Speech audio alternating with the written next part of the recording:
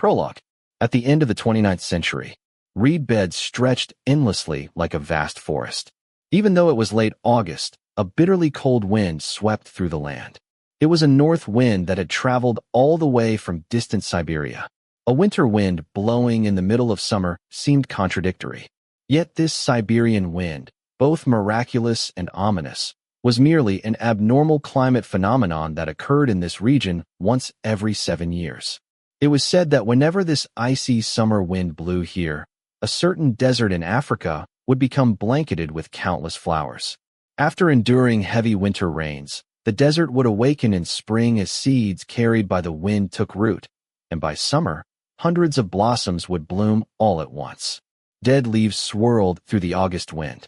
The night sky was clear, but beneath the dense canopy of reeds, the darkness was as deep as that of a limestone cave. Untouched by even the moonlight, the men silently pushed through the reeds, advancing deeper into the marsh. At their head walked a single man. His pace was slow and unhurried, yet he carried within him a terrifying secret. There is no such thing as a perfect secret. The one he carried had already become known to quite a few people, and with time, even more would learn of it. He did not care. No one understood better than he did how shallow secrets truly were. No matter how carefully they were hidden, they would always come to light eventually. It's more fun to tell everyone myself before someone else does. The thought crossed his mind without emotion.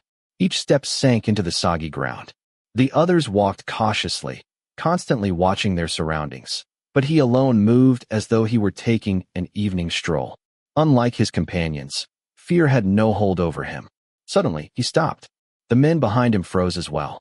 They exchanged uneasy glances, assuming he had sensed danger. They were wrong. He had simply become distracted by the moon. Why is it so large tonight? The moon looked unusually enormous, as though they had wandered into the mountains.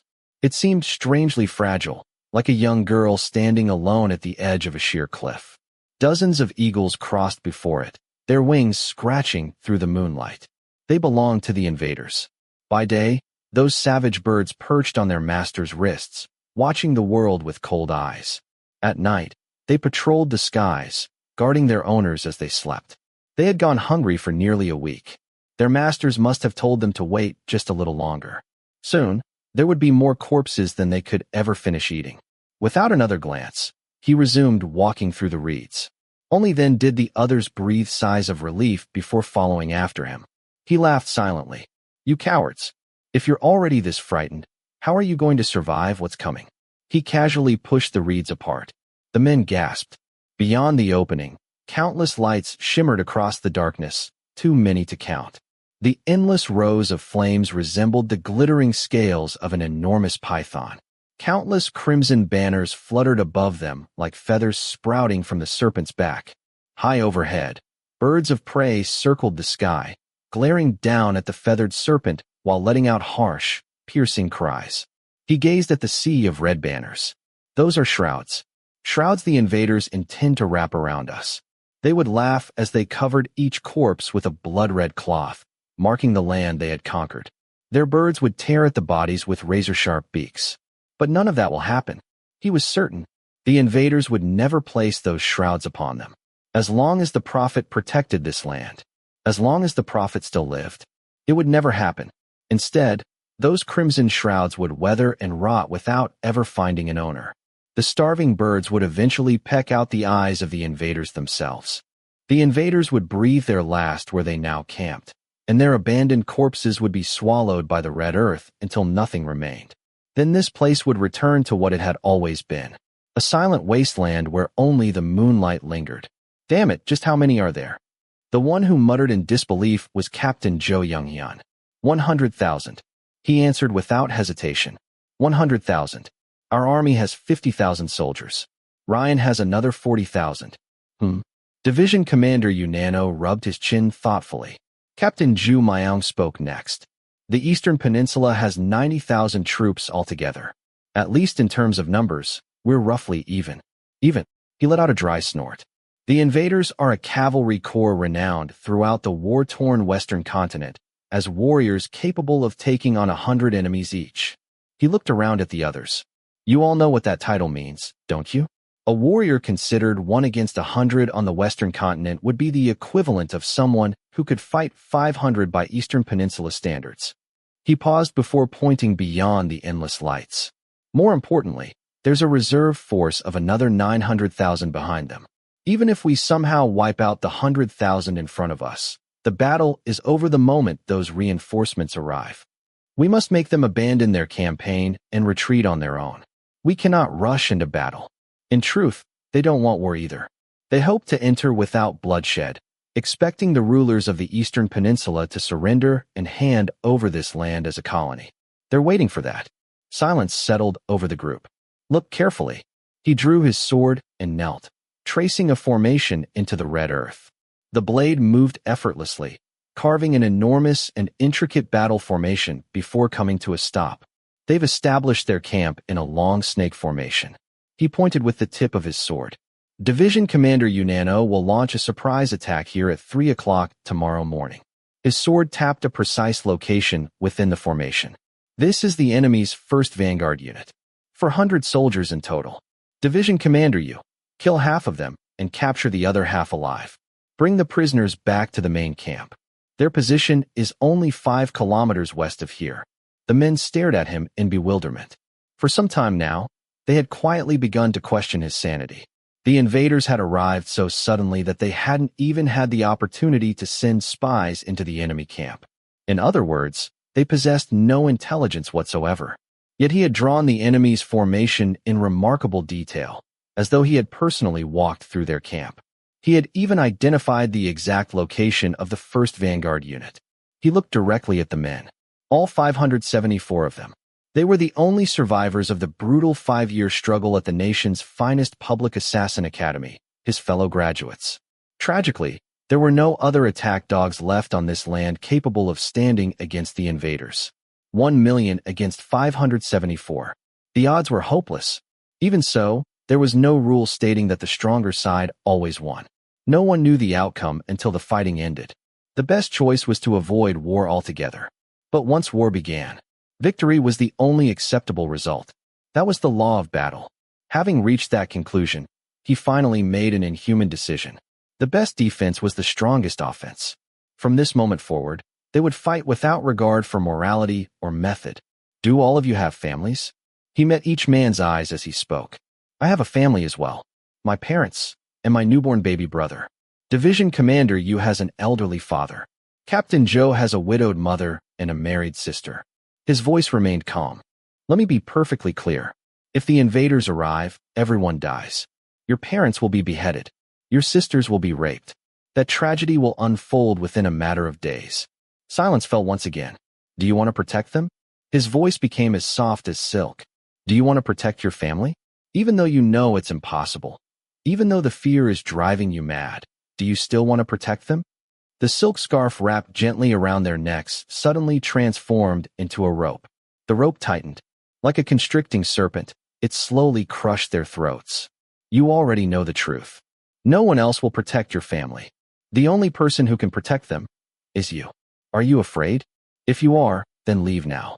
Only those willing to give up their humanity should remain. His voice grew stronger. The invisible rope tightened even further. In desperate times, people always pray for miracles. But miracles are nothing more than fantasies found in novels and movies. The enemy is many. We are few. In reality, there is only one way for the few to defeat the many. Each of us must kill as many enemies as possible. In short, we must commit genocide. He spoke those horrifying words in a voice that was astonishingly gentle. If we intend to drive them out, we must become butchers.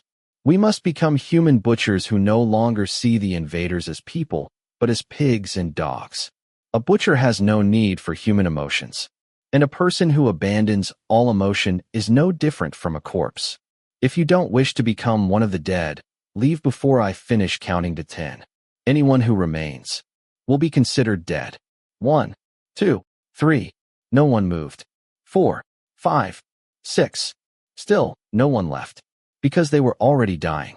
The rope woven from his words slowly squeezed the breath from all 574 men, turning them into corpses long before the battle began. That was exactly the outcome he had wanted. 7. 8. 9. His first massacre ended in complete success. Not a single person walked away. Every one of them chose to become the dead he desired. From this moment on, we are brothers. From this moment on, we will walk together along a difficult, but glorious, path. He smiled at the dead. After clearing his throat, he began a long speech. Only 2 months earlier, while attending the nation's premier assassin academy, both his instructors and classmates had recognized him as its finest orator. Once again, he displayed that talent without restraint. His uniquely captivating voice had never sounded more persuasive. Every few moments, words such as nation, race, and patriotism flowed from his lips. Soon, quiet sobs began to rise from every direction. Some of the men, overwhelmed by emotion, openly wept. Watching their heartfelt reactions, a strange thought crossed his mind. I feel like I've become the world's greatest villain. How many tyrants throughout history had manipulated the words nation, race, and patriotism to control the masses? Adolf Hitler, Joseph Stalin, Nicolae Ceausescu. Yet every weapon was double-edged. History had proven that when an egg had no choice but to strike a rock, nothing united scattered individuals into a single force more effectively than nation, race, and patriotism. He understood that was exactly what he was doing now.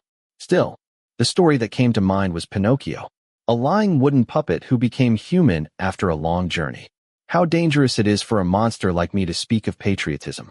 Pinocchio's story ended happily. He became human. But could someone born a monster like me ever experience such a miracle? Or would I simply become an irredeemable monster? One who continued down the darkest possible path? Even as those conflicting thoughts filled his mind, his speech never stopped. Patriotism, nation, race, these are our only beliefs. We are cannon fodder. We are the living dead. We are human shields. Yes, I know exactly what you're thinking. It feels unfair to have been born as cannon fodder in such an age. But it cannot be helped. The invaders have already declared us their enemy. If we hope to stand against such overwhelming power, we must unite as one nation. Patriotism is both our armor and our sword. He shouted with burning passion. Close your eyes and be patriots until we've driven the invaders away. Don't worry. We can defeat those serpents. Believe it without the slightest doubt. This is our destiny. There are no miracles, but there is fate. A fate even more extraordinary than miracles. An unimaginable destiny awaits every one of you. Don't you want to know how I know such a fate awaits? The instant he mentioned fate, the sobbing stopped. His comrades stared at him in stunned silence. The atmosphere cooled as though icy water had been poured over them. He remained completely unfazed. Just moments ago, every one of you thought the same thing. We don't have many days left. We'll soon die in the coming border battle. You thought I brought you here to use you as cannon fodder, didn't you? You were wrong. You will not die. That is your destiny. His voice softened into something almost affectionate, like a whisper shared between lovers. I'll tell you how I know. The truth is, I have a terrible secret. I am God's agent. God personally appointed me. In other words, everything I've just told you came directly from our great God. He revealed it to me. He told me that you would defeat the serpents. God, that's impossible. No, there's no way. His comrades murmured in shock. Only Division Commander Unano remained calm. He already knew the truth. He smiled quietly. Yes, God spoke to me himself. He told me the enemy's formation in detail. He instructed me how to fight this battle. And he ordered me to become his agent and command all of you. Silence descended once more. Every face staring back at him had forgotten how to speak. God, the ruler who had hidden within a vast palace while bathing this land in blood for more than 40 years. A ruthless old tyrant who had mercilessly exterminated loyalists and rebels alike, even slaughtering his own relatives. A madman. Dark rumors about this so-called God had recently spread across the land. The men standing here had heard them all. If those rumors were true, then their leader was unquestionably insane. We will defeat the serpents. We will protect our families. That is the destiny God has promised us. So from this moment on, you will obey every word I say without question. I alone speak directly with God. I alone receive and deliver his revelations. Those words only deepened the suspicion in most of their eyes. Has our leader gone mad from fear? How else could he say something like this? He spoke again, his voice perfectly calm. Therefore, swear your allegiance to me. No one moved. They simply stared, still unable to process what they had heard. Then a proud smile flashed across his sharply cut eyes. If you swear, I will show you how to survive. At the end of the 29th century, there lived a king in the far east of Asia. As the saying goes, politics belongs to villains, and politicians make a profession of villainy. He was no exception. By that time, the number of nations in the world had fallen from 237 to 98. Far East Asia suffered from dwindling resources and catastrophic climate change. Countless men seeking to become masters of the world called themselves kings, rebels, dictators, revolutionaries, rulers, and challengers, staining the earth with blood. Among those countless villains, one stood apart. To some, he was worshipped as a god. To others, he was condemned as the leader of a false religion. Still others dismissed him as nothing more than a fraud. Opinions differed endlessly. Yet everyone agreed on one thing. He was utterly unique. It was not simply because his crimes surpassed those of his contemporaries. Like many rulers of his age, he murdered his own father. Whenever necessary, he committed every imaginable atrocity, from murder to rape, without hesitation. But those crimes alone were not what made him extraordinary. He possessed a terrifying gift. A gift so remarkable that it reduced every other villain of his era to the level of ordinary men. It was foresight. He was a seer. He looked into the future and bent destiny to his will. His name was Iwa. Chapter 1. The old ruler turned around. The frigid Siberian wind howled across the land. Beneath countless fluttering red banners stood 100,000 killers. The eagle circling overhead folded its wings and landed on the old ruler's arm. Smiling faintly, he gently stroked its neck. There is something I want from that country. He gazed across the river. Beyond the narrow waterway, an endless field of reeds stretched like a towering wall. Therefore, that country is now our enemy. Watching the old ruler's arrogant declaration, the seer made a silent vow. I'll make you pay dearly for underestimating us, old man. The seer continued to watch. The serpents spoke to their ruler. We must withdraw. It has long been said that fighting religious people, especially fanatics, is extremely difficult. The Japanese Empire, which started the Pacific War in the 20th century, was also a fanatical nation that worshipped its emperor as a living god, much like the current country of God. The Japanese Empire's kamikaze units carried out suicide attacks while shouting, His Majesty the Emperor, under the pretext of honorable death. In the end, the United States abandoned its plan to invade the mainland and instead dropped atomic bombs to end the war. In other words, the best way for us to defeat the country of God right now would be to drop an atomic bomb on its capital. Unfortunately, Your Majesty, we do not possess an atomic bomb. We have no choice but to invade by land. However, the country of God is mountainous. If its people use the terrain to wage guerrilla warfare, we, who are accustomed to cavalry battles across open plains, will be at a disadvantage. In the worst case, this could become another Vietnam War. The old ruler of the kingdom of the feathered serpent, Emo Zhao, began to waver under the flood of objections. Then someone spoke. I disagree. A firm, youthful voice rang through the gathering. A young serpent stepped forward. Do not be deceived by the enemy's provocation. It is merely a trick devised by cornered rats to cloud our judgment. And what makes you so certain? The old ruler asked. Convince me. The young serpent answered without hesitation. Since that time, the Eastern Peninsula has fought several civil wars between the brother nations of Shin and Ryan under the banner of reunification. Yet those wars ended more than 300 years ago. Since then, the only foreign incursions have been small-scale raids by frontier warlords from the western continent and pirates from the far eastern archipelago. As the saying goes, still waters run deep. The Eastern Peninsula's military strength must be formidable.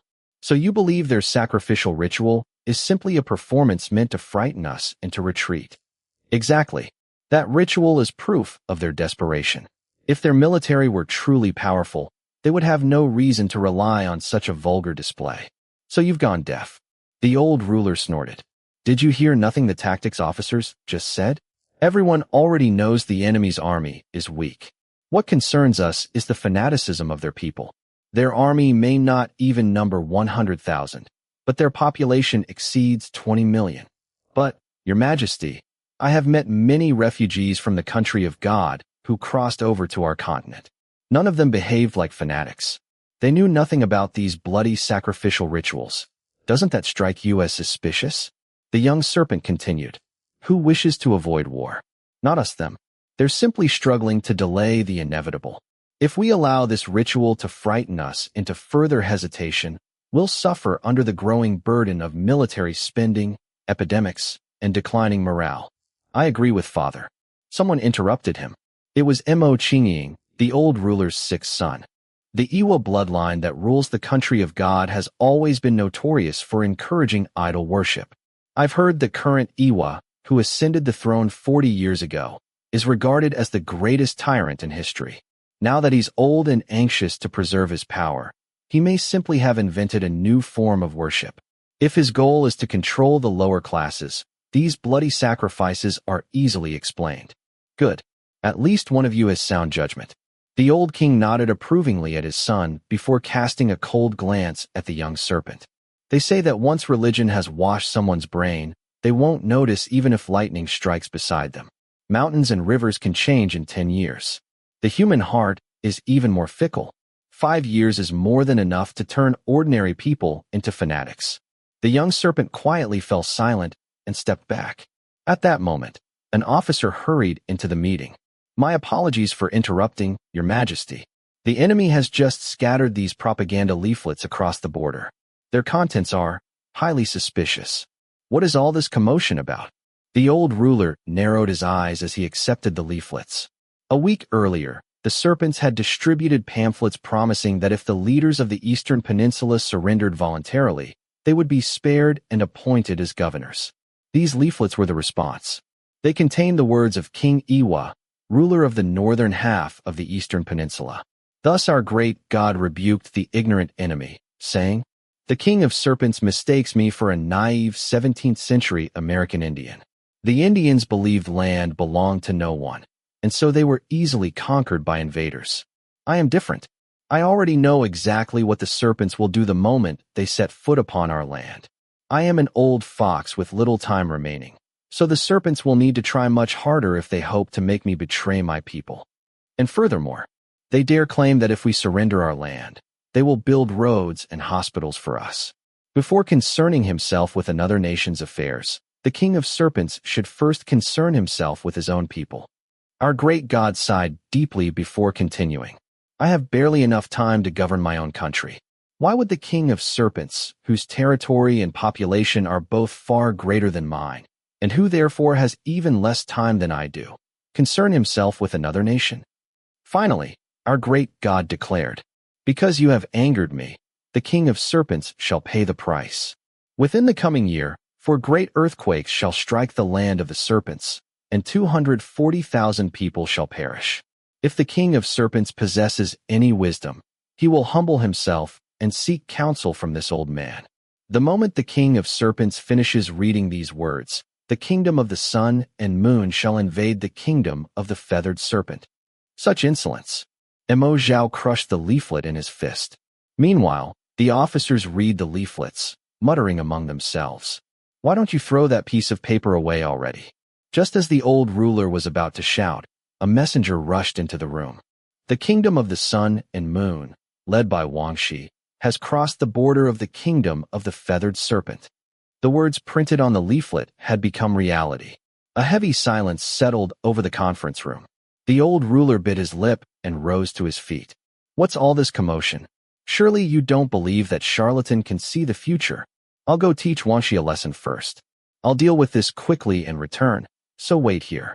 Within 3 hours, the King of Serpents departed from the border with his 27 sons. As the garrison officers grumbled anxiously behind him, the young serpent stood silently, his lips pressed tightly together. After a while, he shook his head and walked away. The ground was soaked with the dung of soldiers and horses. The Siberian wind that had blown without pause since the day before yesterday had finally died away. The late summer sun blazed overhead. Thick humidity clung to the soldiers' skin like moss, while steam rose from the horses' hindquarters. A group of soldiers passed by. Their faces were covered with ugly pustules, the unmistakable signs of plague. Only a few were cleaning their weapons. Most were either playing mahjong or reading the enemy's leaflets. There will be 4 earthquakes within a year, and 240,000 people will die? Is it true that Iwa is a seer? It's true. They say he can even see 1,000 years into the future. If Iwa performs a curse ritual, people as far away as Africa will cough up blood and die. Mo Zhao feared Iwa's curse, so he banished him. Then why doesn't he call off the liberation campaign? It's unbearably hot out here. If he abandons the campaign, everyone will laugh at Mo Zhao for fearing Iwa. He'd rather sacrifice 100,000 soldiers on Iwa's altar than lose face. The continent is vast, and its people are countless. Even if 100,000 die, it won't leave a scratch. Damn it. I heard our remaining rations will only last another month. Will headquarters keep sending supplies? Suddenly, a shrill blast echoed through the air. Hundreds of loudspeakers roared to life. The soldiers grimaced and clapped their hands over their ears. Across the border, hundreds of enormous screens lit up one after another with brilliant white light. The blood sacrifice had begun. The young serpent stopped in his tracks and stared at the nearest screen. A priest dressed in a black hood and flowing robes slowly raised his arms. He looked like a demon king unfurling enormous bat wings. In a calm, gentle voice, the priest proclaimed, "Praise the great god, Iwa. Praise the king of the north, the holy prophet, Iwa." At the priest's call, the gathered fanatics cried out as one, praying with feverish devotion. "Oh God, God, country of God." After the end of that era, the Western continent entered what came to be known as the New Spring and Autumn period. Endless wars between rival warlords raged for 500 years, reducing the continent's population from 1.3 billion to just 300 million. Even after the fighting finally ceased, the continent remained divided. It was only 100 years ago that it was barely unified into 4 kingdoms. The kingdom of the sun and moon, the kingdom of the feathered serpent, the kingdom of the tree of life, the kingdom of the hanging tower. Meanwhile, the eastern peninsula split into north and south immediately after the end of that era, and the division remained to this day. To the north, bordering the western continent, lay the country of God. To the south, across the East Sea from the far eastern archipelago, lay the country of virtue. By land area, the western continent ranked 9th in the world, while the eastern peninsula ranked 42nd. Yet if you asked people in the western world which far eastern nation they recognized, 9 out of 10 would answer the same. The country of God. It was infamous for its extraordinary political system. The country of God was an unprecedented pseudo-religious state. It worshipped a living human being as both king and god. Every ruler bore the title Iwa, passed down from one generation to the next. Little was known about the current Iwa except that he was an old man in his 60s. The young serpent spat on the ground. What kind of god is that? Just another idol. With slumped shoulders, he returned to his barracks. Darkness swallowed his retreating figure. The seer witnessed everything. More than a month passed without the king of serpents returning. 3 months later, the only news to reach the border garrison was an order announcing that military rations would be cut by 30%. Even the soldiers' pay stopped arriving. Deserters fled the camp day and night. The young serpent approached his superiors with a proposal. Instead of letting the soldiers waste their time, why don't we clear the wasteland around the camp and grow our own food? This region receives plenty of rain. We could build a reservoir to store water and irrigate the fields. His superiors scoffed. Do you have any idea how long it takes to clear farmland? Where are we supposed to get the money for farming tools? The men are already starving. If we force them into hard labor, even more of them will desert. This brat doesn't know the first thing about farming. Do you think crops will magically grow if you sprinkle a little fertilizer over the ground? The officers returned to their mahjong game, completely ignoring him. The young serpent refused to give up. Give me 2,000 soldiers and 1 year. After 2 weeks of relentless persuasion, he was granted only 500 soldiers and 6 months. Beginning the very next morning, he led his men through the camp, collecting human and horse manure and turning it into fertilizer. He sold part of the fertilizer cheaply to merchants, using the money to buy farming tools for clearing the wasteland. After 2 months, the officers' attitude changed completely. With the camp's filth finally cleaned away, sanitation improved dramatically, and infectious diseases became far less common. The officers assigned him another 2,000 soldiers and enthusiastically supported the land reclamation effort. While the young serpent devoted himself to reclaiming the wasteland, the prophecy came true. Just as Iwa had foretold, for major earthquakes struck the kingdom of the feathered serpent. Nearly 240,000 people died. A year later, the old ruler finally returned. When he praised the success of the land reclamation project, every officer rushed forward, claiming it as his own achievement. Not one of them mentioned that the young serpent had conceived the plan or directed the entire project. Once again, the young serpent remained silent. The old ruler declared, "Now that I've returned, your suffering is over. This time, we'll finish them off." Contrary to his boast, nothing changed. Every attempt to advance into the Eastern Peninsula was interrupted by unexpected setbacks. Year after year, the stalemate continued. The border confrontation between the country of God, Sun, and the kingdom of the feathered serpent, entered its 7th year. "I've had enough." The old ruler slammed his fist onto the table. No matter how far Iwa's foresight extends, he cannot stop an army of 1,000,000. We will crush them with superior strategy. At his command, 900,000 cavalry assembled along the border. The massive invasion force crossed into the country of God in a single, overwhelming advance. The country of God collapsed as easily as a cicada's wings. The defenders on the front lines resisted fiercely, but they were hopelessly outnumbered. The vanguard was annihilated without leaving a trace. So this is all you've got? You wretched cult leader. You've deceived me with your silver tongue for 7 long years. Kill them all. Anyone who shows even the slightest mercy to the enemy will be treated as a traitor. Under the serpent's blades, people were slaughtered without distinction. Men, women, the old, the young. The land burned. The rivers ran red with blood. The seer witnessed everything, even his own death. The Black Division, which endured 7 years on the front lines, has rendered great service in this campaign of liberation. Having conquered the entire Eastern Peninsula in one sweeping offensive, the old ruler rewarded every officer of the Black Division with promotions. Only the young serpent received nothing. Ironically, throughout the entire campaign, he had never been given a single meaningful opportunity to distinguish himself. His superior officers, having recognized his intelligence during the land reclamation project, had deliberately suppressed him and denied him every chance to earn merit. So he quietly followed behind them as they returned to the Western continent. Without saying a single word, 1 year passed. "Why are you doing this to me? I never knew you were such a heartless bastard." Inside a shabby inn room, the young serpent shouted. The quiet man who had always hidden himself in the background now stood with his face twisted in anguish, his voice raw with despair. His first love was rotting before his eyes. His lover only laughed. "Don't be ridiculous. My wife is pregnant. Are you insane? You expect me to divorce my pregnant wife and start over with you? So you spend every night embracing your wife, then come running to me during the day? End it. I don't care which relationship you choose, but choose one. I'm telling you to settle this. Why are you blaming only me?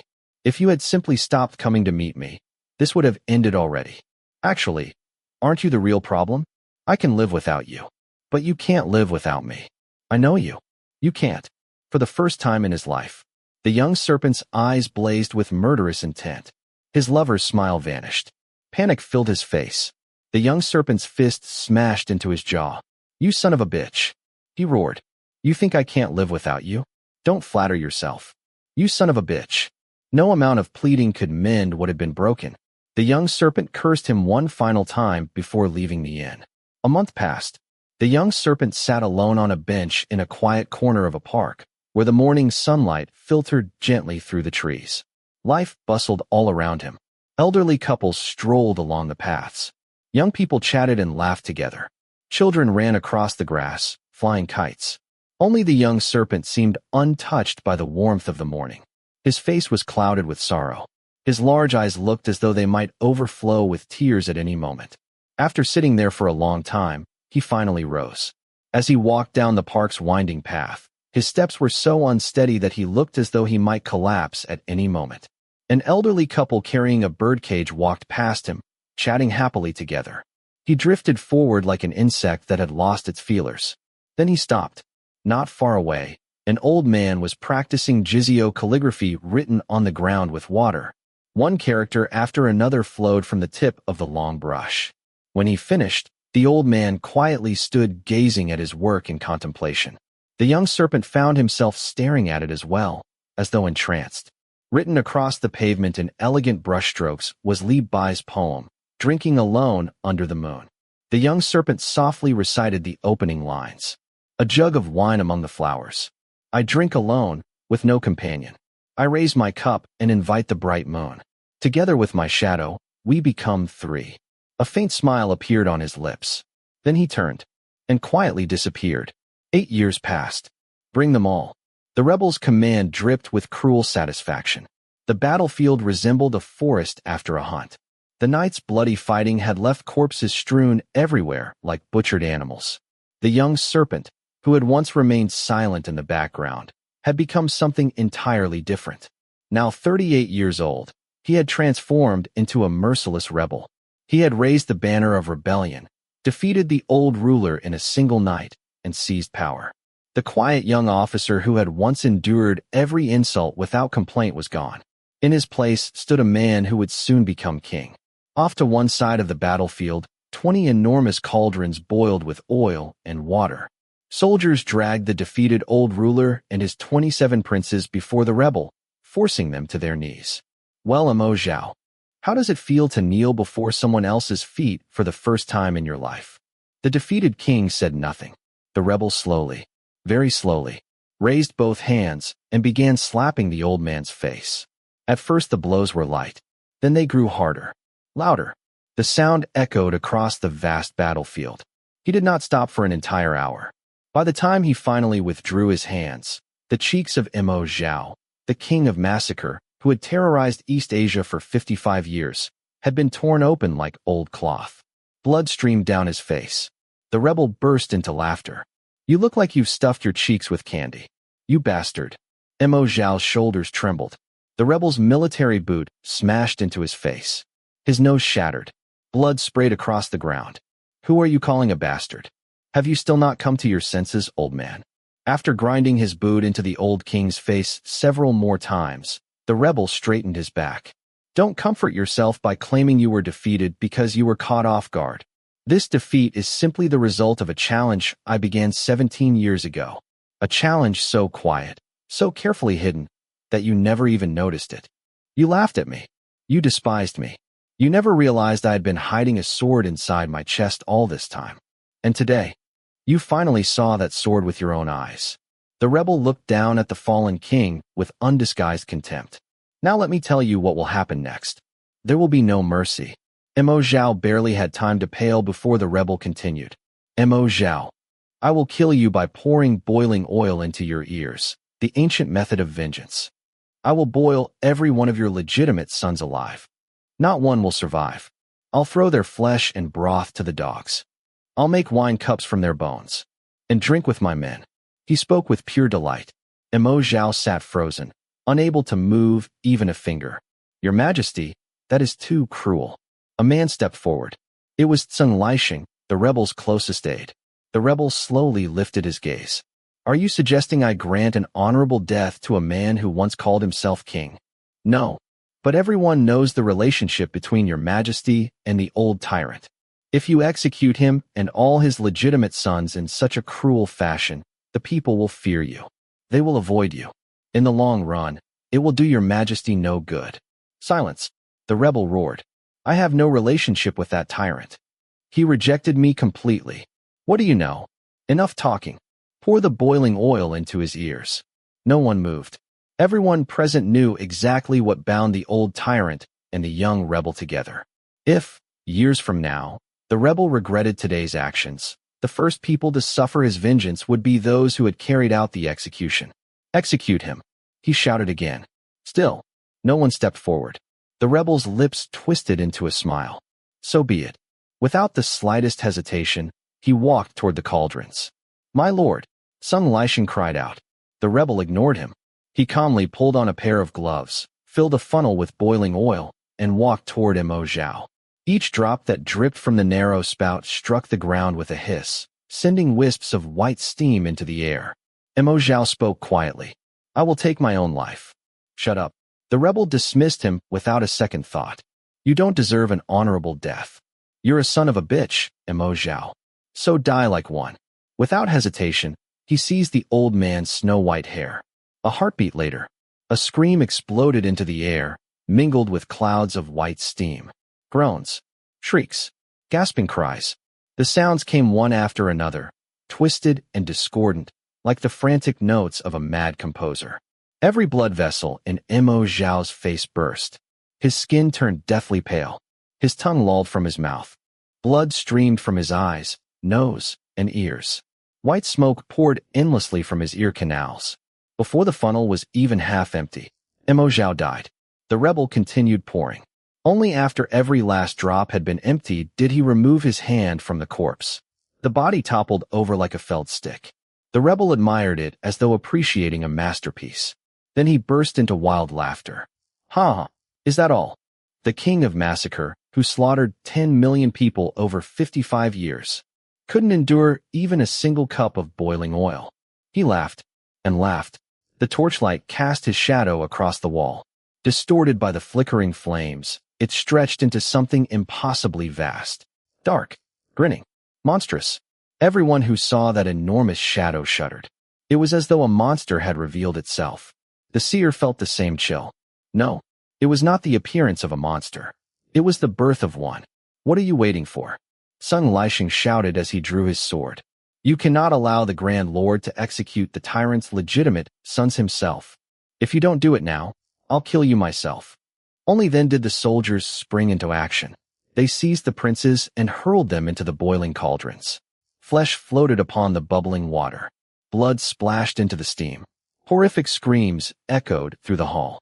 The air filled with the stench of blood. It was hell. The rebel watched them die with one foot resting on Mo Zhao's corpse. From time to time, he burst into laughter. Then he glanced back at Sun Lisheng with an amused grin. Hey, pour me a drink. My throat's dry from laughing so much. The rebel chuckled. Sun Lisheng's expression hardened. The seer had witnessed many things.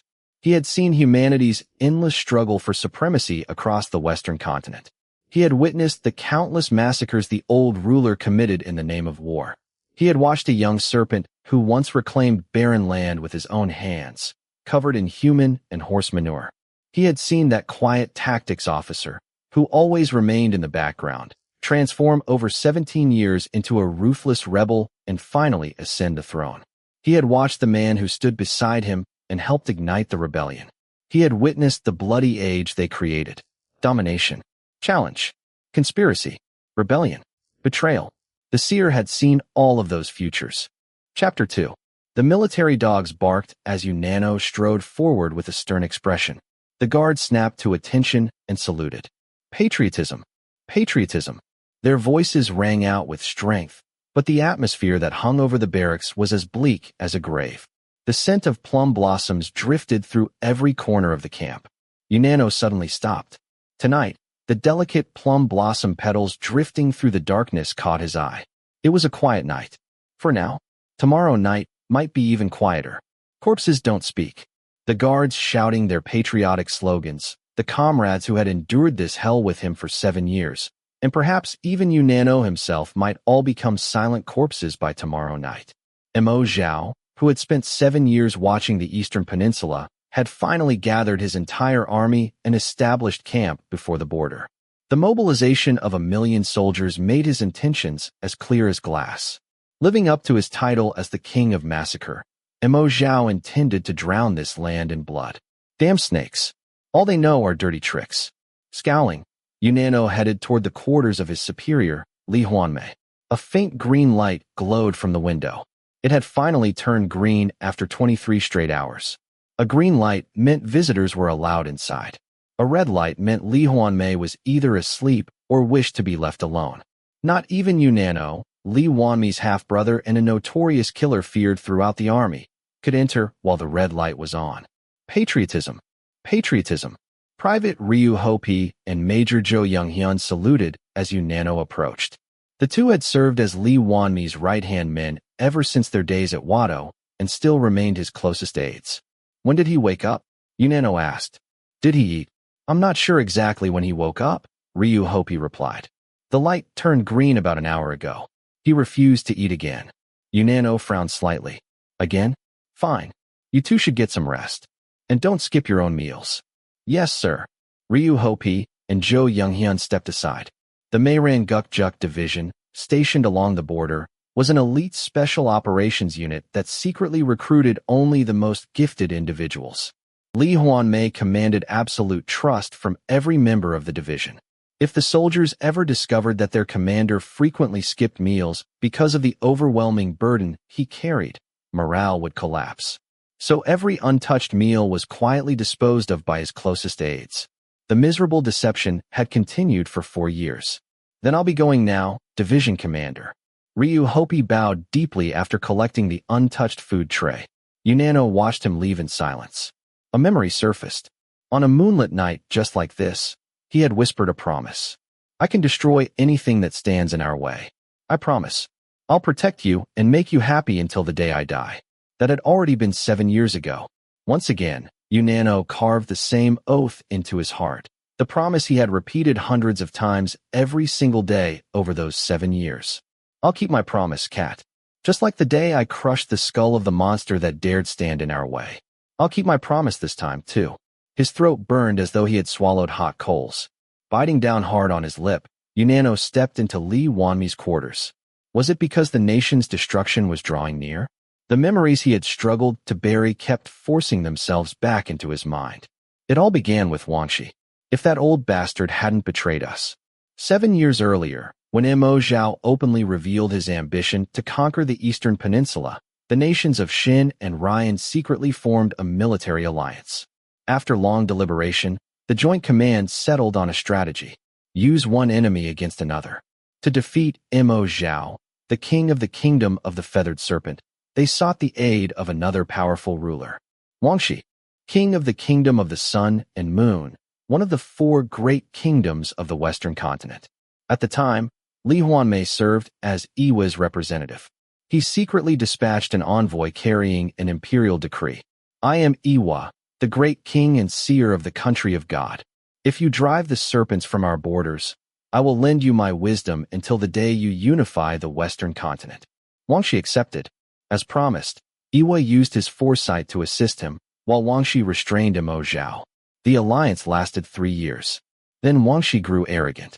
Believing he no longer needed Iwa's help, he became convinced he could defeat Mo Zhao and dominate the Western continent alone. Yunano argued they should send another envoy to persuade him. Lee Hwanmae dismissed the idea.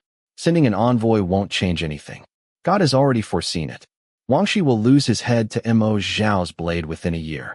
He'll pay dearly for stealing another nation's treasury. To secure Wangshi's cooperation, the Eastern Peninsula had promised to send enormous quantities of grain to the Kingdom of the Sun and Moon, even at tremendous cost to themselves. Both Shin and Ryan stripped their own reserves nearly bare. The backlash from the public was fierce. In Ryan, where political freedom was comparatively greater, massive protests erupted across the nation. Then, after 3 years, Wangshi swallowed every grain they had given him and abandoned them. Lee Hwanmae became the target of severe criticism throughout the Joint Command. Naturally so. He had been the one who first proposed using one enemy against another and had championed the strategy more passionately than anyone else. The outrage from Ryan grew so intense that the chief secretary personally sent by the king openly berated Lee Hwanmae. Lee Hwanmae listened calmly from beginning to end. Watching him, Yunano secretly felt relieved. He had worried his half-brother, who had known nothing but victory until then, might be shaken after suffering his first true humiliation. The more hopeless the battle, the more important mental strength became. You handled that well, Major General, Yunano had said. You thought I'd be shaken? Lee Hwanmae snorted. There are as many ambitious fools on the Western continent as there are people. If not Wangshi, we'll find someone else to use. We simply have to look. I believe you. Yunano had nodded firmly. Lee Hwanmae returned confidently to his quarters. From that day onward, he buried himself in work. He abandoned his long-standing habit of eating with the soldiers in the mess hall to maintain morale, and instead remained shut inside his room almost constantly. A month later, Major Jo Young-hyun came to Yunano, looking deeply troubled. I can hardly believe it myself, but the Major General has almost stopped eating and drinking altogether. He barely touches even one meal a day. No way. He always leaves the bowl empty, but there's barely any rice or soup on the spoon. The bowl itself is strange too. If he'd actually eaten, there would be scrape marks inside from the spoon. Instead, it's perfectly smooth, as though he simply scooped the food out and dumped it somewhere. Yunano immediately stormed into Lee Hwanmae's quarters. Lee Hwanmae exploded the moment he arrived, waving his sword furiously. How dare you make a scene before your superior? Do you want a court-martial, division commander you? I've never complained about eating or drinking, so get out. Only after Yunano spent 5 straight hours arguing with him did Lee Hwanmae finally relent. Actually, he looked away. I'm on a diet. Yunano stared in disbelief. That indirect confession shocked him more than any battlefield ever had. Lee Hwanmae had stopped eating because Wangshi's betrayal had crushed him. Yunano could scarcely believe it. Lee Hwanmae was the first person he had ever truly acknowledged. The venomous, arrogant man who never yielded to anyone had been pushed so far that he could no longer eat. What did that mean? Are we really finished? Yunano spoke blankly. We struggled for 3 years. We gave up everything, and there's no hope left. Lee Hwanmae chuckled. This is the first time I've ever seen you look so discouraged, Nano. You look like you're about to cry. He smiled. Don't worry. They say even when the sky falls, there's still a way to survive. Believe me. Believe in God. Wait 4 years. His voice became firm. God promised me he would find us a path. He added quietly. You haven't forgotten the promise we made 3 years ago, have you? If we lose heart now, then even God's foresight will become meaningless. Don't give up. For years had passed since then. Now Mo Zhao stood before the border with 1 million troops. To Yunano, there wasn't even the faintest glimmer of hope. Hey. Yunano entered the room. Let's drop the formalities. Inside this private room, military ranks no longer mattered. Lee Hwanmae had apparently just finished bathing and was drying his hair while wearing a robe. Yunano clicked his tongue and sat down. Why aren't you eating again? If you don't get enough glucose, that oversized brain of yours won't work properly. If I force myself to eat when I have no appetite, I'll only upset my stomach. Your mind and your body are 2 different things. Your body needs 3 meals a day. Stop being stubborn and come eat with everyone in the dining hall. It's been ages since you joined the others. Lee Hwanmae merely grumbled. Turning away, he sprinkled food into a glass enclosure. Hera, are you hungry? Inside the enclosure, a snake flicked its tongue as it accepted the food. Lee Hwanmae adored the snake, which had been given to him 5 years earlier, almost like a daughter. Sometimes he even wrapped Hera around his wrist while taking walks, much to the horror of his subordinates. Instead of feeding that walking soup ingredient, why don't you feed yourself? Lee Hwanmae ignored him and continued feeding the snake. Yunano swallowed his irritation. Endure it. I can't let that bastard see me worrying myself sick because he won't eat. I'd die of embarrassment afterward. Just endure it. So, Yunano said, steering the conversation back. What are we going to do? It's been 4 years since you said God had a solution. Surely the great and almighty God didn't mean we'd all survive by dying together. Lee Hwanmae shrugged. Who knows? Did that youngest brat say anything? Or Guk? What about the cat? Didn't anyone see even a sliver of hope? Why do you keep asking? You know better than anyone that none of them have slept because of the pressure. Yunano's patience snapped. Damn it. I want to stand out in the rain until even my dandruff washes away. Answer me. What exactly did your all-knowing God say? He slammed his fist into the wall. Without responding, Lee Hwanmae picked up a dart from his desk. He threw it. The dart struck the straw doll hanging on the wall. Lee Hwanmae had named the doll Wangshi and often amused himself by throwing darts at it whenever he was bored. Normally, Yunano joined him. Today, he wasn't in the mood. Taking a silent breath, Yunano suddenly pictured Ryu Hopi's pale face. My beloved cat. I'm sorry for making you endure this hell for 3 years. Never forgive this wretched man. I'll keep my promise, even if I can only keep half of it. I have an idea, Yunano said coldly. When the snakes advance, I'll stop them myself. I'll blow Mo Zhao's head off, and his son's too. If God tells me exactly where they'll be, I can do it. His eyes sharpened. The moment they cross the border, don't launch a full counterattack. Let me go alone and buy us time. No. Lee Hwanmae answered immediately. Yunanoa's face twisted. There isn't another option. If Mo Zhao and his heirs die, the snakes will fall into chaos. While they're reeling, we can secretly approach Chow Pai of the Kingdom of the Tree of Life and persuade him to attack the Kingdom of the Feathered Serpent. Chow Pai doesn't have the courage to wage war against them. Lee Hwanmae's answer remained calm. Even if everything happened exactly as you said, we'd only postpone tomorrow's war by a month. If their king and crown prince are assassinated, the snakes will invade with even greater fury to preserve their honor. We have to buy time first. No. His tone left no room for argument. Yunano fell silent. The brothers locked eyes.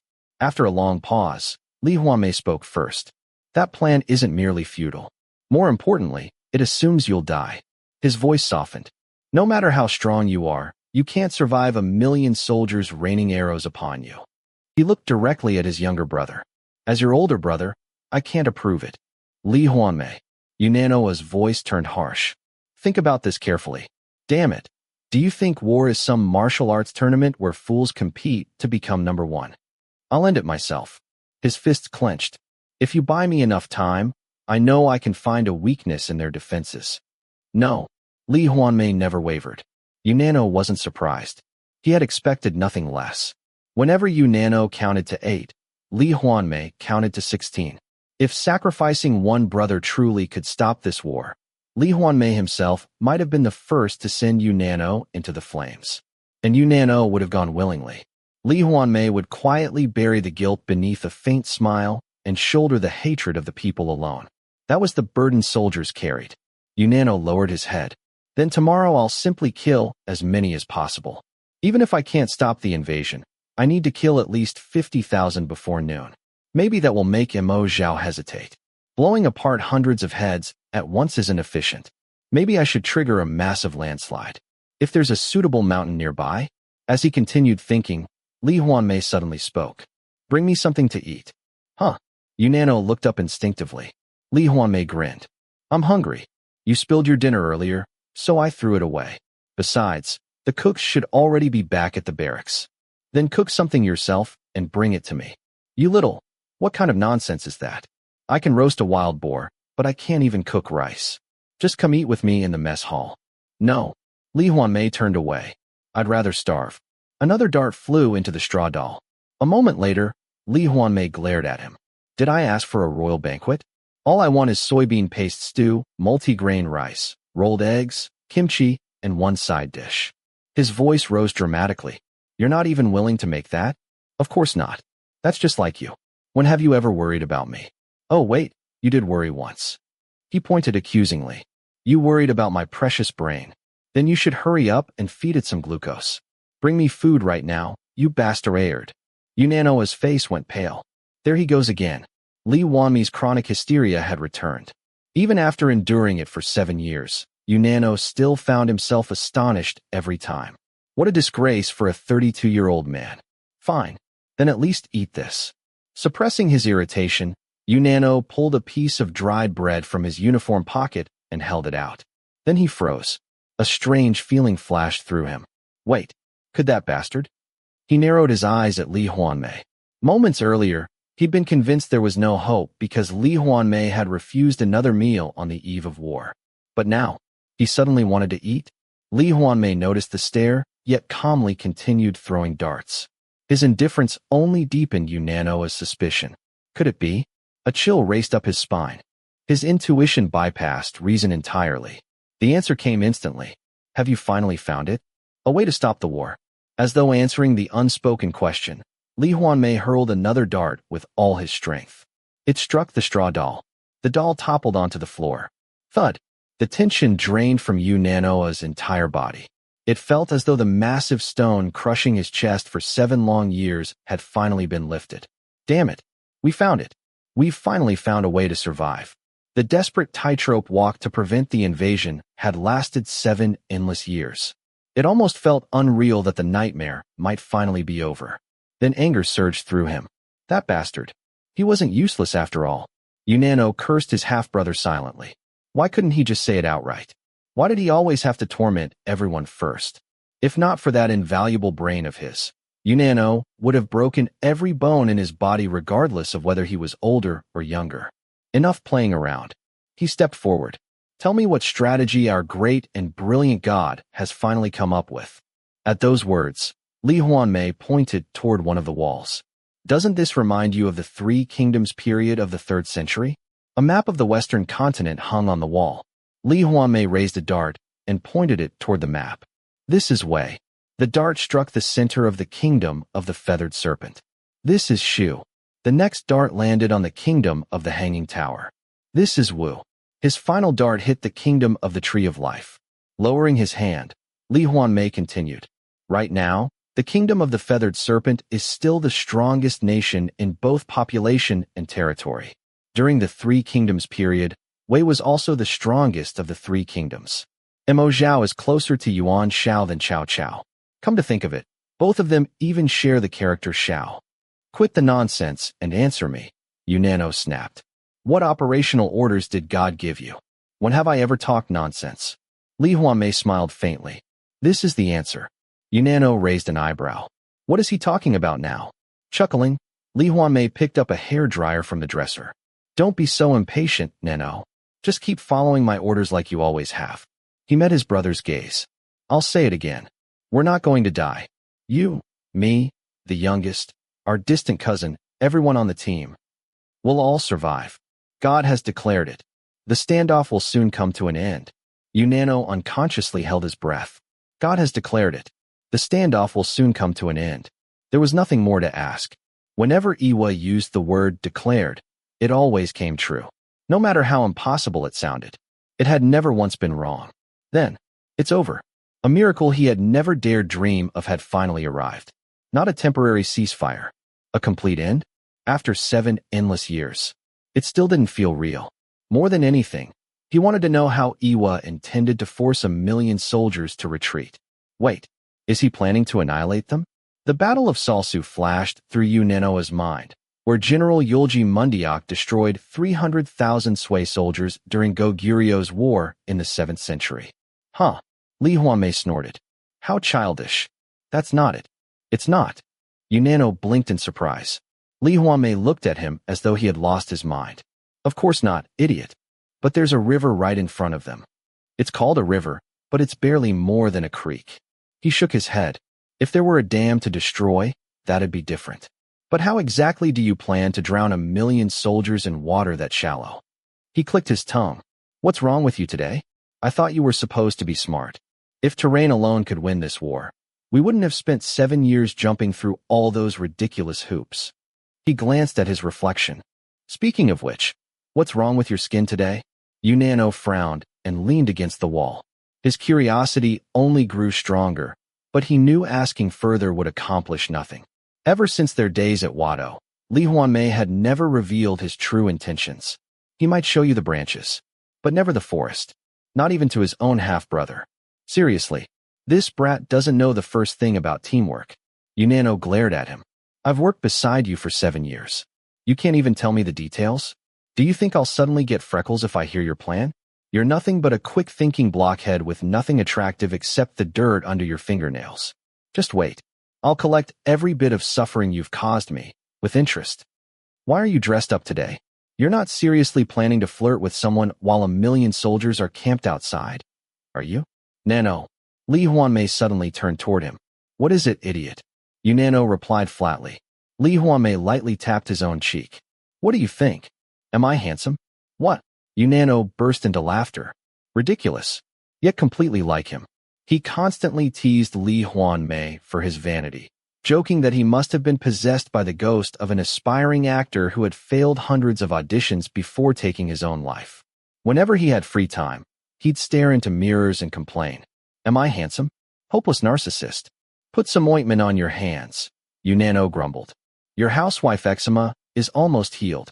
Don't get careless. He casually tossed the bamboo doll lying on the floor toward him. Lee Hwanmae caught it absent-mindedly while rubbing moisturizer into his hands. His expression remained unusually serious. Am I handsome? Answer me. Yunano's lips twitched. He desperately wanted to say, you're the ugliest man of the century. Unfortunately, they shared nearly identical faces.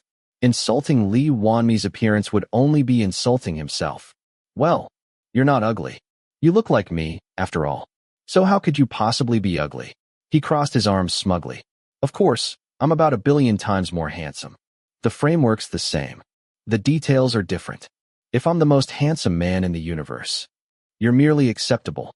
As he continued belittling his brother's appearance as much as possible, Unano suddenly stopped. Lee Hwanmae kept studying himself in the mirror, touching his face from every angle. An uneasy feeling settled over him. Unano's instincts had always been exceptionally sharp. Now every warning bell in his mind rang at once. Why is that sly fox acting like this? Could it be? Could he really be planning to seduce someone? Now, when 1,000,000 enemy soldiers are waiting outside, a dizzy feeling swept over him. His mind immediately began piecing together every clue. Lee Hwanmae always said the same thing. Killing countless enemies with a large army is the crudest form of warfare. A truly capable commander defeats many with few. The greatest commander defeats an army with nothing but a 3-inch tongue. A commander should know how to blow his nose without touching it.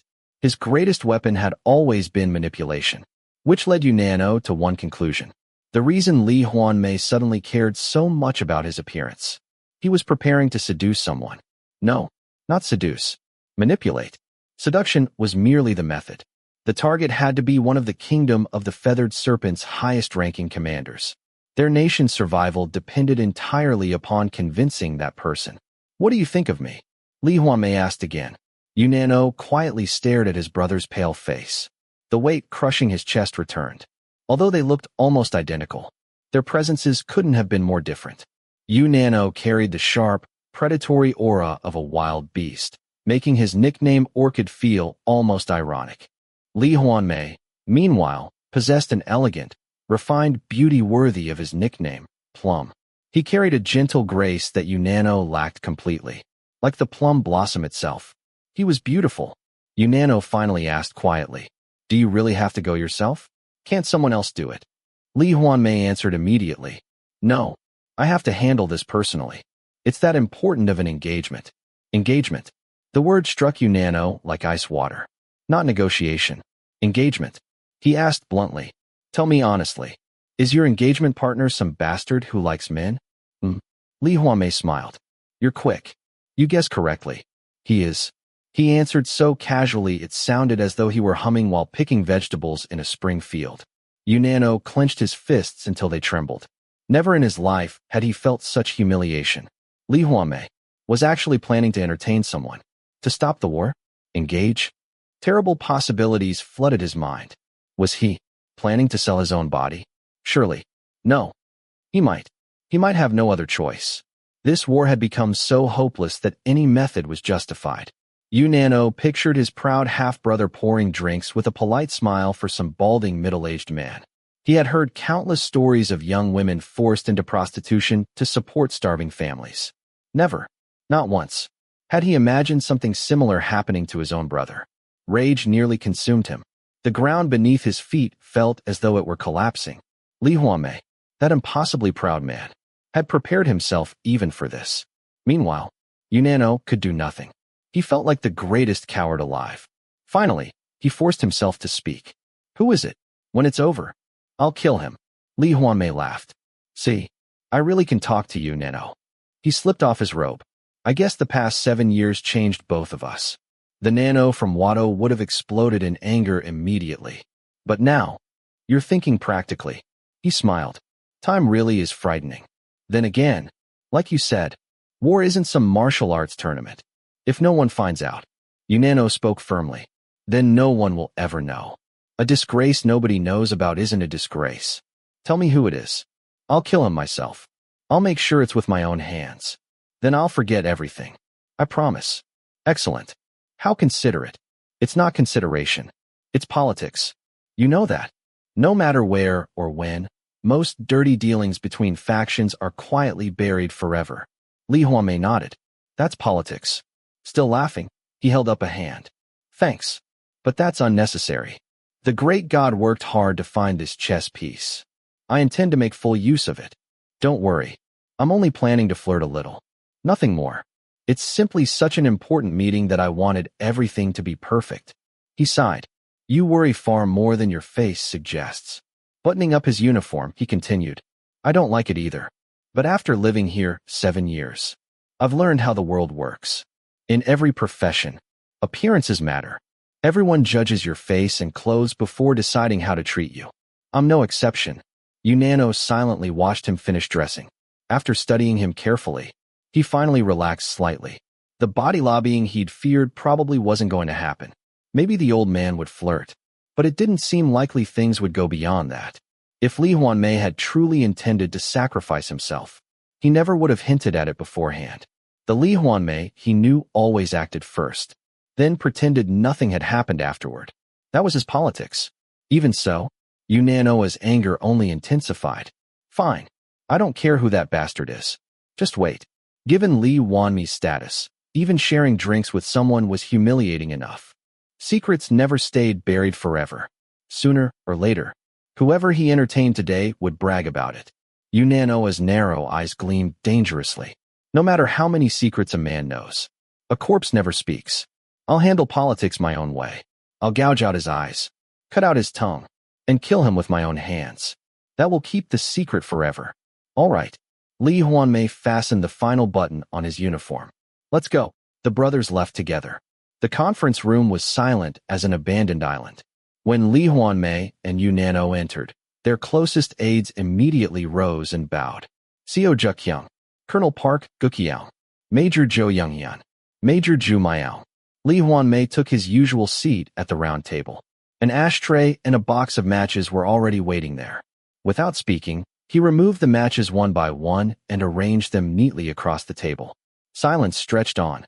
Everyone watched him tensely. Since Imo Zhao's million-man army had arrived at the border, every one of them had been on edge. Finally, Lee Hwanmae raised his head. Listen carefully. The invasion will begin the day after tomorrow. At 9 in the morning, Imo Zhao will cross the border. The great God revealed this to me. Silence. Seo Jukyung, Park Gukyao, Jo Younghyun, Ju Mayao. Not one of them spoke. Their hands trembled. Unano clicked his tongue inwardly. These people were the backbone of the Mayran Gukjuk division. If their soldiers saw them now, they'd never believe their eyes.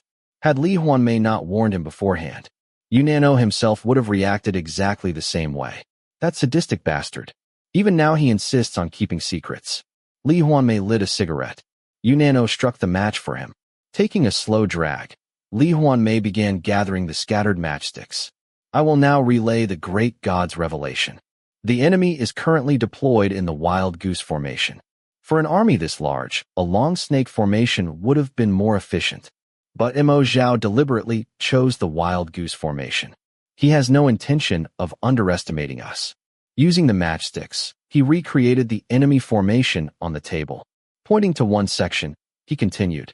Their encampment also uses the Wild Goose Formation.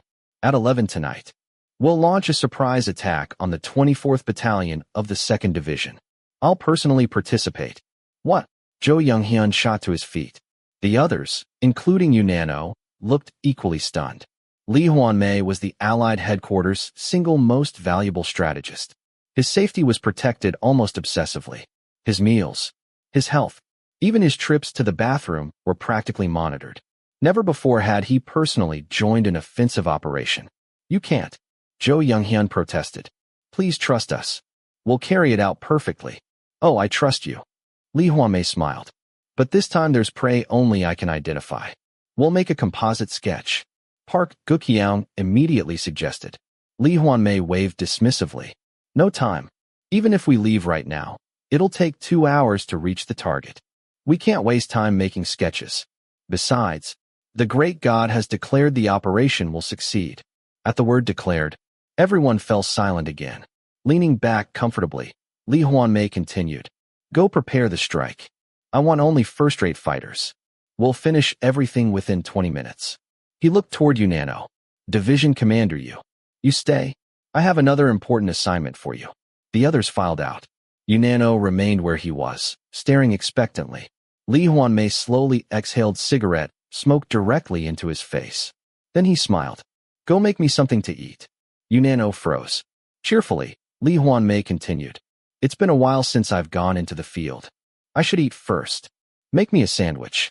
Bread, egg, cheese, bacon, lettuce, then another slice of bread. Much easier than roasting a wild boar, isn't it? Oh, and don't forget the coffee. You deserve athlete's foot in your asshole, you damned parasite. The curse rose all the way to Hwanmae's throat. Unfortunately, this was the military, and the lightning-worthy brat before him happened to be his superior officer. Once again, Hwanmae repeated the prayer he'd made countless times over 7 years. Just retire already. Please, just retire. Patriotism. He saluted sharply before leaving the conference room. Silence settled over the empty room. Lee Hwanmae finished another cigarette. Then he opened a desk drawer and gently hugged an old baby doll against his chest. The conference room doors burst open. Patriotism. Private Ryu Hopi reporting. Ryu Hopi saluted crisply. His movements remained sharp, but the dark circles beneath his eyes were impossible to hide. Lee Hwanmae glanced sideways at the clock. Exactly 8 o'clock. Ryu Hopi stared blankly at him. His face remained expressionless. Only his eyes trembled ever so slightly. Why do you look so surprised, disciple? Lee Hwanmae hugged the doll tighter and tilted his head innocently. I suppose a 32-year-old man hugging a doll looks rather pathetic. But try to understand. This doll comforted me every night until 2nd grade. My late mother left it to me. She sewed its colorful hanbok with her own hands. Ryu Hopi visibly paled. Still smiling, Lee Hwanmae closed his eyes. Then he softly began to sing. My baby doll wears a colorful jaggery. My baby doll wears a bright red skirt. My baby doll sings songs. My baby doll speaks. My baby doll dances. When the song ended, Lee Hwanmae slowly opened his eyes. Ryu Hopi had lowered his head like a convicted criminal. Lee Hwanmae spoke casually. Do I really look so naive that you'd think you could eavesdrop on military secrets? The only thing you'll ever hear from me is the lullaby I sing to my baby doll. So stop trying to listen in, disciple. Sweat beaded across Ryu Hopi's temples. Lee Hwanmae shrugged, placed the doll back into the desk drawer, and closed it. Now then, let's get to the point. He smiled. Question. Why do you think I ordered my disciple to report to me at exactly 8 o'clock the morning before yesterday? I don't know. As expected, our disciple isn't very observant. He folded his hands. I called you because I have an important mission for you. Here's the big news. Mo Zhao will invade this land at 9 o'clock the morning after tomorrow, just as the great god foretold. He leaned forward slightly. So, do you still believe there's hope, disciple? Answer me. I believe. Oh, you really believe there's still hope? I believe. Really? Even with 1 million soldiers camped right outside our border? Ryu Hopi remained silent. Lee Hwanmae continued pressing him. Honestly, you still believe? Even after the great god declared that war is inevitable. The moment he mentioned the declaration, Ryu Hopi froze. His expression remained as blank as ever. But all the color drained from his face, leaving him as pale as white ash. Watching the change, Lee Hwanmae secretly savored the moment. As expected, teasing this guy is incredibly entertaining. Among everyone in the Mayrangukjuk division, only Ryu Hopi had never abandoned hope. He truly believed they would somehow prevent the war and all return safely to their ordinary lives. But during the past month, after Lee Hwanmae began skipping meals, Ryu Hopi had gradually become more anxious. Soon, he started skipping meals himself. He also began secretly eavesdropping whenever Lee Hwanmae spoke. Several times, he even volunteered to sing hymns praising Iwa. Apparently, he believed that if he flattered Lee Hwanmae enough, perhaps Lee Hwanmae would reveal one of Iwa's prophecies. It was exactly the sort of foolish calculation one would expect from him. Just like now, praise the great god Iwa. The great god Iwa shines with radiant beauty. The great god Iwa reveals his boundless majesty. Lee Hwanmae barely managed to suppress his laughter as Ryu Hopi sang with a trembling voice. His face remained completely expressionless, like a machine, even while singing lyrics that Lee Hwanmae himself had written. Once again, Lee Hwanmae thought it was a comedy too wonderful to enjoy alone. If someone recorded this strange singing contest and showed it to the world, no one would understand why it was funny, because the people watching would never hear either of them singing. Ryu Hopi continued all the way to the final verse. When he finished, Lee Hwanmae applauded lightly. Wonderful. I thoroughly enjoyed the performance. As a reward, I'll share some confidential information. Ryu Hopi swallowed audibly. Lee Hwanmae clasped his hands together with a cheerful smile. First, the real reason I dragged a hopeless case like you into this hell. The reason I personally accepted you as my disciple. The reason I taught you everything I know. It's a secret that only Nano and I know. But I'll tell you now. He spoke lightly. If this land ever falls to the serpents, you'll be responsible for rebuilding it. In other words, if the serpents invade the day after tomorrow, I'll make sure you escape safely.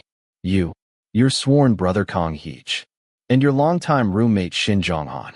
Congratulations, disciple. You survive. Ryu Hopi remained perfectly still. He looked like a frozen photograph. Second, you remember what the great god said a long time ago, don't you? Your roommate, Shin Jonghan. He's destined to become a great leader. He'll rebuild this country. You and Kong Heech. Support him. I've told you before. You and Heej make an excellent team. Join forces and help Shin Jonghan rewrite this nation's history. A long silence followed. Then Lee Hwanmae sighed deeply. Nano was grateful that I entrusted you with rebuilding this land. But understand something. I didn't choose you for Nano's sake. I chose you because I believe in your determination and your persistence. That's all. We trust you as we end our lives here. Don't forget us. Even Lee Hwanmae thought his own voice sounded heartbreakingly mournful. Ryu Hopi didn't move. He looked like a puppet whose strings had been cut. After staring blankly into space for several seconds, he staggered backward, then collapsed onto the floor. Even then, his face remained perfectly expressionless. The absurd contrast nearly made Lee Hwanmae burst out laughing. Damn, messing with this guy is way too entertaining. Just kidding. Ryu Hopi looked up in shock. What? What did you just say? I said. Lee Hwanmae grinned. I was kidding. Kidding. Yes. Kidding. Everything I just said was a joke. The great god declared there won't be a war. Huh. A long breath escaped Ryu Hopi. He looked as though tears might spill at any moment. Then, a powerful voice rang through the room. Unlike before, there was no trembling, no hesitation, only genuine conviction. Praise the great god Iwa. The great god Iwa shines with radiant beauty. Great divinity. Great divinity. Long live Iwa. Long live Iwa. Praise. Praise. Praise. Lee Hwanmae celebrated inwardly. That guy who didn't have an ounce of faith a moment ago is praising Iwa with all his heart now. Skipping meals for an entire month was worth it. If Nano ever discovered the truth, he would probably strangle his half-brother on the spot. The real reason Lee Hwanmae had skipped meals for the past month wasn't because he had been worried. He had done it solely to torment Ryu Hopi. At long last, he had repaid the humiliation that ungrateful cat inflicted on him 7 years ago. Lee Hwanmae glared at Ryu Hopi, the culprit who had given him housewife eczema with those damned hard-working hands. Just remembering the school festival 7 years ago, when Ryu Hopi tampered with the championship trophy, still made his blood boil. Because of Ryu Hopi, he had spent his entire military career wearing black gloves. He even had to sneak into bathrooms just to scratch his hands where no one could see. Because of Ryu Hopi, he had earned the humiliating nickname, King Housewife Eczema. Compared to everything that Cat had put him through, this revenge was nothing. I showed mercy only because of Nano. You insolent cat. For years earlier, after Wangshi's betrayal, Lee Hwanmae truly had stopped eating for the first time in his life. Unexpectedly, that experience had taught him an extremely useful tactic. Fasting. He realized how effective it was after seeing the normally fierce Nano turn pale the instant Lee Hwanmae skipped a meal. From then on, whenever he got into an argument with one of his closest aides, he simply put down his spoon. Just one skipped meal, and every tiger around him instantly turned into a harmless fly. Nano, Seo Juk-kyung, who constantly bragged about being the bravest hero in the universe. Park Gu-kyeong, who stubbornly refused to divorce Seo Juk-kyung despite endless nagging. Ryu Hopi, the hopeless academic disaster who still couldn't understand something after hearing it 100 times. Zhou Younghyun, who couldn't keep a secret to save his life and spilled everything the moment he got drunk, despite years of warnings. Yu Changkyung, his greatest rival inside the military, who dumped mountains of paperwork onto his desk every single day. Nano was right. As long as you don't get caught, A little mischief never hurts. Lee Hwanmae smiled to himself. Enough singing. Get up, disciple. You've still got a few days before discharge. You've got plenty to do before 9 tomorrow morning. Ryu Hopi immediately stopped singing and stood up. Lee Hwanmae lit another cigarette. Ryu Hopi struck the match for him. After taking a long drag, Lee Hwanmae finally became serious. I'm giving you a real order now. It's an important mission. It concerns both your discharge and mine. He smiled faintly. Are you confident you can carry it out properly? Distant cousin? Patriotism. Private Ryu Hopi. I will carry it out properly. He saluted crisply. There were no real secrets in the Mayran Gukjuk division. Everyone already knew the rumors that Lee Hwanmae, Yunano, and Seo Jukkyung were half-brothers. They also knew that Lee Hwanmae and Ryu Hopi were distant relatives, although they were 5 years apart in age. In private they fought like cat and mouse. Usually, the cat, Lee Hwanmae, utterly crushed the mouse, Ryu Hopi. Yet in public, they appeared to be the perfect superior and subordinate. Within the Mayran Gukjuk division, Private Ryu Hopi was widely regarded as Lee Hwanmae's left hand and his shadow assassin. Good. Lee Hwanmae nodded. Then here's your first order. Detain Lieutenant Kim Heeson, the interpreter, and the second is... Chapter 3. Understood. You may leave now. The young snake spoke. Dang Lee bowed, then left the barracks. Once he was gone, the young snake began reading the report Dang Lee had submitted, starting from the very beginning. As expected, the young snake, who had been quietly staring at the floor, eventually took out a book and opened it. It was a book about the Iwa clan, which ruled the country of God. The contents were fairly superficial, but after reading Dang Lee's report and then returning to the book, every sentence seemed to carry new significance. In Daedong Sinhwa, the Great Eastern Myth, a propaganda work fabricated by the Iwa clan during its rule over the northern part of the Eastern Peninsula, there are numerous hints that their ancestors practiced shamanism. Many of the clan's unique methods of worship also closely resemble ancient shamanic traditions. The shamans of the Eastern Peninsula always serve a body god, Momsin, a deity embodied within a human being. The author theorizes that this is closely connected to why Iwa calls himself a god. Iwa is a Momsin who descended upon the northern part of the Eastern Peninsula, and the people worship him and pray for his blessings. Iwa transformed an entire nation into a shrine. Iwa, Liawa, is a hereditary name formed from the surname Lead, and the given name Oa, bestowed only upon the head of the clan. The heir uses a childhood name until ascending the throne, at which point he inherits the name Oa, and becomes Oa. The young snake closed the book and reopened Dang Lee's report. Iwa, the seer who ruled the country of God, king of the northern part of the Eastern Peninsula.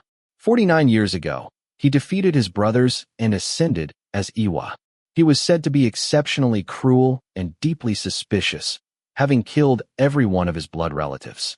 As a result, the clan now stood on the brink of extinction. Among the 36 Iwas who had ruled the country of God, the current Iwa was believed to possess the greatest gift of foresight. The most remarkable characteristic of the current Iwa was his secrecy. Fearing assassination, he reportedly underwent plastic surgery immediately after ascending the throne and had never appeared in public since. Among the Hojak, Tiger clan, Hoju, the noble class of the country of God, there was even a joke that the current Iwa had undergone as many plastic surgeries as he had years of age. Only a handful of trusted associates had ever met him in person. One of them was Major General Lee Hwanmae, commander of Mayran Gukjuk, the secret organization that had guarded the border for the past 7 years, and Iwa's personal representative. The young snake quietly lowered his gaze to the attached photograph. Lee Hwanmae looked straight ahead with a faint, gentle smile. Hwanmae. It was a name better suited to the heroine of a classic novel than to a man. Beautiful and old-fashioned, it held the young snake's attention with a strangely persistent fascination. Hwan, meaning brilliance or flame. Mai, meaning plum blossom. Flame and plum blossom. What an unusual combination. Fire burns wood. The two elements opposed one another, making them an inauspicious pairing for a name. Why would his parents have given their son such a name? The young snake continued staring at it. He could not understand why such a beautiful, old-fashioned, yet oddly constructed name captivated him so deeply. Every phenomenon has a cause. The young snake sank into deep contemplation, searching for the reason. Lee Hwanmae gazed across the reed field.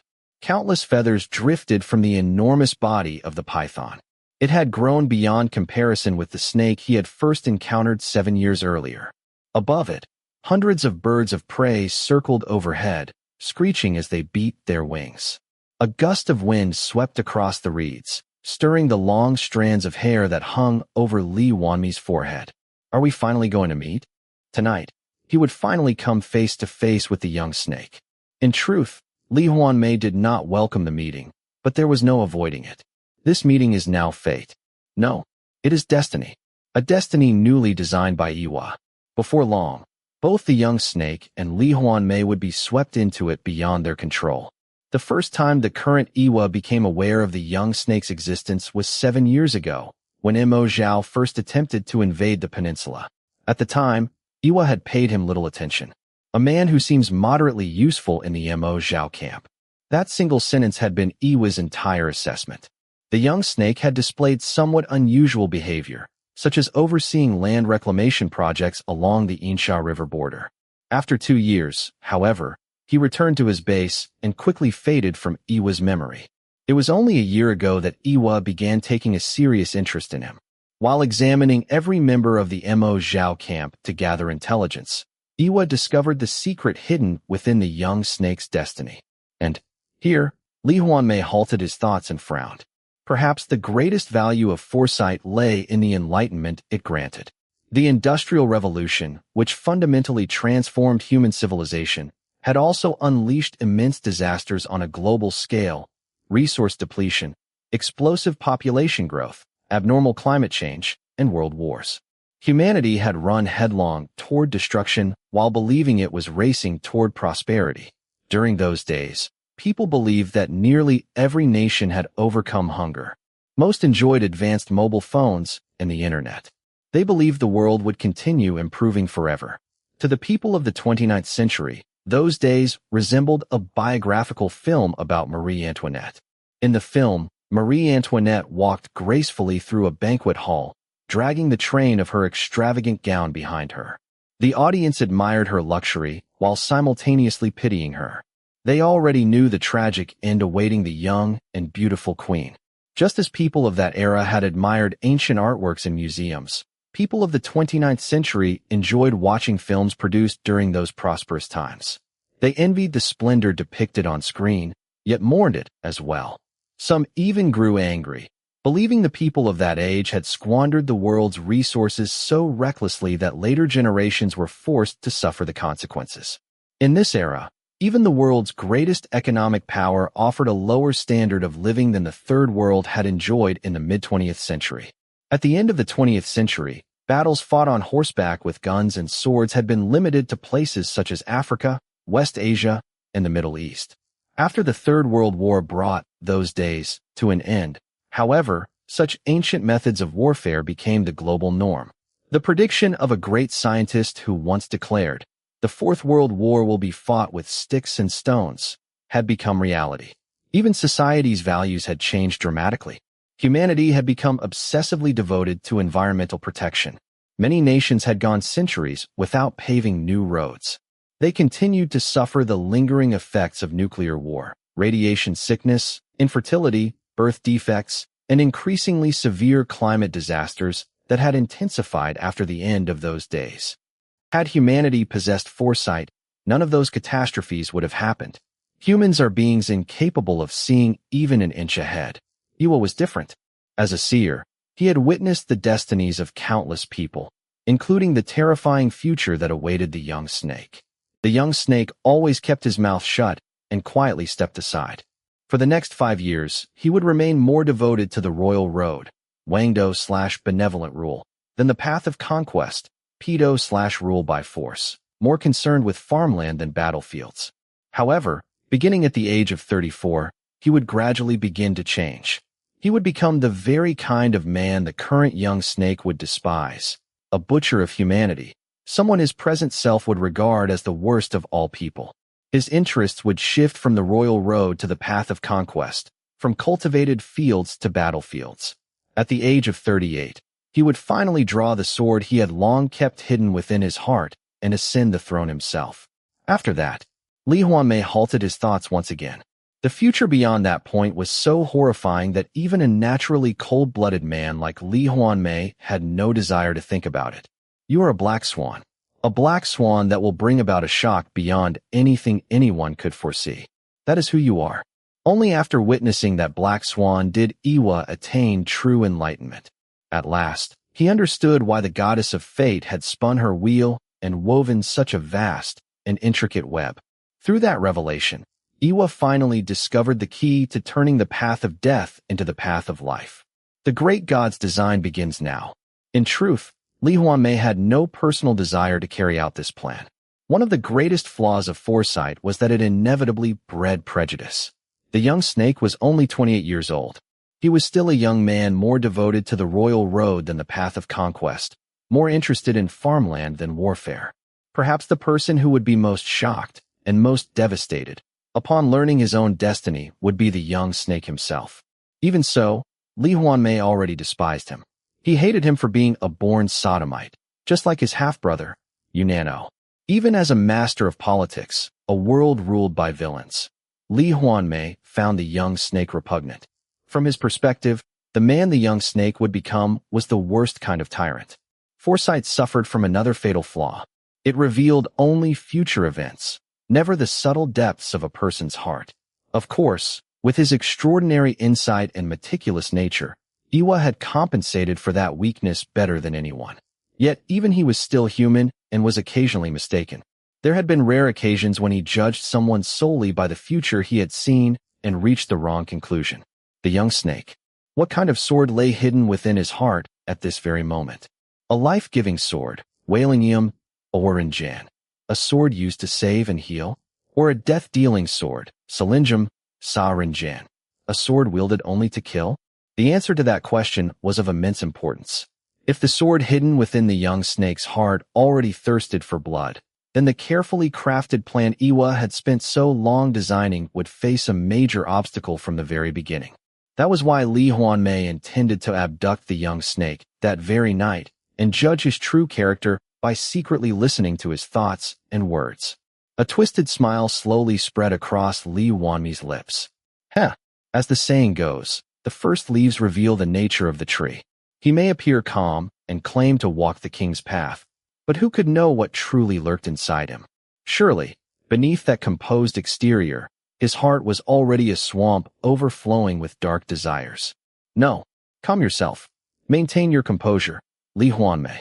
Lee Hwanmae forced himself to remain rational. Prejudice clouded judgment like a filter over the eyes. The young snake's true nature would reveal itself through tonight's eavesdropping. There would be plenty of time to despise him after seeing the results. Though he appeared cold and composed on the surface, Lee Hwanmae was, by nature, impulsive and fiercely strong-willed, so much so that even his free-spirited half-brother, Unano, found him alarming. His recklessness had once driven him to seriously consider desertion, though he ultimately abandoned the idea and never spoke of it. After learning self-control through hypnosis under a psychiatrist's guidance, his impulsiveness had diminished somewhat, but it was like a compulsive gambler merely abstaining from gambling for a time. Moments like these, when violent impulses struck without warning like an assassin's ambush, left Lee Hwanmae deeply disappointed in himself. He drew a slow, deep breath and began to hypnotize himself. I hold no prejudice against the young snake. The young snake is not yet a filthy bastard. He is not a black swan, only a fluffy chick. Therefore, I must not judge him before I know him. I am impartial. After a long while, his calm rationality gradually returned. Lee Hwanmae lifted his head. Good. At that single word, every man standing behind him unconsciously held his breath. Kill half. Capture the other half alive. Division Commander Unano, remain by my side at all times. Anyone I signal is not to be killed. You will subdue and capture that person alive. Conduct the operation discreetly. Having issued his orders, Lee Hwanmae straightened his posture. A strange thrill welled up inside him, like a predator lying in wait. It's been a long time since I've seen blood spilled beneath the open sky. What an unfamiliar feeling. Whenever moments like this arrived, he was forced to confront the part of himself he hated most, his true nature, carved into his very genes. It was a maddened instinct he had spent years desperately trying to suppress, only to fail again and again. Each time he encountered those cruel instincts, Lee Hwanmae cursed himself inwardly. I'm garbage, a villain, a madman, a mutant, a monster. But if it could not be escaped, then it had to be embraced. A sword could kill, but it could also save. If he could not cast the sword aside, then he had to learn to wield it for the sake of others. That was why Lee Hwanmae had devoted himself to politics, the realm of villains. It was the only path he had found to overcome the limits of his own nature. A faint smile touched his lips. Now, shall we begin the hunt? The screams reached a fever pitch. The moment the young snake stood up with Dang Lee's report in hand, piercing cries erupted throughout the 24th Battalion. He hurried out of the barracks and looked around. Hooded men were slaughtering snakes without mercy. The slaughterers. The young snake instinctively held his breath. Even with the invasion of the peninsula only days away, you're still going hunting? Have these people completely lost their minds? The horrifying scene unfolding before him sent a chill through his entire body. During the 2 years he had served along the Insha River, the slaughterers had never once targeted him. His luck had finally run out. Only 2 days before the invasion. Without hesitation, the young snake tore Dang Lee's report into tiny pieces and scattered them across the ground. If the slaughterers obtained that report, he would be butchered without question. Fortunately, he had already memorized every word. The battalion had already become nothing more than a slaughterhouse. Dozens of bodies lay strewn across the camp, their skulls crushed beyond recognition. The stench of blood overwhelmed even the foul odors of horse dung and human waste. Every hunting ground the slaughterers left behind was littered with corpses whose heads had been smashed apart. That was precisely why the snakes never dared send reinforcements into areas where the slaughterers hunted. They vaguely suspected the slaughterers possessed some kind of unknown weapon, but no one knew the truth. There would be no reinforcements today either. The soldiers of the 25th and 26th battalions, stationed beside the 24th, would hear the screams, hold their breath, and silently swear vengeance for another day. The massacre was hopeless. The only choice was to escape. Just as the young snake decided to flee, another scream rang out nearby. It was Brigadier Rang Ju, his commanding officer. Several slaughterers dragged him across the ground by his hair while laughing loudly. Mo Zhao, who dares invade the land of God, shall perish beneath the curse of the great Iwa. Praise Iwa. Praise the great god Iwa. Praise. Praise. The slaughterers shouted in both Western Continental Standard Language and Eastern Language, Dongmungo, Duanu, the language of the country of God. Even snakes who understood no Eastern language recognized one word. Praise. The slaughterers shouted it endlessly during both their rituals and their hunts. To every snake on the frontier, praise had become another word for death. Just then, Dang Li came running across the camp. Gwan. His voice stopped abruptly. The young snake stared at him, frozen. A thin crimson line appeared across Dang Li's forehead. It continued down the bridge of his nose, across his lips, down his chin, along his neck, through the center of his chest, all the way to his lower abdomen. An instant later, blood erupted outward. His body split cleanly in two like a log cleaved by an axe. The two halves collapsed onto the ground, spilling blood and entrails everywhere. A torrent of blood splashed across the young snake's face. His vision filled with a crimson mist. Beyond the spray of blood stood a lone man with his sword pointed directly at him. Dressed in a black hood and black uniform, he resembled a ghost risen from hell. While flames roared and screams echoed all around them, an eerie stillness surrounded the man, as though time itself had stopped. The young snake wiped the blood from his face with the back of his hand. His heart pounded. The swordsman had sliced a human body apart, as effortlessly as splitting firewood. Even among the kingdom of the feathered serpent's elite officers, there was no one capable of facing such an opponent. This man was unquestionably one of the slaughterer's greatest warriors. The man advanced. He moved with such speed that it almost defied belief. The young snake drew his sword without hesitation. Steel clashed against steel. Their blades collided 6 or 7 times in a blur. Within those brief exchanges, The young snake displayed every ounce of his swordsmanship. Then the man stepped back and casually leveled his sword toward him. At that instant, the young snake understood. He's trying to capture me alive. A warrior capable of splitting Deng Li in half with a single stroke had no reason to prolong the fight unless he intended to take him prisoner. Just then, one of the slaughterers dragging Brigadier Rang Ju hurried over and blocked the man's path. Considering the swordsman's terrifying ability, the gesture seemed almost absurd, yet it was unmistakably protective. Despite the terror gripping him, the young snake nearly laughed. The man simply waved him aside. After a brief hesitation, the other slaughterer obeyed. At that very moment, terror seized the young snake. Dark clouds drifted across the moon, plunging the battlefield into darkness. The man's blade began to glow with a pale blue light. The azure blade, a weapon he had encountered only in novels. A sword glowing blue in darkness was a cliché invented by lazy writers. Real steel did not shine in complete darkness. No metal did. There was only one exception. A blade that had harvested countless lives. When enough phosphorus from human bones seeped into the steel, the blade emitted a ghostly blue glow in the dark. The young snake shuddered involuntarily. The entire scene felt unreal. A murderous blade, saturated with the phosphorus of innumerable victims, was pointed directly at him. Calm though he normally was, even he could not help but be shaken by something he had believed existed only in fiction. I cannot be taken alive. He struggled desperately to steady himself. To be captured by the slaughterers was to descend into hell. Every snake who had served along the Inshao River understood that. Death was preferable to capture. Yet, his body refused to move. It wasn't fear. It felt as though invisible hands bound every limb, preventing even the slightest movement. That impossible sensation was even more terrifying than the azure blade itself. Had he wandered into some absurd horror story? How is this possible? How? A sharp pain exploded at the back of his head. The young snake's vision went black. As consciousness slipped away, he heard a rough voice curse. Damn it, is this him? Someone answered with a faint smile. Yeah. Something shook his shoulder roughly. The young snake slowly regained consciousness and opened his eyes. He saw nothing. A moment later, he realized why. His eyes were blindfolded. A gag filled his mouth, and thick ropes bound his entire body as he was dragged forward. He could hear soldiers breathing heavily both ahead of him and behind him. Whenever he slowed, even slightly, merciless kicks struck his back.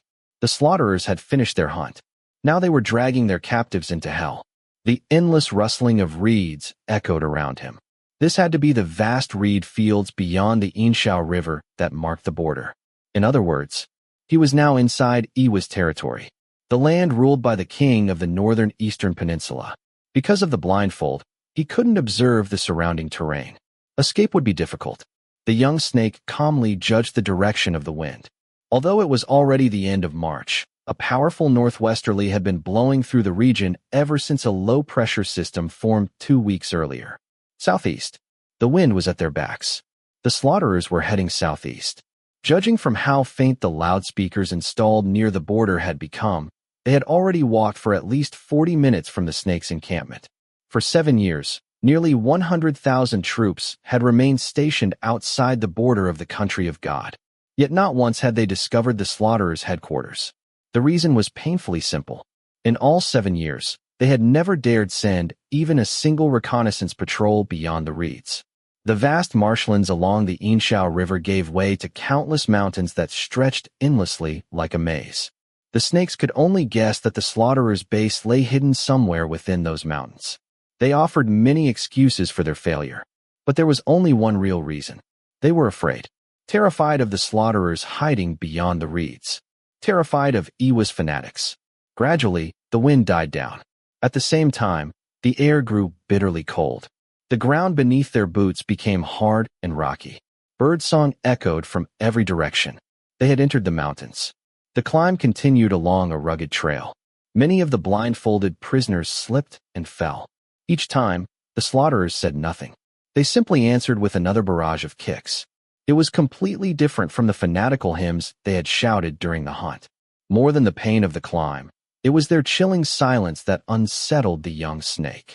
Eventually, the trail turned into a steep descent. After walking downhill for some time, he finally heard the grating sound of a heavy iron gate opening. Military dogs barked nearby. The slaughterer's headquarters. No. Hell. Patriotism. Patriotism. Shouting their salute, the slaughterers entered the compound. The young snake swallowed. Since they constantly shouted praise during their rituals and hunts, he had assumed that would also be their military salute. Instead, it was patriotism. A military salute revealed its ideals. Usually, it was something like victory or certain victory. The slaughterer's salute was different. Not praise. Patriotism. From that single word, the young snake immediately sensed their desperation. So their headquarters is only a few hours' walk away. The enemy's audacity sent another chill through him. Even so, his mind continued calculating. The camp was only a short march from the snake's barracks. Coal fires for cooking and heating would inevitably produce smoke visible from miles away. Yet no one had ever reported seeing smoke. That meant they relied entirely on electricity. The slaughterers would never place obvious power facilities near their headquarters, so they must be using expensive batteries instead. Maintaining a permanent force of more than 5,000 men on batteries alone would be prohibitively expensive, so there were probably fewer than 5,000 people stationed here. If fortune favored him, he might escape. 5,000 enemies could never be defeated by one man. But escaping from a camp housing fewer than 5,000 was at least possible. Everything depended upon remaining unseen. The young snake entrusted everything to luck. The line of prisoners halted. Several slaughterers grabbed him beneath the arms and dragged him to the left. Fluorescent light seeped through the gaps in his blindfold. Cold rose from the cement beneath his feet. They led him downstairs. After walking along a long corridor on the third underground level, he heard a heavy door open. The slaughterers untied him and shoved him roughly inside. The iron door slammed shut. The young snake removed his blindfold and spat out the gag. It was a cramped torture chamber. A single chair stood in one corner. The walls were covered with large Chinese characters painted in blood red. Praise. Patriotism. Defend the nation. Fight to the death. The slogans were positioned where snake prisoners could easily read them. Everywhere he looked were traces of murder. Even the one-way mirror on the right wall was stained with dried blood. Without needing to think, he immediately understood the purpose of the black raincoat hanging on the opposite wall. The thick smell of blood made him nauseous. He was not alone. 6 other snake prisoners were inside. Among them was Brigadier Rang Ju. The brigadier grabbed his arm with trembling hands. We're dead. The young snake fell into thought. Something about this was strange. Now that he considered it carefully, too many things didn't make sense. Why had the slaughterers targeted his battalion specifically? The second company was hardly an easy target. The first company would have been far easier to raid before escaping. Most suspicious of all, why attack only 2 days before the planned invasion?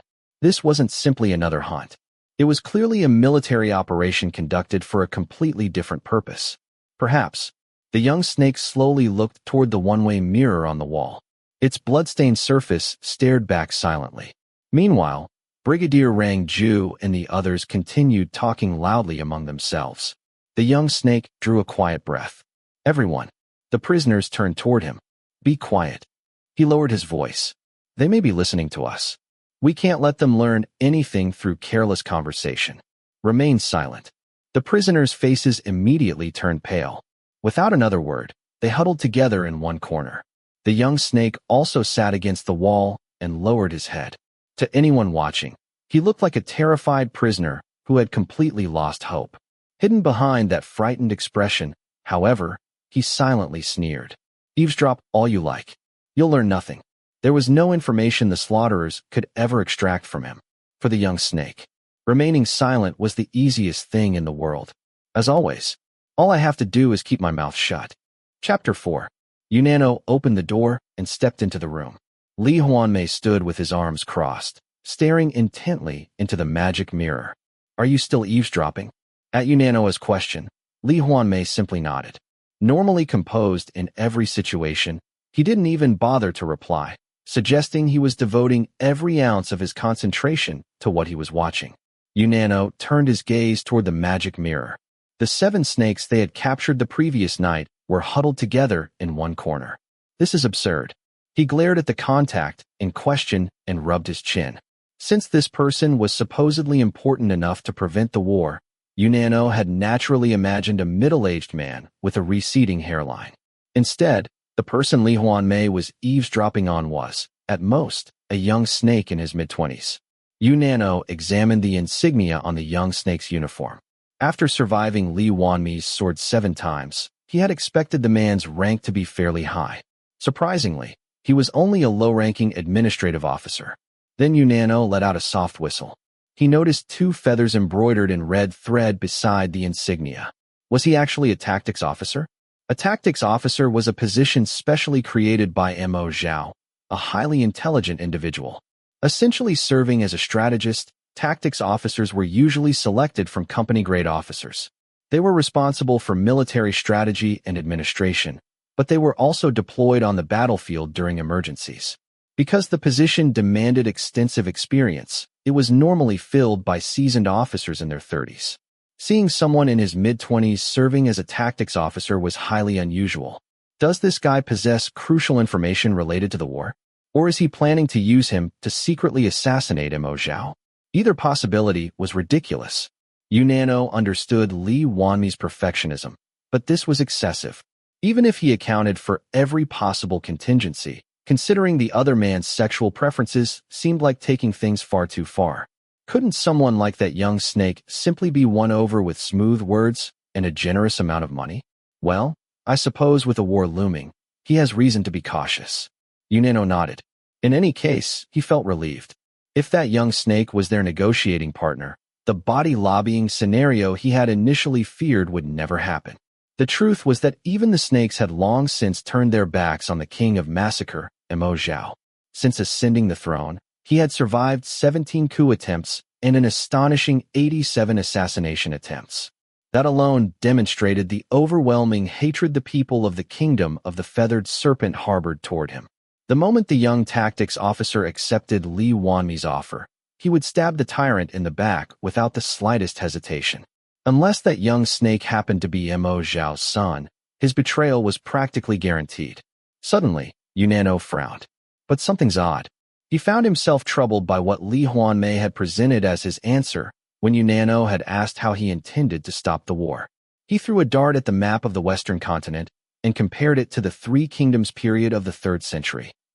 The map of the Western continent, the Three Kingdoms period, and the young tactics officer. The tactics officer's role in Lee Hwanmae's plan was immediately obvious, but the map and the reference to the Three Kingdoms period remained a mystery. Yunano tried to fit together Lee Hwanmae's cryptic remarks like pieces of a puzzle. The Western continent and the Three Kingdoms period of the 3rd century. 3 years earlier, after the kingdom of the sun and moon was defeated by the kingdom of the feathered serpent, the Western continent had entered a new Three Kingdoms era. The young tactics officer was the traitor who would betray Mo Zhao. The problem was finding the connection. He couldn't see what tied together the Western continent, the Three Kingdoms period, and the young tactics officer. No matter how he rearranged the pieces, they refused to fit. What a frustrating bastard. He knows nothing about teamwork. Yunano glared at Lee Hwanmae and cursed him inwardly. After working together for 7 years, shouldn't some unexpectedly admirable quality have emerged, like it did in stories? Yet somehow, this man had none. Forget admirable qualities. His level of insanity seemed to set a new record every single day. He was unbelievably aggravating. Yunano briefly considered having him committed to a psychiatric hospital again. Ever since their days at Wado, Yunano had harbored serious doubts about Lee Hwanmae's mental state. While Yunano, the youngest, Seo Juk-kyung, and his distant cousin, Ryu Hopi, all had their own issues, they were paragons of sanity compared to his half-brother. Back at the academy, Lee Hwanmae had managed to suppress his true nature to some extent.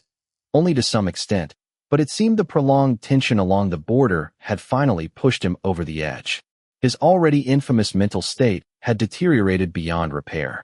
In fact, Lee Hwanmae had undergone psychiatric treatment 2 years earlier.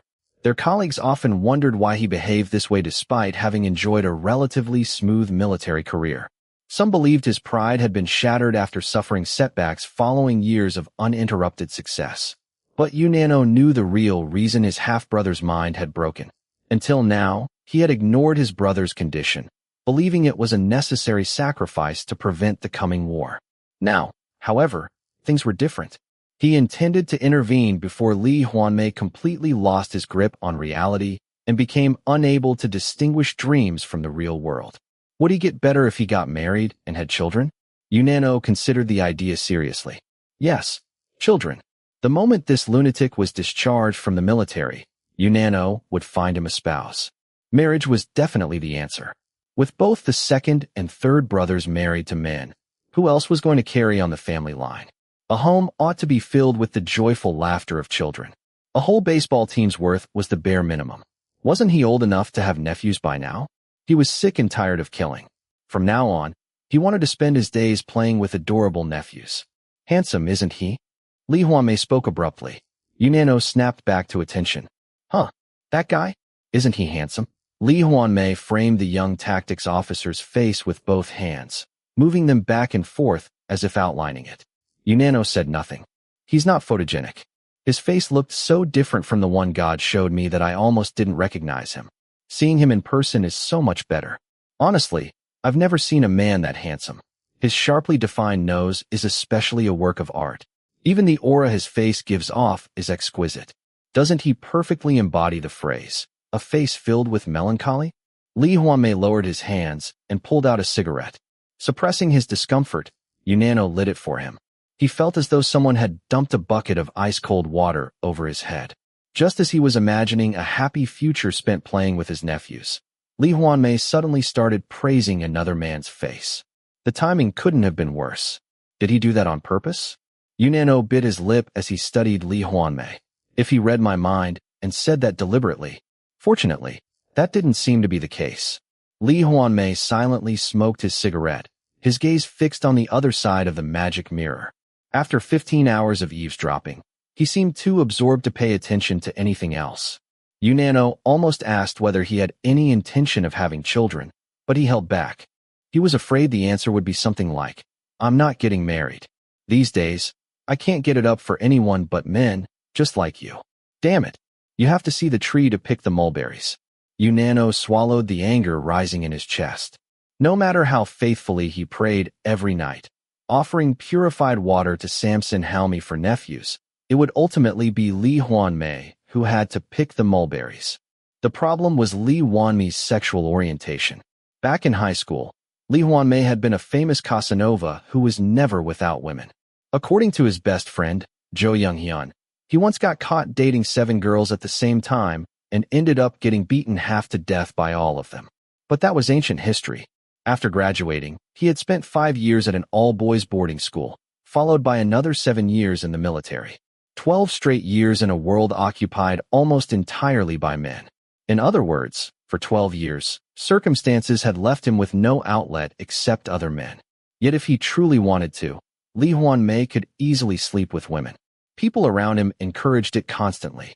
Yunano's adoptive father, Yoo Chang-kyung, had repeatedly urged him to marry and start a family as soon as possible. Despite all that, Lee Hwanmae continued satisfying his desires exclusively with men, day after day. Blaming it all on his environment no longer seemed convincing. In fact, those closest to him had long since concluded that he was simply a sodomite. They whispered that he had always leaned that way and merely realized his true nature after entering all-male environments. Only Yunano stubbornly entertained the lonely hope that Lee Hwanmae might actually be bisexual. But even that was nothing more than an intuition without a shred of evidence. Damn it, who cares whether you're a sodomite? Yunano ground his teeth. The world could be divided into 2 kinds of people.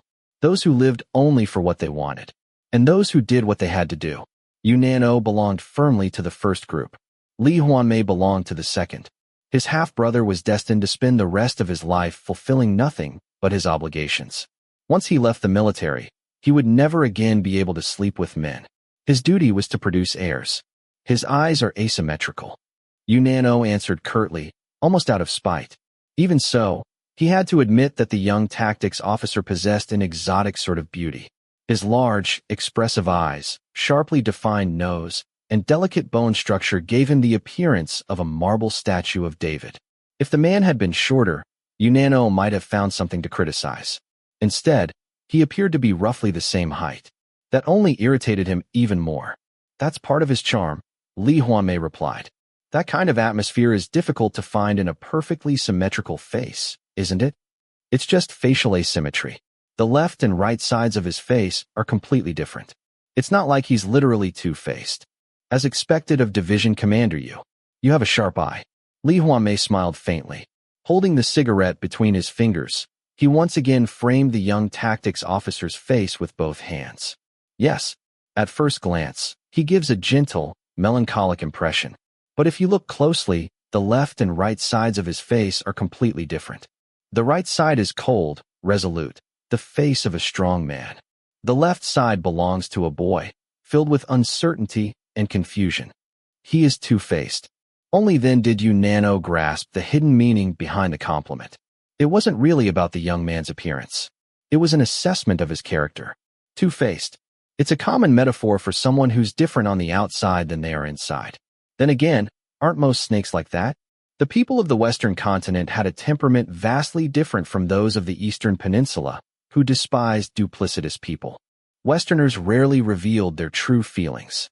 Life in their harsh homeland had taught them that even a moment's carelessness could get their noses cut off. Nano studied the young tactics officer again.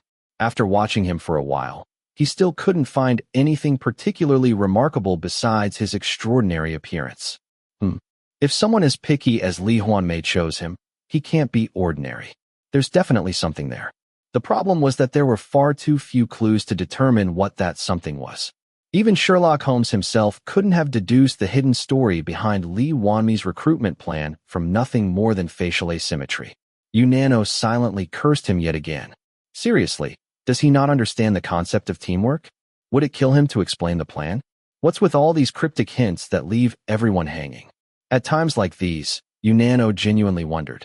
In a previous life, had he been an overbearing mother-in-law, while Lee Hwanmae had been the long-suffering eldest daughter-in-law forced to bear 7 daughters? Or had he been an unfaithful husband who cheated constantly, while Lee Hwanmae had been the endlessly patient wife? Whatever the answer, they must have been mortal enemies. Still, he felt relieved. For a moment, he had worried that Lee Hwanmae might be sexually interested in the young tactics officer. Fortunately, that didn't seem likely.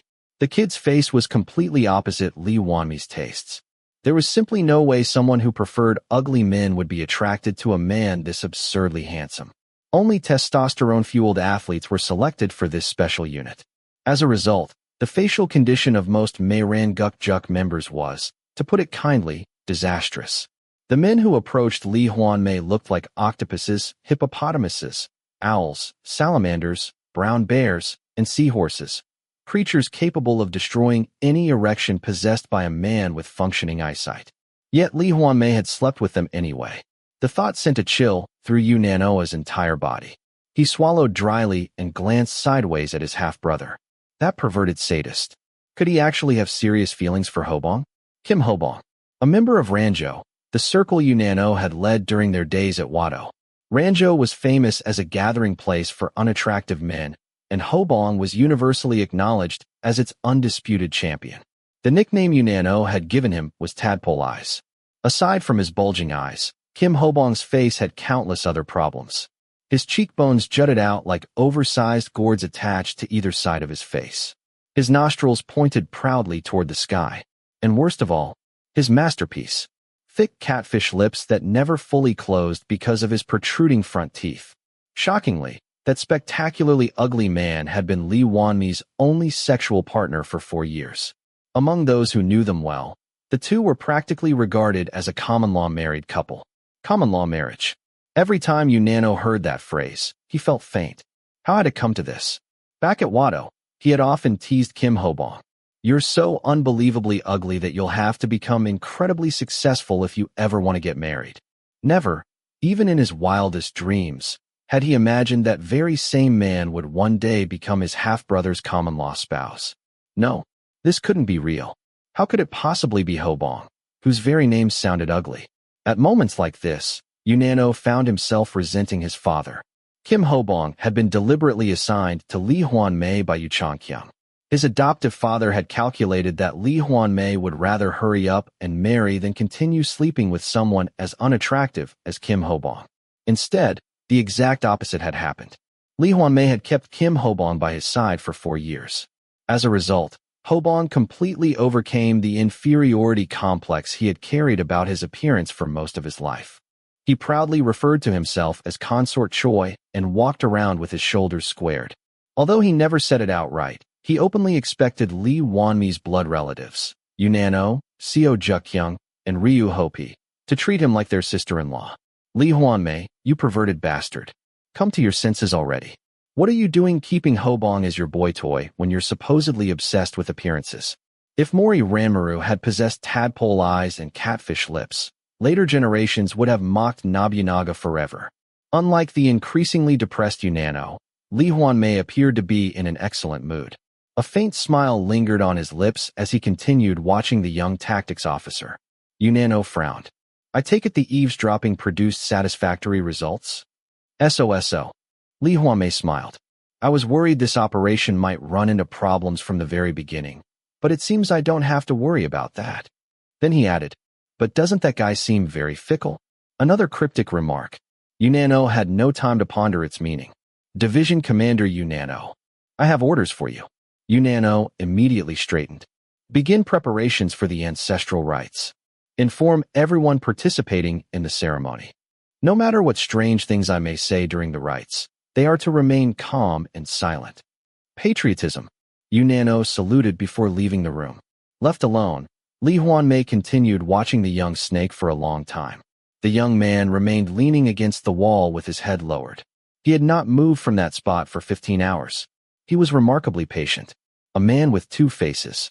As expected, Nano has a sharp eye. Even shrouded in shadow, the young snake's face possessed a charm that captivated anyone who looked at it. Gentle, yet full of vitality. A face where a confused boy and a man harder than stone coexisted. A face veiled in a strange melancholy like drifting fog.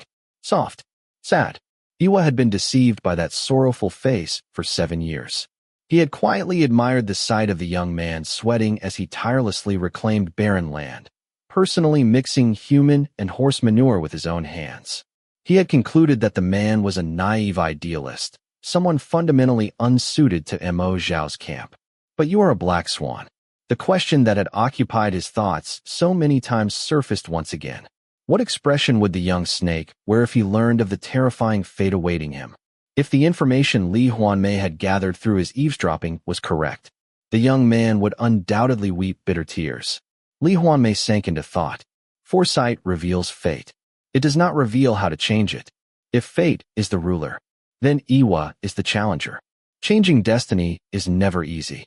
It requires a level of caution comparable to repairing power lines while clinging to a utility pole in the dead of night, under pouring rain and crashing lightning. One small mistake could allow fate to return to its original course. Or worse, it could twist into an entirely unforeseen direction. That's why people say the goddess of fate is fickle. Lee Hwanmae chuckled softly. The young snake's dreadful fate. Ever since discovering the Black Swan, Iwa had spent an entire year designing a blueprint to reconstruct destiny. Building upon the bitter lesson of Wangshi's ruthless betrayal, he had planned every detail with greater precision and meticulousness than ever before. That was why Lee Hwanmae had chosen to negotiate with the young snake personally. Nothing less than absolute perfection would suffice. Now then, let's see if I can seduce the goddess of fate. To Lee Hwanmae, changing fate was a form of seduction, like trying to win over an exceptionally intelligent, capricious woman who was already engaged to someone else. Iwa was a terrible Casanova. Because his target was so clever and unpredictable, every move had to be calculated with absolute precision. One misstep, and she would slap the Casanova across the face before returning to her fiancé. Seduction is also incitement. Both reshape another person's heart according to one's own desires. In that respect, seduction and incitement were fundamentally the same. This time, Lee Hwanmae was absolutely certain. Iwa would perfectly seduce the fickle goddess of fate. Through careful manipulation, he would reshape her thoughts and redirect destiny toward the future he desired. And by doing so, he would prevent the unforeseen appearance of the Black Swan. Your fate changes today. From this moment onward, the road leading to your death will become the road that leads you to life. Lee Hwanmae spoke almost in a whisper. So listen carefully, Gwan Chang. Chapter 5. There was nothing for them to discover, as long as I kept my mouth shut. Gwan Chang had been certain of that until the door to the torture chamber opened. The moment it did, and the slaughterers stepped inside, that certainty vanished. The men standing beneath the fluorescent lights were none other than Mayran Gukjuk. Mayran Gukjuk looked at the snakes with expressionless eyes. For Gwan Chang, it was the first time he had ever come face to face with the men he had only seen in photographs. The difference between the photos and reality was striking. In the pictures, they appeared neat and handsome. In person, they reeked of blood. One of the men from Mayran Gukjuk stepped forward. It was Major General Lee Hwanmae. His face was unnaturally pale, and his skin was smooth, completely at odds with his role as the leader of the slaughterers. Lee Hwanmae made a small gesture. Everyone out except ran. The moment he spoke, Guk and Juk left the torture chamber. Lee Hwanmae pulled over a chair and sat down leisurely. The 7 snakes huddled together in a corner of the room, unable to move. Brigadier Rang Ju, sitting beside Gwan Chang, had already wet himself. Gwan Chang forced himself to remain calm. Ran, Yunano, was a murderer whom even Lee Hwanmae, Park Gukyeong, and Seo Juk-kyung deferred to. Whenever a field-grade officer was captured, Lee Hwanmae always entrusted the interrogation to Yunano, who would reduce the prisoner to a broken wreck. But now, Lee Hwanmae had sent everyone away except Yunano. That could only mean he had concluded that, among the 7 snakes captured the previous night, there was a field-grade officer worthy of Yunano's personal attention. How had Lee Hwanmae figured it out? Which one of the 7 snakes had the leader of the slaughterers identified as a field-grade officer? Although the name Mayran Gukjuk had an elegant ring to it, it was a slaughter unit infamous along the border between the kingdom of the feathered serpent, Shigo, and the country of God, Sun. The Mayran Gukjuk division was notorious for its horrifying brutality, feared even by the infamous snakes of the Western continent. Their cruelty was all the more terrifying because it was backed by meticulous strategy. No matter how many herbivores there are, they cannot stand against a single ruthless predator. Even if dozens graze together, the moment a predator appears, they scatter in terror. That is the law of nature. It was difficult to imagine now, but during his school days, Lee Hwanmae had been a disciplined honor student respected by his juniors. His answer to overwhelming odds had been atrocity. Hopelessly outnumbered by the snakes, he concluded that the only way to suppress them was through such overwhelming cruelty that they would no longer dare to resist. And the atrocities Lee Hwanmae committed truly defied common sense. Fear is born from the incomprehensible, and even the snakes, feared throughout the Western continent, could not help but tremble before cruelty beyond their understanding. Just as Lee Hwanmae had calculated, the snakes had become herbivores. The highest-ranking officer among the snakes in the torture chamber was Brigadier Rang Ju. He was disguised as a private soldier, but the moment his identity was exposed, everything would be over. He would be mercilessly cast onto hell's altar and subjected to humiliation worse than death. "Did you call for me?" The torture chamber door opened, and a private soldier in a black uniform entered. Gwan Chang carefully observed him. At first glance, he looked like a young boy, with a pale, delicate face and a slender build. Yet the coldness hidden within his unreadable eyes and his expressionless, mask-like face was every bit as chilling as Lee Hwanmae's and Yunano's. What impressed Gwan Chang most was the soldier's movement. Even his smallest step contained not a single wasted motion.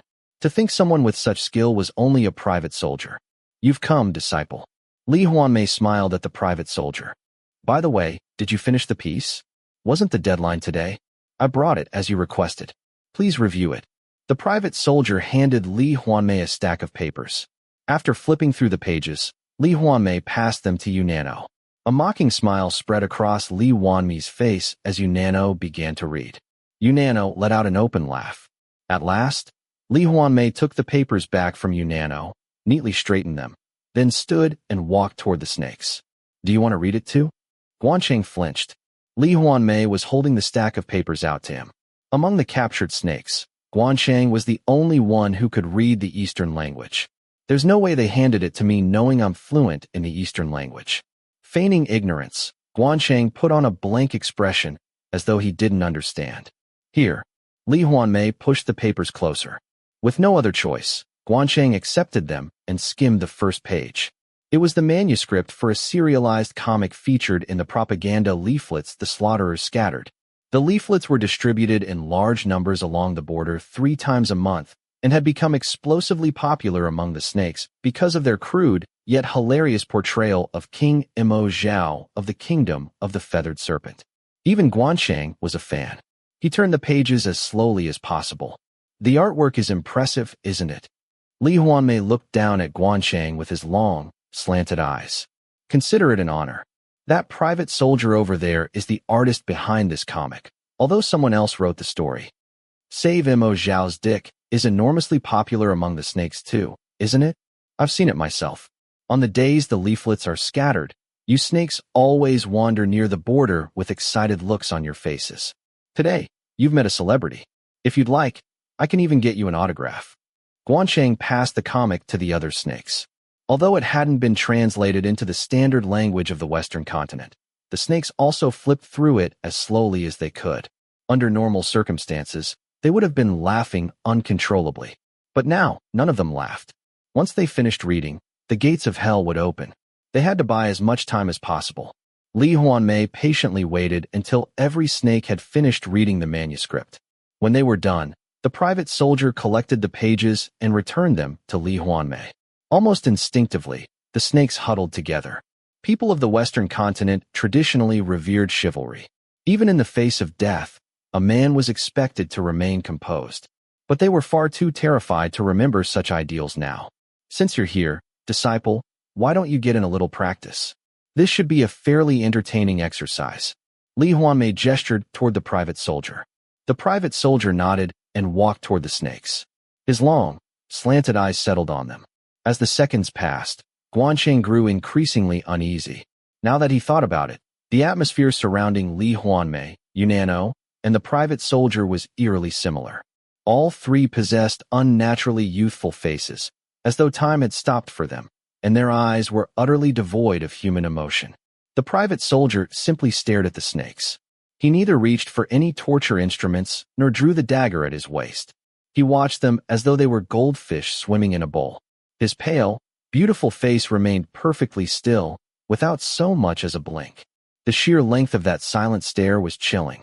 He looked less like a human being than a porcelain doll possessed by a demon. He's no ordinary talent, no matter how you look at it. And yet they've assigned someone like him to the role of an ordinary private soldier, drawing comics?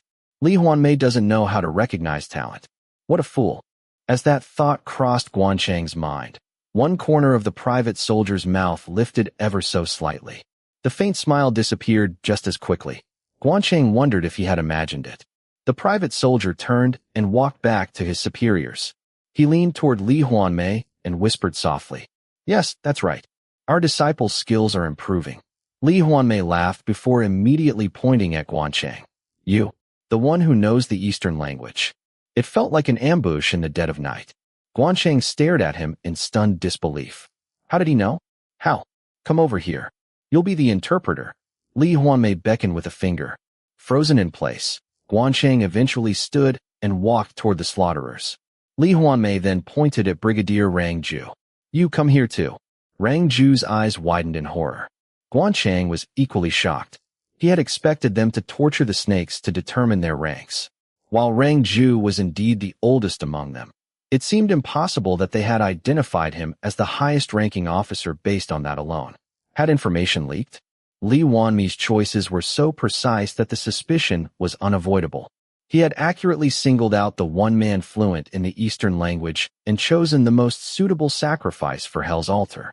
It seemed impossible unless someone had betrayed them. "Disciple, you're in charge today."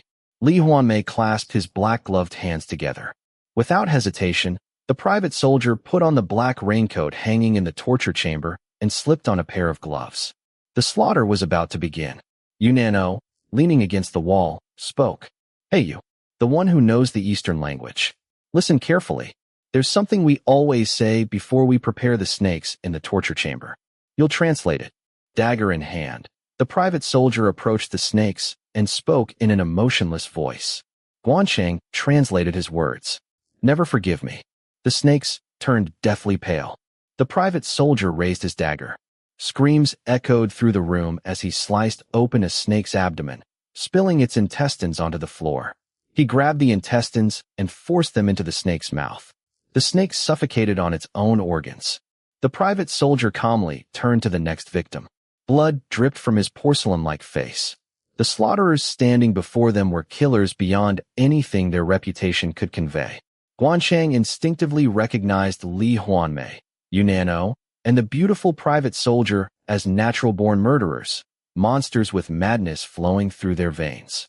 They were slaughterers fortunate enough to have been born into an age that demanded slaughter, an era that allowed them to fully unleash their horrifying talents. Subjects reflect their ruler. Just by looking at these slaughterers, Gwan Chang could imagine how cruel Iwa must be. Never forgive me. Those words were a declaration that they would never seek forgiveness.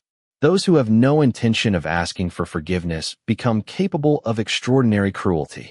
The beautiful private soldier slaughtered 5 snakes with unimaginable brutality. Each one died after suffocating on their own intestines. By dawn, their corpses would be scattered along the border, sending a chill through the surviving snakes. Bravo! Lee Hwanmae applauded in satisfaction. As the private soldier removed his raincoat, Unano tossed him a towel. Lee Hwanmae rose to his feet and shifted his gaze to Brigadier Rang Ju. Well then, shall we go fulfill our patriotic duty? Chapter 6. The Temple of Hell was enormous. As the world's only pseudo-religious nation that worshipped humans as gods, the fanatics had built overwhelmingly massive temples, even within their military barracks. In the name of receiving foresight through praise of the divine power of God, Iwa, they performed nightly blood sacrifices. They filmed the torture and slaughter of snakes captured during raids and broadcast the footage every night on hundreds of giant outdoor screens installed along the border. The highlight of these broadcasts was a ritual in which the snakes were forced to gang rape one another. While praising Iwa, the snakes intertwined and committed gang rape. Every night, screams echoed from the countless loudspeakers installed along the sprawling border. This practice had continued for 7 years.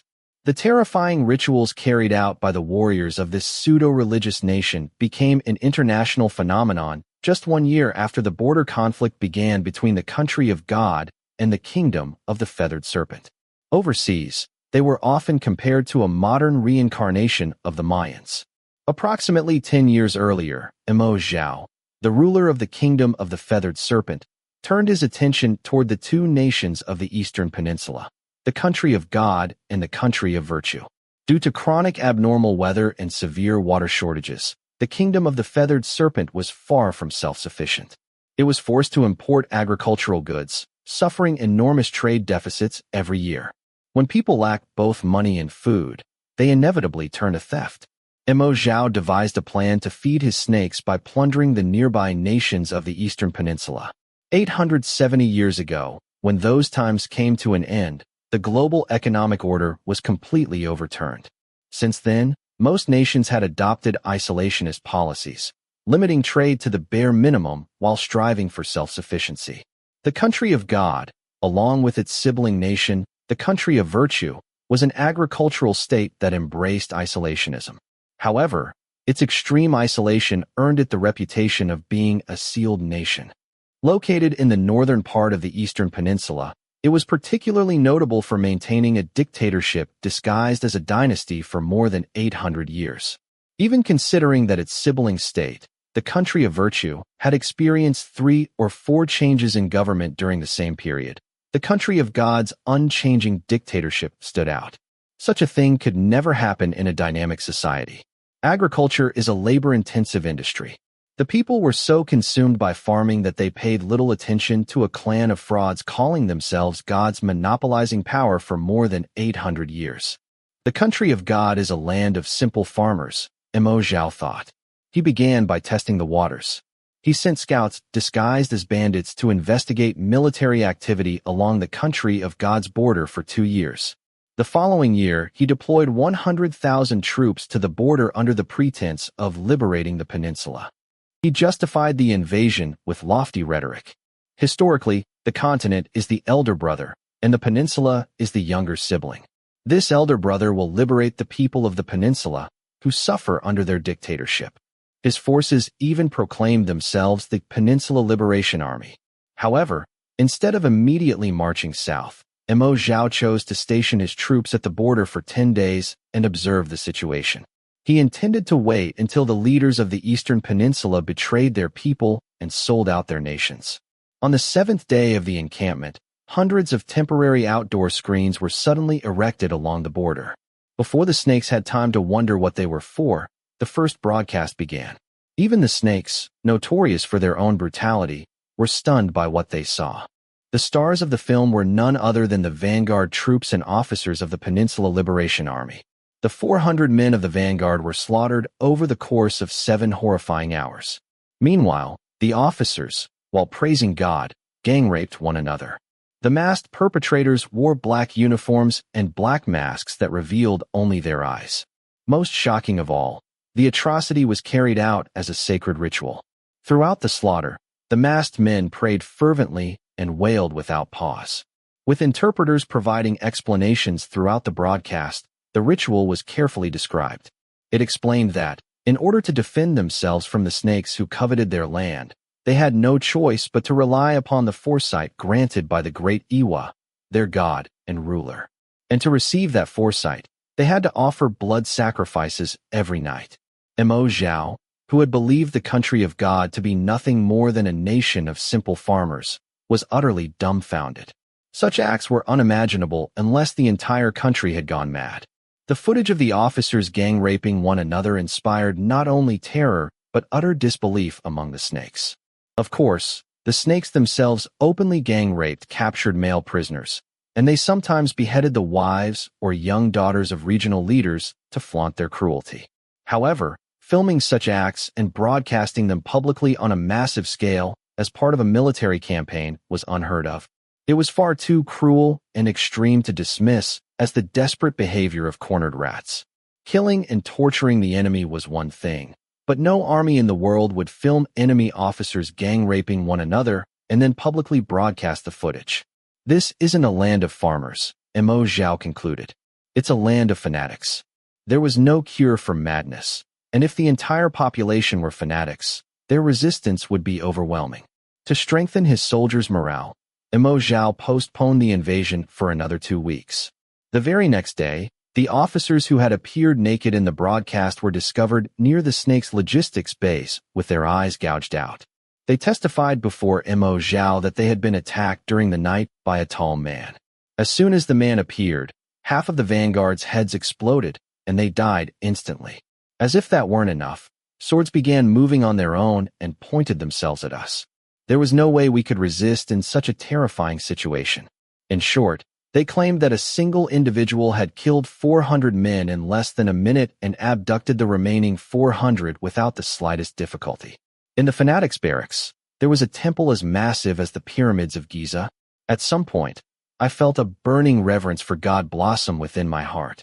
When I came to my senses, I found myself ecstatically entwined with my fellow officers while praising God. God possesses a mysterious power that controls the human mind. The officers recounted their ordeal through tears. Enraged, Mo Zhao ordered them to commit suicide. The following day, the screens displayed a new film. This time, the stars were the secret forces stationed at the interception point.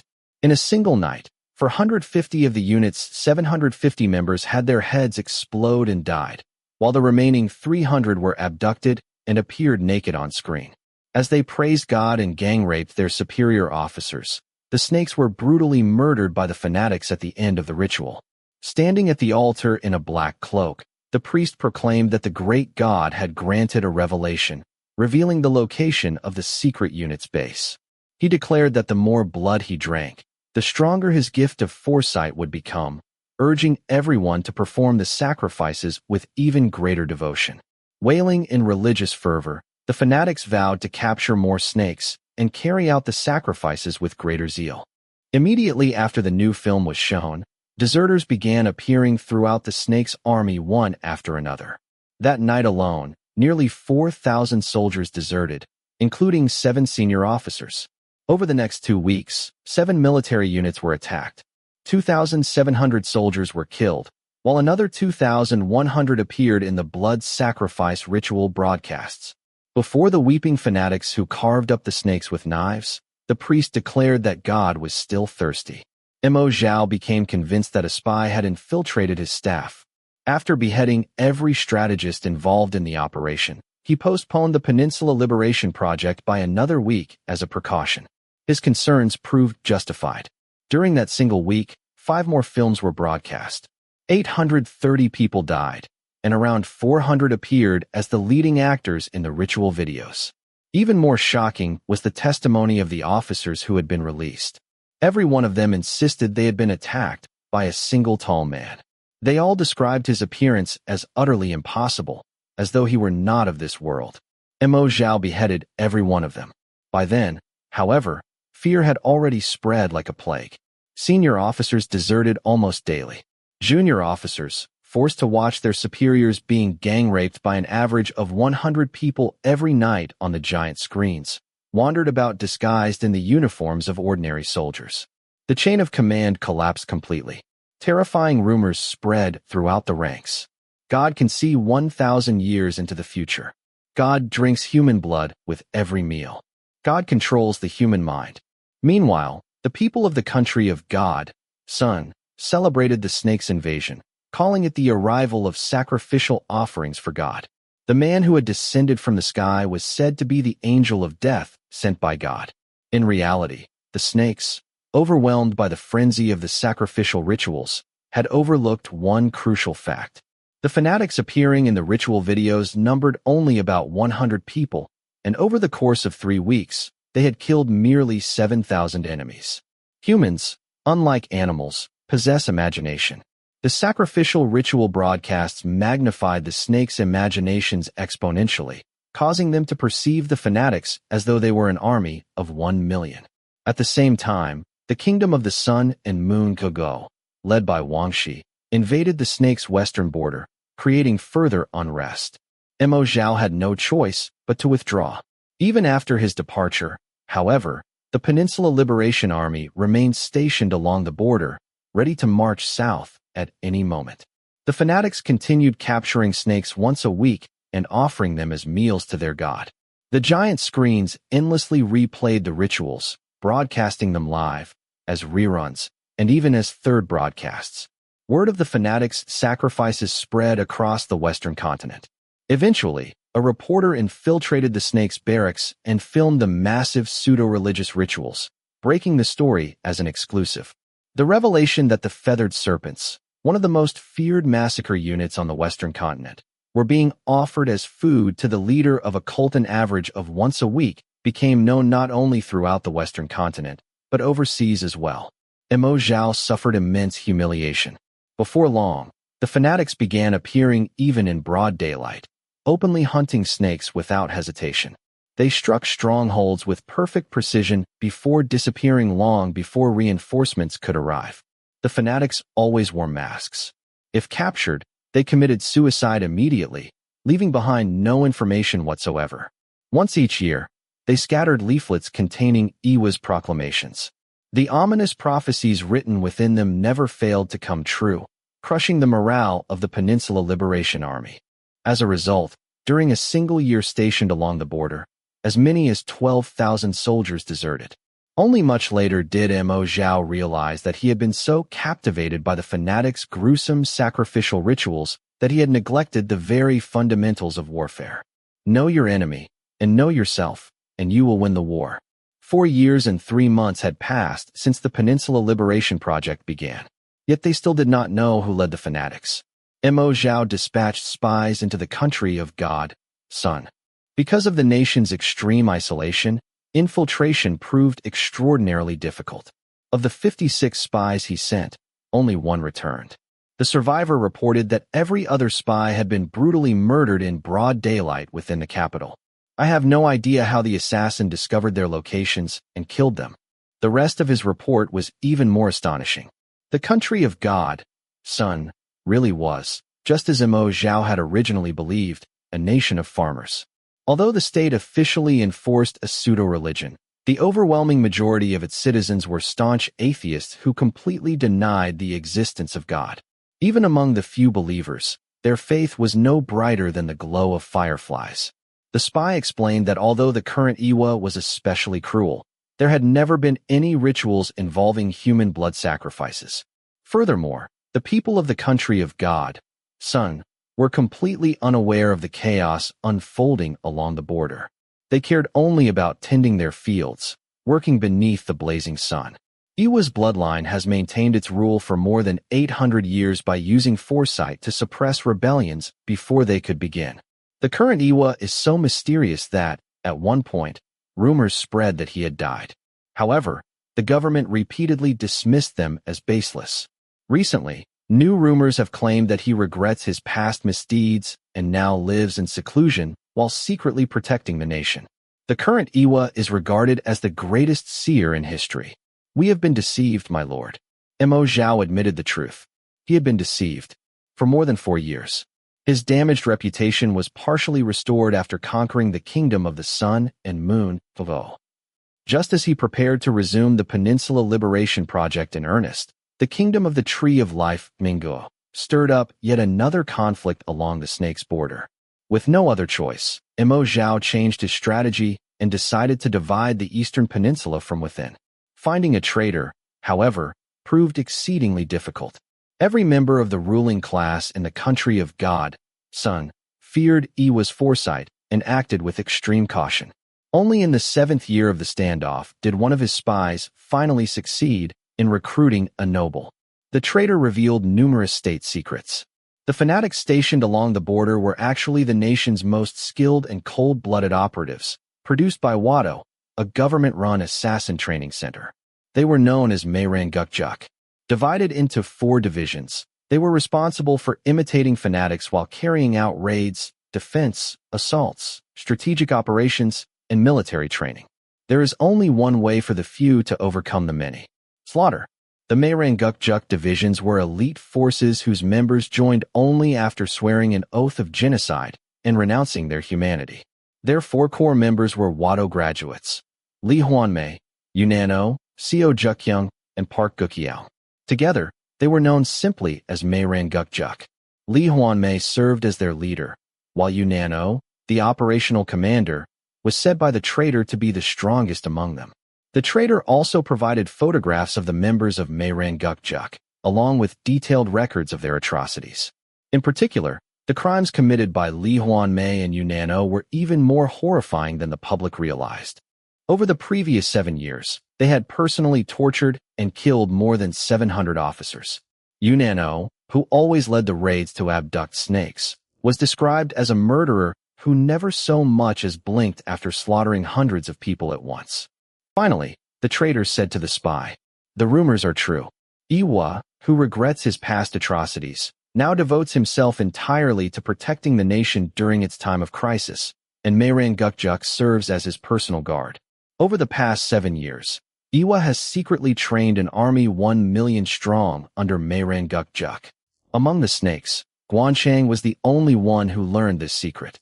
Just before the confidential report could be delivered to Mo Zhao, the fanatics launched an ambush, killing the spy Deng Li. Only Gwan Chang survived, dragged away to the Mayrangukjuk division. Chapter 7. Patriotism. Patriotism. The slaughterers stood in orderly lines, shouting patriotic slogans as Lee Hwanmae walked down the hallway. Beneath the harsh blue fluorescent lights, the heavy scent of blood lingered in the air. After passing the slaughterers dressed in black uniforms, he came upon another line of men in navy blue uniforms, applauding enthusiastically. Patriotism. Patriotism. Patriotism. Gwan Chang immediately recognized them by their navy blue uniforms and hoarse voices. They were military officers from Ryan assigned to this place. According to information provided by the traitor, Ryan had been the first nation to obtain military intelligence regarding Mo Zhao's planned invasion of the Eastern Peninsula. They were horrified to learn that the invasion plan called for the extermination of every man under 60 and every woman under 45 on the peninsula. 7 years earlier, Ryan had secretly formed a military alliance with the country of God, establishing a cooperative system. The traitor had been the source of that information as well. A total of 300 elite Ryan operatives were stationed in the Mayrangukjuk division. Chosen for their ruthlessness, they handled medical support, espionage between the Western continent and the Eastern Peninsula, and the filming and editing of the sacrificial ritual videos. Their primary responsibility was medical support, which required numerous violations of the Hippocratic Oath. Before each ritual, Ryan military doctors hypnotized the snakes and injected them with hallucinogens, leaving them incapable of resisting. Once that preparation was complete, Shin's elite operatives dismembered the captives. This information had also come from the traitor through the spy Deng Li. Patriotism. Patriotism. Patriotism. The elite operatives of Shin and Ryan clapped and chanted enthusiastically. Lee Hwanmae walked past them without the slightest reaction and continued down the corridor. After a long walk, he reached the end of the hallway. Gwan Chang's eyes widened as a beautiful private opened the door. The temple he had seen only in the ritual recordings unfolded before him. At once, Gwan Chang realized the traitor's information had been accurate. The Meiran Gukjuk facility matched the photographs exactly, and there truly was no temple. The magnificent sanctuary that dominated the sacrificial videos was nothing more than a blue screen set. Large blue screens surrounded a torture chamber the size of an indoor gymnasium, while a raised altar stood at one end. The majestic temple where snakes were supposedly sacrificed had been created entirely with computer-generated imagery. According to the traitor, the footage underwent extensive post-production. Even the scenes showing warrant officers assaulting prisoners had been digitally altered, increasing the number of victims from 5 to 100 through CGI. Just as there was no real temple, there were no genuine fanatics. The participants wore black uniforms and hoods just as they did in the videos, but what radiated from them was not religious ecstasy. It was a cold anticipation. Lee Hwanmae, Yunano, and the beautiful private all put on their hoods before entering the temple. Lee Hwanmae, in particular, wore a long black cape over his uniform. Only then did Gwan Chang realize the truth. The priest who always appeared in the sacrificial videos, whipping the crowd into a bloodthirsty frenzy, was Lee Hwanmae himself. "I will show you why I have kept you alive, snake." Lee Hwanmae spoke as he climbed onto the altar. "Interpret for us. Our interpreter died in battle. I'll keep you alive only until a replacement arrives. Take the microphone and accurately translate our patriotic acts into your language for the snakes. A guard will remain at your side. Translate only what we tell you to translate. If you disobey, you'll become the star of this new production as well." The beautiful private gripped Gwan Chang's arm and followed Lee Hwanmae onto the altar. Camera crews were stationed throughout the room. They would film the upcoming patriotic act, an atrocity committed against the snakes, carefully edit the footage, and release it to the public. Gwan Chang accepted the microphone. The beautiful private pressed a knife against his throat. "Translate only when I jab you in the side." Her voice was low and quiet, yet filled with chilling, murderous intent. Although she held only the rank of private, she was clearly one of Lee Hwanmae's most trusted subordinates, someone he regarded as a disciple. Gwan Chang immediately revised his opinion that Lee Hwanmae was a poor judge of talent. Standing on the altar, Lee Hwanmae looked down upon the slaughterers. At their feet lay the 150 snakes captured the previous night, drooling blankly. Under the effects of hypnosis and hallucinogenic drugs, the blue screens surrounding them appeared as a magnificent temple, grander even than the pyramids of Giza. Their hearts overflowed with passionate devotion to Iwa as they remained lost in blissful ecstasy. "Aren't you tired of this?" Lee Hwanmae asked. Indeed, boredom radiated from the slaughterers. "Even if you are tired of it, endure it. The snakes are marauders who would murder our parents, violate our sisters, and steal our homeland. We are patriots. This is God's command. Through his great foresight, God has protected this nation from the snakes for 7 years and miraculously raised an army of 1 million. All of this has been made possible through our patriotic self-sacrifice. Our slaughter is patriotism." Lee Hwanmae's voice remained soft and gentle. It was the calm, persuasive voice of a priest leading fanatics into madness, a voice infamous among the snakes. The traitor had said that Lee Hwanmae was one of the very few people granted direct access to Iwa. Personally selected immediately after graduation, he had risen through the ranks with astonishing speed. He was the one who received Iwa's prophecies, devised and executed military strategy, and wielded influence surpassing even Marshal Yu Changkyam. He was also the founder of Guk, believing brutality was the only answer against an overwhelmingly larger enemy. He had gathered countless talented individuals from Wado. Iwa truly has an eye for talent. Gwan Chang respected Lee Hwanmae. If Iwa gave an order, Lee Hwanmae carried it out. For 7 straight years. The idea of using such an insane ritual as a border defense strategy was unbelievable enough, but Lee Hwanmae had faithfully played the role of priest for 7 years without breaking. No matter how much of an act it was, performing such atrocities for 7 years should have shattered anyone's sanity. Yet Lee Hwanmae remained perfectly composed. He was no ordinary fanatic. God has granted me another revelation. Listen carefully. Gwan Chang focused on every word. Heaven has told me that to stop the snakes who devoured the kingdom of the sun and moon, we must support Chow Pai, ruler of the kingdom of the tree of life, until the very end. The only question is, how faithfully will Chow Pai follow God's guidance? A faint sneer crossed Lee Hwanmae's eyes. If Wang Shi, ruler of the kingdom of the sun and moon, had believed God's revelations until the very end, he would never have witnessed the beheading of his beloved great-granddaughter. Gwan Chang fell into thought. Every time Mo Zhao prepared for the full-scale liberation of the peninsula, the kingdom of the sun and moon and the kingdom of the tree of life would invade snake territory and stir unrest, almost as though they had been waiting for the opportunity. Could they really have been cooperating with Iwa? It certainly made strategic sense. No matter how powerful an army might be, fighting alone was foolish. Borrowing another nation's sword to destroy one's enemy was one of the oldest principles of warfare. If that were true, things had become troublesome. Gwan Chang sighed inwardly. Mo Zhao had mobilized 1 million soldiers for this campaign, concentrating nearly all of the snake's military power. Even if Gwan Chang had never delivered Deng Li's report, Mo Zhao would have invaded regardless. But if the traitor's information was true, Iwa also commanded 1 million troops. And on top of that, he had formed an alliance with the kingdom of the tree of life. Now then, brothers. Lee Hwanmae slowly raised both arms. The beautiful private jabbed Gwan Chang lightly in the side. He immediately came back to his senses. The cameras began recording. It is time to offer God his meal. The instant Lee Hwanmae finished speaking, the temple exploded into screams. The men who had stood as motionless as statues only moments before suddenly erupted into madness. They hacked off ears, cut away noses, gouged out eyes. Blood and flesh covered the floor. Screams, wailing, laughter. Everything blended into one horrifying chorus. Those waiting outside the cameras watched calmly. After roughly 2 hours, they relieved their comrades and entered the slaughter. The moment they stepped inside, they cried, prayed, and butchered people as though they had been participating from the beginning.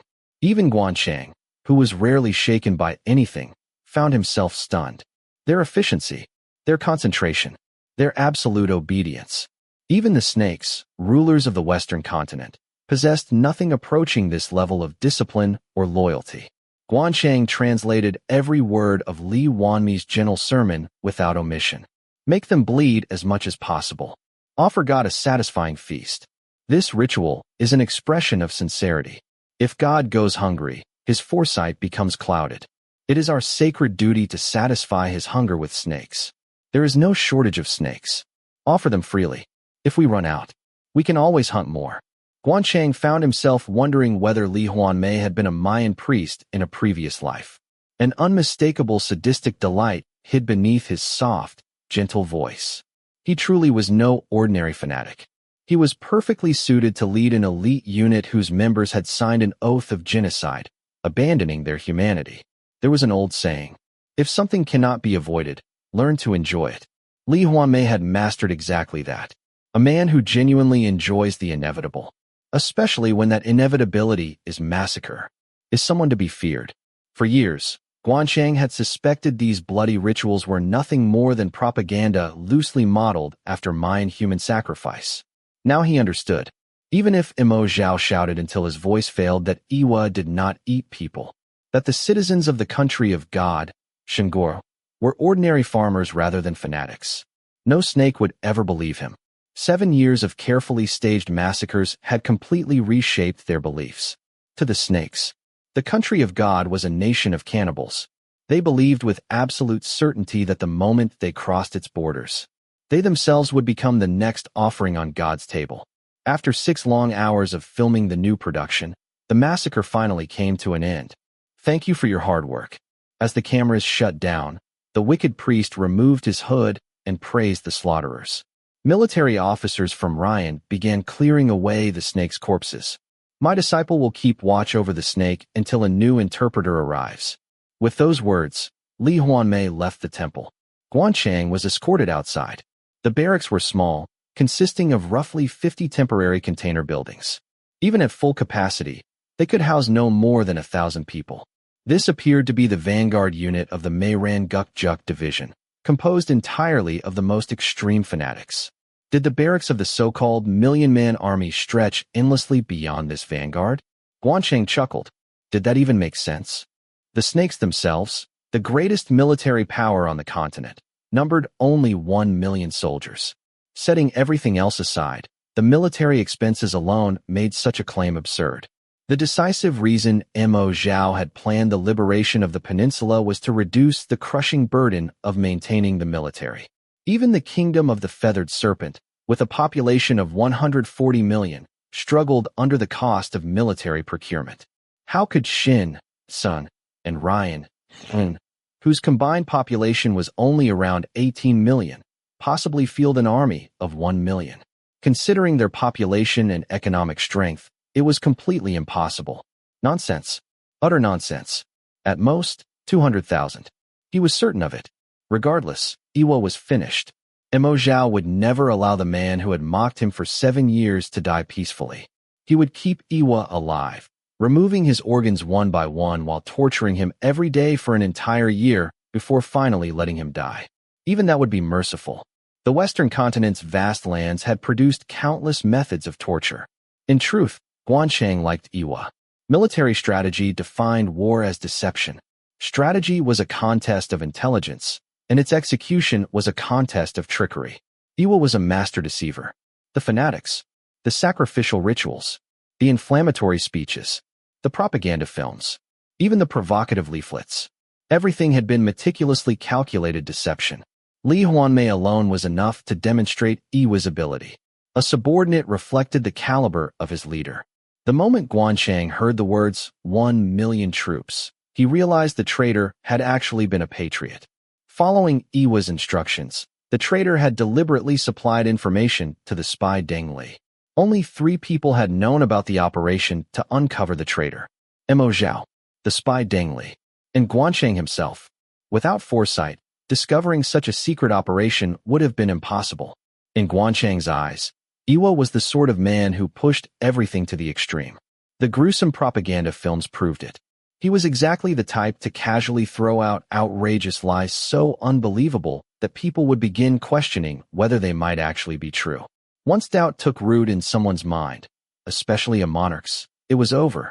How many talented advisors had Mo Zhao executed after suspecting they were spies? Go inside. The beautiful private opened the door to the quarters and shoved Gwan Chang inside. A man seated at a desk in the corner looked up. "You're here?" His eyes widened in surprise. "What about him?" "A prisoner. He's fluent in Eastern languages. The previous interpreter died, so he'll take over until a replacement arrives." The beautiful private spoke while removing his uniform jacket. Gwan Chang sat quietly in a corner and looked around. The room was small, but unlike ordinary military barracks, it was spotless, more like a school dormitory. There was even a desk and a bookshelf. "This is my first time seeing a snake in person. I've heard plenty of their screams, though," the private's roommate muttered. He wore round glasses and looked more like a novelist than a soldier. His thin frame seemed completely out of place in such a ruthless army. Even more strangely, he showed no fear toward Gwan Chang. Most people would be wary of a tall, muscular prisoner capable of overpowering them. Yet the bespectacled man acted as though there were nothing to worry about. Does he trust the beautiful private that much? Even in this brutal army, his abilities must be highly valued. "Here, translate this, snake." The bespectacled man handed Gwan Chang a notebook. After skimming through it, Gwan Chang immediately understood why these two enjoyed special treatment. This was the team responsible for producing the provocative propaganda leaflets. Their comfortable room was actually their workshop. The bespectacled man was the writer behind the defamatory comic about Mo Zhao, Save Mo Zhao's Dick, which appeared in the leaflets.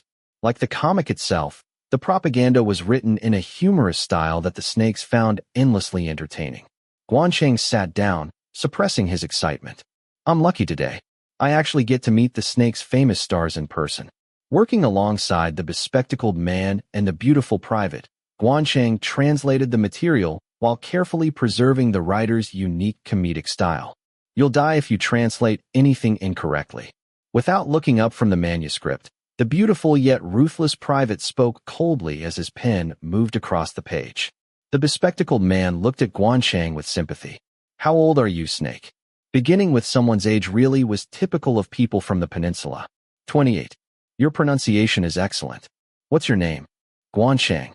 So your family name is Gwan, and your given name is Chang? It's a shame for someone only 28 to die.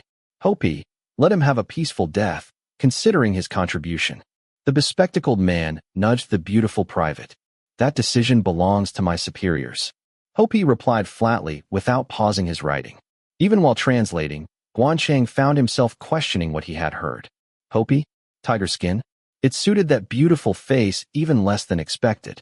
After completing the translation, Gwan Chang was asked to erase pencil marks and ink the finished pages as well.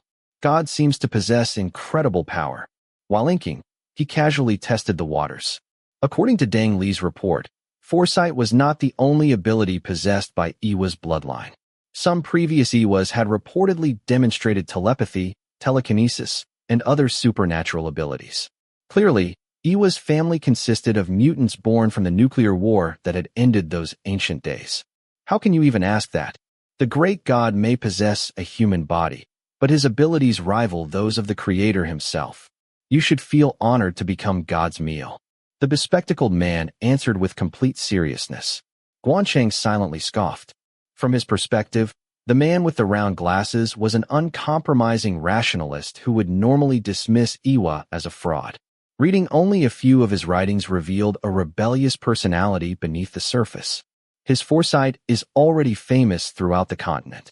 Perhaps he possesses other terrifying abilities as well. Enough. Hopi interrupted without raising his voice, absently twirling his pen while staring at the manuscript. Gwan Chang immediately fell silent.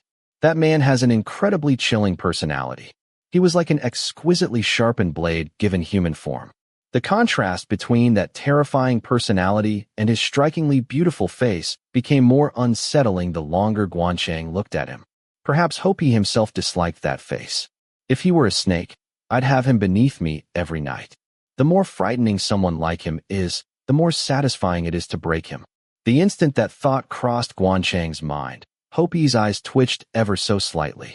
The reaction lasted only an instant before his expression returned to its usual icy calm. Gwan Chang frowned. Why had his eyes reacted at that exact moment? It happened the instant I had that thought. He couldn't have heard my thoughts. Gwan Chang quickly dismissed the idea. I'm imagining things. The two famous propagandists even had him help with the typesetting.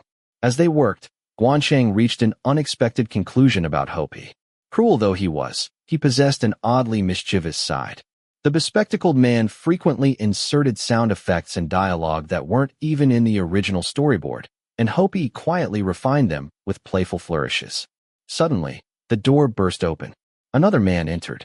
He was a tall, broad-shouldered military officer. As soon as he noticed Gwan Chang, he froze. A snake. He's fluent in Eastern languages. The interpreter died, so he was brought here as a temporary replacement. Why are you back so late? The bespectacled man asked. The officer removed his jacket and sat beside Hopi. His appearance was upright and approachable, but the hatred in his eyes when he looked at Gwan Chang was unmistakable. I can't discuss it in front of a snake. I'm sure the special secretary will take care of it. Don't worry about him. He'll be sacrificed soon enough. Here, help with the inking. The bespectacled man passed him the manuscript. The leaflet production continued quietly. About an hour later, the officer stood and picked up his jacket. I have overnight duty. See you in the morning. Hopi, do you need anything? I'd like some coffee. The bespectacled man answered before Hopi could speak. Hopi merely continued spinning his pen in silence. I'll bring coffee, snacks, and whatever else you need. The officer waved and left. They continued working until midnight before finally going to sleep. Hopi didn't even bother handcuffing Gwan Chang. Around 3 in the morning, Gwan Chang quietly got up. Before leaving, he took the sword hanging on the wall. It belonged to Hopi. The barracks were silent. Only red dust drifted through the night breeze beneath the clear sky. Not a single light remained. Gwan Chang frowned. There weren't even any sentries. An army of 1 million was camped nearby, yet the elite frontline unit had posted no night watch. It was absurd. What is Iwa planning? Only one answer came to mind. Iwa had foreseen that there would be no surprise attack tonight, and had ordered his exhausted subordinates to rest. The moment that thought formed, Gwan Chang became certain. Iwa is nearby, perhaps inside this very unit. No, he is in this unit. Gwan Chang moved carefully through the camp. The air was thick with the fragrance of plum blossoms. The trees had obviously been planted for landscaping rather than growing naturally. He couldn't help staring. Why are there so many plum trees? He soon shook his head. How arrogant. He had even landscaped the frontline barracks with plum blossoms. He even used his foresight to ensure his exhausted soldiers got proper rest. Gwan Chang could no longer laugh at Iwa's arrogance. No matter how fiercely they pretended otherwise, these slaughterers were herbivores. For the snakes, conquering the peninsula was nothing more than a game. But to stop that game, these people had abandoned their humanity, signed pledges of genocide, and struggled desperately for 7 years. For 7 years, they had deceived the snakes by wearing the masks of beasts. Now that deception had reached its limit. At 9 o'clock that morning, the conquest would begin. Only 6 hours remained.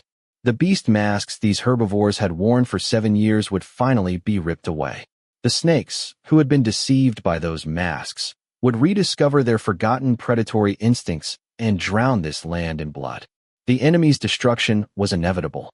Gwan Chang wondered how Iwa intended to overcome such a crisis. Whatever his plan, one thing remained certain.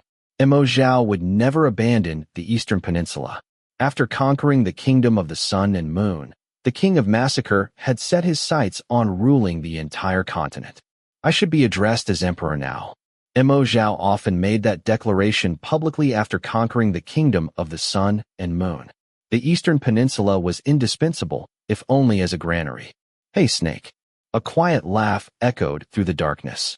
Gwan Chang turned. As expected, Lee Hwanmae, the wicked priest, stepped silently from beneath the shadow of a plum tree. The scent of snake blood still clung to the immaculate black uniform buttoned neatly to his throat. Leaving the sword behind, that's a treasured possession of my favorite disciple.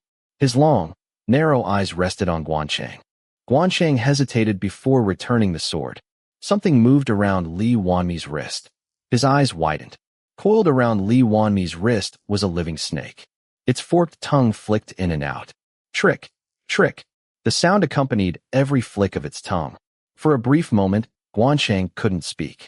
Lee Hwanmae calmly extended his hand, the snake still wrapped around his wrist. The priest quietly observed him before smiling faintly. He tilted his head. The snake began licking his lips. It looked as though they were kissing. Without breaking eye contact, Lee Hwanmae allowed the snake to taste his mouth. A chill ran down Gwan Chang's spine. For the first time in his life, he understood fear. Go back inside, Hera. Lee Hwanmae whispered. The snake obediently slithered into the sleeve of his uniform. Once it disappeared completely, he extended his hand again. Here. Without a word, Gwan Chang tossed him the sword. Lee Hwanmae caught it effortlessly. You have something you want to tell me, don't you? Gwan Chang asked immediately. He had suspected as much from the moment Lee Hwanmae spared his life under the excuse of needing an interpreter. Yes. I've been waiting to tell you something. What? That you're a fool. Gwan Chang's lips twitched. The sheer absurdity made him laugh. It was as though Lee Hwanmae had answered the very thought in his mind. I know what you're trying to do, false priest. But you won't convince me. Iwa chose the wrong person. Go ahead. Say whatever you want. Try to persuade me. You'll fail, but try. Lee Hwanmae smiled gently. The kingdom of the Tree of Life will betray the snakes. You mobilized your entire army and rushed here, didn't you? Do you really think Chow Pai will ignore an opportunity like this? So it wasn't a lie? Of course it was. No, it's still a lie. If you truly had an alliance with Chow Pai, you would never reveal it in front of me. Confidentiality is essential for an operation of that importance. Lee Hwanmae nodded approvingly. A good observation. It was indeed a lie. 5 years ago, Chow Pai's people approached us first, proposing cooperation. We did occasionally assist them during those 5 years. It proved useful for delaying your invasion. But God rejected every envoy they sent. They are not worthy of our full support. A faint smile touched his lips. As God's reputation grew while fighting the snakes, every ambitious man dreaming of ruling the continent realized something. To gain God's support is to obtain the greatest kingmaker imaginable. This time, Gwan Chang offered no rebuttal. It was true. God witnessed the snakes invading the eastern peninsula. You crushed us with overwhelming force and advanced into Ryan like a tidal wave. While your armies marched east, Chow Pai seized your capital. But the moment your forces began returning, he lost his nerve and retreated. That is why God rejected him. He is a coward. How wonderful. So after 7 years, this miserable stalemate finally ends? A perfect utopia? The great seer even foresaw himself being chopped into pieces like salted fish. And he saw something else. Lee Hwanmae interrupted. Something rather amusing. What? Mo Zhao orders his dangerous son to commit suicide. He reminds the son who eagerly participated in the invasion of his own mother's homeland that he, too, carries blood from the peninsula. The dangerous son obeys. He kills himself. His corpse is abandoned in his mother's homeland. The enraged people of Ryan tear it apart until nothing remains. Lee Hwanmae closed his eyes as he spoke. His gentle voice was filled with unmistakable delight. He truly enjoyed the vision. Plum blossoms drifted around him. The loose strands of hair over his eyes swayed in the breeze, carrying the fragrance of plum blossoms that somehow resembled the scent of blood. Gwan Chang stood frozen. He wanted to laugh. Instead, he couldn't speak. Well, Lee Hwanmae slowly opened his eyes.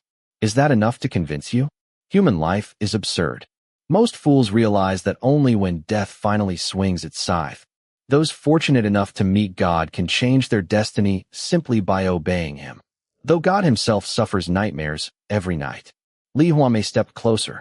Don't you want to live? Gwan Chang remained silent. You hate your father. He never acknowledged you as his own son. You eagerly participated in the invasion of the peninsula to earn his approval. You rejected the blood of the mother who gave you your name. You convinced yourself that you were nothing but a feathered serpent. Each gentle sentence struck like a spear. Your father would not even grant you his family name. Gwan Chang. That is the name of a famous warang of Silla. Do you even know how the man whose name your Ryan mother gave you died? He died because of war. That is why names matter. Just like mine. Did Iwa tell you that too? Mo Gwan Chang is not a beautiful name. Stop trying to earn your father's poorly spoken surname. Live with the name your mother gave you. Enough. I am a man of the continent. Don't think you can shake me with some insignificant bloodline. Don't you want to live? Lee Hwanmae took another quiet step forward. If you wish to live, I will teach you how. Gwan Chang understood now. Lee Hwanmae himself was the snake. A beautiful snake carrying the scent of plum blossoms. Then prove that Iwa's foresight is real. Otherwise, this is nothing more than another fabricated story meant to manipulate me. Lee Hwanmae smiled confidently. You're curious? Then go. I won't stop you. Return to your father. Trample your mother's homeland. Then commit suicide. Your body will be crushed beyond recognition. You will be forgotten. But you are fortunate. You will not die. Because you met me. The moment I spared you during my ambush, your destiny changed. You are now destined to survive. And to cooperate with God. Gwan Chang nearly punched him. Everything about Lee Hwanmae's calm smile. His refined manner. The way he spoke as though Gwan Chang were already under his control. Made his blood boil. You're the cornered rat, not Iwa. When I heard you boasting about 1 million soldiers, I realized you'd reached the end. Stop acting superior. You're the one desperately clinging to life. If you weren't, you wouldn't be standing at the front of that filthy performance pretending to be some holy priest. Lee Hwanmae laughed softly. Do you think someone who abandoned his humanity still fears death? My brother and I wrote our oath of genocide together. We died that day. Brother? Gwan Chang paused. According to the trader's report, Lee Hwanmae had no brother old enough to have written such an oath. Only a much younger half-brother. After a moment, he dismissed the thought. Lee Hwanmae often referred to his comrades as brothers. He must mean Yunano. Gwan Chang studied him silently.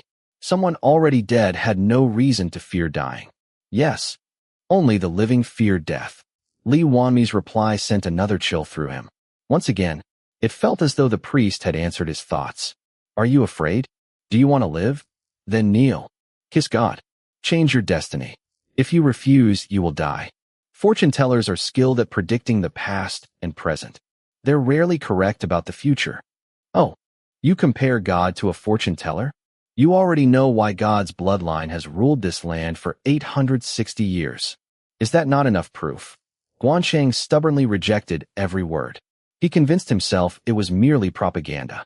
Incitement. Psychological manipulation designed to make him accept the idea of his own death. It ends the moment you die. If you die as a loser, everyone forgets you. It is not the strong who survive. It is the survivors who become strong. So live, Gwan Chang. Survive. Laugh last. When you are the one laughing at the end, the strong will kneel before you. Again and again, Lee Hwanmae tempted him. Again and again, Gwan Chang resisted. You take me for an idiot? You came here to save me? You're only trying to save yourself. Enough. Tell me where Iwa is. I know he's here. You should be the one kneeling before me and offering me his head. He's only 32 years old. Do you believe your father would spare you simply because you brought him God's head? Gwan Chang's attempt to brush aside doubt collapsed instantly. I thought you possessed remarkable insight. But in the face of death, you are no different from anyone else. You're trying to survive by earning merit. Obey God. Listen to him. That is the only way someone born with such a miserable fate can survive. His words drifted through the air like falling plum blossoms. Their fragrance surrounded Gwan Chang. His head felt strangely light. Do you wish to become another Wangshi? God was deeply disappointed. If Wangshi had listened until the end, instead of clinging to his pride, he would never have watched his beloved great-granddaughter lose her head. And you and I would not be standing beneath this moon tonight. Stop writing fairy tales. Tonight, you are destined to obey God. God has already declared it. You are destined to follow me. I said, stop making things up. There once lived a man strong enough to reduce a skyscraper to rubble with a single blow. But he was born under a tragic fate. He was lured into a trap. He was destined to be riddled with hundreds of machine gun bullets while embracing his beloved cat. Fortunately, he trusted God until the very end. He survived, and he laughed last. God says you are just as wise as he was. Gwan Chang simply stared. Lee Hwanmae truly believed every word. He had assumed the priest's absolute loyalty came solely from recognizing Iwa's extraordinary ability. He had imagined Lee Hwanmae to be nothing more than a cold rationalist serving an exceptional leader. He had been wrong. Lee Hwanmae was a fanatic, and that fanaticism terrified him. Trying to remain logical, Gwan Chang finally spoke. Let me meet Iwa. Lee Hwanmae's eyes twitched. God does not wish to reveal his face. You know that. He's already seen mine. What difference does it make if I see his? After I leave here, I'll never see him again. With all that famous foresight, surely he already knows whether I'd attack him. Let me meet that old man. If you want to judge the monarch, you need only look at me. The subject is the monarch's mirror. Gwan Chang flinched. Those exact words were one of his own habitual sayings. Did Iwa teach you that too? You think saying that will frighten me? He forced a mocking smile. A deeper sneer appeared in Lee Hwanmae's eyes. You truly are hopeless. Fine. I admit it. I've seen countless men cling desperately to life. But I've never seen a rat as venomous as you. I understand how effective a cornered animal can be. After all, how else could a trapped rat survive among so many snakes? You're a cornered rat too, Gwan Chang. The insult rebounded immediately. A distant bell rang. 4 o'clock. The heavy chime drifted through the barracks with the scent of plum blossoms before fading into the night. Only 5 hours remained. It was little time, yet enough time to choose betrayal. Gwan Chang reached his decision. If he was a cornered rat, then he would survive by growing fangs. He met Lee Hwanmae's gaze. Tell me. I want to hear it. What price is Iwa offering for betrayal? Excellent. As expected, you're decisive. God judged you correctly. You really are a wise man. Leaning against the plum tree with folded arms, Lee Hwanmae answered. I'll make you king. Gwan Chang froze. Without changing his expression, Lee Hwanmae continued. Yes. That is the only way for you to survive. You cannot live unless you become king. You have the qualities. Your martial skill is exceptional. You know how to command subordinates. You're intelligent. You possess restraint. And above all, you're practical. You concealed those qualities for a long time. But eventually, your father noticed them. And that is precisely why. He ordered you to die. If your father is that kind of man, then what do you think your 27 half-brothers think of you? Who doesn't already know that? But do you think it's that simple? I was disqualified from the very beginning because of my bloodline. The Mo clan is a Han Chinese family. Someone like me, born to a foreign mother, can never even dream of inheriting the throne. Why do you think I'm still nothing more than a tactics officer at my age? Kill them. The slaughterer spoke in a calm, dignified voice. Kill every last one of them. You only need to remain. You'd help me do that? You're telling me to murder my own father and brothers. Why do you reject your mother but acknowledge your father and brothers? Kill them if you want to live. Otherwise, they'll kill you. At those words, Gwan Chang fully acknowledged Iwa's insight. Iwa had chosen the perfect person to become a traitor. To Gwan Chang, his father and brothers were nothing more than bastards.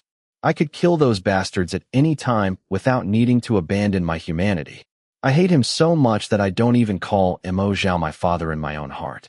Because there is a sword hidden in my heart. The moment that thought crossed his mind, a chill spread through his body. Perhaps Mo Zhao had already sensed the blade hidden within his heart and intended to order his suicide once the conquest was complete. When had he seen it? How had Iwa seen it and singled him out as a traitor? He had believed he had hidden it perfectly. This was why old men should never be underestimated. Gwan Chang pushed the thought aside and spoke. Are you really confident? Can Iwa truly make me king? God said that he must make you king. Unlike your father, whose pointless aggression will only destroy everything, you are wise. You must become king. That is the only way for both the snakes and us to survive. Lee Hwanmae's answer convinced Gwan Chang not only of Iwa's insight, but also of his caliber. What had Mo Zhao gained through decades of conquest? Nothing more than the title king of massacre, a wasteland devoid of value, and the hatred of the entire Western continent. Mo Zhao was a monarch marching toward death. Iwa was a monarch seeking survival. Which ruler would ultimately benefit the people more? The answer was obvious. Iwa was someone worth betraying the world for. He was audacious enough to install a ruler on the continent whose priority was survival rather than conquest. His creativity was equally extraordinary. Every deception he had employed thus far demonstrated a mind capable of combining icy rationality with childlike malice. A monarch needed that kind of imagination. Only then could he outwit his rivals. Humph. Gwan Chang forced a sneer. I heard the old man had changed. It seems the rumors were true. Perhaps people really do change after slaughtering their own family and growing old alone. Something like that. So go kill your father and brothers. Then be kind to your own wife and children. Unless, of course, you'd like to suffer the same fate at the hands of a son like yourself. Quite a few boomerangs have come flying back at me tonight. Fine. So what exactly does Iwa want me to do? And don't ask for the impossible. You know perfectly well I'm only a low-ranking strategist who occasionally advises Mo Zhao. I don't have the authority to stop the invasion. Lee Hwanmae answered calmly. The mission God has prepared for you is simple. Take hold of Mo Zhao's reins as the invasion begins. He always rides near the center of the army, doesn't he? Your 27 half-brothers follow behind him. Make sure Mo Zhao rides directly in front of Mo Shi. Not exactly in the middle, but not off to either side, so he won't become suspicious. 10 minutes after the advance begins, Mo Zhao's horse will stumble over a loose stone and spin around. He will fall. Mo Shi's horse will trample him to death. Gwan Chang was speechless. Originally, fate had chosen Mo Shi to fall. Now do you understand? God is more than capable of making you king. As long as you obey completely. Lee Hwanmae paused before smiling faintly. Gwan Chang had to steady his racing heart. If Lee Hwanmae spoke the truth, Mo Zhao's invasion would collapse before it truly began. In reality, Shin and Ryan could have assassinated Mo Zhao long ago. How many snakes had the slaughterers kidnapped and murdered over the past 7 years? Yet there was a reason they had never targeted Mo Zhao himself. The assassination of an enemy king would have provided the snakes with unquestionable justification for invading. Even if only to avenge their ruler, they would have marched east.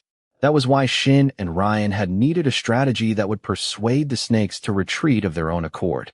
But what if Emo Zhao died by accident? What if he died just as he was about to conquer the peninsula?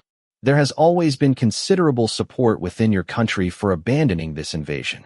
It was only Emo Zhao's stubbornness that prolonged it for 7 years. If he dies in an accident, everyone will have a perfectly legitimate reason to cancel the invasion. The million-man army will return home relieved. Your administrators will celebrate no longer having to waste taxes on this war. God is showing mercy to the snakes. He is giving them a way to survive. Once I see Emo Zhao trampled to death by Mo Shi with my own eyes, I'll acknowledge your God's foresight. Fine.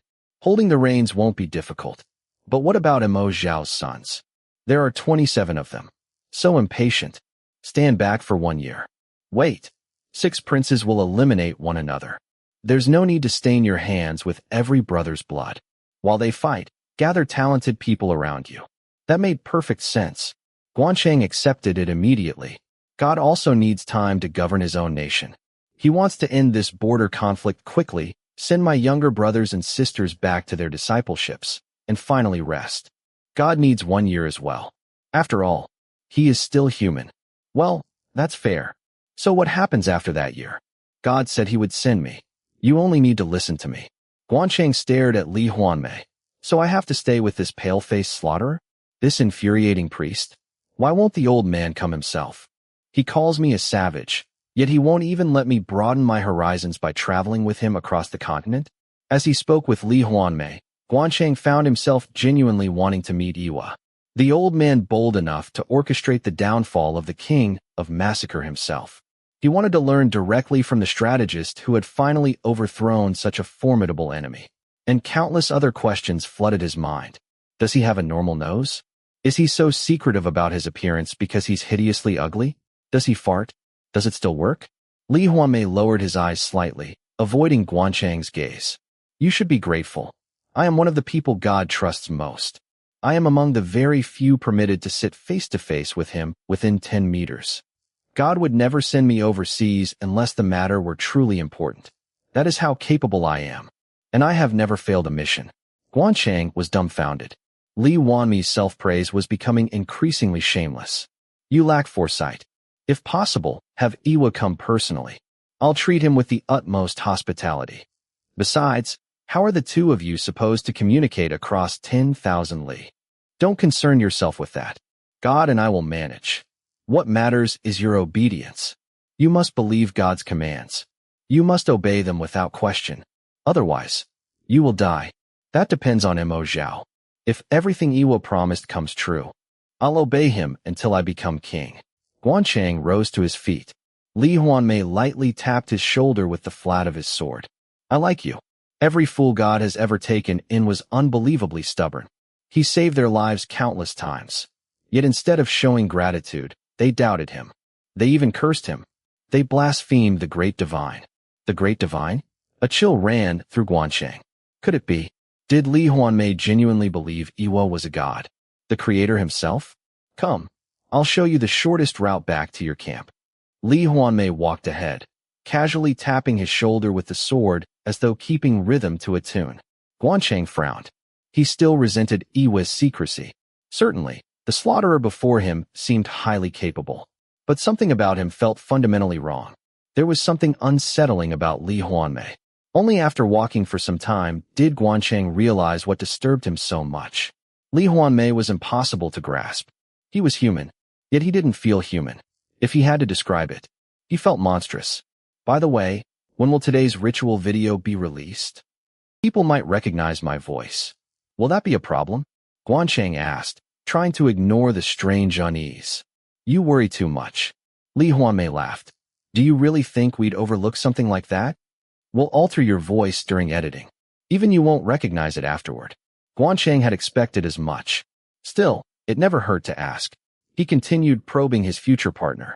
So you speak our language? Of course. I studied your standard language for work. How was it? It couldn't have been easy for a foreigner. Especially the writing system. It was troublesome. Too much memorization. But the pronunciation is beautiful, isn't it? Many people compare it to French. French.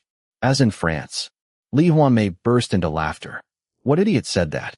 To us, French sounds like meaningless babbling. Your language sounds like people constantly arguing. It's painfully loud. French, huh? Gwan Chang immediately learned something else about him. Lee Hwanmae possessed absolutely no tact. He had no consideration whatsoever for how someone might feel after hearing their native language insulted so thoroughly. You simply haven't studied our language deeply enough. Many foreigners eventually come to appreciate it. They say no language sounds more elegant. Gwan Chang replied as calmly as possible. Lee Hwanmae merely snorted. This bastard. Gwan Chang bit the inside of his cheek. He desperately wanted to argue further, but restrained himself. Knowing Lee Hwanmae, he'd probably respond with some equally infuriating remark. So how fluent are you? Conversation? My reading isn't very good, but I'm an excellent listener. So you're better at listening than speaking? That's unusual. Most people can read more easily than they can understand spoken language. You must have studied in a very strange way. I only intend to live quietly on the continent. I only need to understand what people say. Gwan Chang made another discovery. Lee Hwanmae's conversational ability in the snake's language was genuinely poor. He had uncovered his weakness much sooner than expected. Perhaps I should take advantage of that and tease him. A warning. Lee Hwanmae suddenly stopped and turned. Gwan Chang instinctively flinched. If someone wrongs me once, I repay it tenfold. It's a trait I despise in myself. But I can't help it. Even when I decide to forgive someone, I eventually find myself taking revenge. I was born that way. So if you want to live comfortably, mind your manners.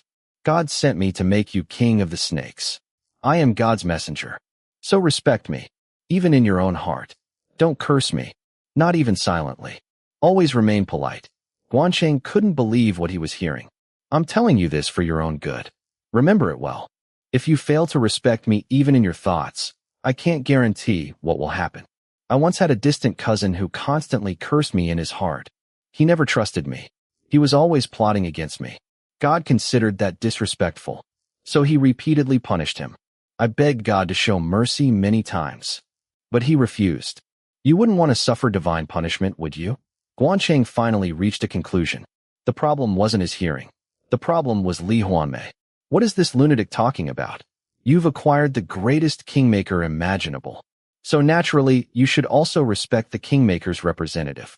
Did you think God had the patriot tell you all those things about me for no reason? You must have received detailed information about me beforehand. And yet you're still this fearless. He wasn't a traitor. He was a patriot. No wonder so much of the information centered around strange stories about you. So that's what you meant by prior instruction? That still doesn't give me any reason to fear you. You're not Iwa. Unable to endure it any longer, Gwan Chang spoke. A faint smile appeared on Lee Hwanmae's lips. Insolent bastard. Gwan Chang clenched his fists. Just because he's close to Iwa, does he think he's become Iwa himself? I have to say this. I feel like I've been listening to a madman. A messenger of God. Demanding respect? Threatening people with divine punishment. Does any of that make sense? If you want respect, earn it. You don't get it through threats. Learn some humility. The continent is filled with talented people. There are countless assassins smarter and more capable than you. Impossible. Lee Hwanmae scoffed with complete confidence. Gwan Chang stared at him in disbelief. Then irritation flooded through him. What makes him so unbelievably arrogant? He wanted to punch him. Instead, he forced himself to stay calm. Rapid promotion really has ruined his perspective. His life had been completely different from mine. At that moment, Gwan Chang finally understood why Iwa valued Lee Hwanmae so highly. He was cold, cruel, and astonishingly childish. Like a spoiled little boy. Like attracted like. Wasn't Iwa himself someone who combined icy rationality with childish malice? To Iwa, Lee Hwanmae was a kindred spirit. A subordinate truly reflected his master. Gwan Chang sighed quietly. Fine. Adults should indulge children. I'll give you that. As far as I know, no one surpasses you. But the continent is vast. You'll understand once you get there. I'm only saying this for your own good. Don't misunderstand me. Lee Hwanmae smiled strangely. Gwan Chang grimaced. The more he looked at him, the stranger Lee Hwanmae seemed. Like one of Monet's paintings, he looked completely different from a distance than he did up close. All right, snake. Lee Hwanmae tapped his shoulder again with the sword. I only said all that because I want us to work well together. The better our teamwork, the sooner I can go home. I think we'll get along. You're more perceptive than I expected, and you know when to back down. A vein began throbbing on Gwan Chang's forehead. Even after deciding to overlook it, Lee Hwanmae's smug tone remained unbearable. That condescending voice. That infuriating confidence. How could anyone be so insufferable? Endure it. Just endure it. He's not a 32-year-old man. He's a spoiled child. Liu Bei visited Zhuge Liang 3 times. Iwa is my Zhuge Liang. Without Lee Hwanmae, I can't carry out Iwa's plans. So endure it. He's just a child. The wind is noisy. Completely unfazed, Lee Hwanmae casually cleaned his ear and continued walking through the reeds. Some time later, Gwan Chang finally calmed down. Then another thought struck him. Gwan Chang was not someone who angered easily. Even when confronted with bizarre situations, he instinctively analyzed them logically instead of losing his temper. Yet after only a short conversation, he had become this enraged. If that's a talent, it's certainly an extraordinary one. A shiver ran down his spine. Among Lee Hwanmae's countless flaws, his childishness was the most frightening. People praised children who behaved like adults because they were rare. Lock an adult and a child in the same room for 3 hours. The one who collapsed from exhaustion would almost certainly be the adult. Favored by Iwa since childhood and promoted with astonishing speed, Lee Hwanmae had somehow retained the mentality of a spoiled child. Gwan Chang, on the other hand, had spent 10 years serving beneath the king of massacre. Patience had become his greatest strength. The future was already obvious. Despite the unease creeping through him, he forced himself to stay optimistic. If I survive 10 years under Mo Zhao, surely I can survive Lee Hwanmae. After all, it's not as though he has any flaws besides narcissism, religious fanaticism, complete tactlessness, childish malice, unbearable arrogance, appalling manners, and an uncanny talent for provoking people. Gwan Chang glared at Lee Hwanmae's back. Even so, the pale-faced man wandering ahead was, without question, extraordinarily capable. Gwan Chang simply had to manage Lee Hwanmae's temper, faithfully follow Zhuge Gongming's guidance, and eventually ascend the throne. Good. It's settled. To relieve the mounting stress, Gwan Chang deliberately let his mind wander toward lewd fantasies.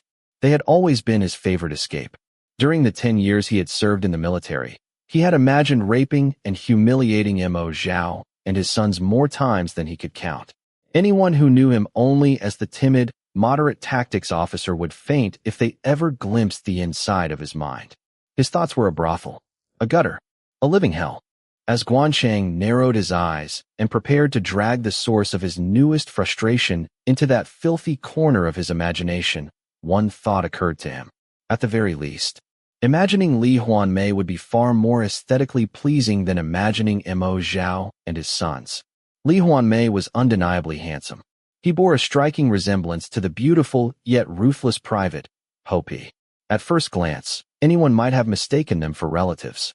They shared the same long, narrow, predatory eyes and unnaturally pale, flawless skin, features uncommon among warriors. If Hopi could be called pretty, then Lee Hwanmae was beautiful. For such a powerful man, he was remarkably elegant. His tall, lean frame, wrapped in a severe black uniform, looked almost sculpted, extremely stimulating. Yes, the more beautiful the man, the more satisfying it would be to break him. Gwan Chang drifted into another obscene fantasy. He was just imagining forcing Lee Hwanmae to his knees and slapping his face with his cock when Lee Hwanmae suddenly turned around. The movement was so abrupt that Gwan Chang gasped. What is it? For a moment, he glanced around, wondering if a wolf had appeared. The only sound was the wind rustling through the reeds. Lee Hwanmae stared at him. What is it? Huh? Gwan Chang tried to sound casual, but unease crept into his voice. He had just been caught in the middle of a filthy fantasy. More importantly, why was Lee Hwanmae looking at him like that? It was as though he had heard every one of Gwan Chang's thoughts and was about to devour him. A disturbing suspicion surfaced. How many times had this happened now? Wasn't it occurring far too often to be mere coincidence? Gwan Chang trusted logic. He also trusted statistics. One coincidence could be dismissed. Several, in succession, could not. Could Lee Hwanmae really read minds? Was that why Iwa had chosen him immediately after graduation? Not just because he was intelligent and cruel, but because he was a telepath? Hey you, Gwan Chang began. Lee Hwanmae cut him off. Do you have any cigarettes? Huh. Seeing Gwan Chang's bewildered expression, he repeated himself. Do you have any cigarettes? I don't smoke. I don't have any. I see. Lee Hwanmae turned around again and resumed walking through the reeds. His movements were perfectly natural, as though nothing unusual had happened. Gwan Chang kept watching him. Coincidence? Or not? Lee Hwanmae whistled casually as he walked. Yet Gwan Chang was becoming increasingly certain.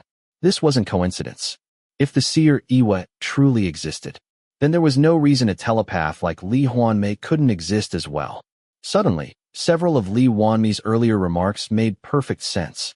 His claim that he only needed to understand the snake's language. His insistence that he was God's messenger. His demand to be respected even in silence. The repeated warnings not to curse him, even inwardly.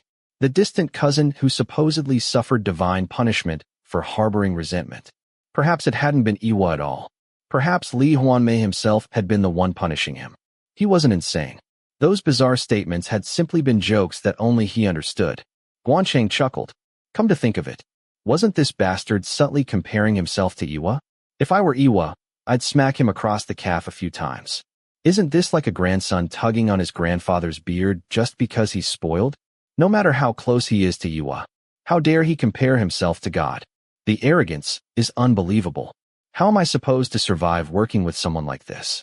As the shock of realizing Lee Hwanmae might truly be telepathic faded, new questions flooded his mind. How could someone with that ability endure a sacrificial ritual surrounded by hundreds of people? Wouldn't all those thoughts deafen him? Didn't his head ever hurt? That's not how it works, Snake. Laughter drifted back from ahead. Gwan Chang looked up immediately. Without slowing his pace, Lee Hwanmae continued walking through the reeds. Think of it like opening and closing a circuit. If I want to hear someone's thoughts, I open the circuit and tune to the right frequency. If I don't, I close it. It takes training. Of course, in a noisy place like a ballroom, even tuning the frequency properly doesn't let you hear everything. I figured it out myself. But my troublesome distant cousin nearly burst his eardrums because he couldn't control it. You've been listening to my thoughts this whole time? That story about showing me the shortcut was just an excuse. You were really testing whether I'd changed my mind. Gwan Chang frowned, unable to finish his sentence. Could it really have been him? Yes. Hope is my distant cousin. I assigned him to watch you and told him to listen in. As you noticed, Hope and I look quite alike.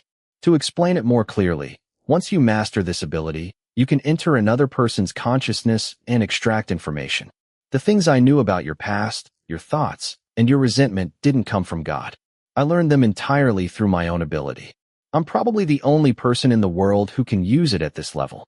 Most people with similar abilities can only pick up whatever someone is consciously muttering to themselves. I just remembered how useful this ability was when I killed a bastard with the surname Lee a long time ago. Close the circuit. Right now. Gwan Chang's voice turned sharp. Lee Hwanmae chuckled softly. Would you believe me if I said I already had? Fine. It's closed. You can relax now. I couldn't help testing you. I awakened this ability when I was very young, so I understand human psychology extremely well. If you want to trust someone completely, you first have to be thoroughly suspicious of them. So, do you admit it now? I'm quite useful to you. Gwan Chang did. Some things simply had to be acknowledged. Iwa, who could glimpse the future, and Lee Hwanmae, who could read people's hearts. The combination was flawless. An ability this valuable more than made up for his eccentric personality. Damn it. I admit it. Your ability really is incredible, Lee Hwanmae. Praise God. Now you understand the greatness of the Almighty, don't you? God foresaw both Hopi's and my abilities and recruited us while we were still young. He truly has an eye for talent. He also loves challenges and games, and he always wins. Calling him a great divinity would not be an exaggeration. I see. Gwan Chang suppressed his excitement as he answered. Until today, he had taken pride in his own insight. Now, he discarded that pride without hesitation. Compared to Iwa's, it was insignificant. He felt ashamed that Lee Hwanmae's many minor flaws had blinded him to such extraordinary strengths. The desire returned. I want to see that wise old man's face more than ever. Should I ask Lee Hwanmae one more time? How does Iwa receive his visions? Have you ever actually seen him do it? Gwan Chang asked as they walked side by side. Lee Hwanmae suddenly stopped and gazed silently at the sky. Yes, I saw it myself. It was astonishing. He closed his eyes, and exactly 3 seconds later, he began reciting the prophecy. In 3 seconds? Gwan Chang's eyes widened. Yes, just 3 seconds. Lee Hwanmae nodded solemnly. Gwan Chang couldn't hide his admiration. No wonder his reputation has spread overseas. He's on an entirely different level from the old women who dream about the future and then spend the next morning flipping through dream interpretation books. Dream prophecies aren't very impressive. More importantly, they're terribly inefficient. Exactly. His ability is unbelievably efficient. That's why he's God. He said he awakened his foresight at the age of 5. He made changing the future his hobby when he was 12. I'm glad you've finally come to acknowledge God. My younger brothers and sisters still doubt him. They even curse him. Since we're talking about it, shall I tell you another secret? This one is truly shocking. What is it? Gwan Chang asked, instinctively tensing. An eerie smile spread across Lee Hwanmae's face. I'll tell only you. God can choose which future he wants to see. That's what sets him apart from an ordinary fortune teller. Take Mo Zhao as an example. If God calms his mind and focuses on him, countless possible futures involving Mo Zhao begin appearing one after another. God reached that level at the age of 31. If he had awakened earlier, this confrontation would have ended sooner. Before that, the future would only appear before his eyes. He couldn't collect it himself. Such a genius seer exists only as God in this world. What do you think? Isn't it great? Amazing. It's truly genius. Gwan Chang couldn't help but be amazed. Lee Hwanmae looked very pleased. Of course, it's genius. Besides, he's also very intelligent, so he uses foresight strategically. In fact, that is his true ability. That's also true. Even if you read a book hundreds of times, it's useless if you don't understand it. As expected, you catch on quickly. Anyway, suddenly, Lee Hwanmae glared directly at Gwan Chang. I'm giving you a clear warning. I won't tune into you again. This is because I have confirmed that you believe in and respect God. Follow my words unconditionally. And you, respect me with all your heart. At least, don't have those kinds of thoughts about me. This is truly absurd. What were you doing? Gwan Chang wasn't embarrassed. It was a complaint he had expected to receive at least once as soon as he realized Lee Hwanmae's superpowers. Okay, Gwan Chang said calmly. At least I won't put you in the brothel in my head. I promise. Is that so? Lee Hwanmae snorted. You'll continue to put me in a brothel in your head, won't you? I told you, didn't I? I awakened to this ability at a very young age, so I'm extremely good at reading people's minds. I just closed the circuit because I didn't want to eavesdrop on your filthy imagination, so don't think I trust you. I don't trust any one of the human species. I trust no one but God. At those words, an eerie sensation enveloped Gwan Chang's entire body. Mark my words. I don't trust you. Lee Hwanmae repeated the same words and started walking again. You're quite something, aren't you? How dare you have such dirty thoughts about me? I've seen countless guys go crazy wanting to be fucked by me, but you're the first of your kind. Yes, I'll give you credit for your guts, in its own way. A guy who fantasizes about raping his father and brothers. How could he not have dirty thoughts about me? Anyway, people are different on the outside and inside. I never knew there would be such a difference between peeking and eavesdropping. I truly hated my biological father, but I never even imagined raping him. You dirty bastard. Dirty? What can't you do in your thoughts? At least I've never gang-raped military officers like you. Isn't strategic rape still rape? Whatever's in my head, I haven't acted on it, but you have. Why don't you look in the mirror before criticizing me? Lee Hwanmae walked on in silence for a while, parting the reeds with the sword in his hand. Gwan Chang tilted his head. Based on Lee Hwanmae's personality that he had observed so far, he should have lashed out with his venomous tongue, but his sudden silence was a little strange. Suddenly, Lee Hwanmae stopped walking and looked down at the sword in his hand. Yes, you're right. Lee Hwanmae chuckled and started walking again. Even if it's strategic, rape is still rape. You got me there. All right, from now on, do whatever you want with me in the brothel in your head. I just won't eavesdrop. I appreciate that. Anyway, I made a promise, so I'll keep it. Having said that, Gwan Chang quickly ran a test. He put Lee Hwanmae in the brothel in his head and gang-raped him. He threw him in the gutter to bathe him and even gave him a good punishing in hell. There was no reaction from Lee Hwanmae walking ahead. Gwan Chang nodded. That's it. No more worries about eavesdropping. My mind is free. By the way, it was quite interesting. He hadn't thought about the hardships that an eavesdropper might experience, but looking at it this way, it was quite chilling. It felt like he had glimpsed the origins of Lee Hwanmae's unique and extreme cruelty. It was a deep distrust of humanity. That distrust was clearly revealed in Lee Hwanmae's persistent repetition of the word believe. Wasn't it because Lee Hwanmae didn't trust others at all? Even if someone offered true faith, Lee Hwanmae would distrust and reject them. One sees what one wants to see. The world reflected in Lee Hwanmae's eyes was filled with distrust and betrayal. Lee Hwanmae despised that world of distrust and betrayal without hesitation. Because he despised it so readily, he could be so readily cruel. Ironically, the slaughterer was an extreme idealist. You only know one thing and not the other. Gwan Chang sneered inwardly. It was a tragedy experienced only by eavesdroppers. A little cursing doesn't erase faith. Cursing doesn't erase faith. A couple who curse at each other throughout their lives and yet remain together is a good example. Faith isn't a pristine white handkerchief. It's closer to a green leaf constantly dusted with curses and insults. Does a green leaf turn red just because it has a little dust on it? Perhaps Lee Hwanmae needed to carefully consider the meaning of inner thoughts. Because within the human heart, more hearts are hidden. Imagining Lee Hwanmae's past, repeatedly angered and hurt by brief insults and curses, Gwan Chang could only laugh. Lee Hwanmae, if you truly want to be trusted, never eavesdrop. That is the only way you can gain true faith. How well do you know human psychology? Bullshit. They had reached the end of the reed field. In the distance, endless lights stretched out. Lee Hwanmae pointed across the long road and said, Your barracks are a 20-minute walk straight ahead. As soon as day breaks, go to Mo Zhao and tell him you barely survived and that you couldn't get any information because the spy died. Act subserviently, take the reins, and place Mo Zhao's horse before Mo Shi. Then, God will place you on the throne. Okay, but Hwanmae, what just happened? Suddenly, a terrifying murderous look appeared in Lee Hwanmae's eyes. Did you just call me Hwanmae? From now on, you must call me Mei. All my brothers call me Mei. Hey, you're 4 years younger than me. Gwan Chang almost laughed out loud. He had always found the Peninsula people's obsession with age absurd.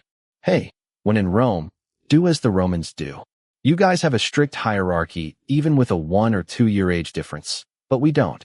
We wouldn't treat someone as an elder just for being 5 or 10 years older. I don't mean to dismiss cultural relativism, but I think our continent is better in this respect. Think about it. How difficult would communication and constructive discussion be if you were ranked based on a mere 4-year age difference? Please be open-minded about this. The calm and rational persuasion was met with a cold reply. I don't like it. I'm saying this for your sake. You have to live on the continent anyway, right? Do you know how brutal it is there? There are plenty of people who would report the neighbor they had dinner with yesterday to the authorities for a reward. It would be troublesome to be suspected over something trivial. Mr. Lee Sun-bae, Mr. Hwanmae would be fine, but Mei Nim, it's an awkward and strange title. I don't like it. Still, I don't like it. You must call me Mei. Lee Hwanmae stubbornly refused. Gwan Chang changed his approach. Okay, then how about elder brother? Let's go with the sworn brotherhood angle. On the continent, people who hit it off often become sworn brothers. If you call me elder brother, the snakes won't be suspicious. The title Mei is definitely strange, so let's do the older/younger brother thing. You call your subordinates brothers too, don't you? No, I have enough younger brothers already. What difference would one more make? Hey, I've presented the optimal solution to this naming issue. Just accept it. I said I don't like it. Lee Hwanmae shuddered, as if exasperated. I'm sick of younger brothers. None of my so-called younger brothers appreciate God's grace. Instead, they don't hesitate to swear, curse, and distrust. God hears and sees everything, and they even used a curse doll to curse him. I have enough of those younger brothers. I don't need any more. Gwan Chang was speechless and dumbfounded. Though he rarely became flustered, he was at a loss for words. Lee Hwanmae had again likened himself to Iwa. Gwan Chang wished he would stop with that humor. It made it confusing who was who. Looking back, Gwan Chang remembered that Lee Hwanmae had not only compared himself to Iwa during their conversation, but had also referred to himself as us, and even me several times. Excessive arrogance leads to coveting higher positions, and if Iwa weren't such a powerful monarch, Lee Hwanmae might have already attempted treason. Gwan Chang once again marveled at Iwa's abilities. Okay, then let's decide on the title later. Let's think about it slowly. Like a patient adult, Gwan Chang yielded again. Lee Hwanmae slowly turned his body. I'll be waiting for good news, Gwan Chang. Lee Hwanmae disappeared into the reed field, whistling leisurely, leaving behind only the scent of the monster. Gwan Chang slowly walked towards the barracks. A strange feeling of exhaustion washed over him. Would it be odd to say it felt similar to right after having sex? But he couldn't think of a better way to describe it. It was the strangest day of his 28-year life. It felt like a dream. He had participated in an unimaginable plot of betrayal. He wondered if he would have agreed to the betrayal so easily if it weren't for the slaughterer's skillful negotiation. It wasn't just simple betrayal. It was betrayal predicated on a transgression against familial piety. I feel like I was tricked. Gwan Chang quickly dismissed his doubts. What did it matter if he had been tricked? He would know whether he had been tricked or not by observing Mo Zhao's fate a few hours later. If Mo Zhao were fine, Gwan Chang would desert and flee, waiting for an opportunity. If Mo Zhao died, he would wait for Lee Hwanmae and gather talented individuals. It was simple. Even if Iwa broke his promise and didn't send Lee Hwanmae, what was the problem? Gwan Chang was confident that he would eventually ascend to the throne himself. He didn't think he would lose either way. Anyway, it was an experience he would never forget. Iwa was impressive, but Lee Hwanmae was also a frightening individual. The image of him kissing the snake was still chilling. In some ways, his capricious, childlike demeanor made him seem almost human. Without it, he might have seemed like a true monster. Yes, let's call it personality. I'm the only one who loses if I get angry about everything. Actually, his sense of humor was spot on. Gwan Chang chuckled. The more he recalled Lee Hwanmae's words, filled with his peculiar humor, the more he laughed. Soon, Gwan Chang abruptly turned around. The young and cruel king had vanished into the reed field without a trace. What? Gwan Chang muttered in astonishment. What the hell is this? I've never been this shocked in my life. Damn it, this is truly a first. That bastard Lee Hwanmae is Iwa. Iwa was Lee Hwanmae. He was a young man of 32. No, but how was this possible? Had he undergone some kind of body-altering surgery for rejuvenation? However, Gwan Chang soon dismissed his doubts. God reached that level at 31. If he had awakened earlier, this confrontation would have ended sooner. These were Lee Hwanmae's self-satisfied words. Preoccupied with Iwa's astonishing abilities, Gwan Chang had carelessly overlooked them. Now, he saw them as truly formidable self-praise. This self-praise definitively proved the equation, Iwa equals Lee Hwanmae. Publicly, Iwa is known to be an old man of around 70. Reaching that level at 31 would mean the awakening occurred approximately 40 years ago. However, Lee Hwanmae had said, if he had awakened earlier, this confrontation would have ended sooner. In other words, the awakening happened during the border standoff. This meant the awakening occurred roughly within the past 7 years. Lee Hwanmae was now 32. Just a year ago, he had realized his ability to gather information about the future and appeared before Gwan Chang with the intention of swiftly concluding the border standoff. Now that he thought about it, the names were similar. Gwan Chang finally understood why Lee Hwanmae's name had bothered him so much from the start. Written in Hanja, Iwa is the Lee/I/Lee, plum, and Kwa Wa, fire. The information provided by Patriot gave Lee Hwanmae's name in Hanja as Lee Hwanmae, Lee Hwanmae. Hwan can be broken down into a Wa, fire, and Kun, Hwan, bright/shining.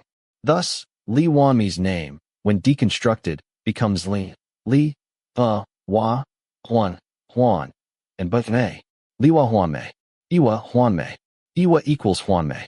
Iwa was hidden within Lee Hwanmae's name. The combination was similar as well. Iwa, plum, specifically Chinese plum/Japanese apricot, and fire. Hwanmae, plum blossom, again, likely referring to the Chinese plum/Japanese apricot blossom, and shining/brightness, which could be interpreted as a flame. The pronunciation was also similar. Lee Hwanmae had told him to call him Mei. Iwa is Mei. Spoken quickly, sounds like Iwan Mei. I see. Finally, Gwan Chang understood. The moment Lee Hwanmae emerged like a ghost from the plum blossom's shadow and proposed betrayal, he had sensed it. Kill him, Lee Hwanmae had said casually. He hadn't elaborated on his request for the son to kill his father, but simply uttered the word kill, a concise and clean command delivered in a gentle tone. At that moment, Gwan Chang realized, the beautiful murderer before me is the one who killed his own father. Like me, he hides hell, brothels, and the gutter within his mind. He's a dog just like me. Spy Deng Li had reported that rumors of Iwa being murdered by his own relatives had been circulating in the enemy nation for 7 years. It seemed Lee Hwanmae had led his younger siblings in killing their father. Could Unano be one of those siblings? From the first moment he saw Lee Hwanmae, Unano, and Hopi in the torture chamber, Gwan Chang had thought they resembled one another. Their features, particularly their eyes, were strikingly similar. While their overall auras differed significantly, Lee Hwanmae, Unano, and Hopi clearly shared a common underlying facial structure. This raised a question for Gwan Chang. Spy Deng Li's report stated that for 7 years, the government of the country of God, Sing, had vehemently denied the previous Iwa's death. Why had the eldest son, Lee Hwanmae, been unable to formally ascend to the throne and served only as Iwa's representative for so long? Was it because the officials of the former Iwa refused to acknowledge him as king? And why did Lee Hwanmae and Unano have different surnames? Deng Li's report also mentioned that both Lee Hwanmae and Unano had their own separate families. He's a man of many secrets. Gwan Chang revisited each word Lee Hwanmae had spoken. You are lucky. You will not die. Because you met me. Because I appeared before you.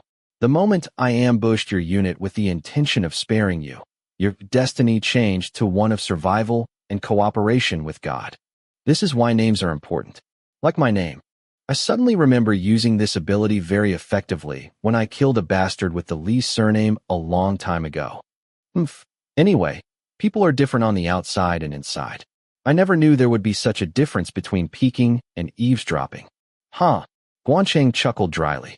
Now he saw that Lee Hwanmae was a master of mockery. He had diligently dropped clues, as if to say, it's me. I am Iwa. Don't you get it? It seemed he had intended to reveal himself from the very beginning, perhaps because maintaining the facade of a messenger of God in a distant land was too troublesome. Lee Hwanmae must have been furious about Wang Shi's betrayal. This time, in selecting a new individual to control, he had not only personally overseen the process, eavesdropping to gauge their loyalty, but had also journeyed to the Western continent to work alongside his new partner. He must have concluded that Wang Shi's betrayal stemmed from their physical distance, and thus resolved to work closely with his second partner to preemptively thwart any betrayal. His thinking was indeed ingenious. Lee Hwanmae was the king. While he might have faced resistance from officials when he orchestrated his father's murder, he was now the formally recognized and appointed king, his crisis management abilities acknowledged by all. The plum blossoms that filled the barracks with their intoxicating fragrance served as proof. Spy Deng Li had informed Gwan Chang that each Iwa designated a symbolic tree upon ascending the throne. The previous Iwa's symbolic tree was the Chinese plum. Since Chinese plums were customarily planted wherever Iwa's elite forces resided, Gwan Chang had been perplexed by the plum blossoms scattered throughout the barracks. Those plum blossoms must have been the symbolic tree chosen by the current Iwa, Lee Hwanmae. Lee Hwanmae's ascension to the throne had been kept secret. He was the 37th Iwa. Gwan Chang found it astonishing that a king would leave his nation and reside abroad to establish a ruler in the Western continent. Yet, in the long term, it was a shrewd decision. If, after a few years of effort, he successfully installed a capable ruler in the Western continent, he could govern his own nation without fear of invasion, at least until his own death. He's quite something. Remarkable at such a young age. And so what? Gwan Chang scoffed. Lee Hwanmae was right. Just as peeking and eavesdropping are different, seeing from afar and seeing up close are different. Iwa seen from a distance and Lee Hwanmae seen up close were completely different. Iwa might be respectable, but Lee Hwanmae was not. Have you ever seen an adult respect a child? Lee Hwanmae was too childish to be respected. Gwan Chang knew something. He knew something that Lee Hwanmae, who eavesdrops on people's hearts and glimpses the future, would not know. Lee Hwanmae, thanks to his remarkable ability, would live a solitary life. Reflecting on Lee Hwanmae's words, it seemed he was resentful, as if he had saved his younger siblings from their biological father's clutches, only to receive curses and distrust. It was a true tragedy. He eavesdrops and spies, yet he is practically blind and deaf. What irony! Could it be your younger siblings truly hated and cursed you, Lee Hwanmae? Discovering the weaknesses of the perfect always brings joy. To savor this joy, Gwan Chang relished insight. Anger at being distrusted and cursed conversely implies a desire for trust and love. However, Lee Hwanmae would never obtain trust and love. Blind to the dazzling turquoise, he would only fixate on the dust on the leaves, deeming it the truth, and would be hurt. No matter how sincerely those around him might trust and love him, Lee Hwanmae would remain lonely. He would be angry and lonely, lamenting that his abundant love for those around him was never reciprocated. As long as you eavesdrop and spy, I guarantee it. Gwan Chang chuckled and headed towards the camp. I'll call him Plum Blossom. It seemed the shock of his perfect ideal crumbling was significant. Lee Hwanmae was undoubtedly Iwa, but a petty desire to refuse this truth prevailed. The old man, who had seemed so impressive that Gwan Chang had wanted him as a teacher, was nothing more than a vain dandy, shamelessly boasting about himself as a great divinity. It was rather distasteful. You're just Plum Blossom. Iwa's infant Plum Blossom. When you grow up and become an adult, I might consider calling you Iwa. But can you even become an adult, Lee Hwanmae? I doubt it. As long as you keep eavesdropping and peeking. Gwan Chang smiled and muttered, See you in a year, flower of massacre. That day, Mo Zhao finally embarked on a nationwide liberation of the peninsula. Before the advance, King of Massacre Mo Zhao commanded his serpent troops to kill all males under 60 and all females under 45 in the eastern peninsula, eradicating Dangan's lineage. The feathered serpent army advanced with full force. The sounds of drums and hooves thundered. Dust clouds kicked up by the million-strong army blackened the sky. The horizon writhed with feathered serpents. The earth trembled as if a dragon thrashed beneath its surface, and the sky was pierced with red banners. The feathered serpent charged towards the land of Iwa, the cruel god who drank human blood with every meal. Mo Zhao, mounted on a red horse, led the charge. Behind him, his 27 sons, born from 5 official wives and 9 concubines, rode black horses. Behind the princes, the feathered serpent army advanced, blanketing the earth. The wind tore at skin. Dust clouds choked the sky. Mo Zhao raised his sword towards the heavens. His 27 sons followed suit, raising their swords in unison. The feathered serpents slammed their flagpoles against the ground and roared. It seemed as though the gates of hell had opened. It was truly a moment of destruction. The destruction of the country of God, Sen, and the country of Ryan, which had long ruled the eastern peninsula, seemed imminent. But the destruction remained merely imminent. Just 10 minutes into the advance, King of Massacre Mo Zhao's red horse suddenly stumbled, spun 180 degrees, and collapsed. Gwan Chang, who had been following Mo Zhao from a distance, gasped. It worked Meiwa. Immediately, Mo Shi's horse trampled over the King of Massacre's aged body. The soldiers following Mo Shi also trampled over the king. The advance had been so swift that halting it would have resulted in a catastrophic chain reaction, killing tens of thousands. Only after thousands had trampled over the king's body would the army finally come to a stop. By then, the body of the King of Massacre, who had terrorized the Western continent for so long, was unrecognizable. After a week-long, meticulous search, a few bone fragments were recovered as the king's remains, and the serpent army hastily retreated. Mo Shi, the son who had trampled his father, was forced to commit suicide by his brothers. Throughout the retreat, the serpent soldiers whispered that the King of Massacre had died from Iwa's curse. The serpent army withdrew all but a token force from the border.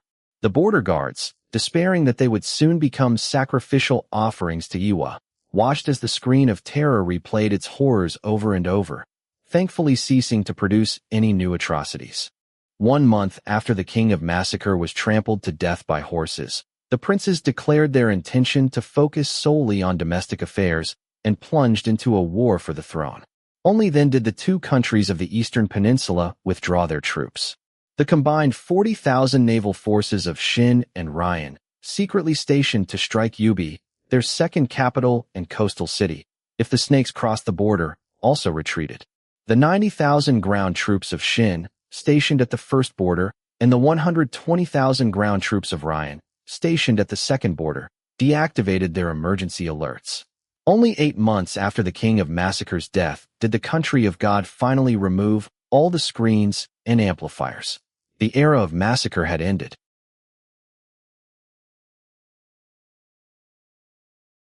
Chapter 8.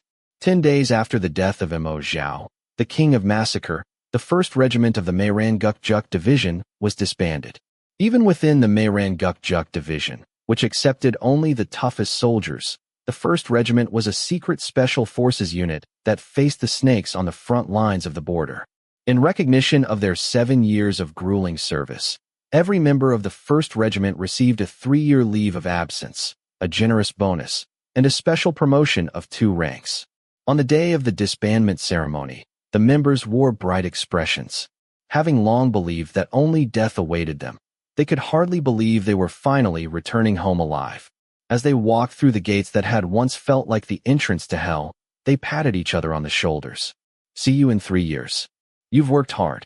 Let's forget everything and start over. Yeah, let's leave the past behind." Every member of the 1st Regiment looked excited and relieved. Everyone except Kim Hobong. After spending 4 years basking in Lee Hwanmae's favor, he had received devastating news from his direct superior, Unano, just the day before. "You don't need to return to the military in 3 years. I don't need to explain why. Go back to your hometown and live quietly for the rest of your life." After delivering those words, Unano cracked his knuckles with a terrifying expression that could haunt anyone's nightmares. The meaning was obvious. Now that his older brother was going to get married, Kim Hobong should quietly leave before he was officially cast aside. Faced with Yamaraja's threat, Kim Hobong didn't dare protest. He submitted his resignation without a word. Having spent 4 years fully immersed in the role of Consort Choi, he had now transitioned seamlessly into the role of deposed Queen Yun and was crying his eyes out. "Why are you bawling, you idiot? Did you seriously think you'd be crowned queen?" Unano sneered as he kicked Kim Hobong in the rear. Kim Hobong wiped away his tears with his sleeve. "Captain, do I really look foolish enough to believe something like that? I always knew this day would come eventually. It couldn't be helped. I'm a man. I can't bear children." "Ah!" Kim Hobong threw back his head and wailed. His absurdly long front teeth gleamed brilliantly in the afternoon sunlight. Unano silently engraved the character for patience into his heart and forced himself to speak calmly. "Iwa generously added a consolation payment to your severance package. When you get home, make sure you fix those teeth. And I don't know if it's possible with your face, but try dating someone." "Dating? I am clearly Iwanim's ex-wife. We may never have held a ceremony, but we lived as husband and wife for 4 years. Have you ever seen a concubine who was expelled from the palace remarry? I shall remain chaste for the rest of my life." Unano's face instantly turned crimson. Several nearby regiment members had overheard Kim Hobong and were already pointing at them while struggling not to laugh. Unano was so overwhelmed by the humiliation that he nearly exploded. That damned rabbit. Why did he have to choose someone this unbelievably ugly as his concubine and embarrass me like this? If Kim Hobong had possessed even an average face, the scene might have been genuinely tragic enough to earn everyone's sympathy. Instead, because of his spectacularly unfortunate appearance and ridiculous remarks, only Unano ended up suffering public humiliation. Be patient. No matter what, he was the king's former concubine. At least show him some respect on his last day. Unano gathered every ounce of self-control he had left and forced a smile. "Farewell. Seriously, go fix your teeth." "Thank you, Captain." Even as he left the 1st Regiment for the last time, Kim Hobong repeatedly turned around to look toward Lee Hwanmae's residence with lingering regret. Only after he had completely disappeared did Unano finally relax and turn away.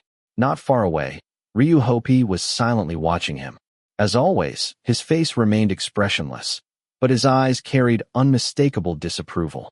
"What's with that look, Cat? Why are you staring at me like that? Do you really not know? Was I too harsh?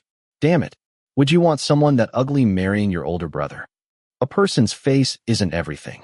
Lee Hwanmae, who rarely argued, sounded genuinely upset. The moment Imo Zhao had died, Yunano had rushed over to Lee Hwanmae and demanded that he immediately break things off with Hobong. Lee Hwanmae and Zhou Younghyun had both witnessed the entire scene. Kat, you saw it yourself back then. Even Younghyun agreed with me and told Toigi to end things with Hobong. Sure, appearance isn't everything, but Hobong really isn't the one. Setting everything else aside, the biggest problem is that he's a man. Hobong's son Binim was a very good person. In the end, Lee Hwanmae let out a deep sigh. During their years of military service, he had grown surprisingly close to Kim Hobong, but even he had accepted reality. No matter the place or the era, producing an heir was one of a king's greatest responsibilities. Even Lee Hwanmae could not escape that obligation. As Yunano headed toward Lee Hwanmae's residence, he spoke again. I was the bad guy on purpose, Kat. If Toigi had personally thrown out the concubine he'd lived with for 4 years, how would that have looked to everyone? That's true. Lee Hwanmae nodded. So, are you going to find Lee Hwanmae a wife now? Of course. Will there really be a woman willing to marry him? What? Kat? Yunano spun around indignantly. I admit it. That idiot is a violent psychopath with a horrible temper. But are you saying even he can't get married? He's the king of this country. His qualifications alone make him the perfect groom. He's even handsome because he looks like me. Objectively speaking, there's nothing lacking about him. Calm down. Lee Hwanmae answered without changing expression. Fine. Since he's your older brother, I'm sure he'll get married eventually. He paused. Then let me ask a different question. Will the marriage last? Yunano immediately fell silent. Lee Hwanmae had struck directly at the heart of the issue. Marriage itself wouldn't be difficult. Keeping the marriage intact, that was the real problem. Lee Hwanmae's qualifications were flawless. His personality, however, was another matter entirely. Already blessed with a terrible temperament, 7 years of military life had somehow transformed him into an even more impossible human being. Yunano honestly couldn't imagine any woman on earth who could tolerate him. Perhaps only the bodhisattva of compassion. His mood instantly darkened, though he disguised it with a casual shrug. Kat, you still don't understand. Divorce isn't easy for a king and queen.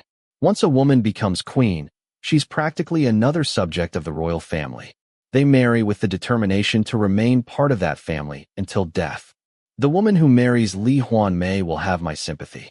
Lee Hwanmae sighed. You'd better take good care of your sister-in-law, Sunbi Nim. Do you even need to tell me that? If Toigi gives his wife the slightest bit of trouble, this younger brother-in-law will straighten him out immediately. Yunano smoothly changed the subject. By the way, Kat, I heard you're already preparing your submission for the manga contest. Is it going well? Lee Hwanmae instantly brightened. Of course. I finished the storyboard in just 3 days. As expected from our Kat. A genius who scored back-to-back hits even during his underground manga artist days. All that's left is winning the grand prize and making a spectacular official debut. He hesitated before asking the question that truly concerned him. But, what's it about? I heard you're writing the story yourself this time. As far as Yunano knew, Lee Hwanmae possessed extraordinary artistic talent, but absolutely no talent whatsoever for storytelling. His previous hits, The Return of the Old Prodigal and Save Imo Zhao's Dick, had both been written by his roommate, Shin Jong-han. It's a story set at an academy full of beautiful girls. A boy disguises himself as a girl and enrolls in an all-girls boarding school. Even though the protagonist looks completely ordinary, every beautiful girl becomes fascinated with him. It's a harem story, and I added martial arts to make use of my strengths. The working title is Pink Pink Explosion Girls Academy. Lee Hwanmae smiled proudly. What do you think? Sounds interesting, doesn't it? It sounded like a story that would appeal exclusively to men destined never to hold a woman's hand for the rest of their lives. Very original. It'll probably rank first in the magazine's popularity polls from the very first chapter. Yunano gave him an enthusiastic thumbs up before carefully adding. Still, wouldn't a coeducational school work better? Without another male lead, there won't be much conflict. I don't want that. The refusal came instantly. I don't want more than one male character. Lee Hwanmae's expression became unusually firm. Sunbi Nim, I spent 8 whole years surrounded by men in military bathhouses. My debut work and the one after that were both filled with ugly old men. For a while, I want to cleanse both my mind and soul by drawing nothing but fresh, beautiful girls. He shuddered dramatically. Honestly, I don't even want to look at men in real life anymore. Lee Hwanmae shuddered as though he were genuinely revolted. If his Beautiful Girls Academy manga became a hit, men who were unpleasant to look at would probably start sending him fan letters. Yunano decided not to point that out. There was no reason to discourage a promising artist who was working hard toward his official debut. If it became a problem later, they could simply revise the story so that the heroine transferred to a coeducational school. By then, they had arrived at Lee Hwanmae's residence. After giving only a brief speech at the 1st Regiment's disbandment ceremony, Lee Hwanmae had returned home to have lunch with officials from the Ryan faction. The military officers, having finished their meal, were now filing out of the residence. Yunano shook hands with each of them before turning to Lee Hwanmae. All right, Kat. Head home. I'll see you later. Yes, Sunbeam. Lee Hwanmae nodded and departed. That evening, Yunano and several of Lee Hwanmae's closest aides were scheduled to escort him back to the capital. Before then, however, there was one matter Yunano absolutely had to settle. This time, I have to make that bastard give me his word. Lee Hwanmae probably hadn't realized it, but Lee Hwanmae's greatest obstacle to marriage wasn't his personality. It was whether he actually wanted to get married. No matter how ideal his qualifications were, nothing could happen if Lee Hwanmae insisted on living as a homosexual. Without his willingness, the first step toward marriage could never begin. 7 years had passed since Lee Hwanmae, with Yunano and Lee Hwanmae at his side, had killed the previous Iwa. Yet he had officially ascended the throne only 2 years earlier. The old officials had fiercely opposed him for murdering his own father. Had Yunano's adoptive father, Yu Chang-kyung, the most powerful figure in the military, not protected him, Lee Hwanmae and his siblings would have been executed long ago. Lee Hwanmae understood when to advance and when to retreat. Instead of wasting his energy fighting the previous Iwa's followers, he had entered the military alongside Yunano and focused solely on stopping Mo Zhao's invasion. Through his actions, he proved that although he had killed the previous Iwa, he had no intention of launching a sweeping coup. Within a single year, the existing officials had acknowledged his worth. During the border conflict with the Kingdom of the Feathered Serpent, Lee Hwanmae demonstrated foresight that surpassed the previous Iwa while carrying out his duties with unwavering diligence. Beginning in the 2nd year of the border standoff, the officials repeatedly urged Lee Hwanmae to produce an heir. If he were to die in a full-scale war, the kingdom would desperately need the next generation of seers. Yunano despised the previous Iwa's followers, but on this point he agreed with them. Lee Hwanmae needed children. Yu Chang-kyung had even gone so far as to assign the spectacularly unattractive Kim Ho-bong to Lee Hwanmae in the hope of curing his attraction to men. Despite constant pressure, Lee Hwanmae had continued to dodge the issue by claiming he had not yet officially ascended the throne. Even after becoming king, he found excuse after excuse to avoid marriage. But a king could not avoid his duty to produce an heir forever. We have to make sure that bastard has children, even if it's only to prepare for the next national crisis. If he settled down and raised a family, maybe his personality would improve. At least, that was Yunano's hope. In his opinion, Lee Hwanmae possessed an overwhelming sense of responsibility. Once he married, he would devote himself to his wife and children for the rest of his life. Assuming he ever got married. Hey. The moment Yunano entered Lee Hwanmae's office, he got straight to the point. Toigi, do you have any intention of getting married? Oh. Lee Hwanmae set down his coffee and frowned. Nano, did you just speak to me informally? Yunano snorted. They say people change their tune once they're done using the toilet.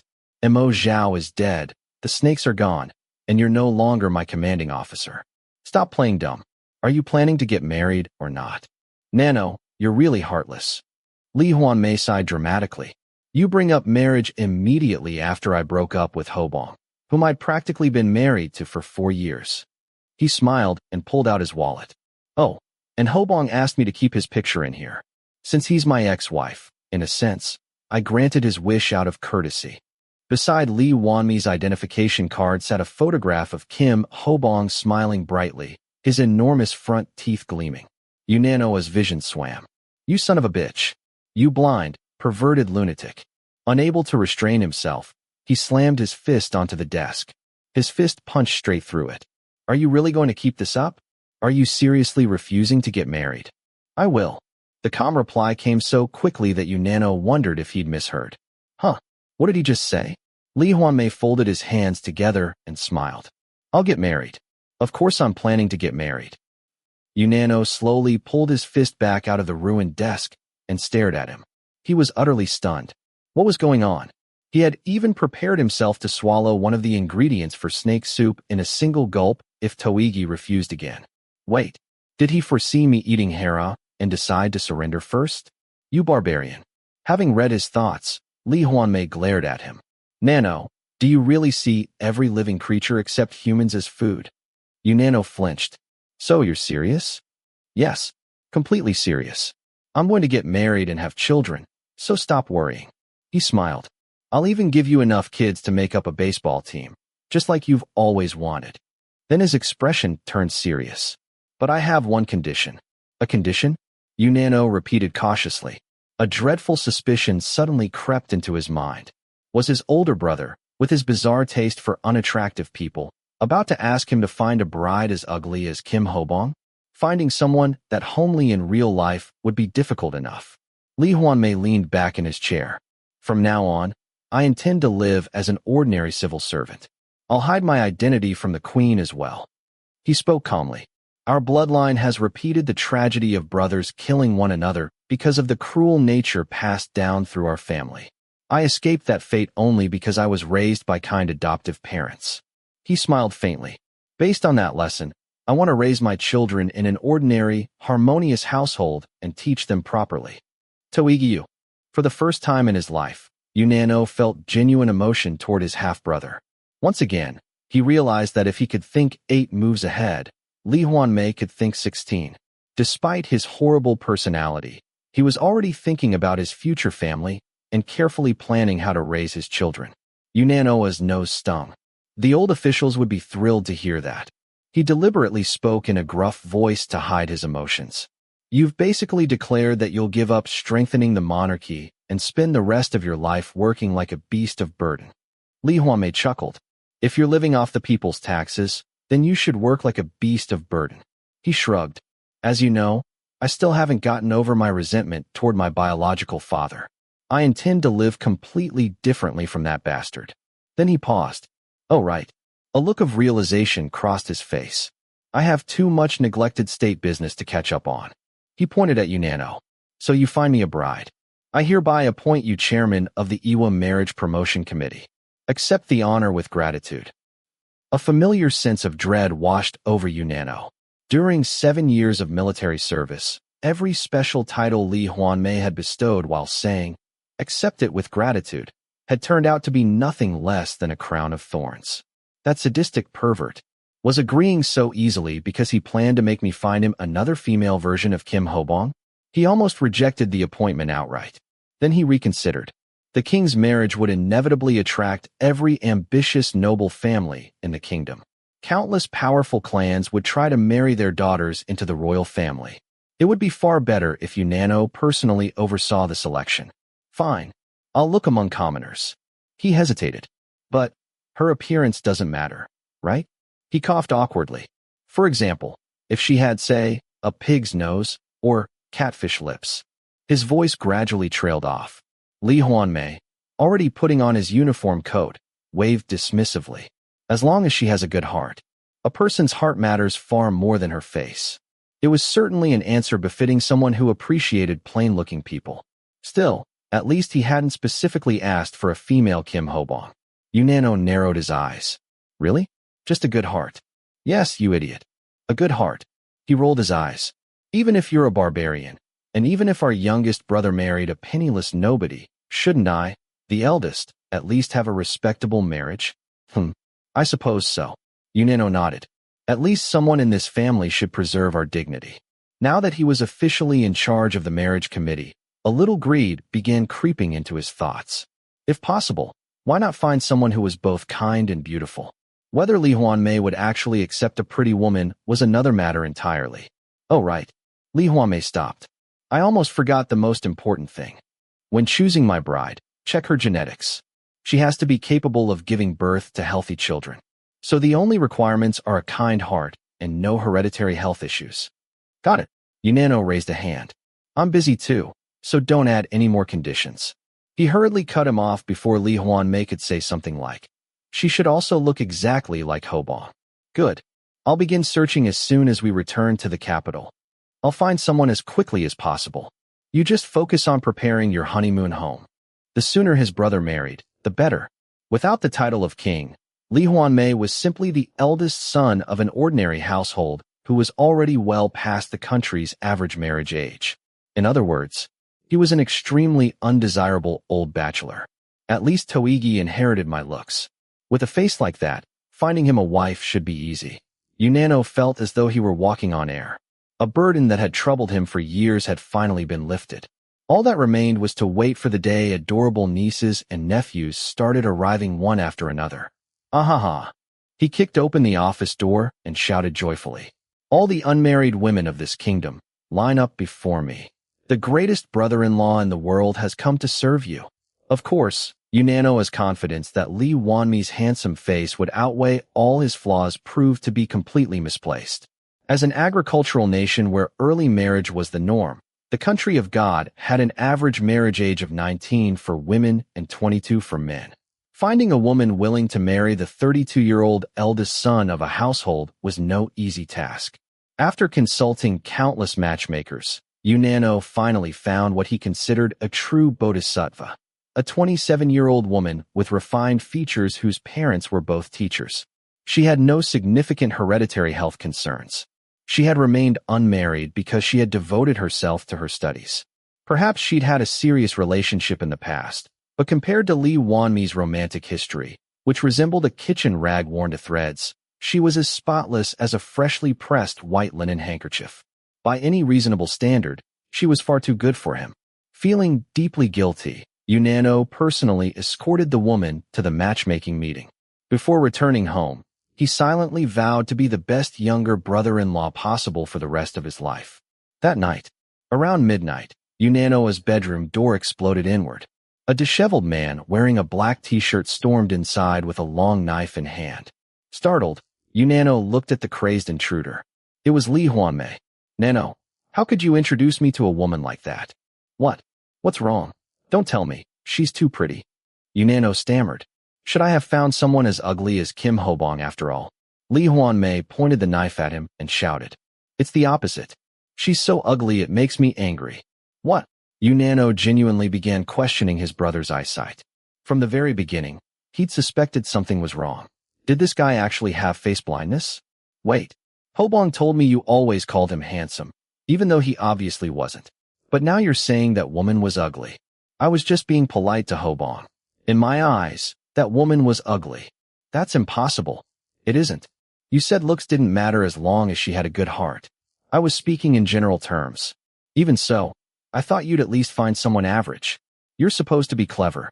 How could you misunderstand something so obvious? I never imagined you'd actually bring me a plain-looking woman just because she had a kind heart. She was beautiful. Anyone would say she's pretty. To me, she looked like Mrs. Park before she shed her skin. The brothers immediately descended into a vicious brawl. Ryu Hopi, who had been busy finishing his manuscript in his studio, rushed over and barely managed to separate them. At daybreak, Yunano dragged his insane older brother straight to a psychiatrist. After a thorough examination, the doctor concluded that Lee Hwanmae suffered from significant PTSD and had developed a form of face blindness that specifically affected his perception of women. I understand you spent 12 consecutive years in an environment occupied almost entirely by men. The doctor adjusted his glasses. In rare cases, male patients develop difficulty distinguishing women's faces. It's somewhat like stepping from a dark room into bright sunlight. Your vision struggles to adjust for a while. He smiled reassuringly. There's no need to worry. As your social interactions increase, the condition should gradually improve on its own. After leaving the psychiatric clinic, the brothers stopped at a restaurant that specialized in hangover stew. Whether because of the PTSD diagnosis or the confirmation of his unusual condition, Lee Hwanmae was unusually quiet. Yunano found himself feeling uneasy as well. Even a hedgehog thinks its own offspring are adorable. As prickly as Lee Hwanmae was, He was still his older brother. Seeing him so dejected stirred an unexpected sense of pity. Yeah, he's the prickliest hedgehog in the world. But he's still family. Trying to encourage him, Yunano spoke gently. The doctor said it'll get better with time. And about that whole a kind heart is all that matters thing. You didn't really mean it, did you? He leaned forward. Just tell me your real ideal type. I'll remember it and find someone who matches. The moment he finished speaking, Lee Hwanmae answered without the slightest hesitation. My future wife must never insist on living separately from my parents. She must be filial to my parents. She must care for my younger brother, who's young enough to be her son, as though he were her own child. She must perform our ancestral rites, which happen roughly twice a month, without complaint. And she must cook and clean as well as our mother. Those are the non-negotiable requirements. For a moment, Yunano wondered whether he'd misheard. As for my personal preferences, Lee Hwanmae continued, I'd like a woman who believes whatever her husband says, even if he insists soy sauce is fermented soybean paste. She should be between 19 and 20 years old. Long, straight hair down to her waist. Slender legs that look good in a miniskirt. A long, graceful neck like a willow branch. A beauty mark beside her left eye would be nice. Soft double eyelids. A youthful face with a mature atmosphere. The longer Yunano listened, the more the hairs on the back of his neck stood up. Hey, he stared suspiciously. Your ideal woman is awfully specific. She sounds exactly like someone I know. She does. Lee Hwanmae nodded shamelessly. Even I think she resembles Mother in many ways. Yunano grabbed the back of his neck. This lunatic really has no shame. Don't look at me like that. Lee Hwanmae shrugged. They say every son subconsciously seeks a wife who resembles his mother. He added firmly. To be clear, I've never had inappropriate thoughts about Mother. We aren't related by blood, but she's my real mother in every way that matters. That wasn't what worried Yunano. Instead, he imagined Lee Hwanmae sitting at the dinner table years later, tasting his wife's cooking before coldly setting down his spoon. This doesn't taste like Mother's. Yunano instantly regretted every ounce of sympathy he'd felt for this insane hedgehog. Some people simply never changed. After glaring at him for a long moment, he finally spoke. Forget all that. You really think I'm stupid enough to search for a woman who doesn't exist? You're a seer. You've been peeking into the futures of your half-siblings since you were little. There's no way you haven't seen your own future wife. He leaned forward. So tell me, who is your destined wife? I'll bring her to you immediately. Lee Hwanmae remained silent. You know I'm not an idiot. Yunano narrowed his eyes. I just don't like thinking too much. I've been suspicious from the beginning. Why would a seer ask someone else to find him a wife? He pointed accusingly. Let's be honest. You don't like the woman fate chose for you, so you're making me suffer while you search for someone else. Stop being stubborn. Whether you like her or not, she's your destined wife. Take one good look in the mirror before making demands about your future bride. Objectively speaking, you're an awful marriage prospect. He slammed the table. A complete disaster. He stopped. Lee Hwanmae was staring silently at the table. For once, his face wasn't irritated. It was filled with quiet sadness. Yunano blinked in surprise. What's with him? He looks like a child abandoned by his mother. Then a horrifying possibility flashed through his mind. Could it be? Hey. As he started to speak, Lee Hwanmae gave a bitter smile. Yeah. You guessed correctly. He looked away. Why else would a seer ask someone else to find him a wife? Yunano's mind went blank. Lee Hwanmae continued quietly. I was trying to change my fate. I've never seen them. My wife. Or my children. Yunano was speechless. He had imagined Lee Hwanmae getting divorced on the very first day of marriage 1,000 times. Never once had he imagined that he might never marry at all. Sure, his personality was terrible, but he was handsome. More importantly, he was Yunano's only brother. How could he spend his entire life alone and die an old bachelor? 10 seconds later, every trace of sympathy vanished. Yunano glared at him with blazing eyes. You shameless hedgehog. Now I understand exactly why you're destined to remain single forever. You're the eldest son of the family, already in your 30s, and you're still demanding a beautiful 19-year-old who's good at housekeeping. That's exactly why nobody wants to marry you. Completely ignoring his own hypocrisy, Yunano's fists twitched with the urge to beat his melancholy-looking brother senseless. He drained a glass of water in one gulp and slammed it onto the table. Fine. Fine, you bastard. I'll help you change your bachelor fate. Really? Lee Hwanmae looked up in surprise. Unano glared at him. I'm only doing this because you're the king, not because you're my brother. I'll find a woman who satisfies your essential conditions. That's all. Don't even think about adding any more ridiculous requirements. Nano. Lee Hwanmae smiled faintly. You're the only one I've got. Shut up. Unano snorted.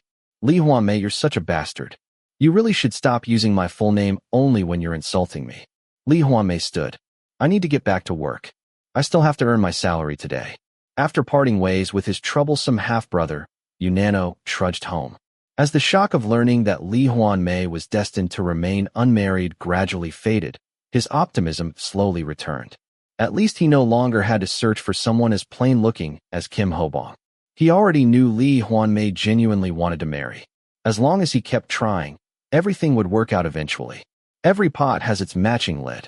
If they'd managed to change a future that ended in war, surely changing one man's fate as a lifelong bachelor couldn't be that difficult. Unano immediately began planning his next strategy. Fortunately, Lee Hwanmae was handsome. If his face was attractive enough, then all he had to do was find a woman who cared only about looks and ignored everything else. With renewed determination, the younger hedgehog went to see another matchmaker. It didn't take Unano long to realize that finding Lee Hwanmae a wife was even harder than preventing a war.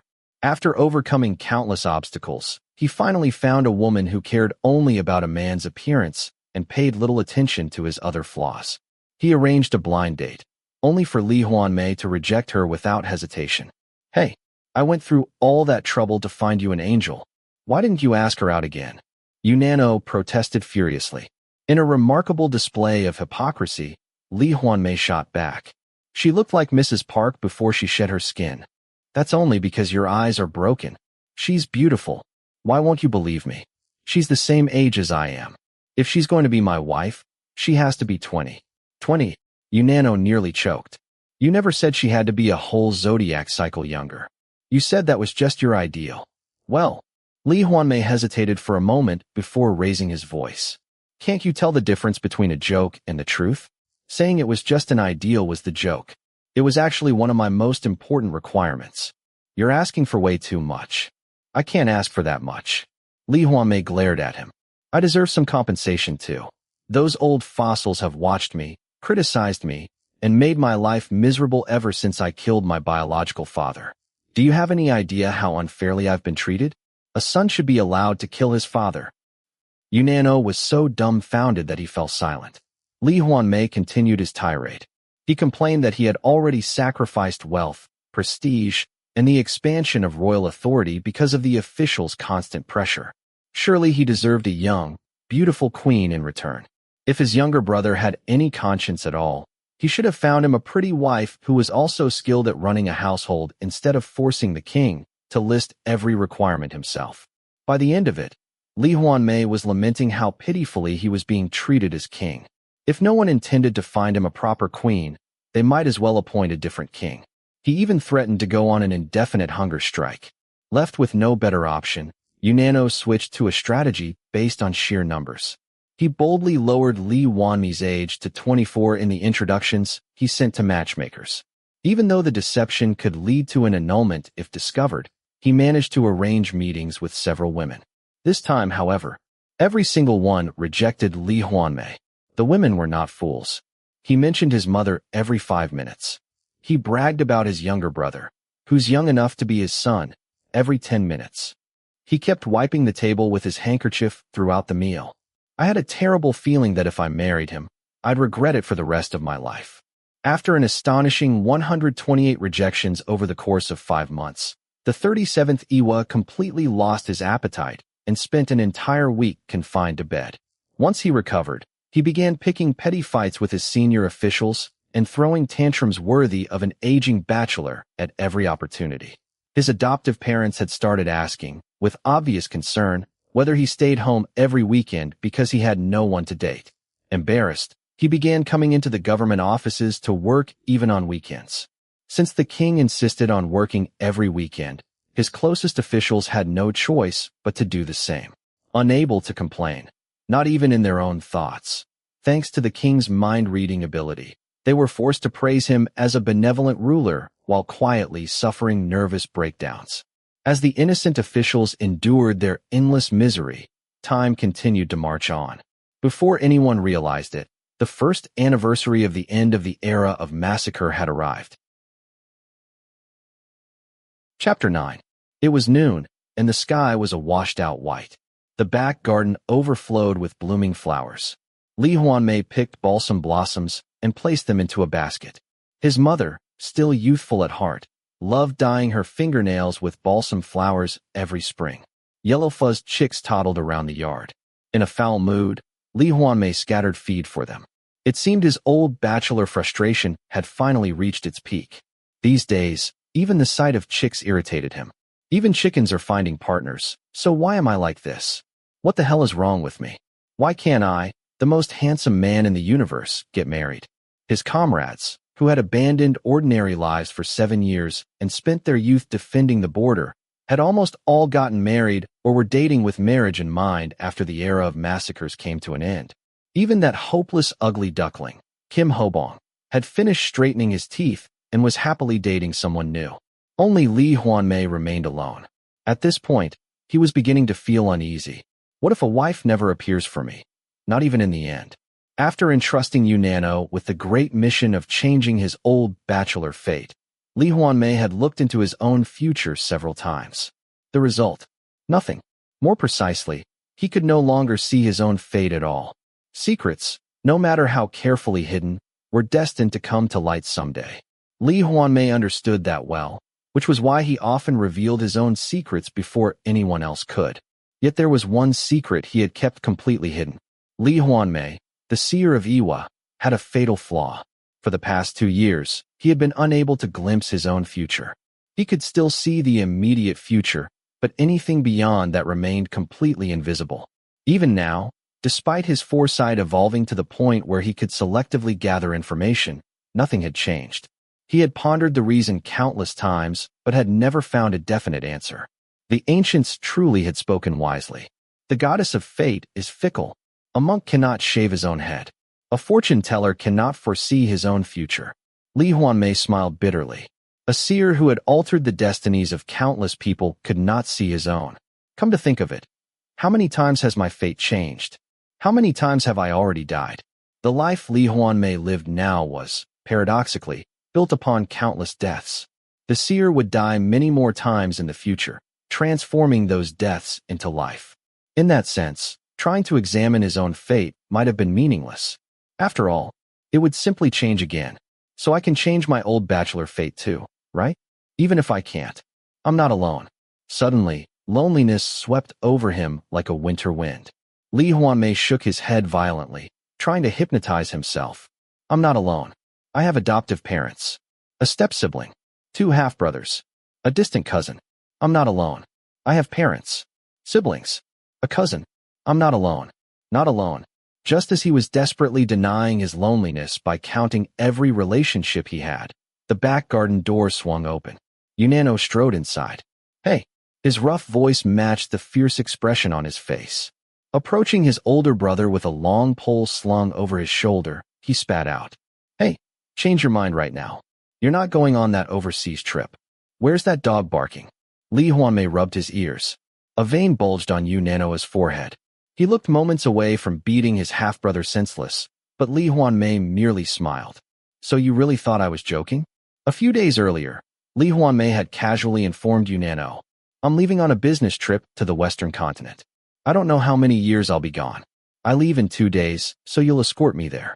Yunano had snorted, assuming it was just another old bachelor's tantrum. Only later did he learn that Lee Hwanmae had already informed his closest aides 3 months earlier, secretly arranging everything necessary for the kingdom to function smoothly during his absence. The moment Yunano heard that, he rushed over. This isn't some midnight escape. Hey, have you lost your mind? Are you seriously doing this because you're trying to find a bride on another continent? Yeah, right. You couldn't find a wife here, so now you're looking over there. Yunano raised his voice in exasperation. You're going to get yourself into real trouble. Do you want history to record, during the 37th generation of Iwa, His only spouse was the ugly Kim Ho-bong, with whom he maintained a de facto marriage for 4 years. Damn it. I absolutely refuse. I couldn't even hold my head up in the military because of the embarrassment. Then Yunano looked at Lee Hwanmae suspiciously. Don't tell me. You've completely given up on marriage and are thinking about getting back together with Ho-bong? Are you insane? Lee Hwanmae looked up. Nano, you really do have some kind of Ho-bong obsession. He chuckled. Teasing you with Ho-bong isn't even fun anymore, so I'll tell you the truth. The only reason I kept Ho-bong close in the military was because I had no choice.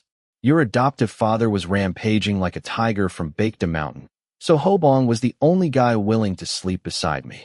Liar. Yunano snapped back immediately. I don't believe that.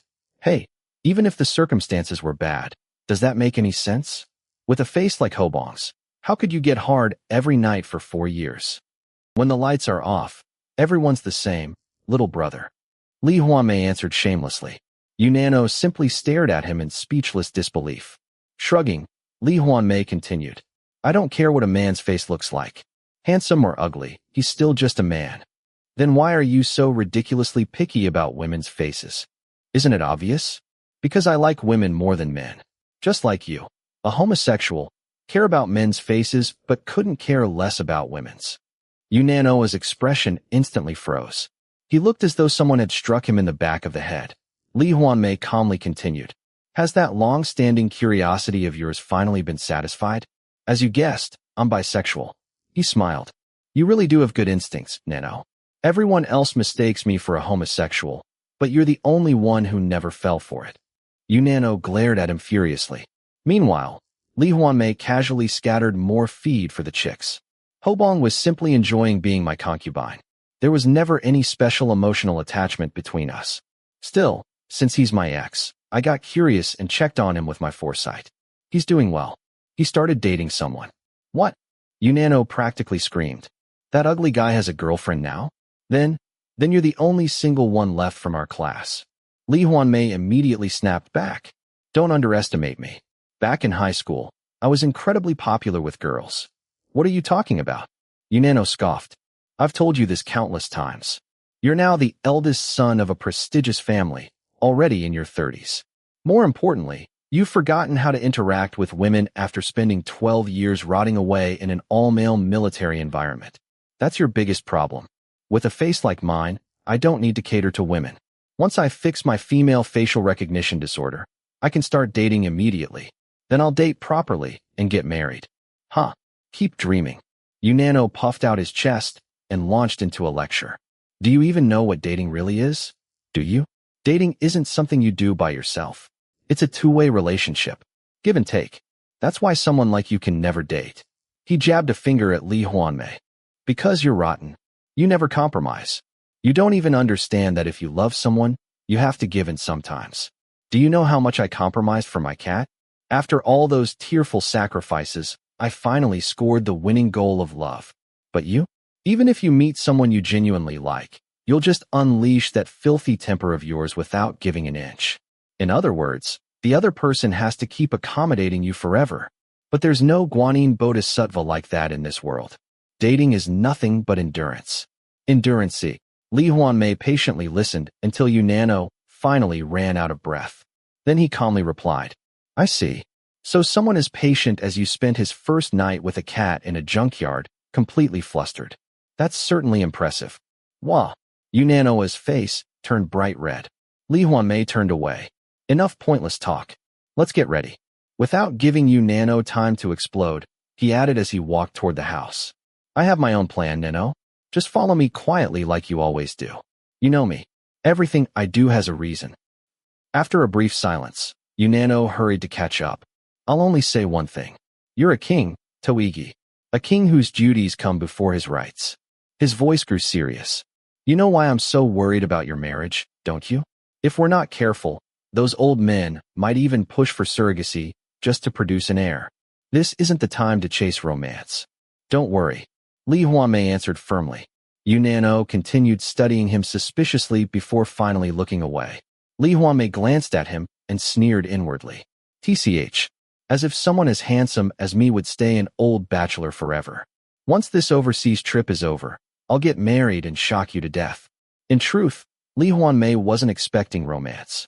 What right did a murderer with countless lives on his hands have to dream of romance? He simply wanted to marry, to experience the same ordinary process everyone else enjoyed, even if only for appearance's sake. Of course, he intended to have children. Beyond his duty as king, Lee Hwanmae genuinely wanted children. In fact, no one desired children more than he did. He didn't know exactly when that longing had taken root. He only suspected it had been growing ever since the day he finally admitted that the icy cold surrounding him all those years had actually been loneliness. Just as Lee Hwanmae stepped onto the veranda outside the main hall, he suddenly asked, "Nano, do you remember the school festival during our final year of high school? The day we had our fortunes read together?" "Huh? Our fortunes?" Nano tilted his head. "Oh, right." He scratched the back of his head. "Come to think of it, that fortune teller really nailed your destiny. He said you were born with the fate of an emperor. Back then, I never imagined you'd actually become king. I figured you'd end up killing the shoe and spending the rest of your life as a pitiful fugitive. I even thought about running away to the Western continent with you and the cat. Do you remember anything else?" "What? Are you thinking about asking another fortune teller when you'll finally get married, Sirnim?" Nano laughed. "As far as I can tell, you definitely have a wife and children in your fate. It's just your rotten personality that's getting in the way." Nano chuckled as he stepped onto the veranda. Lee Hwanmae smirked. "Looks like he's almost forgotten. Well, it has been 8 years. Perhaps because he was about to embark on such a daunting overseas journey, Lee Hwanmae found himself drifting into old memories. Just as Nano said, that fortune teller had predicted my fate with remarkable accuracy. Even though countless people admired and adored you, Maynim, you will always suffer from profound loneliness. That is why, once you form a bond with someone, you become deeply attached to it. It is the loneliness of standing in the middle of a crowd." Even though countless people admired and adored him, Lee Hwanmae believed the fortune teller had been wrong about that. Other than his family and his longtime friend, Jo Young-hyun, no one truly loved him. Many admired him, but almost no one loved Lee Hwanmae himself. They only desired his abilities, not the man behind them. Even his half-siblings had once hated him. The monster was always alone. Perhaps that was the true reason he wanted children. The bond between parent and child was a bond bestowed by heaven. What relationship in the world gave and received love more wholeheartedly than that between parent and child? That was why, even as a patricide who had killed his biological father, Lee Hwanmae still dared to dream of having children. Because he longed for the pure love only a child could give. Nano would never know. The decisive reason I chose to kill my biological father was loneliness. Because he was lonely, he had become obsessed with his relationship with his half-siblings. So he eliminated the biological father who had relentlessly tried to kill them. This was another secret Lee Hwanmae intended to carry to his grave. He could never tell anyone, not even on his deathbed, because it was too embarrassing. Why are your shoulders slumped? Don't tell me you're actually worried that you don't have a wife and children in your destiny. Relax, idiot. If that fortune teller hadn't seen a wife and kids in your future, he would have told you. Nano grumbled. Lee Hwanmae smiled faintly. Well, you're right. Whether the cat is black or white, as long as it catches mice, it's a good cat. If all else failed, he could simply adopt a child. Lee Hwanmae himself had grown up receiving genuine love from adoptive parents who shared no blood with him. Just as he sincerely loved and respected them, he believed an adopted child could also offer him pure love. He was equally confident that he could love such a child with all his heart. But there was one concern. An adopted child would not inherit his foresight. Even adopting another seer wouldn't help. Supernatural abilities were almost never passed down through inheritance. That much was common knowledge. The Iwa clan was an extraordinary bloodline that had monopolized psychic abilities through heredity for generations and ruled the nation because of it. That bloodline.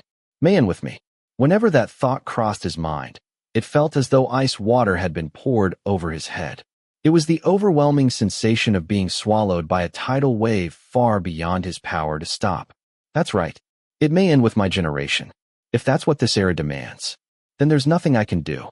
He forced himself to dismiss the troubling thoughts. That was a problem for the distant future. Now is not the time to worry about children. Father, mother, I'll be going. He entered the main room and bowed to his adoptive parents. His stepbrother Hyun, 25 years younger than him and more like a son than a brother, had not yet returned from school. Lee Hwanmae intended to leave before seeing him. He feared his resolve would weaken. "I'm so sad. Were you born under a wandering star? Why are you always running off somewhere? And at your age, you're still unmarried." His adoptive father sighed. Other than the issue of marriage, Lee Hwanmae was the greatest source of pride for both his nephew and adopted son. The Nano and Hopi will come visit once a month, taking turns. Every time they visit, I'll send a letter. Please give your replies to them. And send lots of pictures of Hyun. He's growing so fast these days. I'll send homemade side dishes with them. A man living alone never eats properly. Please don't overwork yourself. Mother already has enough to do taking care of Hyun. Even during this assignment, I'll make sure to take leave and come home twice a year. Please stay healthy. After displaying the flawless composure of a dependable eldest son, Lee Hwanmae left the house. His bag felt heavy. His stepmother had stuffed it with clothes, homemade side dishes, everyday necessities, and even supplies intended for Hera's house. Yunano would accompany him as far as the capital of the kingdom of the feathered serpent. Of all Yunano's abilities, Lee Hwanmae valued one above the rest. Using psychokinesis, Yunano could levitate his motorcycle through the air. In an age where resources were scarce, what could be more environmentally friendly? To Lee Hwanmae, Yunano was both reliable transportation and an unmatched bodyguard. The greatest reason the former Iwa faction had never dared lay a hand on him was their fear of Yunano. A psychokinetic capable of casually blowing away skyscrapers was nothing less than a human-shaped weapon of mass destruction. I'm lucky. My terrifying half-brother has absolutely no interest in power. Sometimes Lee Hwanmae imagined that Yunano had originally been destined to be born as an ancient Germanic barbarian. A savage warrior draped in animal hides, wielding a stone axe, roaring like a lion. Curious by nature and unwilling to remain tied down, he would abandon his position as tribal chief and set out to explore the world. Eventually, he would arrive at the Colosseum, earning thunderous cheers from Roman citizens as an undefeated gladiator. Then fate would make a mistake. The goddess of destiny would accidentally press the wrong button. As a result, that barbarian warrior would instead be born as Yunano, an ordinary man living in the 29th century. It was a ridiculous fantasy. Yet Yunano truly seemed like an ancient savage whom the gods had accidentally dropped into the modern age. If Lee Hwanmae had been born in that same era, he would have aimed to become a Roman consul rather than a gladiator. He and Yunano were as different as black and white. Perhaps that was exactly why they had remained such good friends ever since high school. What's all this? The moment Lee Hwanmae stepped outside the front gate, he narrowed his eyes. Several familiar figures stood waiting. His distant cousin, Ryu Hopi, sat astride his red motorcycle, nicknamed Red Bloodchild Jr. His youngest siblings, Seo Jukkyung and Park Gukyeong, sat together on a black motorcycle known as Black Wind. Wasn't Hopi supposed to be drowning his sorrows in soju after losing the competition?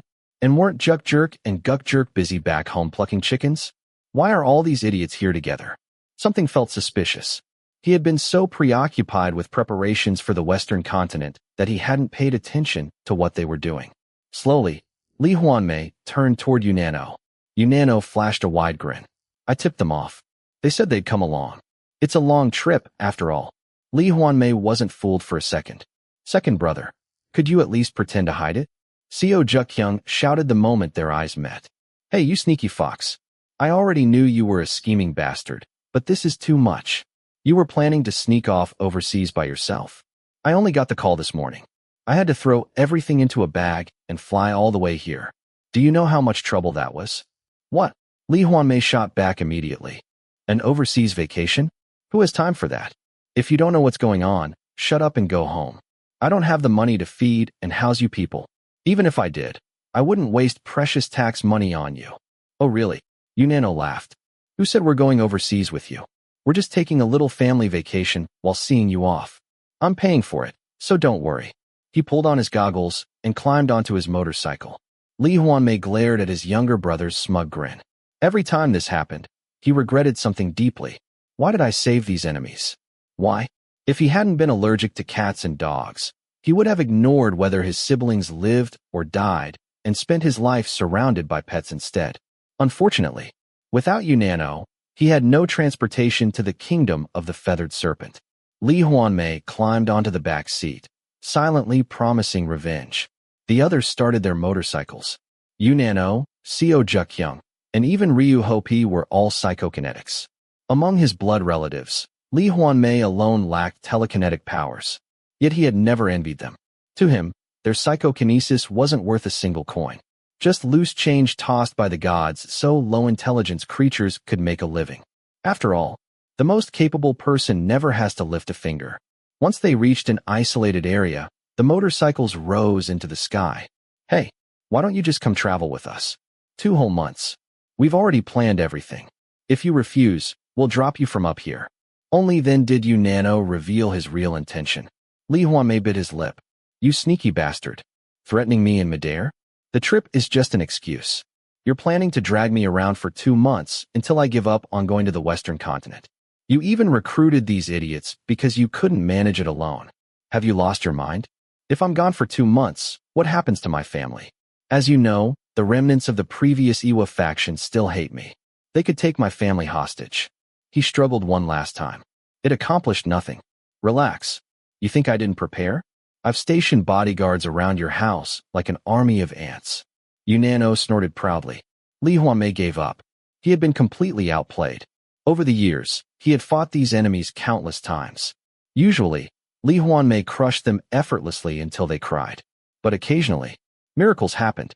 Perhaps even the Jade Emperor pitted his younger siblings. Moments like this made him strangely nostalgic for military life. Even Ho-pi, the most rebellious of them all, would obediently sing the Iwa anthem through telepathy whenever things became serious. Even that arrogant youngest brother used to write lengthy reports and bow at a perfect 90-degree angle. Right. They're civilians now. Lee Hwanmae silently updated the ledger in his mind.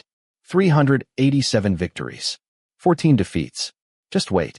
I'll collect today's debt with 100-fold interest. Despite the boiling desire for revenge inside him, he smiled calmly. Fine. If you've prepared this much, then I'll trust you. Since you're asking so sincerely, I'll come with you. Hee. That's the spirit. Don't be angry. Isn't it kind of nice? Traveling together as a family. Family. Ordinarily, those words might have moved him. But one particularly unpleasant earthworm was part of this traveling group. Lee Hwanmae glanced downward. Far below, Seo Juk-young clung tightly to Park Gukyeong as they flew. I have to look at that for 2 months? Hey. Lee Hwanmae frowned. I don't mind the others, but I refuse to travel with Guk Jerk. Can't we dump him somewhere? I don't want to spend 2 months looking at that earthworm. Who wants to look at that oil barrel? Unano nodded enthusiastically. Great idea. Let's dump him somewhere in the middle of the continent and run away. You think that'll work? At the very least, let's make him work. We'll send him across the desert to fetch water. Oh, he's nothing but a muscle-headed brute anyway. Let's treat him like a servant. It's been ages since I messed with that oil barrel. I'm getting excited already.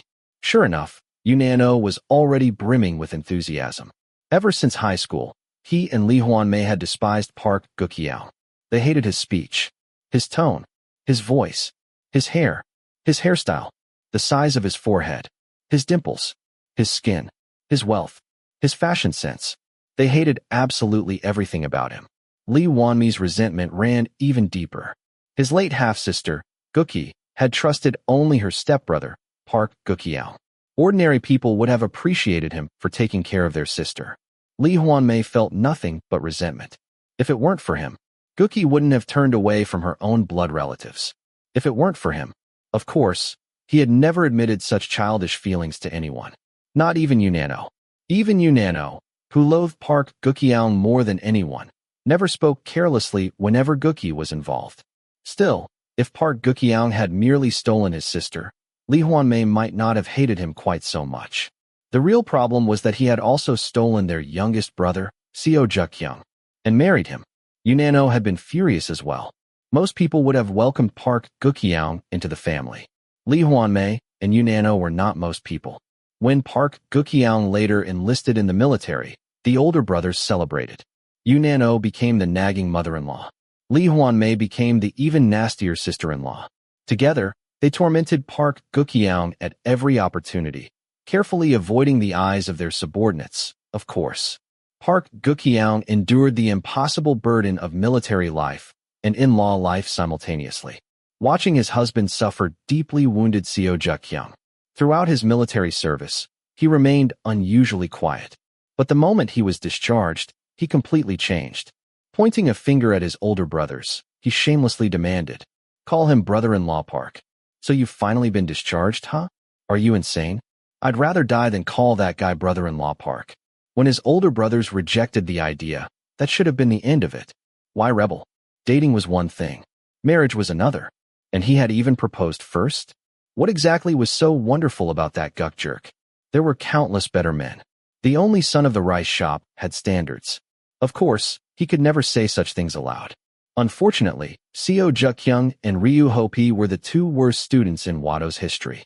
Meanwhile, Park Gukyeong had ranked first in the entire school for 5 consecutive years, even surpassing Lee Hwanmae himself. Wado alumni unanimously agreed that Park Gukyeong had made a terrible marriage. If Seo Jukyeong hadn't caught him first, he would have stayed single forever. Only Lee Hwanmae and Yu Nano refused to accept that opinion. What's the use of being good at studying? How much of what you learn in school actually matters? Compared to that guk jerk, I'm tens of thousands of times better in personality, ability, and looks. He's only 0.4 centimeters taller. Hey Fox. Yu Nano suddenly spoke.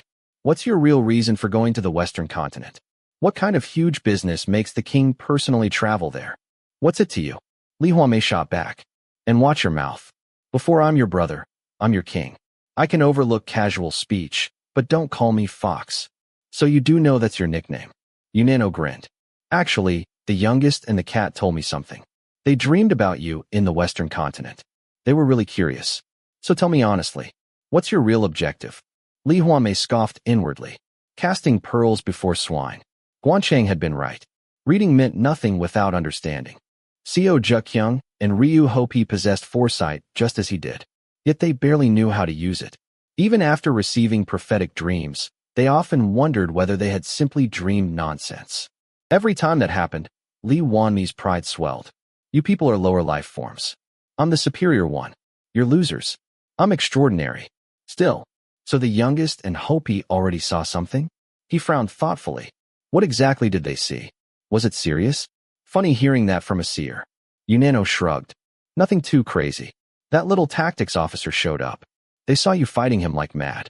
Like enemies trying to kill each other. Were you planning to rely on him in the kingdom of the feathered serpent? You're pretty bold, trusting someone who knows your real identity. Honestly, maybe the one I should worry about isn't you, it's him. Lee Hwanmae frowned slightly. Gwan Chang and I, trying to kill each other? That was troubling. He intended to become very close friends with Gwan Chang. That friendship was a vital part of this mission. As his thoughts became tangled, Yu Nano sighed. Seriously, Seernim, you actually look flustered. So instead of fighting, you're planning to befriend him? It's obvious what'll happen. You'll keep reading his thoughts, get angry over something, then punish the poor guy for no reason. I already feel sorry for that little tactics officer. How unlucky does someone have to be to run into a personality disaster like you? You little. Lee Hwanmae glared. Didn't I tell you to watch your mouth? I don't feel like it. Yu Nano shrugged. Did I say anything wrong? You've got plenty of bad habits, but that one is the worst. Constantly eavesdropping on people's thoughts. I guarantee your fights would disappear overnight if you just stopped doing that. He sighed. But you'll ignore me anyway. Of course. Lee Hwanmae answered deliberately. I'll keep eavesdropping as much as I want. Why would I give up such an enjoyable hobby? Even as he said it, he quietly took Yu Nano's advice to heart. Yu Nano possessed frightening instincts. Without much effort, he often grasped the heart of a problem. Sometimes he even pointed out flaws Lee Hwanmae himself had overlooked. Maybe. Nano really is right. Lee Hwanmae silently groaned. When Gwan Chang had entertained indecent thoughts about him, Lee Hwanmae had wanted to snap his neck. Yet once he stopped listening to his thoughts, his anger had faded. Just as Yu Nano had said, he didn't get angry when he wasn't eavesdropping. Because of that, he had parted from Gwan Chang with a smile. At the time, he had promised not to read his thoughts anymore. Of course, that promise had been a lie. Reading minds had become like a drug. Whenever he met someone, It had become second nature to listen. But if that addiction threatened this mission, should I quit? Just for the duration of the mission? He hesitated. There was no real need to read the thoughts of a young man like Gwan Chang. Simply observing him should be enough. Still, breaking an addiction was never easy. Unano clicked his tongue. Seriously, fix that habit. What good comes from spying on everyone's thoughts? If you really want to rely on that tactics officer, don't pick a fight with him. Back home you're practically a god. But over there you're just some ordinary foreign bachelor looking for a wife. What happens if he reports you? Shut up. That's exactly your problem. You always demand obedience, but never open yourself up. To you, I'm worth less than that ingredient for snake soup. He snorted. You treasure that snake soup ingredient so much you're even taking it all the way to the Western continent. What a waste. If you'd left it behind, I'd have turned it into snake wine and finished it in one gulp. Anyway, tell me already. What's your real reason for going? Stop asking. Lee Hwanmae cut him off. He disliked revealing his plans in advance. He knew exactly what he was. A swan. Above the water, people admired its graceful elegance. Beneath the surface, its feet paddled frantically without rest. Lee Hwanmae wanted people to see only the graceful swan. That was why he always carried out his plans in secret. Only after everything was finished would he reveal the results, as though by magic. People would stare in astonishment, and that admiration was the reward for all the unseen effort beneath the surface. By the way, Nano, he suddenly changed the subject. You didn't actually bring money for everyone's travel expenses, did you? You're completely broke, aren't you? Unano had been infamous since his Wado days as the stingiest miser and greatest thief in the universe. Sure enough. What's the problem? Unano answered without shame. Every safe in this world belongs to Unano. Lee Hwanmae sighed silently. So they were planning to rob people for 2 whole months. A family of thieves. Not just any family. A royal family of thieves. If that rumor spread, it would become an eternal disgrace.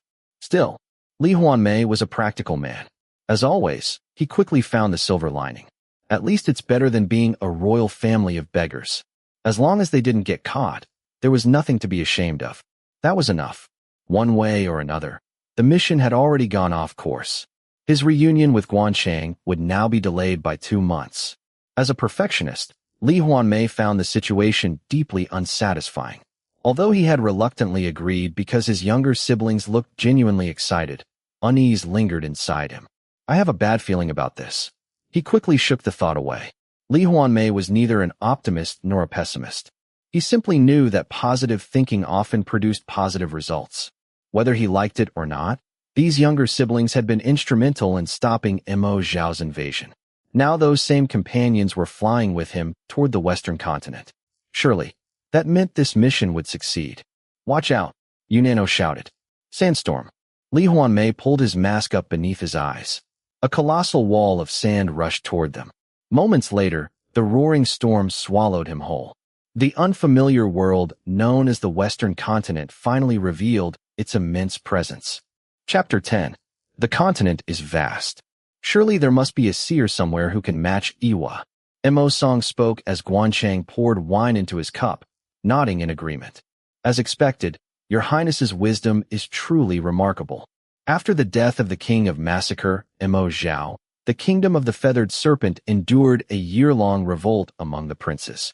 Just as Lee Hwanmae had foreseen, the political turmoil finally subsided only after 6 princes were swept away and killed during the conflict. Fearing a joint invasion by the Kingdom of the Tree of Life and the Kingdom of the Hanging Tower, the surviving princes agreed to govern the kingdom together for the time being. Even so, it was nothing more than a temporary truce among hunters in a dark forest, where no one knew whose hands the deer would ultimately die by. Mo Song had long been considered one of the leading candidates for the throne, even during Mo Zhao's reign. But there was another reason Gwan Chang had chosen to join his faction. For the past 7 years, Prince Mo Song had commanded the Black Division along the Insha River border. The Black Division alone accounted for a full tenth of the Kingdom of the Feathered Serpent's military strength. The real reason Gwan Chang had silently buried his hands in horse dung and manure during his 2 years stationed along the Insha River was to win the hearts of the Black Division soldiers. Gwan Chang looked steadily at Mo Song and thought, The Black Division is mine, Mo Song. I only entrusted it to you for a little while. You are absolutely right, Your Highness. There's no way this vast continent doesn't have another seer. Of course, of course. The officers eagerly flattered Mo Song, rubbing their hands together. Mo Song smiled in satisfaction. As expected, you all understand me. Gwan Chang bit his lip and lowered his gaze to the floor. He could barely suppress the sneer threatening to escape. Enough already, you idiot. Lee Hwanmae had been right. As Iwa's fame spread overseas, the human slaughterers of the Western continent came to a realization. Having Iwa on your side was the same as having the greatest kingmaker imaginable. Since no one dared recruit the terrifying Iwa as a personal seer, they all began searching for the next best thing instead. Soon, recruiting seers became a frenzy throughout the Western continent's underworld. Countless villains were swindled by fraudulent seers, losing fortunes, homes, and everything they owned. Mo Song alone had been cheated out of money and property more times than anyone could count. Even after being deceived so often, he continued searching for seers. Whenever he found himself on the defensive, he blamed the seers serving his brothers and constantly pressured his subordinates to find him a more capable one. From Gwan Chang's perspective, what Mo Song truly needed wasn't a seer. It was a psychiatrist. Finding a seer equal to Iwa may be difficult, Your Highness, but there is a way to greatly reduce the information leaked through foresight. A voice suddenly interrupted like an uninvited guest. Everyone turned toward the speaker. Mo Song raised an eyebrow and set down his wine cup. And who are you? I am Tseng Lisheng. Tseng Lisheng. Lisheng. Tseng Yuyuan's son. At Mo Song's words, Gwan Chang immediately remembered. Tseng Yuyuan had once been a well-known power broker. Gwan Chang had heard rumors that Yuyuan's illegitimate son had recently joined Mo Song's faction. It seemed the man who looked every bit the strategist was him. Mo Song regarded Tseng Lisheng with interest. Very well. Tell me, how do you prevent information leaks caused by foresight? It's simple. During strategy meetings, we should speak in a foreign language. He paused briefly before continuing. If you think of foresight as a listening device or a hidden camera, the concept becomes much easier to understand. In my opinion, Iwa has undoubtedly learned the standard language of the Western continent. Otherwise, even with foresight, he wouldn't understand the contents of our military meetings. Therefore, if we conduct our operations in a foreign language, we can reduce direct information exposure by at least 40%. Ideally, it should be the language of a third country, one that isn't English and is especially difficult to learn. Gwan Chang felt a chill run through him. Lee Hwanmae had once mentioned that he had studied the Western continent's standard language for work. Yet Mo Song and the officers burst into laughter. Are you insane? You're telling us to study a foreign language now? And not just any language, but some difficult third country language? It's one thing to fear seers, but now we're supposed to become scholars. What next? French? Spanish? Sit down, you idiot. Tseng Lisheng's face flushed red under the barrage of ridicule. Without another word, he sat back down. Gwan Chang joined in the laughter and jeering, but silently committed Tseng Lisheng's face to memory. He's an inexperienced rookie, but he's got a sharp mind.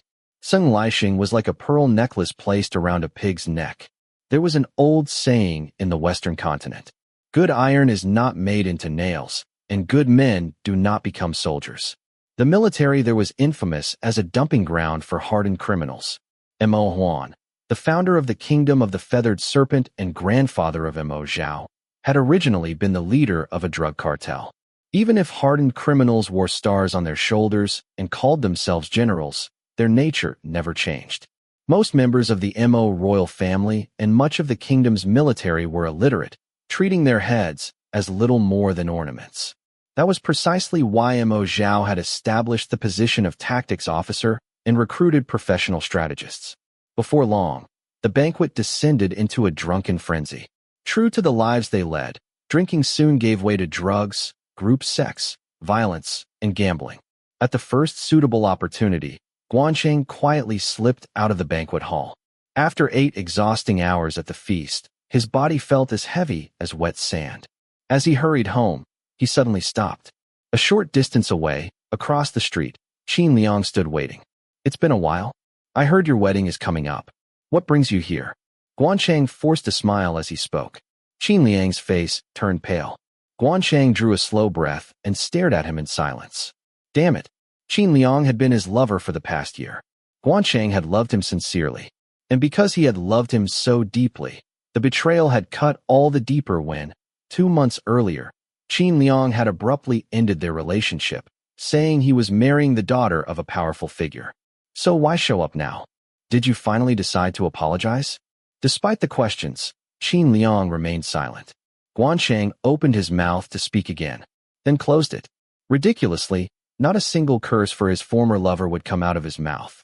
Instead, he found himself longing to hear Qin Liang confess that he wanted to call off the wedding and run away with him, even now. He knew Qin Liang would never say such a thing. He hated himself for hoping he would. Even so, Gwan Chang waited with foolish expectations. He waited for a long time. His former lover remained silent until the very end. Gwan Chang looked at Qin Liang with a quiet gaze. You were the first person I ever loved. You were once my light. You were my everything. I thought I could even break the knife in my heart for you. But now that it's come to this, I'll make sure you see that knife. I'll make you the one who abandoned me, the one who looked down on me because I'm insignificant now, weep with regret. 9 years. Just wait 9 years. If you're not here to apologize, then leave. Don't waste your time on someone as insignificant as me, young master. Hurry back and enjoy tea with your fiancé.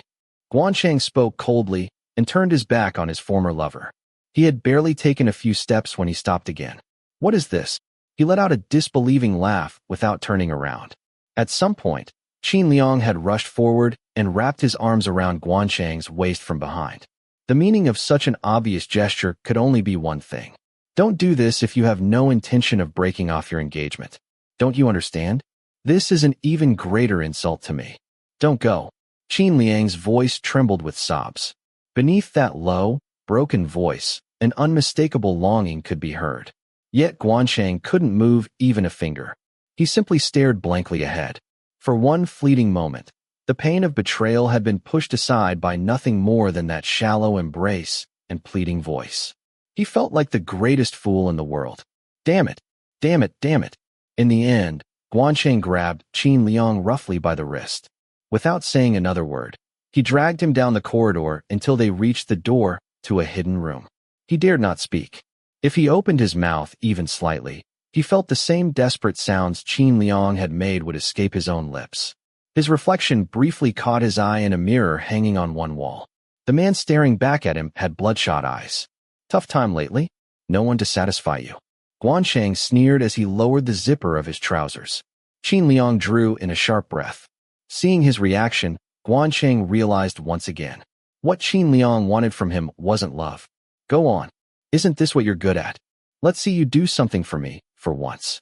The moment the words left his mouth, Qin Liang knelt without hesitation. Gwan Chang watched his former lover in silence. He forced himself to burn the ugly sight into his memory. He had to remember the grotesque decay of a love that had once meant everything to him. I won't hate you. No. I'll be grateful. Contempt has always been what drove me forward. I've always grown stronger by swallowing the contempt people threw at me. Your contempt will make me stronger too. So despise me as much as you want. To me, contempt is power. The young snake clenched his teeth as though making a solemn vow. Afterward, Gwan Chang left the secret room. Qin Liang kept saying he wanted to see him again. That was all he said. Suppressing the anger boiling inside him, Gwan Chang left Mo Song's residence.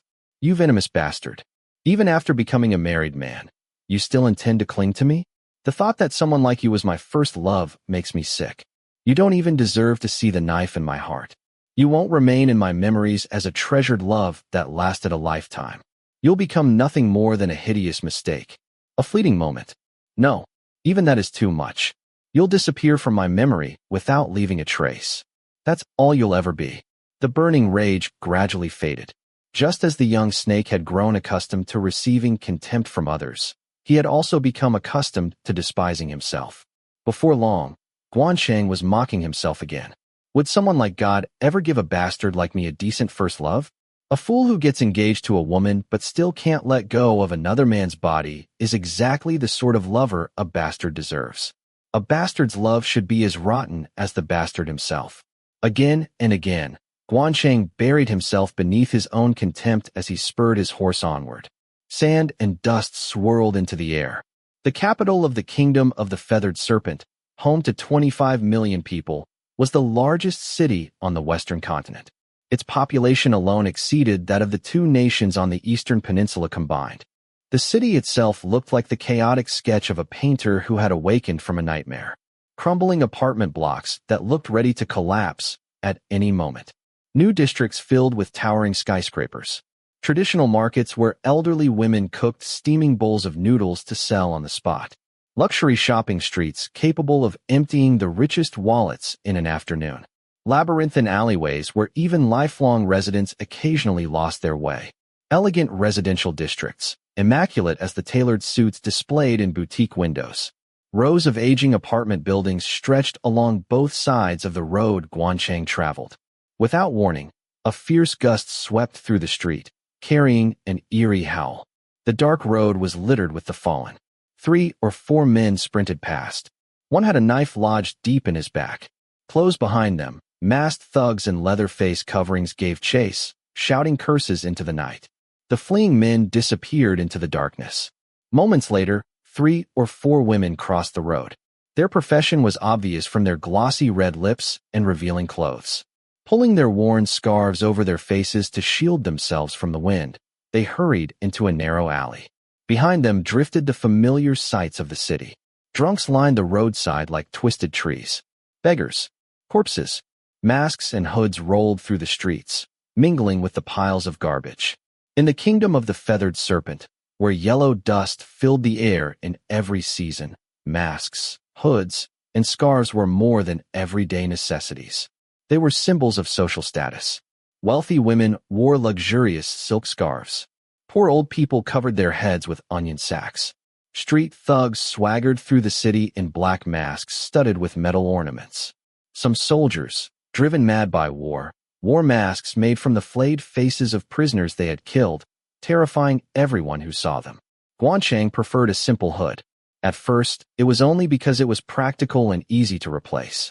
Today, however, he discovered another advantage. The hood concealed his twisted expression perfectly and quietly hid the tears streaming down his face. As he urged his horse onward, he mocked himself. All I have is this filthy piece of cloth.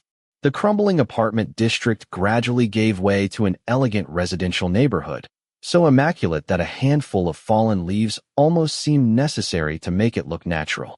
A large black sedan tore through the darkness as it sped past him. Gwan Chang continued riding. Nearly 2 hours later, a maze of tangled alleyways came into view. As he approached his home, he suddenly froze. 2 motorcycles were parked outside his gate. What is this? I've never seen motorcycles like these in this neighborhood. Perhaps they belonged to whoever had come looking for him. Sure enough, 3 people sat slumped against the wall beside the gate, their heads hanging as though they had fallen asleep from exhaustion while waiting. Gwan Chang removed his hood and slowly approached. All 3 had scarves wrapped around most of their faces, leaving only their eyes visible. The man on the far left was obviously powerfully built.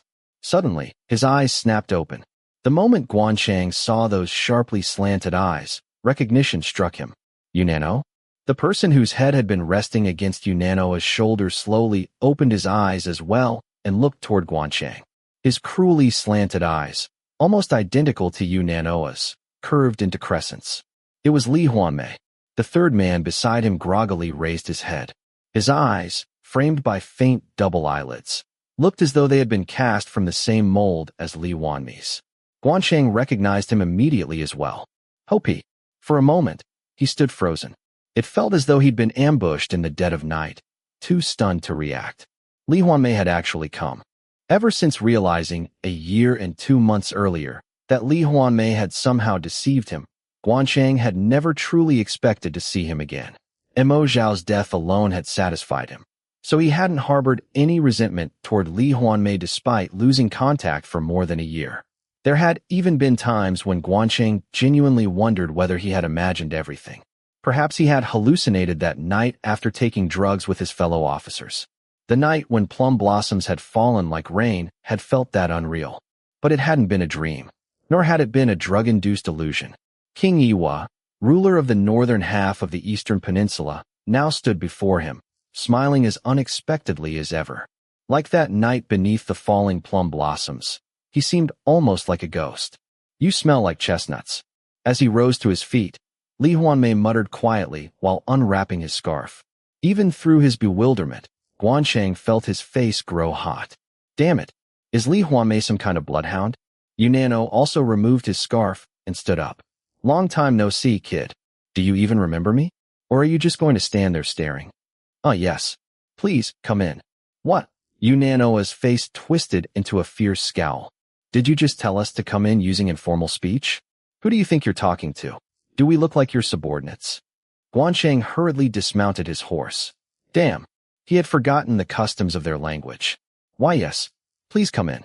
He bowed slightly as he opened the gate. Unano and Hopi entered first, each carrying a large trunk in both hands. Lee Hwanmae followed behind them empty-handed, yawning as though he were out for a leisurely stroll. Cold sweat formed on Gwan Chang's temples. Only now did the reality of inviting these strangers into his home truly sink in. He still vividly remembered Hopi cutting down snakes without the slightest hesitation. If Deng Li's report was accurate, Lee Hwanmae and Unano had personally tortured and killed no fewer than 700 officers of the Kingdom of the Feathered Serpent. These men were monsters, merciless slaughterers whose names were feared even overseas. He needed to be careful. Taking a slow breath, Gwan Chang led them inside. The two-story mansion, complete with a garden, had been purchased 5 months earlier.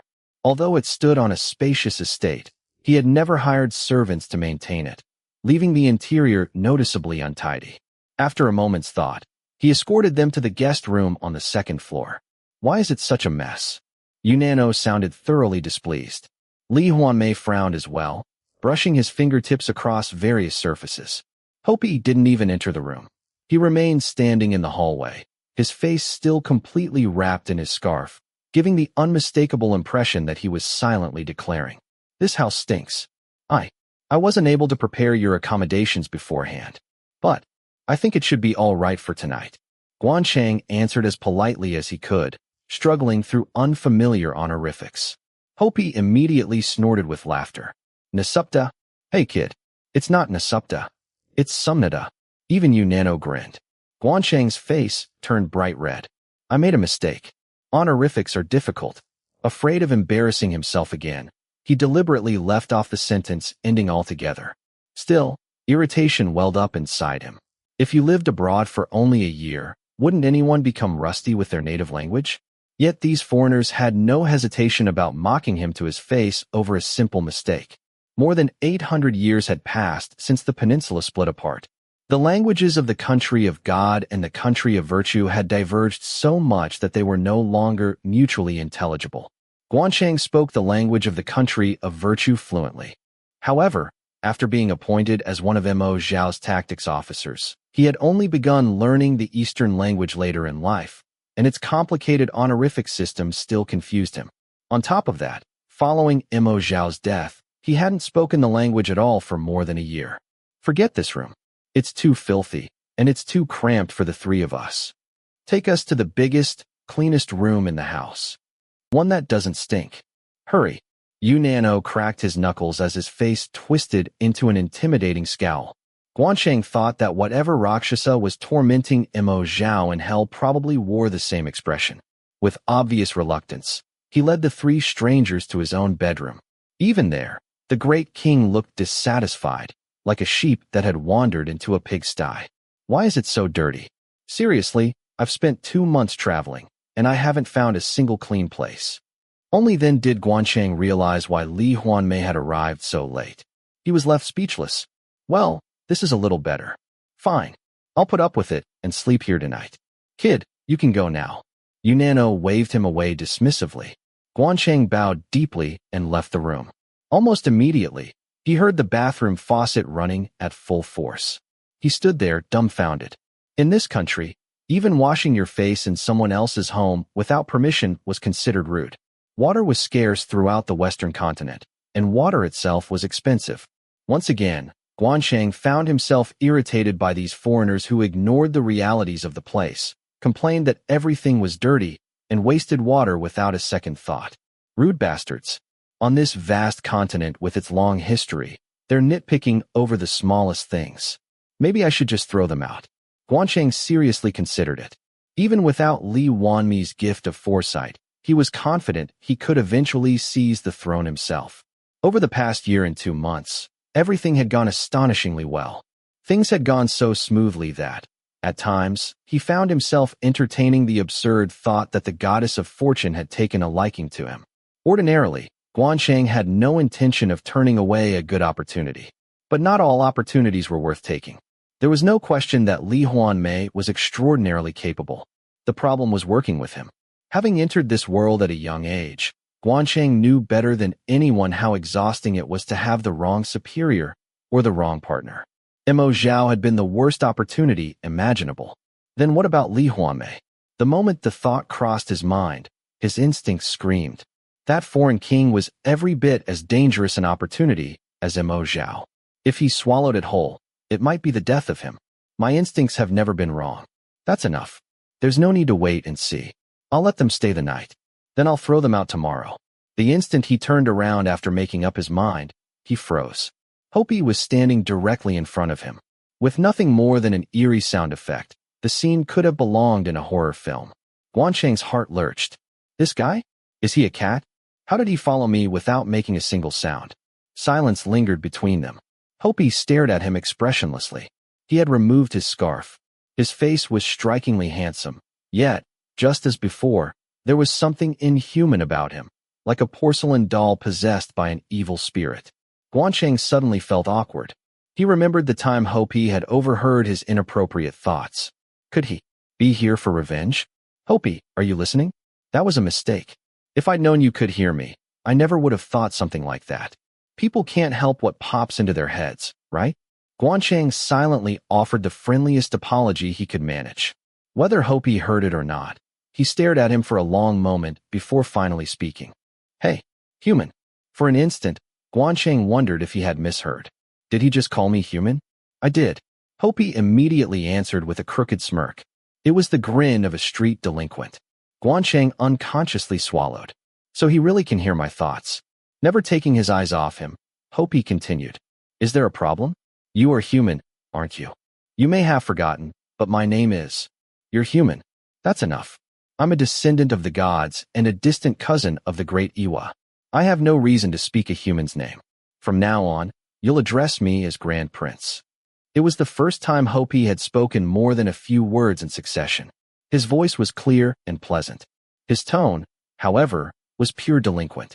At that point, Gwan Chang found himself seriously wondering whether the Lee family genuinely believed they stood alongside the gods of Olympus. Just endure it for now. The beautiful young man standing before him was an exceptionally dangerous slaughterer. Yes, Grand Prince. I have business for you. Get me hot water for my cup ramen. Only then did Gwan Chang notice the instant noodles in Hopi's hand. The kitchen is downstairs. Do you want to die? This way. Not this way. Say, please come this way, Grand Prince. Always include Grand Prince at the end. Please come this way, Grand Prince. Unable even to curse silently because of Hopi's mind-reading ability, Gwan Chang led him downstairs to the kitchen. As he placed a kettle on the stove, he cautiously spoke in his thoughts. Hey, are you listening? I'm not very good with your country's honorifics. Can't we just speak casually? Actually, I'm older than you, no matter how you look at it. Shut up. Just open the ramen. Yes, Grand Prince. As Gwan Chang peeled back the lid, he stole another glance at Hopi. There had actually been another reason he had been startled when Hopi appeared behind him like a ghost. His appearance. It's unbelievable. Bleached white hair, a nose piercing, a loud t-shirt, one arm covered in gaudy bracelets and henna. There wasn't the slightest trace of the terrifying swordsman who had radiated overwhelming killing intent a year and 2 months ago. From head to toe, he looked like an utterly hopeless delinquent, a member of the royal family. Looking like a drug addict, even his own parents have given up on. What in the world? The instant the thought crossed his mind, his eyes met Hopi's. A dangerous gleam flashed across Hopi's face. Do you want to die? Hopi muttered as he smoothly drew the short sword from his waist.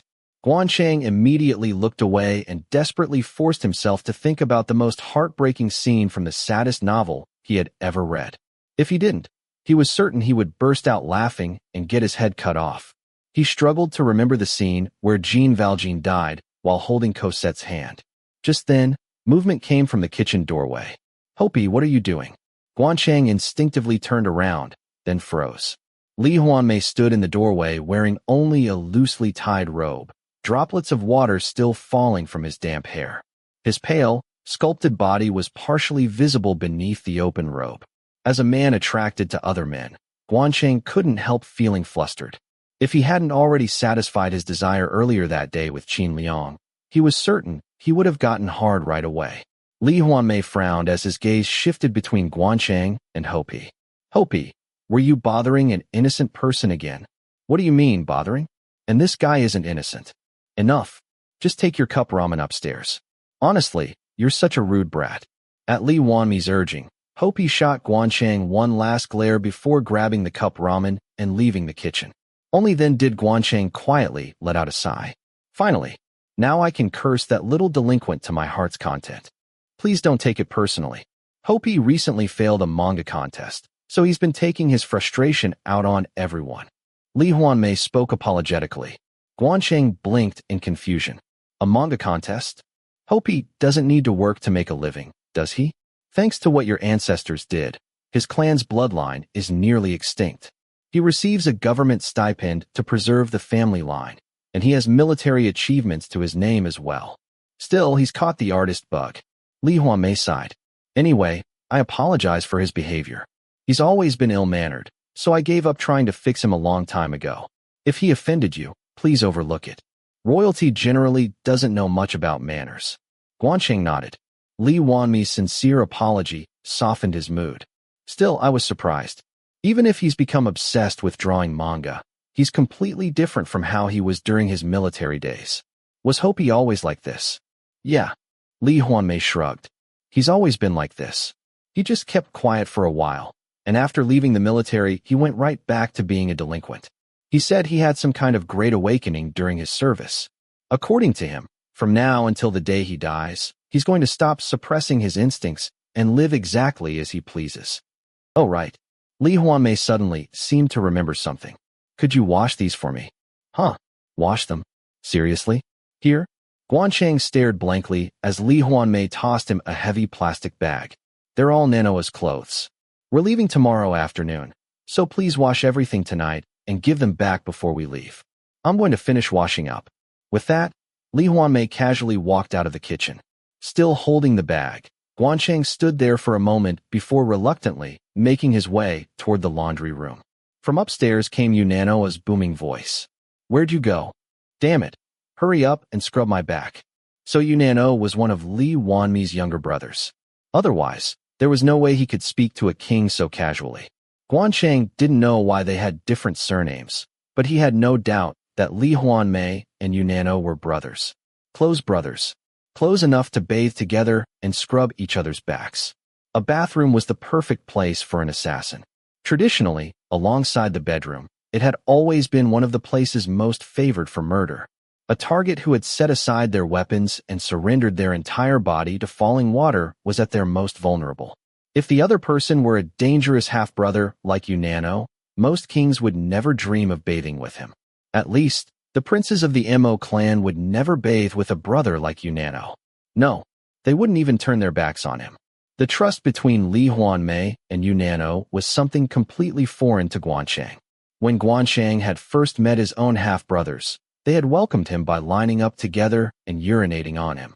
Even now, he could vividly remember standing there, holding back his tears as 27 half-brothers showered him with their contempt. It felt as though it had happened only an hour ago. Lee Hwanmae really is fortunate. I'm jealous. Chuckling to himself, Gwan Chang opened the plastic bag. His jaw dropped. It was filled entirely with underwear. There had to be dozens of pairs. Did they really go through this many changes of clothes during their journey? Shaking his head in disbelief, he loaded them into the washing machine and started a cycle. There were so many that he'd probably have to wash them twice. He couldn't help laughing at the unexpected manual labor fate had assigned him. Well, it was nice while it lasted. Thinking back to what had happened a few moments earlier, he let out a hollow laugh. Logically, there was no way Lee Hwanmae would invite another man into bed while his younger brothers were just upstairs. Yet he had still leaped to that conclusion almost instantly. No, it's not entirely my fault. If someone who looks that attractive tells you to wash it, who wouldn't misunderstand? If Lee Hwanmae really had been asking for something like that, Gwan Chang would have accepted without hesitation. To him, Lee Hwanmae looked irresistibly attractive. Viewed not as a potential ally but simply as a man, he was undeniably beautiful. Lust and violence were twins born from the same womb. Someone as ruthlessly violent as Lee Hwanmae probably possessed equally overwhelming passion. Wouldn't someone... Chapter 11. Do you really have to stay here alone? Unano asked as they prepared to part. Leaving behind Lee Hwanmae, the eldest young he both loved and hated, alone in a distant land weighed heavily on him. Even Ryu Hopi, who was always bickering with Lee Hwanmae, looked uneasy. Faced with his worried younger brothers, Lee Hwanmae answered in a sulky voice. Stop talking nonsense and get lost. After pestering me all night, you still haven't given up? Humph. We'll see each other again in a month anyway, so what's there to worry about? Aish this guy. Scratching the side of his nose, Unano glanced to his left. The little kid tactics officer stood off to one side of the garden. Leaning against the wall with his arms crossed, he silently watched them. Even dressed in a shabby tracksuit, his handsome face stood out like a red lantern glowing in the darkness. A year and 2 months ago, when he had been huddled in the corner of a dark torture chamber, Unano had already thought him exceptionally beautiful. Seeing him in broad daylight, however, nearly made him gasp inwardly. Damn it! This is like leaving a fish with a cat. Why hadn't he thought of this? He had been so worried about Lee Hwanmae becoming homeless after getting kicked out by the little brat that he'd completely overlooked the possibility of Lee Hwanmae hitting on him instead, especially when he knew perfectly well that the little brat was homosexual. Don't overthink it. Didn't the cat and the youngest say they'd seen a future where those two fought to the death? That means the possibility exists. It exists. Damn it, who the hell is Toigi? Lee Hwanmae was the kind of guy who had stood at full attention for 4 whole years, even for the ugliest woman, Kim Hobong. In short, he was a complete sex fiend who would sleep with anyone. To make matters worse, he suffered from a visual defect that made every woman's face look like Lady Park before her disguise was removed. Unable to suppress his anxiety any longer, Unano spoke. Hey, promise me, no matter how lonely you get down there in a foreign country, you absolutely will not sleep with a man. Why are you interfering in my private life? Lee Hwanmae raised an eyebrow. I thought you were sharp, Nano, but maybe I was mistaken. Do you think I came here to fool around? Do I look that idle to you? That definitely wasn't the case. After traveling together for 2 months, Unano had reached his own conclusion about the purpose of Lee Hwanmae's overseas trip. Looking at his half-brother, he felt weighed down. His habit of never opening up to the people around him had gone beyond frustrating. It was downright disheartening. Still, one thing had nothing to do with the other. Business was business, and marriage was marriage. After thinking it over, Unano lowered his voice. I'm only saying this just in case. Ever since Toigi got discharged from the military, you haven't done that, right? So, you never know how people are. Unano's concern wasn't unfounded. As soon as Lee Hwanmae was discharged, the old bureaucrats had practically outlawed homosexuality around him. The one leading the charge against the king's homosexual tendencies was, once again, Unano's adoptive father, Yu Changkyung. He ranted like a wild boar that the king would never marry otherwise, insisting he shouldn't even hold another man's hand. As a result, for an entire year and 2 months, Lee Hwanmae had been forced to satisfy himself with only his right hand. I wouldn't be this worried under normal circumstances. But, you've been lonely for a long time, right? Huh. Nano, you're surprisingly timid. Clicking his tongue, Lee Hwanmae's expression softened, and he nodded.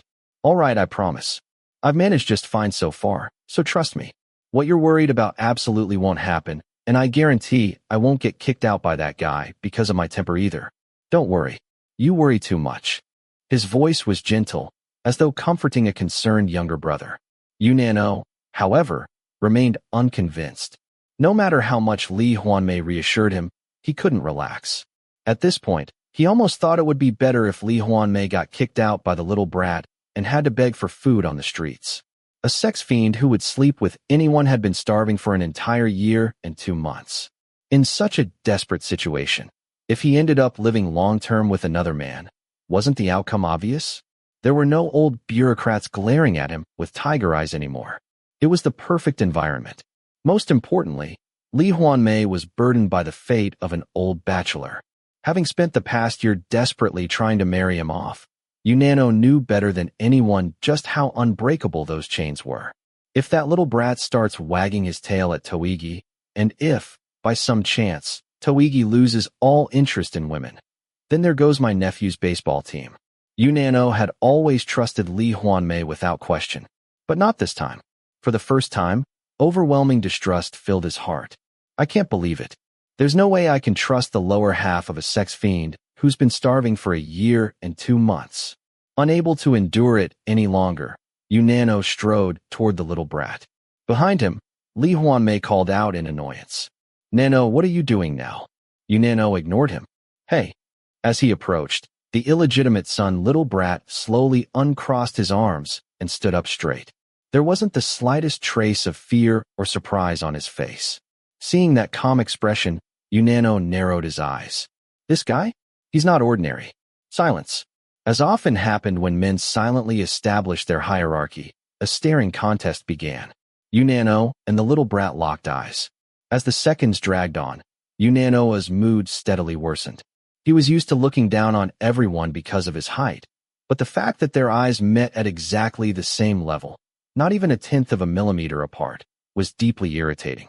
Even more annoying was that the little brat's messy permed hair, a hairstyle even Yunano, who proudly considered himself the most handsome man in the universe, would never dare try, looked absurdly good on him. Keeping his irritation hidden, Yunano spoke coldly. "Hey, do you know what kind of guy I am?"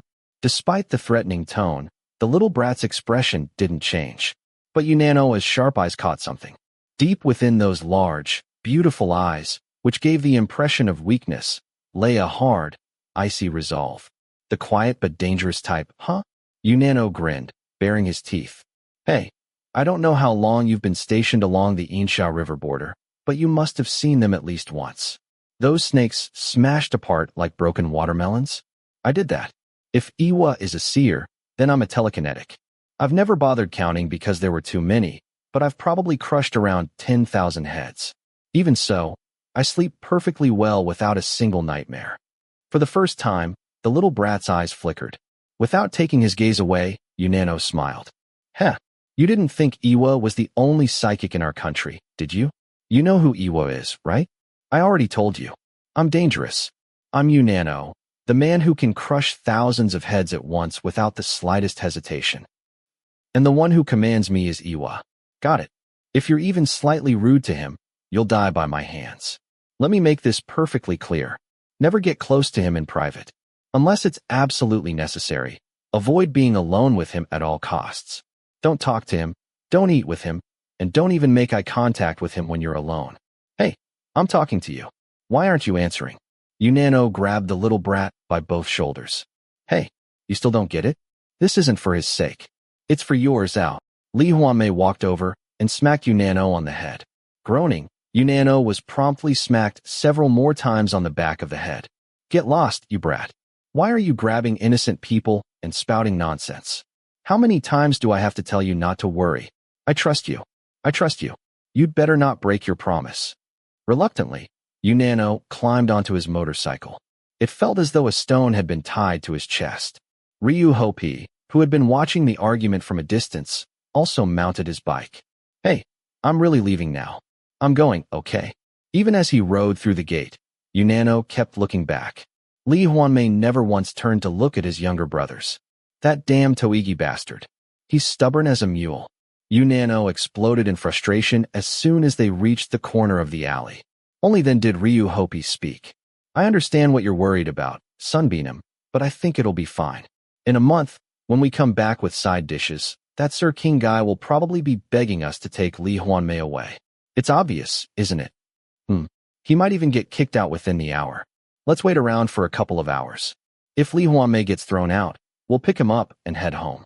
Honestly, we're probably the only people who can tolerate his temper. How long do you think that Sir King, who doesn't know him at all, can put up with it? Ha! Rubbing his chin, Unano glared toward the little brat's mansion. Ryuhopi's reasoning made sense. After a moment's thought, Unano snapped his fingers. All right, we'll hide around here for 2 days and keep watch. If anything seems suspicious, we'll secretly drag that little brat away and crush his balls. At that exact moment, while Lee Hwanmae's brothers were plotting their outrageous scheme, Gwan Chang, completely unaware that his own balls were supposedly in imminent danger, followed Lee Hwanmae into the house. Walking leisurely with his hands clasped behind his back, Lee Hwanmae spoke. Shall we begin our conversation now, Snake? Fine. I like straightforward answers. Wait in the room you slept in last night. It'll be hard to have a proper conversation in this cluttered living room. Bring some tea. Anything is fine. Oh, and an ashtray too. After saying only what he wanted, Lee Hwanmae casually headed upstairs. Gwan Chang bit his lip. Not only had the man insulted someone else's living room, he was also making the homeowner fetch tea and an ashtray for him. Gwan Chang immediately deducted 30 points from the perfect score of 100. Fine. The sword had already been drawn. There was still plenty of time to watch him until he reached 0 before kicking him out. The moment he hit 0, there would be no turning back, Maewa. Carrying the tea set and ashtray upstairs, Gwan Chang stopped at the doorway. The room was a complete mess. Everything that had been unpacked from the travel bags was piled into a mountain in one corner. Several framed photographs had been neatly arranged on the bedside table, while a large glass terrarium occupied the main table. Inside the jungle-like enclosure, a snake flicked its tongue. It was the very same snake that had coiled around Lee Hwanmae's wrist on the night he had been offered betrayal. Gwan Chang's anger flared. How dare he settle in without the homeowner's permission? Not only had he unpacked all his belongings, he was even planning to keep a pet, and a disgusting snake at that. Another 30 points deducted. At this rate, Lee Hwanmae would probably be thrown out within 10 minutes. Isn't my princess adorable? Her name is Hera. Lee Hwanmae smiled as he dropped food into the terrarium. Despite himself, Gwan Chang nodded. In broad daylight, the snake really was rather cute. It was short, and its round eyes looked almost puppy-like. Damn it. I was completely fooled by the moonlight that night. Let's move the terrarium for now. It's in the way of our tea. Gwan Chang spoke curtly as he set down the tea set. Unexpectedly, Lee Hwanmae answered immediately. Sure. Without complaint, he lifted the terrarium and moved it aside. Gwan Chang considered himself a fair person. Reluctantly, he awarded Lee Hwanmae 0.01 points for cooperating. Silently, as always, he began brewing the tea. Seated in his chair, Lee Hwanmae smiled gently at Gwan Chang. It was an exceptionally warm smile. Returning the smile automatically, Gwan Chang thought. That smile must be hiding fangs. Just like the first night we met. Is he planning to use those absurd negotiation skills again to manipulate me? Gwan Chang discreetly examined Lee Hwanmae from head to toe. He was impeccably dressed, leaving absolutely nothing to criticize. Bingo. The Ryan people Gwan Chang had encountered during his teenage years belonged to the so-called fourth generation.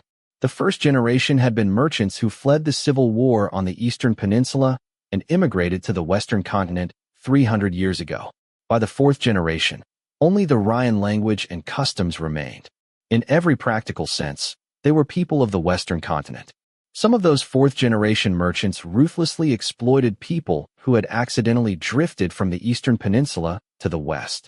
Watching such things happen with his own eyes, Gwan Chang came to realize that, despite sharing the same Chinese character cultural sphere, the people of the Eastern Peninsula and the Western continent possessed fundamentally different temperaments. People from the Eastern Peninsula tended to be hot-blooded and valued honor. People from the Western continent were more persistent and valued practicality. There were countless other differences, but the most obvious one appeared during negotiations. People from the Eastern Peninsula paid close attention to their appearance when entering important negotiations. They usually dressed that way because they believed it would intimidate their negotiating partners. People from the Western continent, however, were often surprised to see those from the Eastern Peninsula dressed so formally for important negotiations. In the Western continent, the wealthier a person was, the more casually they dressed, since they were always wary of being robbed or swindled. To them, flaunting expensive clothing was practically an invitation that said, please cheat me. And when they wanted to intimidate someone during negotiations, they usually got them drunk instead. Silently studying the finely dressed king from another country, Gwan Chang became completely absorbed in figuring out how to swindle him. Just as I thought. This guy doesn't understand the Western continent at all. People often said that if you knew both yourself and your enemy, you would never lose a battle.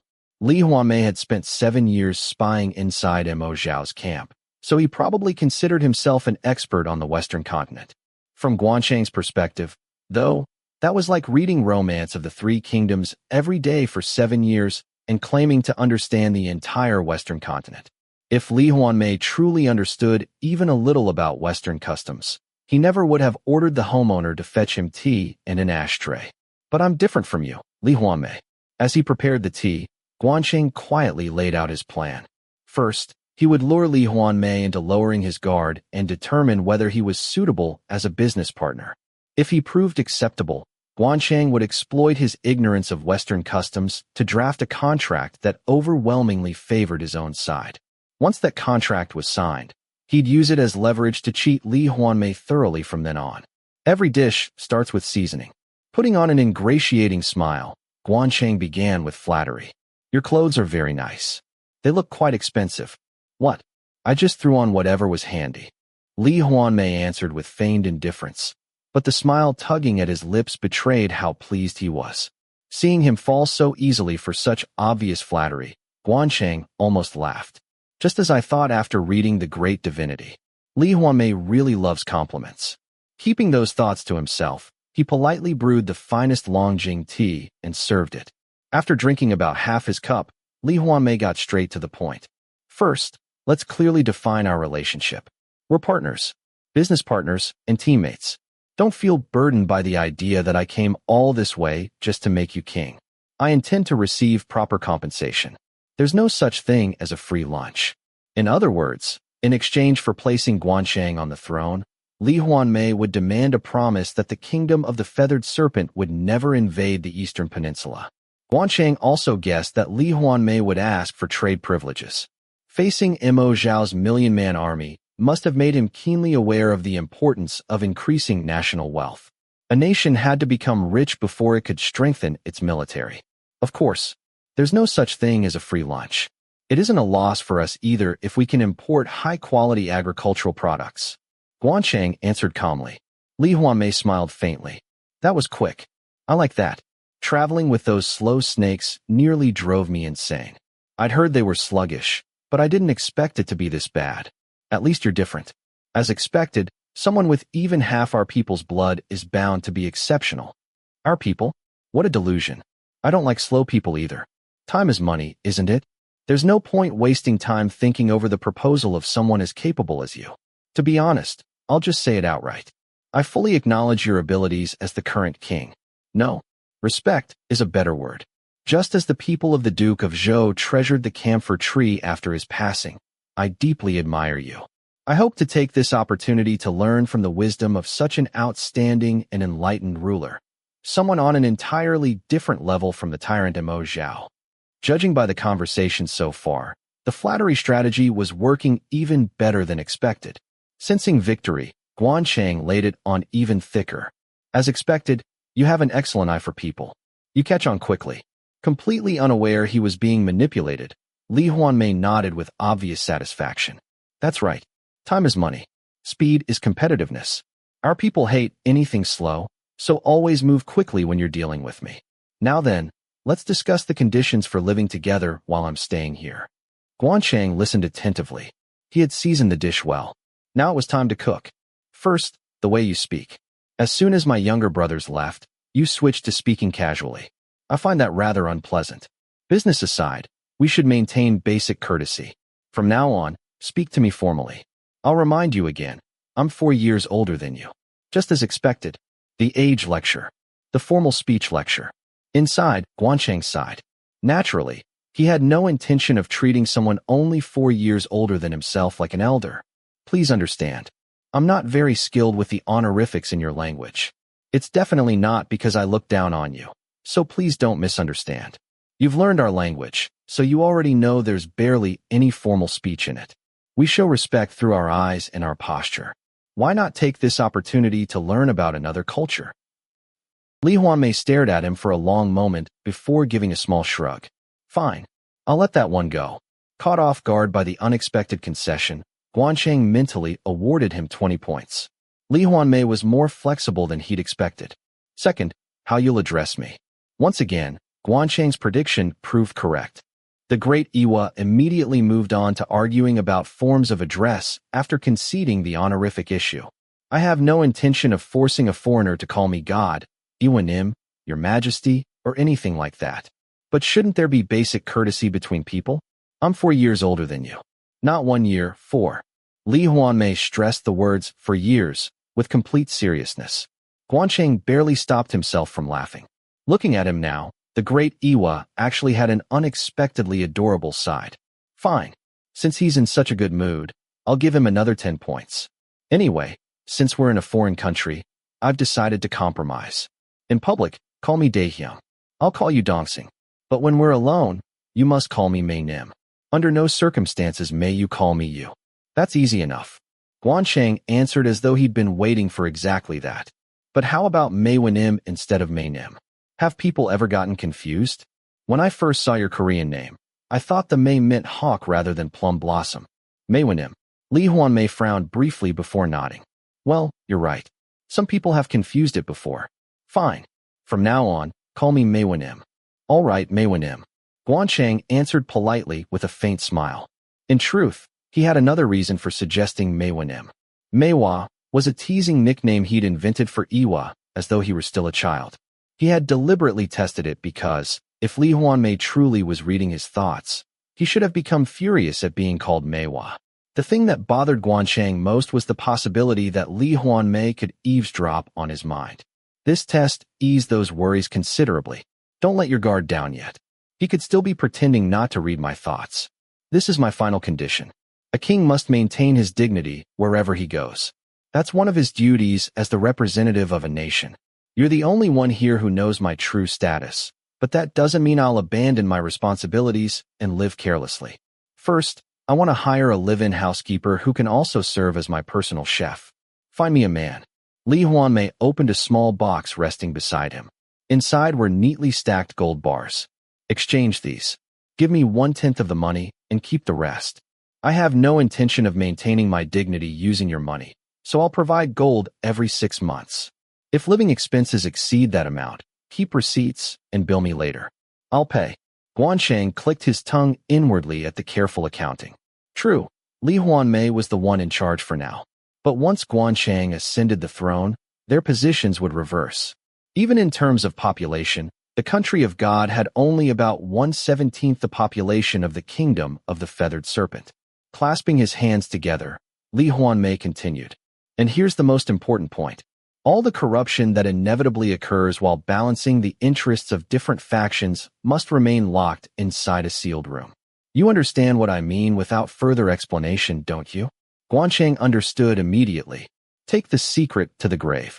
The truth, that Mo Zhao had been killed through the cooperation of his enemy king and that king's illegitimate son, was political corruption that could shake the entire world. Don't worry, Gwan Chang replied clearly. Our deal will remain sealed forever. Yes. Lee Hwanmae smiled faintly. That's politics. You said you wanted to learn from me, didn't you? Then here's your first lesson. A politician must be loved by the people. That means dirty work belongs in the shadows, while under the sun you present yourself as the purest gentleman. That's politics. Anyway, those are all my conditions. Let's work together well and help each other. I'll be as considerate toward you as I can. All right. Let's work together.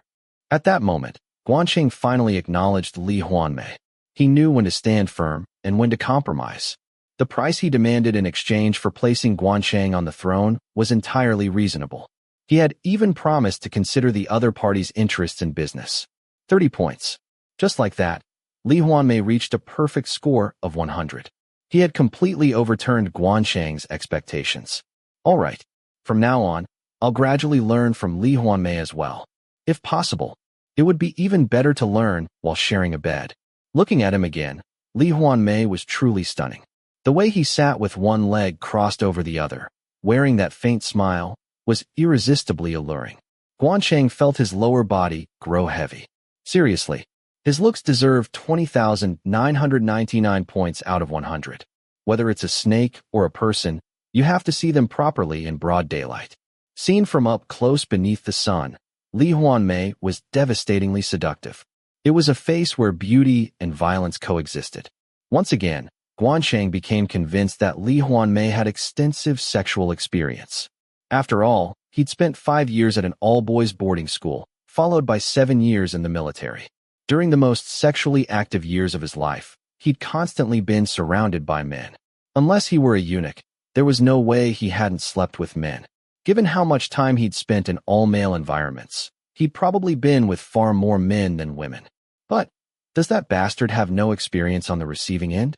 The more experienced someone is, the more willing they are to try different things in bed. As Gwan Chang mercilessly ravished Lee Hwanmae inside the brothel of his imagination, he carefully watched his business partner. Even during this final and most thorough test, Lee Hwanmae showed absolutely no reaction. Gwan Chang was genuinely impressed. You really do keep your promises without fail. I'll give you another 80 bonus points, Maewa. If you invite me into your bed, I'll make it 888.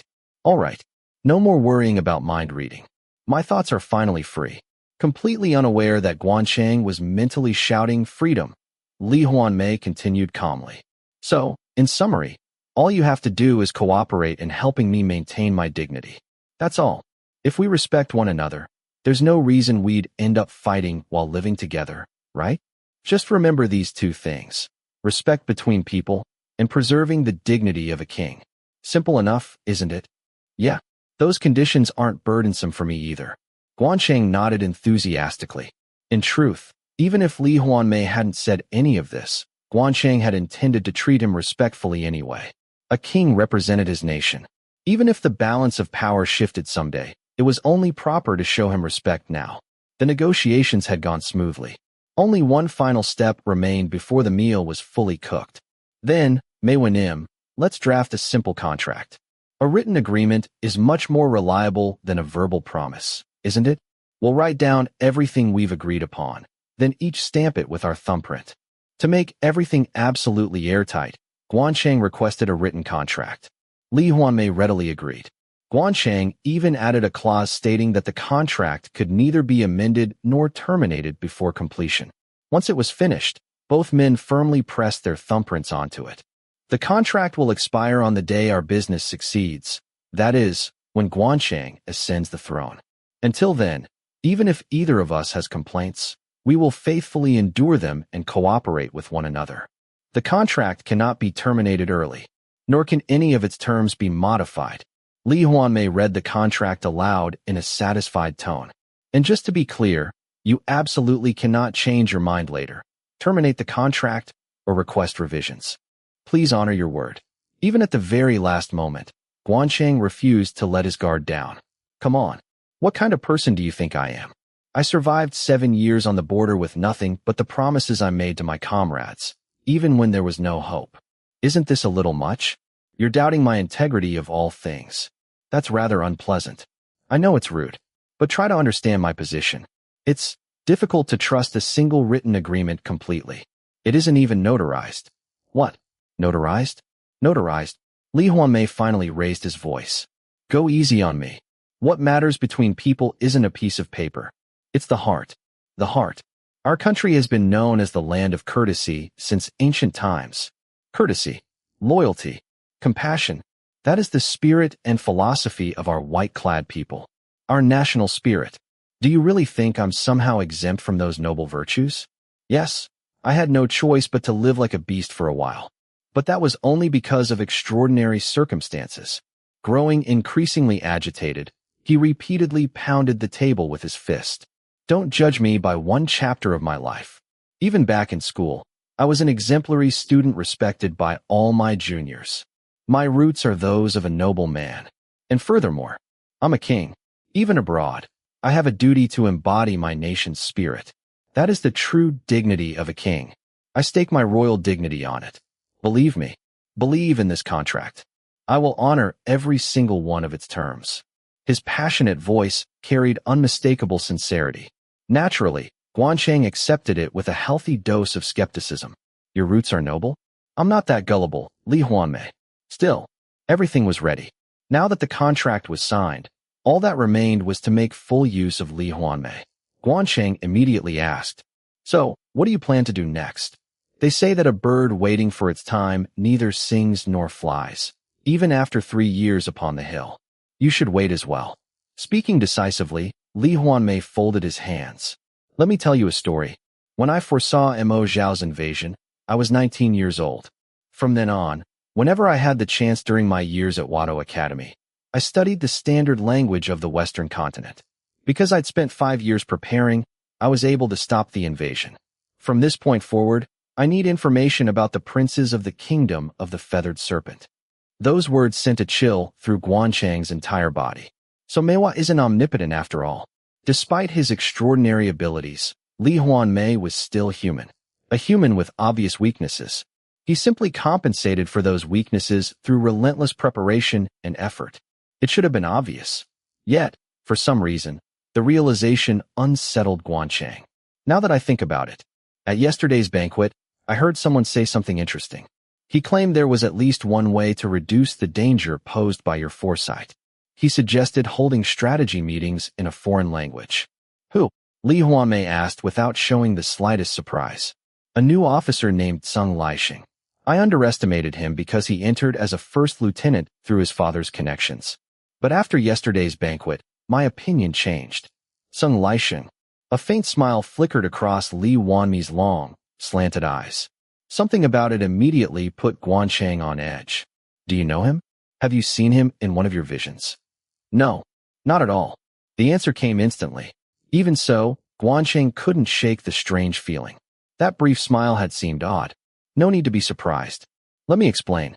The traders in my country are wary of Iwa's foresight, so they hide their conversations in all sorts of ways. They whisper beneath blankets. They lower their voices as much as possible. Some even hold strategy meetings while having sex. They pretend to caress each other while secretly tracing messages onto each other's skin with their fingers. So hearing someone suggest using a foreign language. Honestly, I'm more amazed that those snakes hadn't thought of it sooner. Was that really why he'd smiled like that? Gwan Chang remained suspicious, but decided to let it go for the time being. Lee Hwanmae took another sip of tea. By the day after tomorrow, prepare a rough relationship chart showing the princes of the kingdom of the feathered serpent and the people closest to them. And attach photographs. It'll make my analysis much easier. Understood. Will Maewanim be resting until then? Resting? I need to clean this room and buy everything necessary for a long stay. First of all, I need new bedding. Bedding? Gwan Chang tilted his head. Why buy new bedding? Can't you just use mine? I don't want to. Your bedding is like a beggar's foot rag. Gwan Chang couldn't believe what he'd just heard. A beggar's foot rag? I may be the greatest cleaner in the universe, but after sleeping under your blanket last night, I've concluded that every piece of bedding in this house is beyond saving. Not even my miraculous hand-washing skills can rescue it. I'll have to buy new ones. The greatest cleaner in the universe? Miraculous hand-washing skills? Gwan Chang swallowed hard. Memories of their first meeting came flooding back. Countless moments when he'd been left utterly speechless by Lee Hwanmae's absurd remarks. A terrible premonition washed over him. He had the distinct feeling that many more such moments awaited him. Quietly lowering his expectations for the quality of the rice cake, Gwan Chang steeled himself once more. Don't forget, Maewa is basically a toddler. A terrifyingly cruel and eccentric toddler. All right, if you really want new bedding, we'll buy some. Gwan Chang forced a polite smile. Lee Hwanmae stared back with icy eyes. Confused about why he was suddenly being glared at, Gwan Chang heard the great deity speak coldly. Hey, you're supposed to guide me. I don't know anything about the capital of the kingdom of the feathered serpent. I only found this house because of my foresight. I have no idea where to find a bedding shop that sells clean, hygienic bedding. Have you already forgotten the terms of our cohabitation? I told you I wanted to maintain the minimum dignity appropriate for a king. Do I really have to spell everything out? You should have some common sense. Lee Hwanmae slammed the table in obvious irritation. Gwan Chang suddenly felt like a babysitter forced to care for a fussy toddler. Still, at least there was only one toddler. He could handle this much. All right, I'll take you there. There's a shopping district nearby. Let's walk there together. It'll make for a pleasant stroll. Chapter 12. You should take this chance to familiarize yourself with the neighborhood. At first glance, the alleys might seem confusing, but if you keep going straight, you'll eventually reach the main road. From there, turn right and keep walking straight until you reach the shopping district. It takes about an hour on foot. Lee Hwanmae frowned at Gwan Chang's explanation. That's pretty far, isn't it? Why don't we just take a taxi or a carriage? The sense of distance is different in your country and ours. Around here, an hour's walk is considered quite close. Think of it as experiencing a foreign culture and enjoy the walk. The dust storms are pretty bad, though. Oh well, let's do that.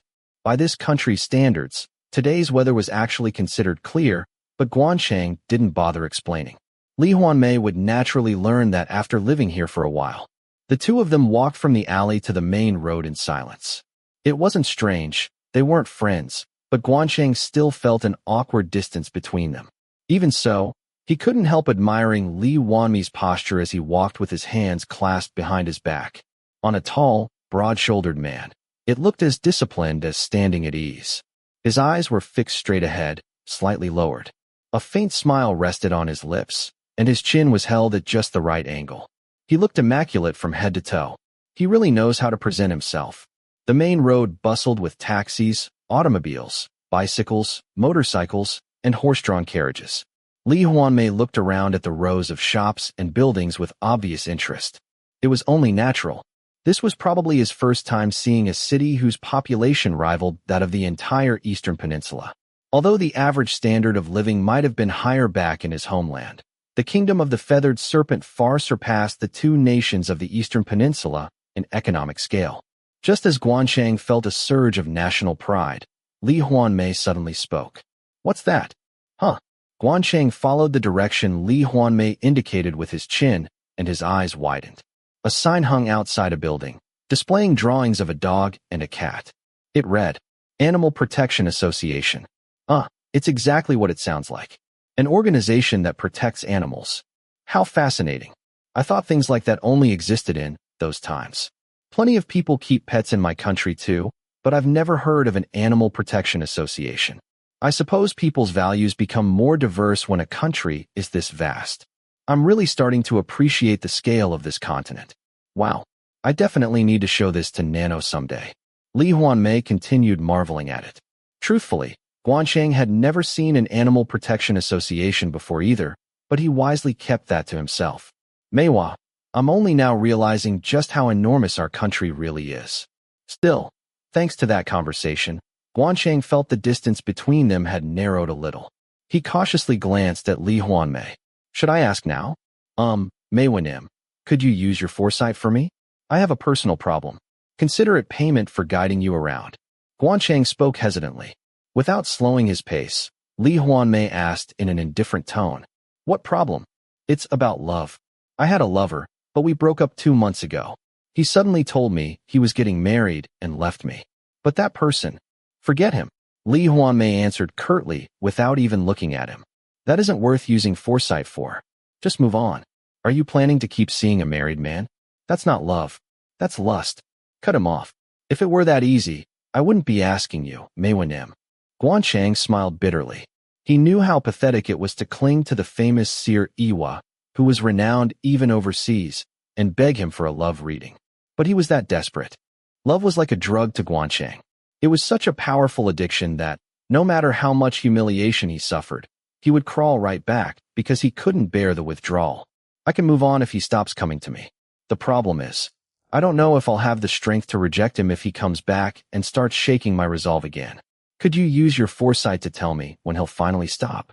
Perhaps hearing the desperation in Gwan Chang's voice, Lee Hwanmae finally stopped walking and glanced at him.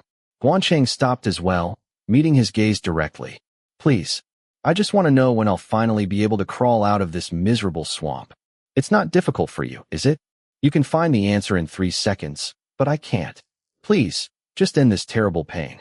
It may sound dramatic, but sometimes I'm even afraid I'll make an irreversible choice. It wasn't an exaggeration.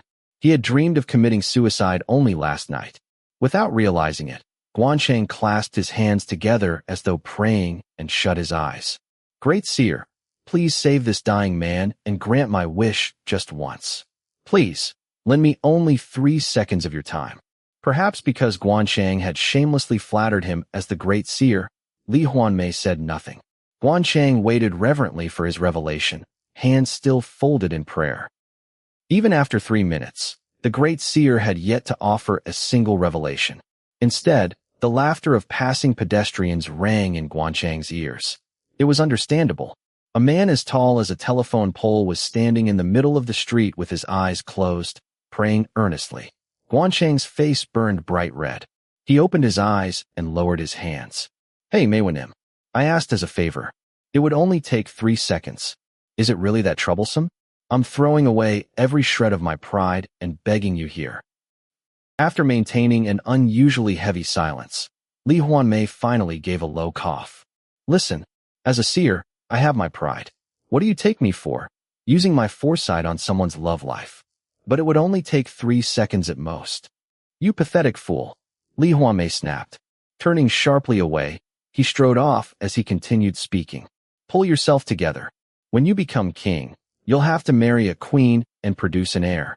I know. The man you're hung up on is Qin Liang or Jin Lang, or whatever his name is. In any case, give up this gay nonsense. A king can't choose who he dates or marries however he likes. A king's body doesn't belong to himself. It belongs to the people and the nation. That's advice from a reigning king, so remember it." "What?" Following after him, Gwan Chang stared with his mouth hanging open. Did he really just say that? For the first time, Gwan Chang began seriously questioning Lee Hwanmae's mental state. Of course, Gwan Chang had never intended to neglect his duty to produce an heir. But he had also never once imagined giving up relationships with men. What king in the world didn't have concubines? Moreover, every human slaughterer Gwan Chang had met until now had always said the same thing. You seize power so you can embrace as many women as you want. Not just in the kingdom of the feathered serpent, but throughout the Western continent. Keeping concubines was a symbol of wealth and authority. Even people of only moderate status often kept mistresses simply for appearances. Mo Zhao had 5 official wives and 9 concubines, yet he still sought countless other women. During military campaigns, he even slept with young boys. People condemned Mo Zhao for his cruelty, but no one ever criticized his lust. Humans were creatures shaped by their environment. Having grown up in a society where the indulgences of the powerful were taken for granted, Gwan Chang couldn't help being utterly dumbfounded by Lee Hwanmae's words. Are you saying you'll spend your entire life with only your queen, Hwanmae? You won't take any concubines at all?" "Of course," Lee Hwanmae answered without the slightest hesitation. "I intend to stay faithful to my wife and children for the rest of my life. I don't need concubines." To Gwan Chang's astonishment, Lee Hwanmae sounded completely sincere. "Good heavens! But, is that even possible? Won't ambitious women keep throwing themselves at you, Hwanmae? Are you really confident you won't be tempted?" "I'm confident. I won't give in. Whether it's a woman or a man, once the lights are off, everyone's the same. If everyone's the same in the dark, why would I take concubines and hurt my wife and children?" Gwan Chang was left speechless by Lee Hwanmae's unwavering conviction. Seriously, is that something a man would say? Not just any man, either, but one standing at the very top? He was utterly bewildered. Yet Lee Hwanmae didn't sound as though he were preaching morality. His words sounded like a simple truth that he genuinely believed. This slaughterer, blessed with a body that could lure anyone into his bed if he wished, sincerely dreamed of nothing more than the ideal family found in an ethics textbook. Once again, Gwan Chang realized that Lee Hwanmae was an extreme idealist. At this point, Lee Hwanmae became frightening in an entirely different way. He kept pet snakes and was unusually interested in animal protection societies. It wouldn't have surprised Gwan Chang at all if this slaughterer, who pursued everything to the extreme, one day declared a complete ban on killing animals, just like Tokugawa Tsuneyoshi. Water that is too pure has no fish, and sunlight must be moderate for trees to grow. If he had to compare Lee Hwanmae to something, he was a cactus. A lone cactus standing beneath the blazing sun in a vast wasteland, gazing only upward. But wait, is Lee Hwanmae already married? Why hadn't he thought of that sooner? It had already been 1 year and 2 months since the border conflict ended. That was more than enough time for Lee Hwanmae to have gotten married. Had everything Lee Hwanmae just said been the heartfelt advice of a married man devoted to his family, directed toward an unmarried one? Either way, sleeping with him was completely out of the question. Suppressing his disappointment, Gwan Chang asked, "Is it a boy or a girl? What? Where did that come from?" Lee Hwanmae narrowed his eyes and looked at him. "What do you mean, where? Your child. Didn't you come here after getting married? A year and 2 months is plenty of time to have a child. So, is it a son or a daughter? What did you name them?" For the briefest instant, a chilling light flashed through Lee Hwanmae's eyes. His face seemed to transform into that of a cannibal chieftain who had starved for 100 years. But just as Gwan Chang wondered if he had imagined it, Lee Hwanmae's expression returned to its usual calmness. Gwan Chang quietly decided that he must have been seeing things. "I didn't get married." "Huh? What?" Caught off guard by the unexpected answer, Gwan Chang blinked before realization dawned. "You must have deliberately postponed the wedding, right? There's no way someone who dreams of such a harmonious family, like Mae Wan-im, would leave behind a wife who had just given birth and a nursing baby to come all the way here. Somehow, this feels like it's my fault." "Well, you could say that. Since you know it's your fault, reflect on it. As I advised you, give up your namesake ways for now. Learn from my noble spirit of self-sacrifice, postponing marriage for the sake of the greater cause." Gwan Chang stopped walking, wondering if he'd heard correctly. What did he just say? A noble spirit of self-sacrifice? Hey, I've been meaning to ask. Is referring to yourself in the third person a habit of yours? Unable to hold back any longer, Gwan Chang finally asked. "Yeah, it's a habit." Lee Hwanmae turned around with a smile. "I picked it up back when I was going around calling myself the agent of God. Of course, my colleagues figured it out pretty quickly. Haha. Now that I think about it, I still remember their reactions the first time I said it. At the time, rumors that Iwa had been murdered were spreading like wildfire, so when I suddenly declared I was the agent of God, they were completely stunned. They just stared at me with their jaws hanging open. If even your colleagues already knew the previous Iwa was dead, was there really any point in using such embarrassing honorifics? It was like pretending not to see what everyone already knew. What are you talking about? You know how the military works, don't you? Even the younger guys who argued with me all the time treated me strictly as their superior once we were in uniform. If I wanted everyone else to follow the rules, I had to follow them first, even if that meant using embarrassing honorifics. If I, the actual commander, stopped using them, it would have been the same as the government officially acknowledging the previous Iwa's death. That much was true. Knowing something and officially acknowledging it were two completely different matters. Then why hasn't your government announced the previous Iwa's death yet? Surely the people would welcome the enthronement of a young and capable king. It was something Gwan Chang had wondered for quite some time. Lee Hwanmae chuckled. That's a long story. The short version is that I wasn't formally made king until after the 6-year border conflict ended. The position of Iwa remained officially vacant for 5 years. Like you said, it was a case of covering our eyes and pretending not to see. During those 5 years, my colleagues and I had to put on an elaborate performance, pretending Iwa still existed. At first, it made me cringe every time I talked about the great God or whatever. Like you said, it was basically praising myself in the third person. But eventually it became a habit, and now it's hard to break. Everyone around me is so used to it that they don't even notice anymore. Gwan Chang understood the explanation, but it still made him uncomfortable. Whenever Lee Hwanmae referred to himself in the third person, it felt like he was talking to someone with a split personality. I don't intend to announce the previous Iwa's death anytime soon. The cannibalistic demon king needs to remain remembered as the 36th Iwa for a long time. Honestly, the memorial service was something I came up with on the spur of the moment when I was cornered with no other choice. It turned out to be far more effective than I expected, so I kept doing it.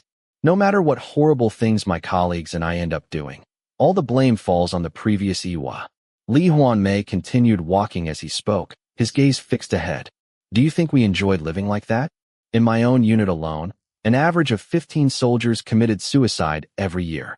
I couldn't even hold proper funerals for them because it would hurt the army's morale.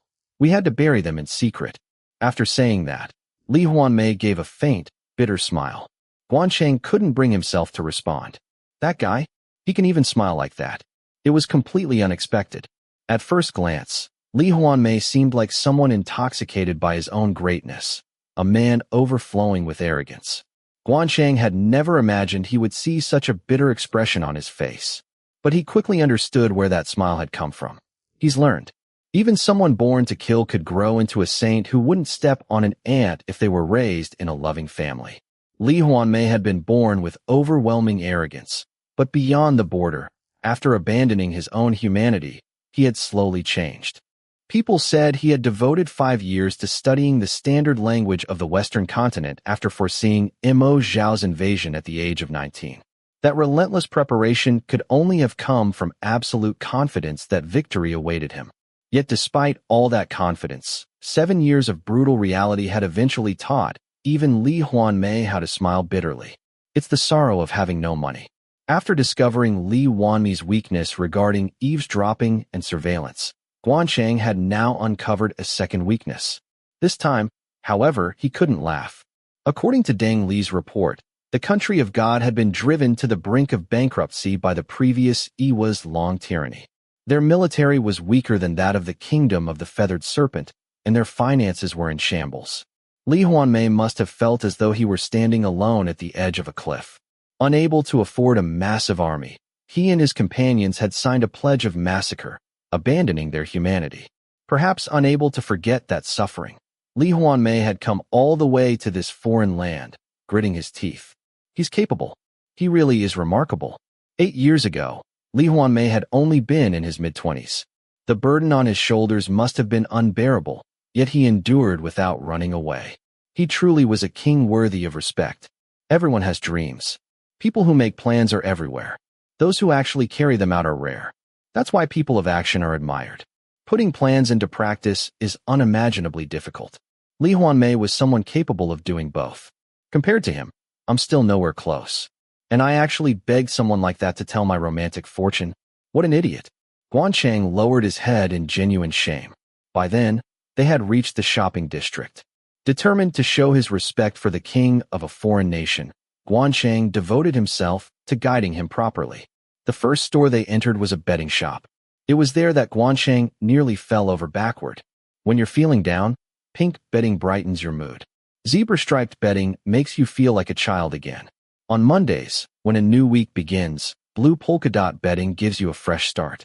On Tuesdays, when your spirits dip a little, mint-colored bedding with leaf patterns is perfect. Wednesdays call for elegant white bedding with embroidery.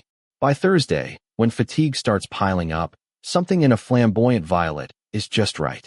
Friday is categorizing everything by day of the week, mood, design, texture, and function.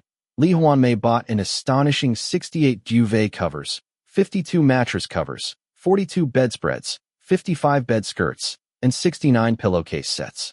That wasn't all. He purchased down and cotton fillings, 38 varieties of curtains, 48 rugs, 27 carpets, 25 canopies, and 8 mosquito nets. Then came memory foam mattresses, memory foam pillows, dozens of scented candles in every imaginable color, and finally a carefully selected wooden bed that he arranged to have delivered. Gwan Chang had never seen anyone care so obsessively about the environment of a bedroom. Unfortunately, that was only the beginning. Using the excuses of maintaining the dignity of a king and showing proper respect to someone 4 years older, Lee Hwanmae dumped every single package onto Gwan Chang. Only then did Gwan Chang realize why Lee Hwanmae had insisted on bringing him along under the pretense of needing a guide. There was no way to refuse. He had already stamped the contract with his own thumbprint. Even after his arms felt ready to fall off, there was still more luggage. He rolled up the memory foam mattress together with duvet covers, carpets, rugs, and bedding fillings and carried the enormous bundle on his back. His spine screamed for mercy. The number of toddlers he had somehow become responsible for had increased from 1 to 70. Meanwhile, in front of Gwan Chang, who staggered beneath what felt like an entire mountain, Lee Hwanmae leisurely hummed to himself while enjoying his shopping. La la la la la la. Should I buy a coffee cup set?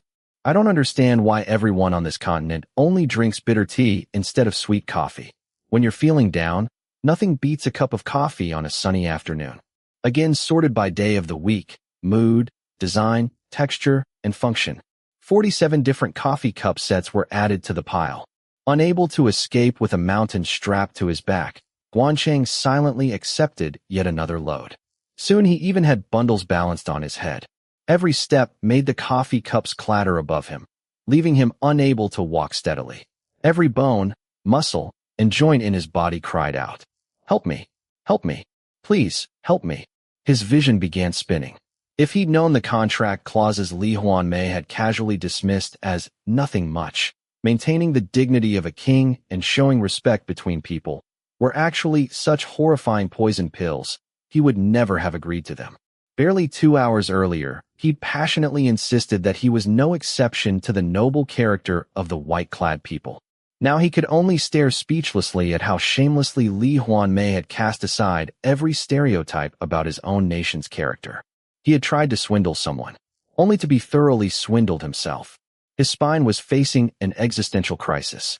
Only now did Gwan Chang realize that his strategy of know yourself and know your enemy had been completely crushed by Lee Hwanmae's empty fort strategy. That guy really is an expert on the continent. He pretended to know nothing while understanding everything. He regretted it bitterly, but it was far too late.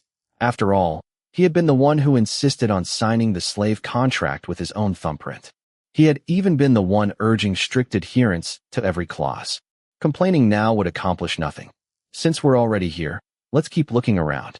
The shopping district on the continent really lives up to its reputation. They truly sell everything imaginable. La la la la la la.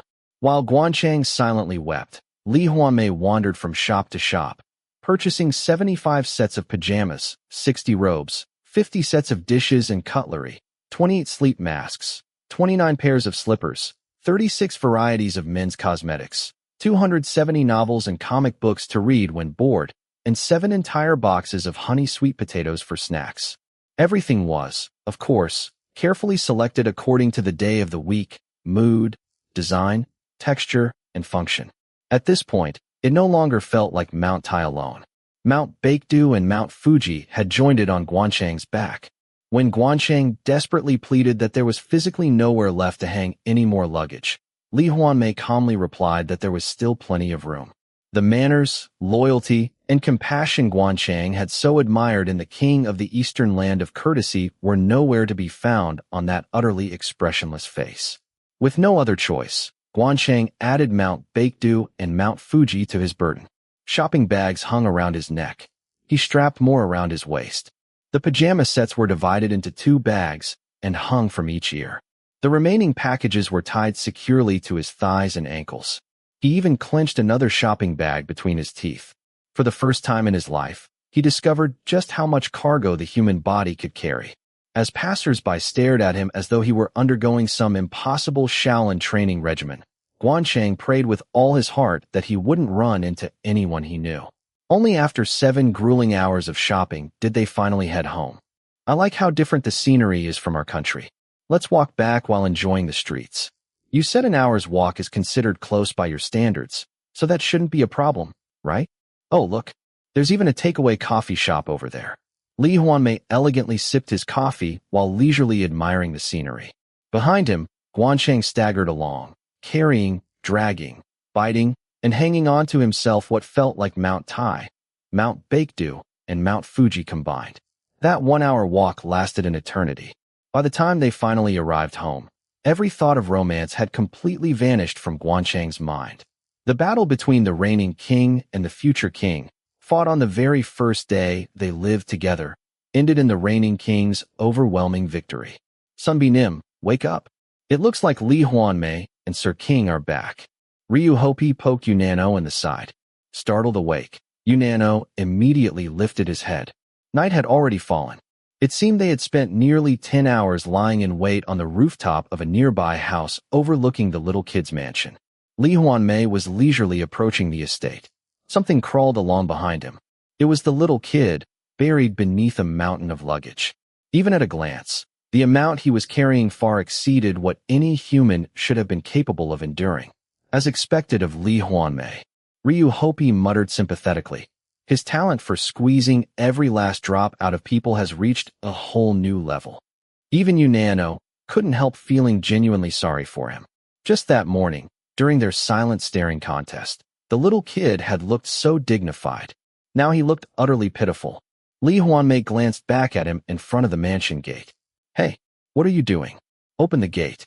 His expression remained perfectly calm as he urged the man, who had exceeded every conceivable carrying limit and was practically wriggling across the ground, to hurry up. Even to Unano, his own junior, Lee Hwanmae was truly heartless. But that Sir King fellow really is a useful servant. Lasting a full 12 hours with Lee Hwanmae on the very first day. That's a new record, isn't it? Ryu Hopi looked over at Unano. "Sunbeam, what should we do?" "Keep watching." Rubbing his chin, Unano replied. "Let's just go." Chapter 13. Hoo. From the crack of dawn, Gwan Chang had been immersed in his core breathing for the past 30 minutes. If he met Lee Hwanmae without calming himself first, he felt certain they would end up crossing swords immediately. If he hadn't been afraid of Unano and Hopi's retaliation, he would have killed Lee Hwanmae already and buried him in the inner courtyard. Just thinking about yesterday's disaster made his vision blur. He had never imagined the incident would happen less than 2 hours after Lee Hwanmae started spouting nonsense about being the king of a nation built on Eastern etiquette. Who would have thought the contract he had insisted on signing for his own peace of mind would boomerang right back and hit him in the back? Lee Hwanmae. Gwan Chang's shoulders trembled. Exploiting the contract like that? Just because someone treats you politely, you think you can look down on them? If you think I'll become your obedient slave, you're mistaken. Just because you're a king doesn't make you all-powerful. Everyone is equal. People come before status. Only after a full hour of core breathing did he recover about 0.0001% of his composure. Gwan Chang sprang to his feet. He was going to demand that Lee Hwanmae stop exploiting the contract immediately. If Lee Hwanmae refused, he was fully prepared to show him the spirit of a man from the Western continent. "How dare you say such shameless nonsense without changing your expression? A nation of Eastern etiquette? National philosophy? Manners? Affection? Loyalty? Go to hell, you shameless swindler. I'll stop calling you Maewanim. I'll call you Maewa right to your face." Having steeled himself, he headed toward the dining room. Since he still hadn't hired a housekeeper, today's breakfast was his responsibility. There wasn't a single part of that sly fox that made him want to cook for him, but he had an ulterior motive. Gwan Chang was a fair man.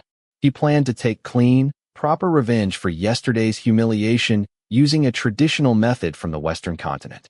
Lee Hwanmae, you have no idea how people from the Western continent have been messing with dumplings since ancient times, do you? I'll serve you dumplings stuffed with boogers. Not just boogers, but plenty of spit, gunk, and dandruff too. Be grateful I'm not making human meat dumplings, you sly fox. The moment he stepped into the dining room, he froze. Lee Hwanmae was wiping down the sink. He turned and looked at him. "You're awake. What is this?" Gwan Chang's eyes widened involuntarily. Yesterday, no matter how desperately Gwan Chang begged him to help because there wasn't a single place left on his body to carry any more shopping bags, Lee Hwanmae hadn't lifted a finger. Yet today, at the crack of dawn, he was doing kitchen chores? Even more shocking was the state of the kitchen. It was as though an enormous diamond had appeared before him. The sink, countertops, and dining table sparkled without a speck of dust. Everything gleamed so brilliantly that Gwan Chang couldn't help letting out a quiet groan. He instinctively raised a hand to shield his eyes. Lee Hwanmae smiled faintly. "I've already set the table, so eat before the soup gets cold." Once again, Gwan Chang was speechless. Just as Lee Hwanmae had said, breakfast was neatly laid out on the dining table. It was a perfect East Peninsula-style meal consisting of rice, seaweed soup, and 5 side dishes. As he sat down, Lee Hwanmae said, "Even if a man lives alone, your refrigerator was far too empty. Do you know how much trouble I went through cooking since dawn? Fortunately, my mother packed dried seaweed, sesame oil, red pepper powder, fish sauce, and red pepper paste for me. Go on, eat. It's a nutritionally balanced meal, so even if it doesn't taste amazing, it should give you enough energy for the day." Lee Hwanmae handed him a spoon. Gwan Chang was completely dumbfounded. Yesterday, the shopping demon who had piled mountains, Baekdu Mountain and Mount Fuji included, onto his back had somehow transformed overnight into a household spirit? Could this be his apology for yesterday? The instant the thought crossed his mind, reason screamed, no. The saying, medicine after poison, immediately came to mind. That's right. If he had enough conscience to apologize, he never would have caused that incident less than 2 hours after signing the contract. Even so, his anger eased somewhat. Having spent his teenage years among merchants from Ryan, Gwan Chang had developed a deep appreciation for the East Peninsula's simple home-cooked meals.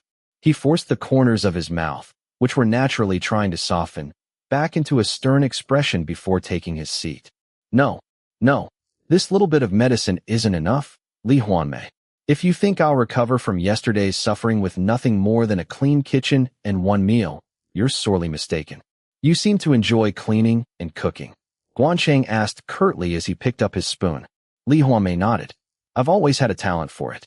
The men in my country consider cooking and cleaning unmanly, but I never agreed.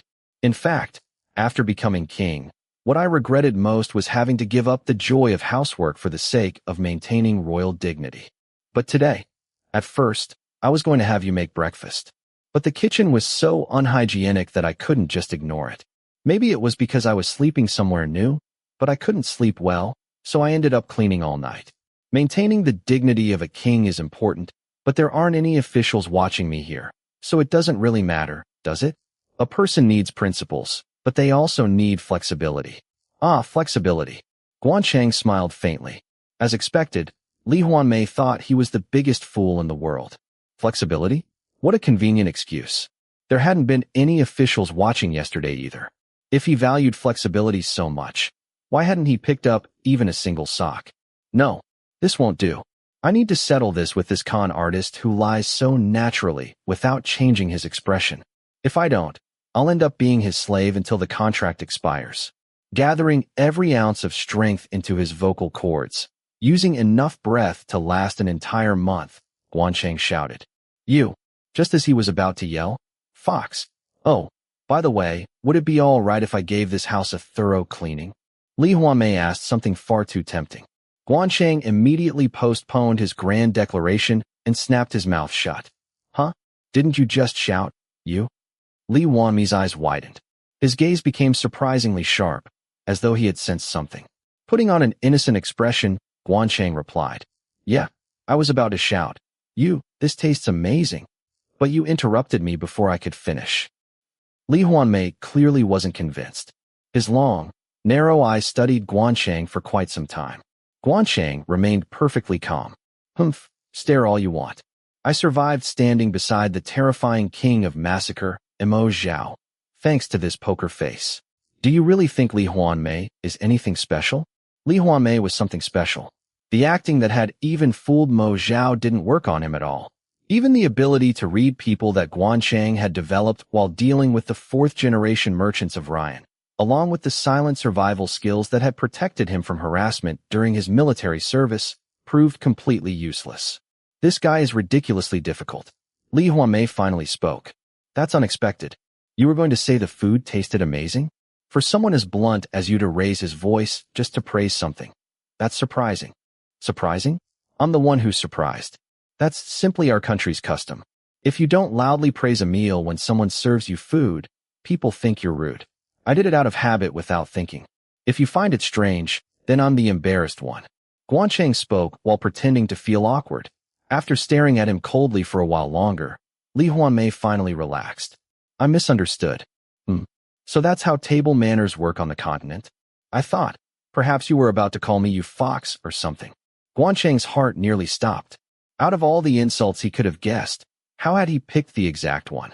For a moment, Gwan Chang even suspected the man could read minds. With an irritated expression, Lee Hwanmae continued. I don't understand it myself, but sometimes my subordinates shout, you. Just like you did, then suddenly stop. So I secretly listened a few times, and the next word turned out to be fox. Well, it only happened a handful of times, but ever since then, whenever someone trails off after saying you, I get suspicious. I'm warning you.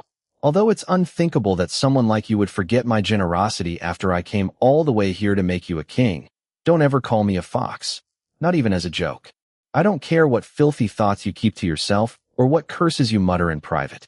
But the moment you say them out loud, it becomes a problem. You understand, don't you? Behind me stand Nano and Hopi. Lee Hwanmae tilted his chin proudly over his shoulder.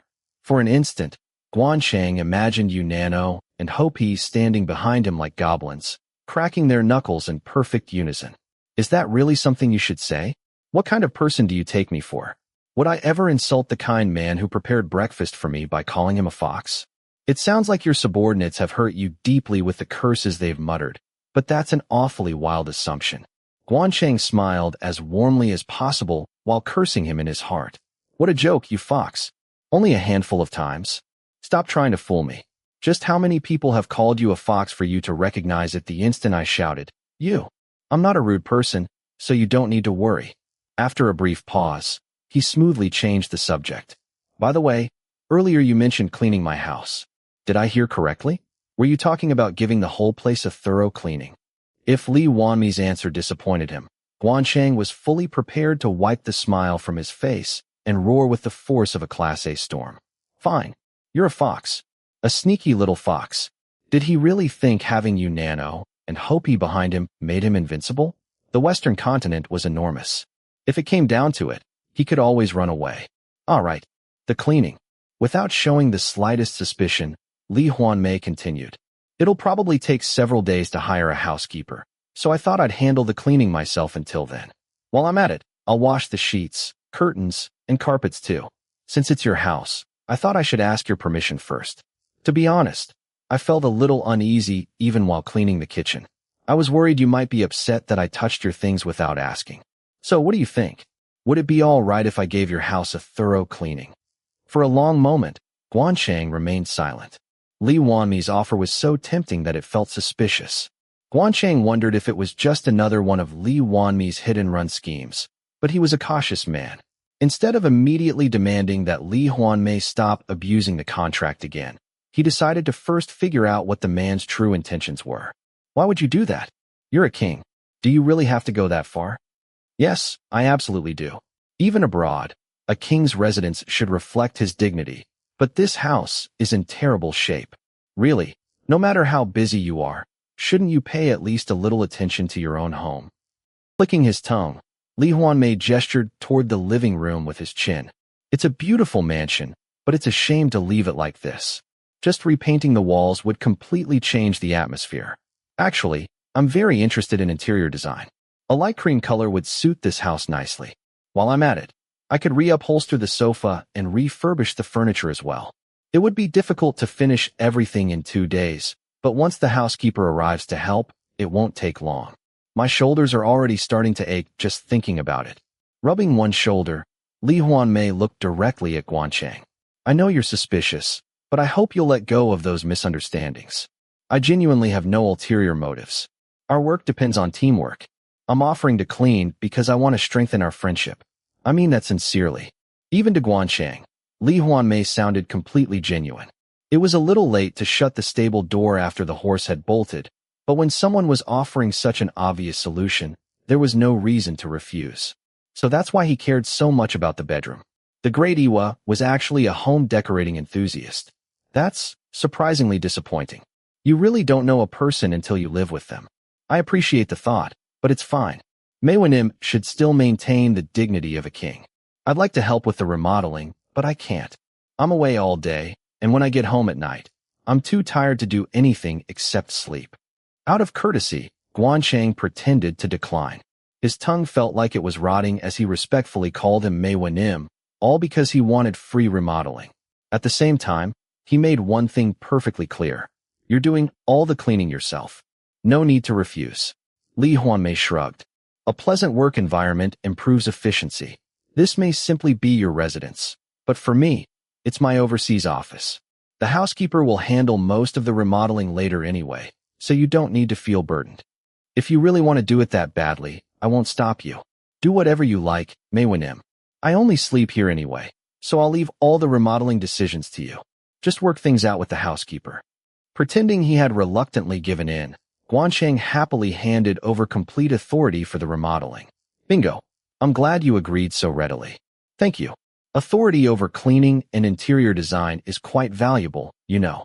Taking another spoonful of seaweed soup, Lee Hwanmae frowned. The water tastes different here. Even the soup tastes different because of it. The tap water here isn't very good. Don't be so picky and just eat. I think it tastes fine. No, water is extremely important to a person's health. This won't do. Should we buy a water purifier? Forget it. Water purifiers made in our country break all the time. Imported ones are too expensive. It's cheaper to buy bottled water instead. Gwan Chang silently offered a prayer for whatever unfortunate woman would one day marry Lee Hwanmae, a home decorating fanatic. Someone picky about the taste of water. A man obsessed with creating the perfect home. What a terrifying husband. He wasn't someone you should date, much less marry. I doubt bottled water here tastes much different from the tap. Lee Hwanmae thought for a moment before suddenly snapping his fingers. That's it. I know exactly what we need. Alpine glacier water. Let's buy alpine glacier water. Gwan Chang nearly choked. Glacier water? Mei Wen, what are you talking about all of a sudden? This isn't Switzerland. Why are you talking about alpine glacier water? Oh, didn't you know? They import it here. I had it a few times at a high-end restaurant called Yodel Song while I was traveling around the continent, and it was excellent. Arrange to have it delivered starting tomorrow. Starting tomorrow? Gwan Chang's voice shot up involuntarily. Yes, starting tomorrow. Lee Hwanmae tilted his head in confusion. Isn't it simple? Just call and place an order. What's the problem? Well, Gwan Chang opened his mouth, then closed it again. Yesterday, Lee Hwanmae had manipulated him so skillfully that Gwan Chang had assumed he was an expert on the Western continent. Apparently not. His first impression had been correct. Lee Hwanmae was just a man who had spent 7 years reading Romance of the Three Kingdoms. How could someone know so little? Lee Hwanmae, if you were planning to live abroad, couldn't you at least have studied the country first? Tomorrow isn't possible. Even after placing an order here, deliveries don't arrive immediately. Really? Well, I suppose this country is enormous. Waiting another 3 or 4 days is acceptable. Gwan Chang decided not to bother correcting his ignorance. Considering Lee Hwanmae's personality, it was already a blessing that he hadn't demanded Arctic glacier water instead. In any case, the conversation completely healed the emotional wounds from yesterday. Gwan Chang deeply regretted getting so angry before realizing that Lee Hwanmae was someone who believed firmly in give and take. Honestly, carrying luggage yesterday was nothing compared to getting an entire mansion remodeled for free. Well, he finishes his foresight in 3 seconds. With that much free time, Lee Hwanmae must be terribly bored. Gwan Chang casually watched him while stirring his soup. A new temptation slowly crept into his mind. Since he's already doing this, should I have him take care of the meals too? Judging from breakfast alone, Lee Hwanmae was an excellent cook. It seemed a shame for this delicious food to end after just one meal. Maybe he could deliberately drag his feet on hiring a housekeeper. It was undeniably selfish. But Lee Hwanmae had nothing except time. After thinking it over, Gwan Chang finally spoke. By the way, my work hours aren't fixed, so it would be difficult for me to cook dinner every night. What are you planning to do about dinner until we hire a housekeeper? Feeling slightly guilty about making a king serve as a housekeeper, he cautiously tested the waters. Lee Hwanmae frowned. I see. I suppose I have no choice. Until a housekeeper arrives, I'll prepare my own meals. Really? Gwan Chang was genuinely surprised by how readily he accepted it. You're really okay with that? Even if you're a king, isn't it improper for you to keep cooking for yourself? What else can I do? Since your circumstances are like this, I have to compromise. Back home, we usually cook enough to last 2 meals anyway, so it isn't much trouble. How about I make braised short ribs for dinner tonight? I'll need to buy groceries, so draw me a map to the nearest supermarket. Really, it's fine. Don't feel guilty. No. I'll do my best to find a housekeeper as quickly as possible. Keeping his face perfectly stoic, Gwan Chang shouted 3 triumphant cheers inside his head. Hooray! Hooray! Hooray! He absolutely must not hire a housekeeper until the contract expired. Don't resent me too much, Lee Hwanmae. You have so much free time anyway. Wouldn't you be happier spending it cooking and cleaning, the things you love most? I see now. Lee Hwanmae is unexpectedly simple. Gwan Chang had discovered yet another aspect of his personality. Lee Hwanmae was someone with very clear likes and dislikes. He wouldn't even glance at something he disliked. But when it came to something he enjoyed, he would happily stay awake all night doing it. The only problem was that he expressed himself in an incredibly roundabout way. The trick was not to be fooled. His words required translation. Lee Hwanmae always wrapped his true intentions in layers of elegant packaging. He disguised them behind phrases like courtesy between people, maintaining royal dignity, and national philosophy. Deciphering his rhetoric wasn't easy, but in the end, almost everything translated into one of only two meanings. I absolutely don't want to do this, so you do it. Or, I like this, so I'm definitely going to do it. For years, Lee Hwanmae must have driven countless people to frustration with those elaborate speeches. He probably watched them tear their hair out trying to decipher the hidden meaning while laughing to himself. But not me, Lee Hwanmae. Other people may only see you as the cruel King Iwa. Not me. I'm different from all those people who were so overwhelmed by your authority that they stumbled around helplessly. I don't look down on you, but neither do I worship you blindly. To me, you're simply a useful talent. Now that I understand the way you speak, I won't be caught off guard anymore. Just as Gwan Chang was congratulating himself, Lee Hwanmae suddenly looked up. I almost forgot. Snake, before you leave for work, exercise Hera. Huh? Hera, you mean that snake? Gwan Chang couldn't believe his ears. Standing up, Lee Hwanmae calmly began washing the dishes. That's right. Exercise her. Hera needs an hour of exercise every day, but as king, I can't be expected to handle such chores. According to our contract, I request your full cooperation in preserving my dignity. The translator inside Gwan Chang's head immediately went to work. I absolutely don't want to do this, so you do it. This is bad. Simply understanding the way Lee Hwanmae spoke wasn't enough to solve every problem. Gwan Chang swallowed hard. He had no idea how to respond to such an outrageous request. Walking a dog? Fine. A cat? No problem. Even a hamster. But a snake? Absolutely not. This crossed the line. He tried resisting. Excuse me, but that's impossible. Snakes disgust me. What are you talking about?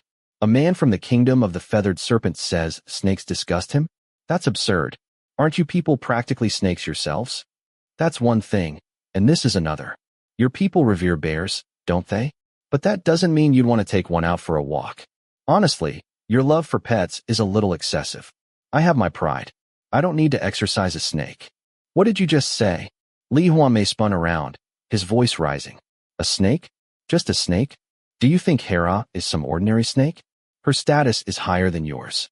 She's a genetically engineered serpent created after 21 years of research and presented to me as a birthday gift by the King of Ryan. She's as intelligent as a dog. She's worth nearly 20 buildings. She's such a precious creature that she was even awarded the military rank of Staff Sergeant because she was the King of Ryan's gift.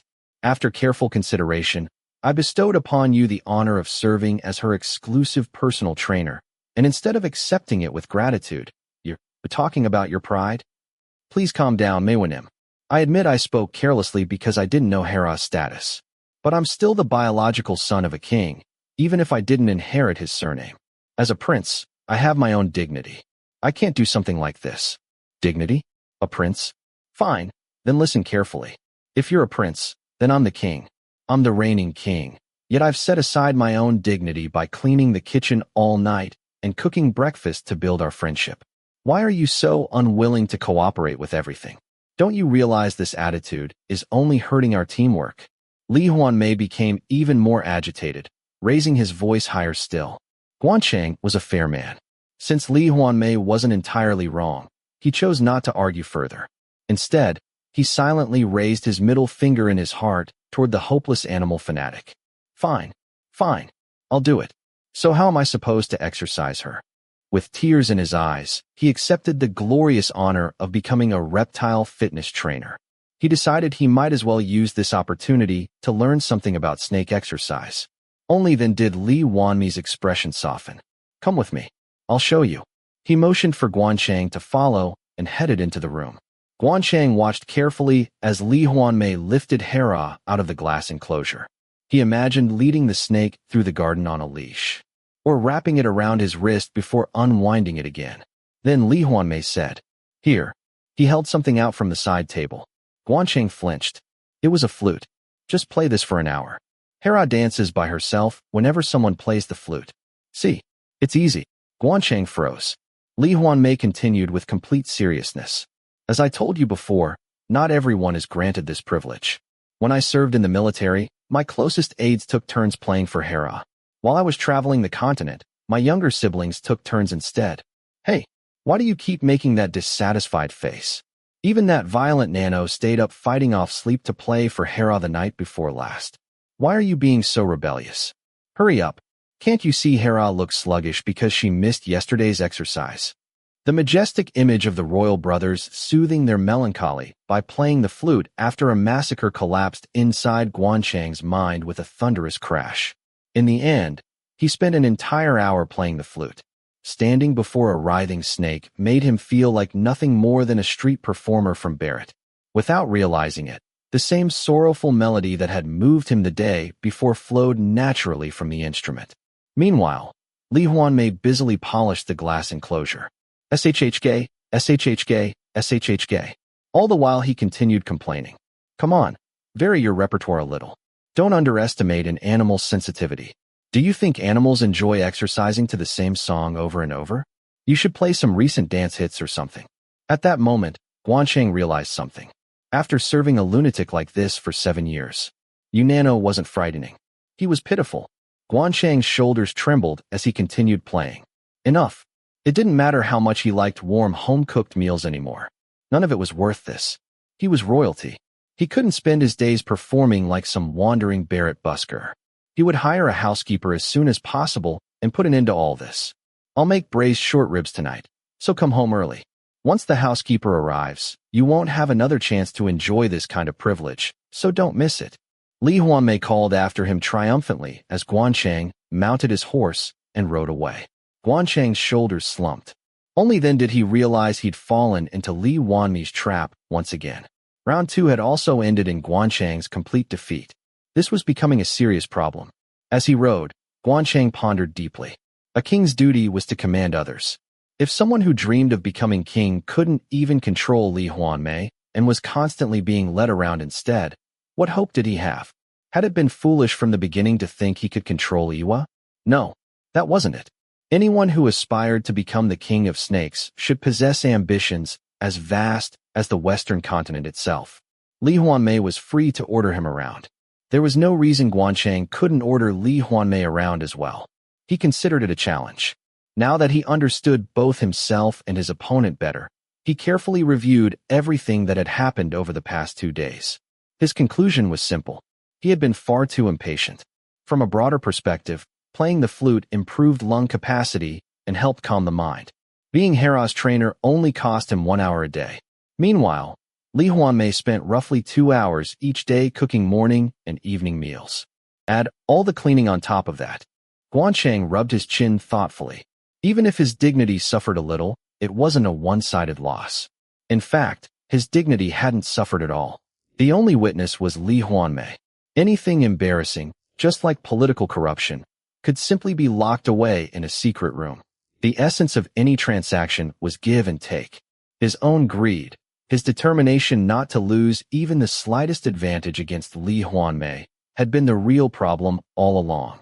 Instead of insisting on total victory, it was wiser to give up something small in exchange for something much greater. All right, being Hera's trainer isn't such a bad deal after all. Having fully convinced himself, Gwan Chang nodded. That's right. There was no reason he couldn't order Lee Hwanmae around as well. If he had survived 10 years serving under Mo Zhao, surely he could handle Lee Hwanmae. No matter how outrageous Lee Hwanmae became. Well, surely those 10 years of experience would somehow get him through. Unlike Lee Hwanmae, who only cared about national spirit when it suited him, Gwan Chang genuinely valued the ideals of the Western continent. Above all, he had always regarded one principle as the greatest virtue: patience. The patience to wait until one was absolutely certain. So this time as well, Gwan Chang decided to continue observing Lee Hwanmae calmly until he fully understood him. Done. The urgent search for a housekeeper was officially postponed. He would eat the braised short ribs tonight first. If they weren't delicious, then he would hire a housekeeper and hand over every household chore. All right. From now on, you're my chief of staff and housekeeper, Meiwa. The future king tightened his grip on the reins and smiled confidently.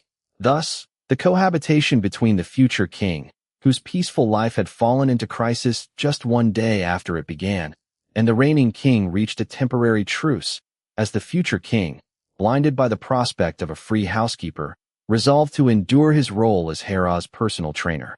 Chapter 14.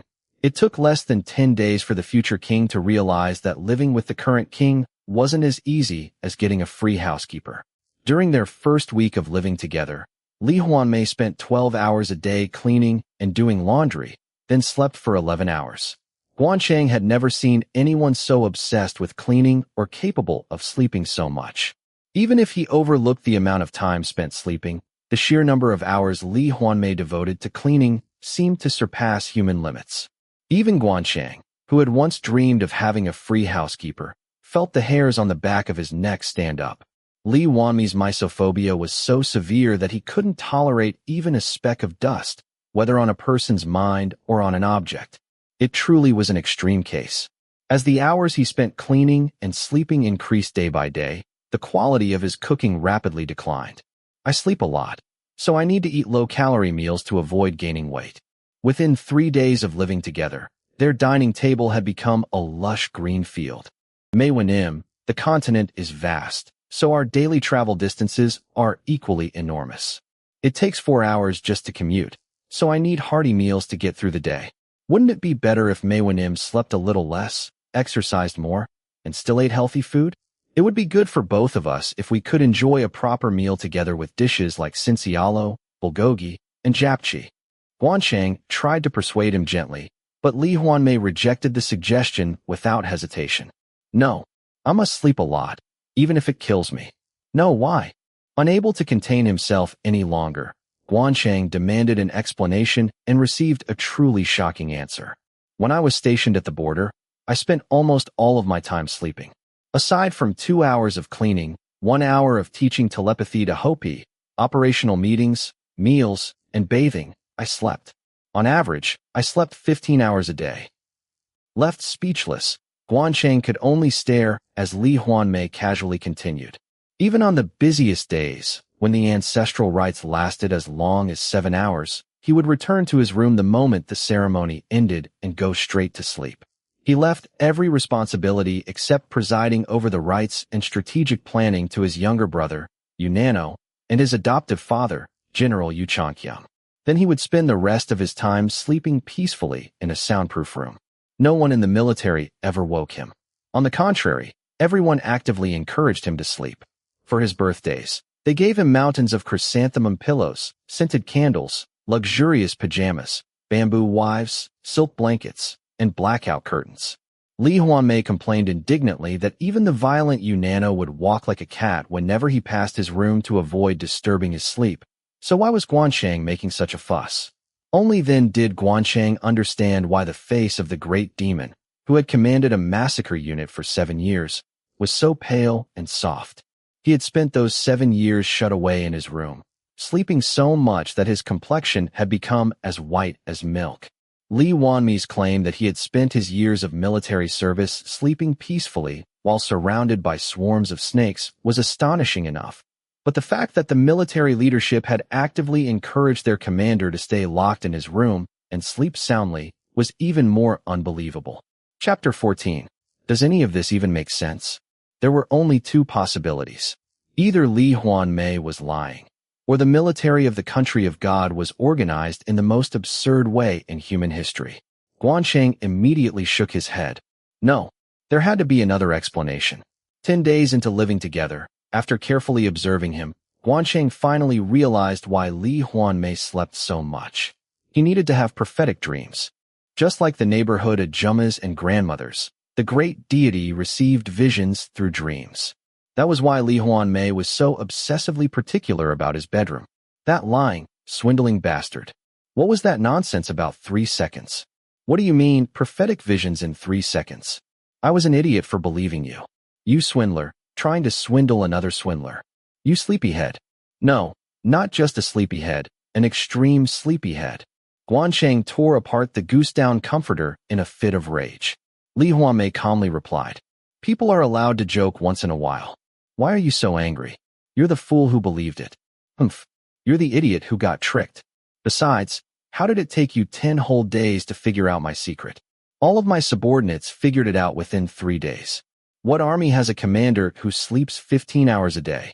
Isn't it obvious at first glance, you idiot?" Instead of apologizing, Lee Hwanmae acted as though he had nothing to be ashamed of. Gwan Chang felt his blood pressure shoot straight into the stratosphere. You ought to be ashamed of yourself, you swindler. While your subordinates were risking their lives during national crises, you were sleeping peacefully. No king in the world has ever had such an easy military career. You spent 7 years doing nothing but sleeping. What? Lightning flashed in Lee Hwanmae's eyes. An easy military career? Do you have any idea how much I suffered? That's exactly why I wished I could produce prophetic visions in 3 seconds. Information related to war is as vast and deep as the ocean. I had to sleep even more than I did after killing my biological father. Unless you've spent 7 years being forced by everyone around you to sleep, you could never understand. If it weren't for my patriotism, I never would have endured it. Do you know what it feels like to spend your entire 20s sleeping an average of 15 hours a day for the sole purpose of saving your country? Gwan Chang was rendered speechless by the ridiculous phrase. My suffering from spending my 20s sleeping an average of 15 hours a day for the sake of my country. Sleep when the sun rises. Sleep when the moon rises. Sleep when it rains. Sleep when it snows. Sleep, sleep, sleep. Every single time I opened my eyes, my younger siblings and subordinates would ask me when I was going back to sleep. And every night they forced me to drink cabbage juice because it supposedly helped me sleep. So that's why the military. Don't talk if you don't know anything. Try sleeping 15 hours a day for 7 straight years. Then tell me I had an easy life. I was tortured so badly by that sleeping hell while guarding the border that I seriously wanted to throw everything away and become a free man. I was even planning to desert. What? Desert? Gwan Chang was stunned. After spending his military career comfortably sleeping, he had actually planned to desert? The man had already shown how shameless he was by abandoning his patriotism after barely 2 hours of persuasion. But to think he was this brazen. I only planned it. Planned it. Didn't you say people are free to think whatever they want? I only thought about deserting. I just thought, wouldn't it be nice if I deserted? That's all. But Hopi peeked into my mind and immediately ran to Nano to tattle on me. Ugh. The next instant, Gwan Chang's eyes widened. Lee Hwanmae sprang to his feet like a bolt of lightning, yanked open the bedside drawer, and pulled something out. If Gwan Chang's eyesight hadn't suddenly failed him, it was unmistakably a curse doll. The king of the land of Eastern courtesy furiously hammered nail after nail into it. Let me make this absolutely clear. I would never desert. I only thought about it. I merely considered it in my heart. And do you know how unfair it is to be treated like a criminal just for thinking? And it didn't even stop there. Do you know what Nano did 30 minutes after Hopi reported that he had to stop my desertion? The cursed doll was reduced to tatters beneath the barrage of nails. Gwan Chang was so shocked by the current king's disgraceful behavior that he couldn't even speak.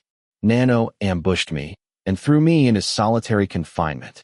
That day I had just put on my sleep mask for the sake of the nation and was about to go to bed. They didn't even give me a chance to resist, to change the future, or even to change out of my pajamas. My comrades pointed at me and cursed me while I was dragged away in my pajamas. Just remembering that humiliation makes my blood boil. The king ground his teeth as he shouted. Gwan Chang had a dreadful premonition. If he kept living with Lee Hwanmae, he was going to die of a heart attack before he ever became king. Lee Hwanmae shouted that, because of Gwan Chang, he would now have to waste his early 30s sleeping. Therefore, Gwan Chang should stop complaining and immediately go buy an air purifier with powerful suction. He declared that he never would have come if he had known the land of snakes was this dusty. Then he complained that Gwan Chang ought to feel honored that the king of an entire nation had personally likened him to Zhuge Liang. Yet instead of respectfully peeling apples for him, he dared to complain. He punctuated every sentence with another punch to Gwan Chang's head. This great deity is sacrificing himself by sleeping all day just to put an incompetent fellow like you on the throne. Instead of showing gratitude, you're complaining? You should be singing hymns in my honor every night. He scolded Gwan Chang for providing such an unpleasant sleeping environment and for calling him an extreme sleepyhead, even though he already had enough trouble gathering information in his dreams because of Mo Zhao's countless illegitimate sons. Then he ordered Gwan Chang to roll up his pants. This is only the warm-up. Soon I'll be sleeping an average of 17 hours a day. You'd better diligently handle all the cleaning and laundry in my place. This is sacred ground where the great deity has descended. While the great deity sleeps, It is your duty as my disciple to protect and maintain this holy place every single day. The cleaner this sacred place becomes, the stronger my prophetic visions will grow. Devote yourself to cleaning and laundry. Realizing he truly might suffer a fatal heart attack if he stayed any longer, Gwan Chang hurriedly fled Lee Hwanmae's room. The next day, after surviving the previous night's ordeal, his anger returned in full force. Verbal abuse, head punches, forced participation in a bizarre religion, even blackmail. I can't lose like this. I'll show him the spirit of the Western continent. That day, Gwan Chang employed the Western continent's traditional method of revenge. He stuffed a generous amount of boogers into the dumplings he made and proudly served them to the great deity, thoroughly repaying yesterday's barrage of punches. As promised, the king had stopped reading his thoughts, so he noticed nothing and happily finished the entire plate. Your dumplings are better than mine. You should make them more often. Accepting the compliment without changing expression, Gwan Chang quietly updated the mental notebook in his head. 1 win, 2 losses. Good. I'll never let myself get pushed around like this again. As soon as he left the house, Gwan Chang immediately hired a live-in housekeeper. He offered to pay 3 times the average wage and told her to start the following day. He was determined to leave all the housework to her and avoid Lee Hwanmae as much as possible. Only then did Unanoa's warning truly sink in. Never get close to him in private. Unless it's absolutely necessary, avoid being alone with him at all costs. What a generous man, Unano. What a kind younger brother, Unano, for not killing that madman even though he still called him Hyung. For a brief moment, Gwan Chang considered abandoning the house entirely instead of relying on his savior, the live-in housekeeper, but he quickly dismissed the temptation. Me? Running away from my own house? Absolutely not. I have my pride. As soon as he got home from work, Lee Hwanmae ordered him to exercise hera immediately. Grinding his teeth, Gwan Chang picked up the flute. It's fine. I hired a housekeeper. Everything will be over tomorrow. Until the big plan begins, I'll pretend Lee Hwanmae doesn't exist. After that, I'll only see him when absolutely necessary. Gwan Chang poured every ounce of his simmering rage into his flute performance. Lee Hwanmae gave him a thumbs up. Your lung capacity is incredible today. Is today's piece heavy metal? The melody is wonderfully savage. Thus, less than 20 days into their cohabitation, the future king and the current king narrowly avoided yet another life-or-death crisis, thanks solely to the future king's quick decision to hire a live-in housekeeper. The moment Lin Xiaojiong saw Gwan Chang enter her bookstore, her eyes nearly popped out of her head. Even a daughter-in-law running into the ghost of her mother-in-law in the middle of the night couldn't have looked more horrified. Gwan Chang approached with a lonely smile. It's been about a year since you retired, hasn't it? I happened to be passing by and thought of an old friend. Yeah, it's good to see you. But what happened to your face? Why have you lost so much weight? Are you sick? You look like someone with terminal cancer. Lin Xiaojiong cried out in alarm. Gwan Chang stared blankly into space for a long while before finally speaking. I'm raising cats. Cats? You lost this much weight because of cats. They aren't ordinary cats. Their personalities are terrible. How vicious can they possibly be to make their owner look like this? Pets are supposed to comfort the people who feed and shelter them. This is unbelievable. Still indignant, Lin Xiaojiong froze when Gwan Chang quietly added, there are 4,900 of them. F 4,900. Yeah, 4,900. 4,900. Not 49. 4,900. Well, with that many, I guess it makes sense that you've become so skinny. Still muttering to himself in disbelief, he cautiously asked, did you start some kind of cat farm? I never heard you retired. It must be a huge operation. Do the cats sell well? Not at all. I haven't sold a single one in 3 months. Their personalities are so awful that nobody wants them. Oh dear. Feeding 4,900 cats must cost a fortune. And cleaning up after them must be a nightmare. You're doing all of that yourself? Is that why you've become so gaunt?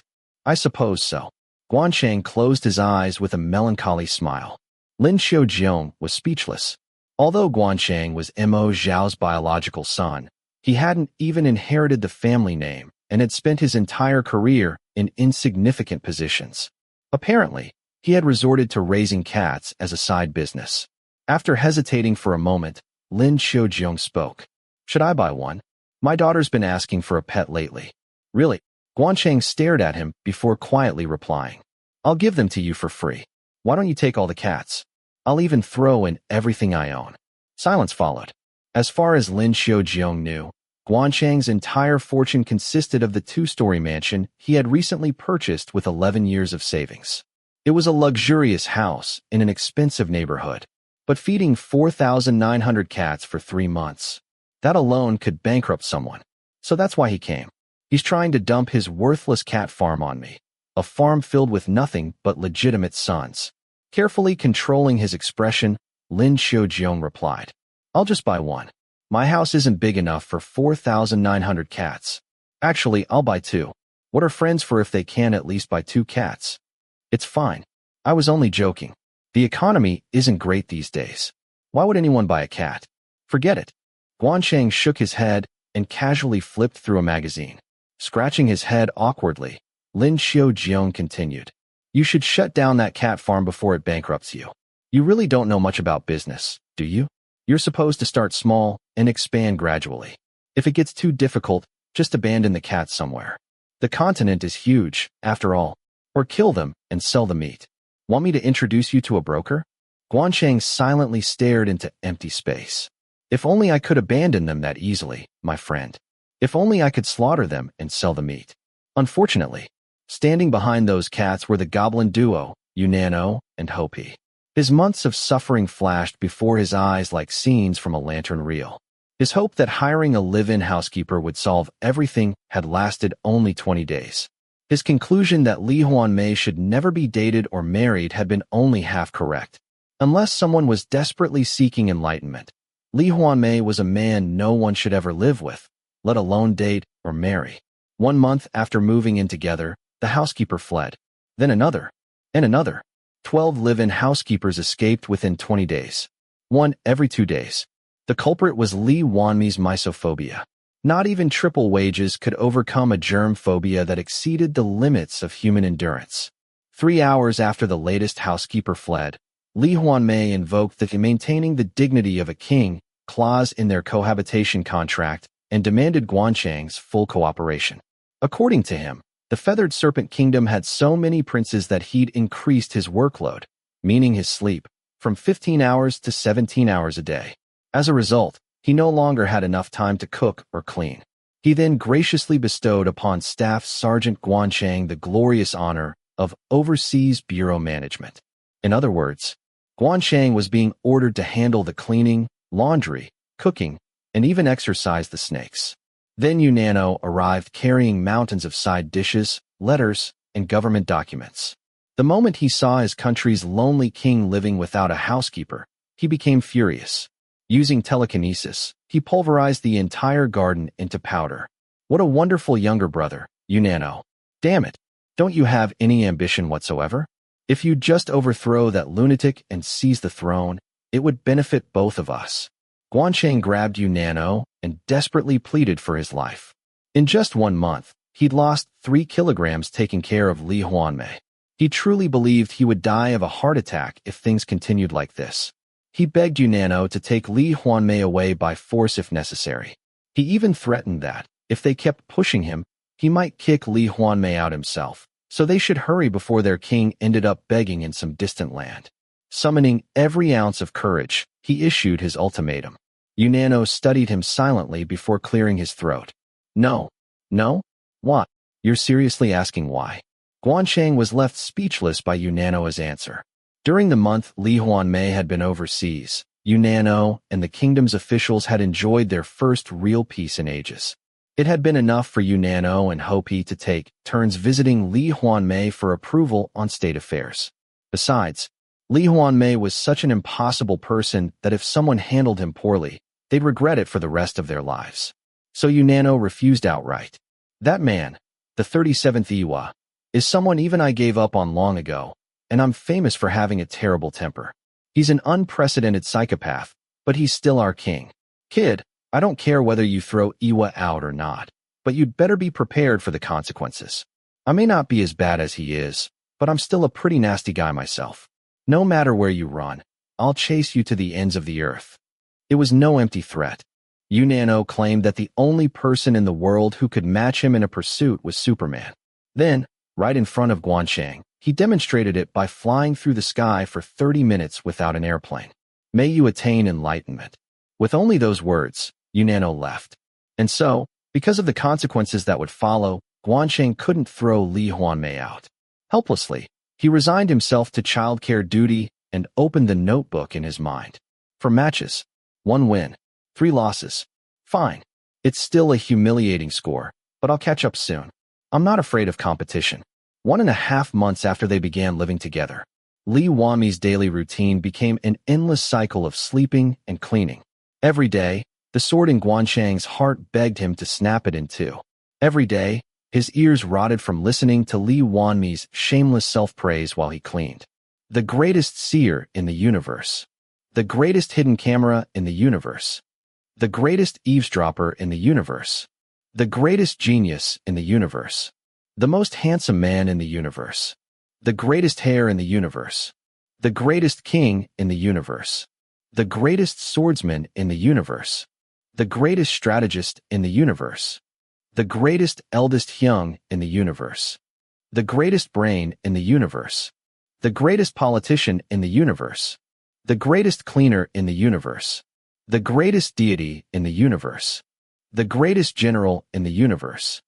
The greatest wise ruler in the universe.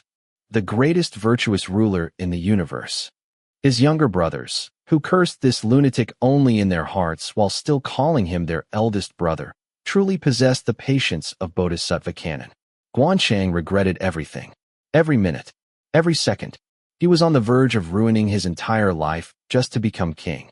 His body and mind grew more exhausted every day under Lee Hwanmae's verbal abuse, psychological torment, forced labor, cult-like religious nonsense, and frequent beatings. At this point, it seemed preferable to break the sword in his heart than continue enduring this hell. Around then, a co-worker told him something shocking. Raising 1 infant required the same effort as caring for 70 cats. Lee Hwanmae was equivalent to 4,900 cats. 2 months after moving in together, the score stood at 148 matches, 1 win, 98 losses, 49 draws. This time, Hopi arrived carrying bundles of side dishes, government documents, and letters. That same day, Lee Hwanmae and Hopi dragged Gwan Chang to the shopping district. With Lee Hwanmae's pajamas and Hopi's selection of nightclub clothing added to the load, Gwan Chang once again groaned beneath the excessive cargo. That night, Gwan Chang secretly invited Hopi into the garden. He earnestly begged him, "Please take your king back. Save my life." He even confessed that he was afraid he might lose his sanity and murder the king one night. Then he cautiously floated another suggestion. Had Hopi and Unano ever considered a coup? Unano seemed far more suited to the throne. Neither of them appeared particularly ambitious. If you don't want to kill your hyang, couldn't you just leave him at a quiet temple? I heard Buddhism is tolerated in your country. Wouldn't it be healthier for his mental state to spend his days in a peaceful temple striking a moktak? Hopi listened silently. Then he suddenly stepped forward and slowly loosened Gwan Chang's necktie. Startled, Gwan Chang instinctively flinched. What's with this sudden sex appeal? Just as an absurd sliver of hope began to rise, Hopi wrapped the tie over Gwan Chang's eyes. Instantly, white streaks flashed back and forth before his vision. The flies buzzing around the garden dropped to the ground one after another. Gwan Chang froze. He had only ever seen movements that fast in movies. Hopi removed the tie, tossed it aside, and smiled with one corner of his mouth raised. You suffer alone. Then he turned to leave. After taking only a few steps, he stopped and glanced back with an icy expression. By the time I visit again, you'd better have learned proper honorifics. Not ordinary honorifics. Court honorifics. Not just sumnada but sayamnada. If you don't, you'll end up like those flies. Instead of solving one problem, Gwan Chang had somehow acquired another. The moment Hopi left, Lee Hwanmae summoned him again. He ordered Gwan Chang to help remodel the furniture, saying the overseas office, his bedroom, needed a fresh atmosphere. When Gwan Chang tried to refuse, he was rewarded with another barrage of forehead flicks. You promised to leave all the interior decorating and cleaning to me. A verbal promise is still a promise. Lee Hwanmae scolded him. insisting the remodeling would benefit him in the long run. If you plan to return to your homeland after this business is over, you need to think ahead. Cursing his past self for handing over authority over the house's interior and cleaning, Gwan Chang reluctantly obeyed. Naturally, Lee Hwanmae invoked both, maintaining the dignity of a king and basic courtesy between people. As a result, he handled only the design work. Everything involving actual labor, sanding, hammering, sawing, drilling, applying gesso, carpentry, and painting, fell entirely to Gwan Chang. For 10 straight days, he sanded furniture until his shoulders felt ready to fall off. Who needed 29 pieces of furniture? A bed should have been enough. Instead, his foolish past self had purchased wardrobes, dining tables, bookshelves, desks, coffee tables, sofas, display cabinets, a wine bar, and countless other pieces. After 10 days of hard labor, Lee Hwanmae called him over. I'll reward your hard work. Perhaps even this devil had a shred of conscience. Gwan Chang respectfully extended both hands. Given Lee Hwanmae's obsession with keeping accounts, he secretly expected a generous payment. Instead, Lee Hwanmae gently placed a thin, worn washcloth into his hands. Seeing Gwan Chang frozen in disbelief, Lee Hwanmae proudly explained, "This isn't an ordinary washcloth. I had scientists specially develop this luxury item. It removes dirt as easily as picking up udon noodles with the lightest touch. I've treasured this single cloth for 3 years, but after witnessing your sincere effort, I've decided to bestow it upon you, Staff Sergeant. Consider yourself deeply honored." A single washcloth. That was the reward for 10 days of brutal labor. Luxury item or not, a washcloth was still a washcloth, and not even a new one. It was a used washcloth that had already seen 3 years of service. Enraged, Gwan Chang unsheathed the sword of revenge once more. He faithfully employed the traditional Western continent method. Another booger-filled dumpling. Whether Lee Hwanmae's prophetic dreams were too busy gathering intelligence on the princes of the Feathered Serpent Kingdom, or whether even fate itself pitted Gwan Chang enough to deliberately look away, Lee Hwanmae happily ate every dumpling without noticing a thing. The next morning, Gwan Chang prepared another special batch. That evening, I boogered dumplings. The following morning, it's not dumplings. 2.5 months after moving in together, the score reached 215 matches. 1 win, 156 losses, 58 draws. It seemed the great deity's foresight had finally ratted out the dumpling recipe to its master. Gwan Chang, who had never suffered even a mild stomachache in his life, was struck with acute diarrhea. If that had been the end of it, he could have accepted it. Instead, 4,900 cats came to visit the bedridden Gwan Chang, carrying homemade dumplings. With ominous expressions, they informed him that the great deity's foresight had predicted he had to eat these fried dumplings if he wanted the diarrhea to stop. For an entire week, Gwan Chang ate fried dumplings at every meal under the cat's relentless supervision. The quantity was exactly double the number of dumplings he had served the great deity.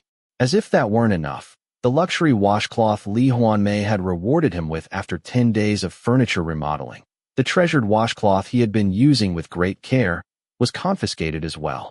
That crazy, insane, lunatic. During the week he lay bedridden with indigestion, Gwan Chang diligently read O.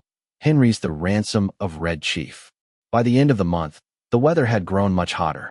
One sweltering afternoon, Gwan Chang wandered around the house shirtless and was immediately scolded by Lee Hwanmae. Lee Hwanmae demanded to know how anyone could expose his bare upper body in front of a king. Deeply offended, he angrily threatened to shave off Gwan Chang's armpit hair with clippers unless he immediately observed proper customs. Gwan Chang fired back without hesitation. "This isn't your country, it's ours.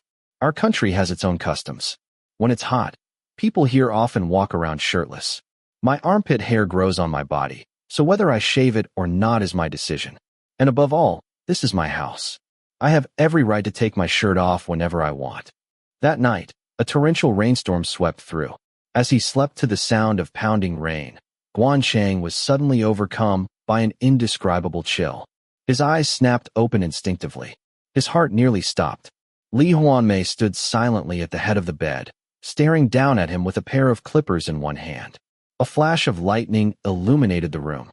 The clippers gleamed ominously. Half of Lee Hwanmae's face remained hidden in shadow, making him look like a serial killer. Just as Gwan Chang began wondering whether he was dreaming. Whoosh! Lee Hwanmae vanished. Gwan Chang tried convincing himself it had only been a heat-induced hallucination. Yet the cold lingering down his spine refused to disappear. He pulled out a heavy down parka, put it on, and only then managed to fall asleep again. From that day forward, no matter how unbearable the summer heat became, Gwan Chang never dared walk around shirtless in front of Lee Hwanmae again. 3 months after they began living together. It had been 1 week since Gwan Chang mentally shredded the notebook in his head after his endless losing streak. It had also been 8 weeks since the patience that had allowed him to survive 10 years beside Mo, Zhao, had finally run dry. He couldn't take it anymore. This was hell. Cleaning hell. Self-praise hell. Errand hell. Slave labor hell. Forehead flick hell. Flute hell. Divine punishment hell. Cult hell. Clinging to one last shred of hope, Gwan Chang spent every day imagining Lee Hwanmae trapped in hell, brothels, and sewers. Lee Hwanmae's misophobia was so severe there was no way he could endure being violated, burned in hellfire, or forced to bathe in filthy sewers, even if it happened only inside someone else's imagination. Surely he'd pack his bags and return home immediately.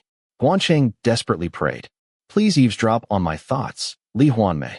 Just once. I won't resent you at all. Please, read my mind. 8 weeks passed. Every single day, Gwan Chang imagined Lee Hwanmae suffering through hell, brothels, and sewers. There was still no reaction.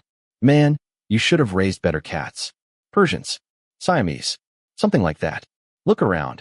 There are mixed-breed cats all over the streets. Who'd ever buy those? Lin Xiaojiong clicked his tongue while Gwan Chang sat lost in thought. Gwan Chang smiled bitterly. Their breed is exceptional. Royal bloodlines, you could say. Their lineage is incredibly noble. Royal bloodlines, my foot. Lin Xiaojiong snorted. When you've got 4,900 of them, even royal blood loses all its value. Shut that farm down before it bankrupts you. I always thought you were smart, but you're hopeless at business. I will. Thanks for the advice. After saying goodbye, Gwan Chang left the bookstore. Behind him, Lin Xiaojiong shouted at the top of his lungs. Get rid of them. Do it before you end up as ragged as a stray dog. That's right. I have to get rid of them. Gwan Chang bit his lip as he climbed onto his horse. No matter what it took, he had to get rid of Lee Hwanmae as quickly as possible. Otherwise, they were all going to wither away and die.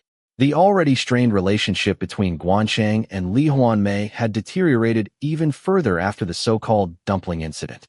Lee Hwanmae was furious. How dare anyone serve the king dumplings made with bodily secretions? Gwan Chang was just as furious. A laxative would have been enough, wouldn't it? Did he really have to make me eat twice as many dumplings? Even charging interest has limits. Eventually, Gwan Chang stopped calling him Meiwanim, dropping the honorific entirely. He also began calling him every insult that came to mind. Bastard. Son of a bitch. Punk.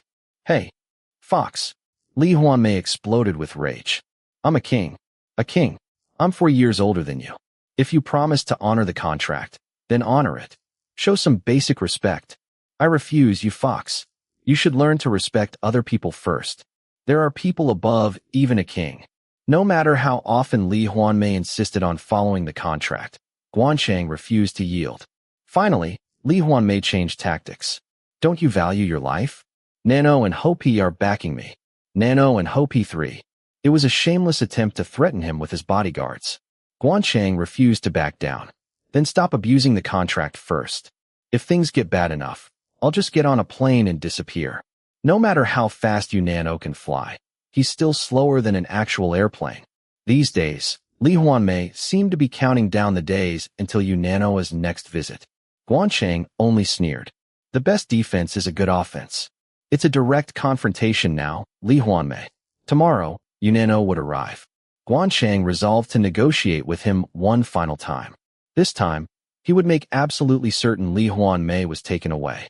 He intended to offer his entire fortune as payment to remove the king from his house. Money talks. Surely, even Unano would agree if the price was high enough. He converted the money he'd borrowed by mortgaging his home, along with the savings he'd withdrawn after closing his account, into gold bars. It was enough to live comfortably for at least 5 years. If giving up all of it meant freedom from that lunatic, it would be worth every coin. Just wait, Lee Hwanmae. I will get rid of you, and I will have my peace back. With that solemn vow, the future king urged his horse onward. After 3 months of living together, the current king and the future king finally stood on the brink of separation. Chapter 15. He's a rather famous fortune teller in Zhongyang. His name is Sun Xian. I heard the Sun family has been in the fortune-telling business for generations. After hearing his subordinate's explanation, the man muttered, "Zhongyang is just a village. Becoming famous in a village is as easy as a child winning a school writing contest." Besides, he trailed off as he looked Sun Xian up and down. He was a young boy, blind and disabled, with neither hands nor feet. His subordinate quickly added, "I heard everyone in the Sun family is born with disabilities. They must be a clan that has passed down mutant genes, like the Iwa bloodline. There's no doubt they possess the gift of foresight." After a moment of contemplation, the man spoke softly. "It must have been a long journey. So will you tell me, who will be the next king of this country?" The blind seer hesitated for a moment before opening his mouth. Two people? 2 people? That's impossible. A throne is something even a father and son cannot share. No, there are 2. The first person is destined to ascend the throne in 9 years and die 5 years later. The second person is destined to succeed him. Only then did the man become genuinely interested. He dismissed his subordinate before asking again. "All right, who are these men? What are their names?" "Sir, I lost my sight at the age of 8. I cannot read well, nor am I familiar with many objects. The visions that appear in my foresight take the form of abstract drawings. I'm sorry, but I cannot tell you their names. I can only provide fragments of clues." The man thought for a moment before speaking again. "I understand. We have plenty of time, so explain it slowly. What does the first king look like in your visions?" "The first king." The blind seer's shoulders trembled. "In my foresight, he always appears as a snake of 2 colors, black and white. Judging by that appearance, he seems to be a man with 2 faces, different on the outside than he is within. He is a disaster." "A disaster?" "Yes. After becoming king of this country, he will first conquer the Eastern Peninsula, using it as a granary before launching a massive war. Countless people throughout the entire Western continent will die because of that war. Wherever the black and white snake goes, storms of blood will follow, and corpses will pile up like mountains. At least 20 million people will die. After 5 years of war, he will conquer both the kingdom of the Hanging Tower and the kingdom of the Tree of Life, unifying the Western continent. He is Qin Shi Huang reincarnated in the 29th century. The man struggled to maintain his composure. "Then what about the second king? Is he perhaps the son of this disaster?" "No. He is already an old man. The disaster has children only after ascending the throne." The blind seer continued slowly. "The second king appears to be one of the disaster's subordinates. In my visions, he always appears as a blue snake. He served the disaster for 14 years, and after the disaster died, he eliminated the disaster's children and seized the crown." The man immediately understood. The blue snake had carried out a righteous overthrow of a tyrant. The blue snake strives to establish a benevolent government after ascending the throne, but things do not go as planned. Those around him remain in constant turmoil, and there is no one to help him. Not even one person? Not even his own children. He has no children. I never foresaw any sign of conception connected to the blue snake. He seems to be impotent. In my visions, when I see the color blue surrounding a man, it often signifies a problem with his sexual ability. The man held the blind seer in even higher regard. A king with many children would have heirs fighting one another. A king with no children would instead have his subordinates fighting over the succession. The blue snake's chaotic surroundings fit that perfectly. It was difficult to believe a young blind boy already understood the ugly realities of power struggles well enough to invent such a story. If your foresight is true, then this is a serious matter. We must prevent such a terrible future. The man let out a deep sigh. Silence lingered between them. Then the blind seer hesitated before speaking again. "I'm not sure whether I should say this." "What is it?" "Say whatever you wish." The blind seer paused, seemingly frightened and uncertain. Plum blossom petals that drifted from the Eastern Peninsula are lingering around the 2 men destined to become kings. Plum blossom petals? The man raised an eyebrow. What the seer said next shocked him to his core. The plum blossom petals are terrifying entities. They arbitrarily alter the fates of others. In fact, even the late King Mo Zhao passed away because of the plum blossom petals. The Eastern Peninsula should have been conquered by the late King Mo Zhao long ago, but its downfall was delayed significantly because of them. What are you talking about? The man asked calmly. Could you have mistaken Iwa for plum blossom petals? I mean, Chinese plum blossoms. No, I may have lost my sight when I was young, but I can still distinguish between plum blossoms and Chinese plum blossoms. But, the man opened his mouth, then stopped. Suddenly, something flashed through his mind. That's right. Just the other day, he had read a newspaper article about the political situation in the Eastern Peninsula. Alongside an article discussing how the country of God had recently begun focusing on government-led overseas trade were photographs of ships.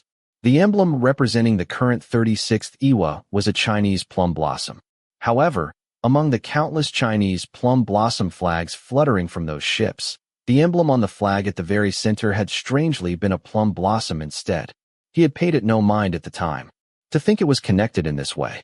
Standing before the frozen man, the blind seer continued. The king of the kingdom of the sun and moon, Wang Shi, was originally destined to die at the hands of the late King Mo Zhao 8 years ago. However, once the plum blossom petals began surrounding him, his life was extended. Yet, for some reason, Wang Shi walked out from among the plum blossom petals of his own accord. Immediately afterward, I saw snakes covering him and killing him. His fate changed once, but in the end, it returned to its original course. Then what about the late King Mo Zhao?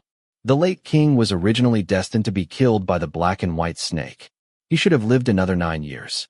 But 2 years ago, I suddenly saw a vision of the giant snake representing the late King Mo Zhao becoming covered in plum blossom petals and shrinking away. 1 year later, the late King Mo Zhao died in an accident. There was no longer any room for doubt. The plum blossom petals were definitely Iwa. He did not know how, but Iwa had disguised Mo Zhao's murder as an accident. By doing so, he had delayed his country's downfall by 10 years. Then who is this disaster? Did your foresight reveal no clues about the identity of the black and white snake? Well, he is definitely one of the late King Mo Zhao's children, but I cannot tell exactly who.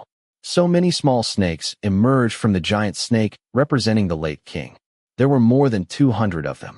The man was now convinced that the blind boy truly was a seer. Officially, King Mo Zhao was known to have 56 children. However, when all of his illegitimate children born to other women were included, the total exceeded 200. He is probably an illegitimate son. The black and white snake was originally destined to kill King Mo Zhao and ascend the throne himself, so the possibility of him being a legitimate son is very small. At the blind seer's words, the man fell into deep thought. An illegitimate son. Because of the plum blossom petals, King Mo Zhao died, and the downfall of the Eastern Peninsula was significantly delayed, correct? If the plum blossom petals are now lingering beside the black and white snake and the blue snake, could their destinies have changed for the better? Please wait a moment. I will perform another foresight now. The blind seer remained silent for a while before shaking his head. Their destinies have not changed yet. In my opinion, no matter how hard the plum blossom petal tries, it will be difficult to stop a mighty river. A mighty river? What do you mean? National destiny. The seer's voice was resolute. Destiny does not belong only to people. Even a single flower has a destiny. That is why flowers bloom and wither. Likewise, a nation also has a destiny. That is why the term national destiny exists. Ever since that time, the Western continent has endured centuries of civil war. Now it has reached the destined era of unification. After a long age of chaos, the time of upheaval has finally arrived. Once this era of turmoil passes, an era of stability will follow. If that stability is built upon the sacrifice of countless lives, then it is merely a flower nourished by blood. It is said that the darkest hour comes before dawn. Those living through an age of upheaval will suffer, but viewed across the span of history, it is only a brief moment. A chill ran down the man's spine at the blind seer's detached tone. It seemed the boy, having never truly seen the world, did not understand the value of human life. But from what you're saying, it sounds as though you're concluding that no matter how hard the plum blossom petal tries to alter the black and white snake's destiny, he will ultimately fail. Is that correct? Yes, that is my conclusion. The black and white snake's destiny is not merely the destiny of one individual. He is a general chosen by national destiny. As I said before, national destiny exists on an entirely different level from an individual's fate. The blind seer continued calmly. King Mo Zhao was condemned as the king of massacre, but in the grand scheme of things, he was destined to lay the foundation for the unification of the continent. The million-strong army he raised, the kingdom of the sun and moon that he conquered, and even the eastern peninsula he sought to conquer, though he ultimately failed because of the plum blossom petal, were all meant to become the cornerstone of the western continent's unification. However, the late king died before reaching the end of his natural lifespan. As a result, the task of conquering the eastern peninsula, which originally belonged to him, passed to the black and white snake. So, the true enemy of the plum blossom petal is the national destiny of the western continent. That is correct. Otherwise, none of this can be explained. The plum blossom petal cannot destroy the river. The river will continue to flow with unstoppable force. The man felt a deep sense of despair. Then when will the plum blossom petal die? I'm curious about his destiny. I do not know. You don't know? How can a seer capable of foreseeing national destiny be unable to see the fate of the plum blossom petal? I can perceive national destiny, but I cannot perceive the destiny of the plum blossom petal. I have performed foresight for countless people, yet this is the first time I have encountered such a thing. Sometimes I even wonder whether the plum blossom petal is truly a person. Could he perhaps be a god? A local deity protecting the eastern peninsula. The blind seer spoke with complete innocence. The man smiled bitterly. A god. The child had unknowingly struck the truth. The plum blossom petal is probably someone named Iwa. Iwa is a seer, just like you. He uses his foresight to manipulate the destinies of countless people and alter the future. He is no god. He is simply another person like you. Whether he is a god or a person, destiny does not exist for him. He is undoubtedly a monster. I am afraid of him. Well, I've heard that fortune tellers cannot foresee their own fate. What about you? Can you see your own future? If you cannot, wouldn't that make you a monster as well? The man chuckled softly. I understand. Since you fear him so much, I won't ask about the plum blossom petal's fate anymore. Instead, tell me what kind of person he is. I found your descriptions of the black and white snake and the blue snake quite fascinating. Since he only appeared to me as a plum blossom petal, I cannot even tell whether he is male or female. But for now, he seems to possess extraordinary beauty. Oh, extraordinary beauty.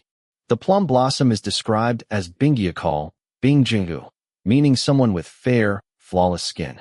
He is cold, yet warm. The plum blossom is also called Binghan, Bingaon, because it blooms in the cold and heralds the coming of spring. He is aloof. The more beautiful someone is, the greater their pride. He is also licentious. Flowers do not discriminate among the bees that visit them. The man found himself impressed once more by the blind seer. These truly were the eyes of wisdom. Because the plum blossom symbolizes both winter and spring, he gives the impression of someone cold and distant like winter, yet captivating like spring. His temperament is likely unpredictable and extreme, possessing both winter's cruelty and spring's warmth. I see. Haha. Then may I ask for your assessment of my character? I'm curious how a wise seer like yourself would judge me. Sir, you are. The blind seer's complexion suddenly darkened. You should go to a hospital immediately. You are suffering from a serious illness.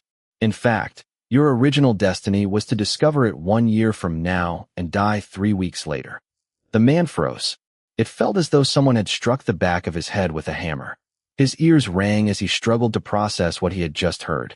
What are you talking about? I had a medical examination just last month, and the doctor said there was nothing wrong. Then your doctor must have accepted a bribe from someone to deceive you, sir. The man stood motionless for a long while. Never in his life had he experienced such terror. Thank you. Summoning you here today was well worth it. Then I have one final question. Why would heaven bestow the fate of a king upon such a cruel man? What the Western continent needs now is a benevolent ruler. Only heaven itself can know heaven's will. The blind seer frowned before speaking hesitantly. I understand the true meaning behind your question, but it will be difficult for you to defeat the black and white snake and become king. The more one glimpses the future, the more one comes to acknowledge the power of fate. There is a saying about 4 kinds of great generals: the lucky general, the virtuous general, the wise general, and the brave general. Of them all, the most difficult destiny to overcome is the destiny blessed with luck. One cannot overcome fortune bestowed by heaven. A person blessed with heaven's luck will succeed no matter what they attempt. Unfortunately, sir, you do not possess such fortune. Ha, you're right. If I possessed heaven's luck, I wouldn't have been struck by a fatal illness. Just as every person is born with a unique constitution, every destiny also possesses its own inherent nature. In the study of fate, the 4 pillars are classified as weak, strong, or prosperous. To unify a continent this vast requires an exceptionally powerful destiny. You must never oppose such a fate. If changing the destiny of a single person is already difficult, how much more impossible is it to alter national destiny? Even Iwa had repeatedly failed before finding success. How could Sir ever hope to ascend the throne? Understanding the implication behind the seer's words, the man smiled bitterly. Then allow me to ask one final thing. You said the plum blossom petal is wandering around the men destined to become kings, correct? Has he already formed a relationship with them? If so, are they on good terms? Yes. The blind seer looked confused. It seems the plum blossom petal has not yet made direct contact with the blue snake. However, he has already met the black and white snake and formed a connection with him. But they are not on good terms at all. Not on good terms. Yes. Very bad. Understood. You may leave. After dismissing the blind seer, the man sank into deep thought. You cannot defeat a general chosen by heaven. To unify a continent this vast requires an extraordinarily powerful destiny. You must never oppose such a fate. If changing even one person's destiny is difficult, then changing national destiny is all the more impossible. During their conversation, the man had gradually come to understand the blind seer's unique worldview.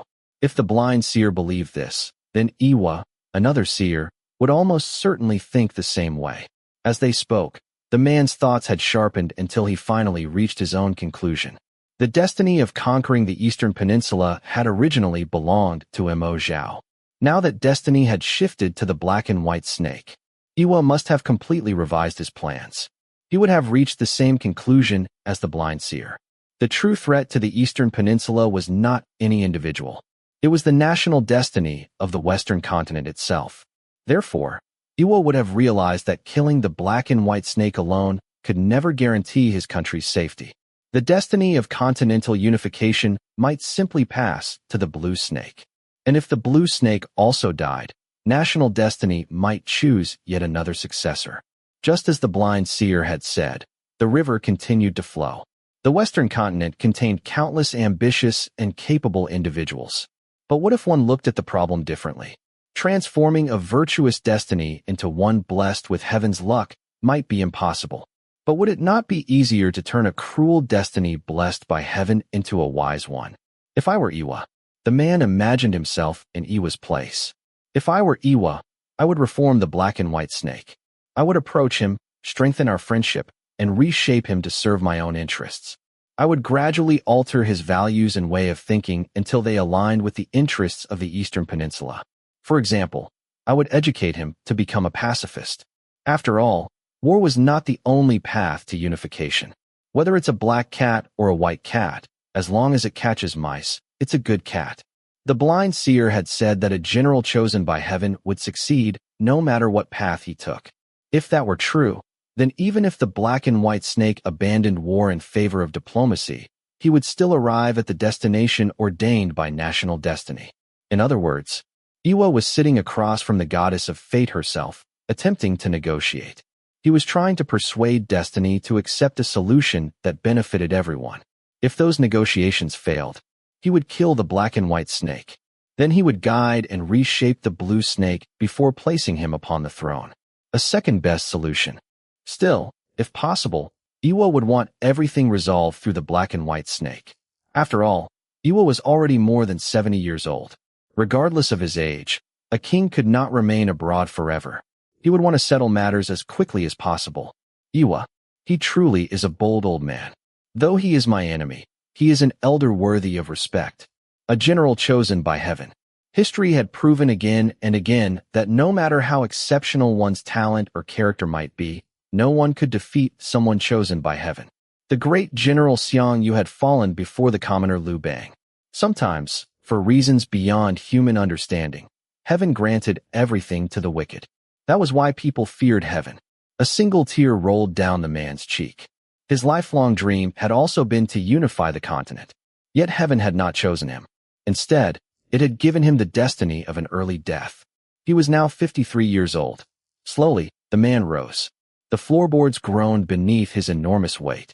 Like the blind seer, he too had long endured the disgust of others because of his appearance.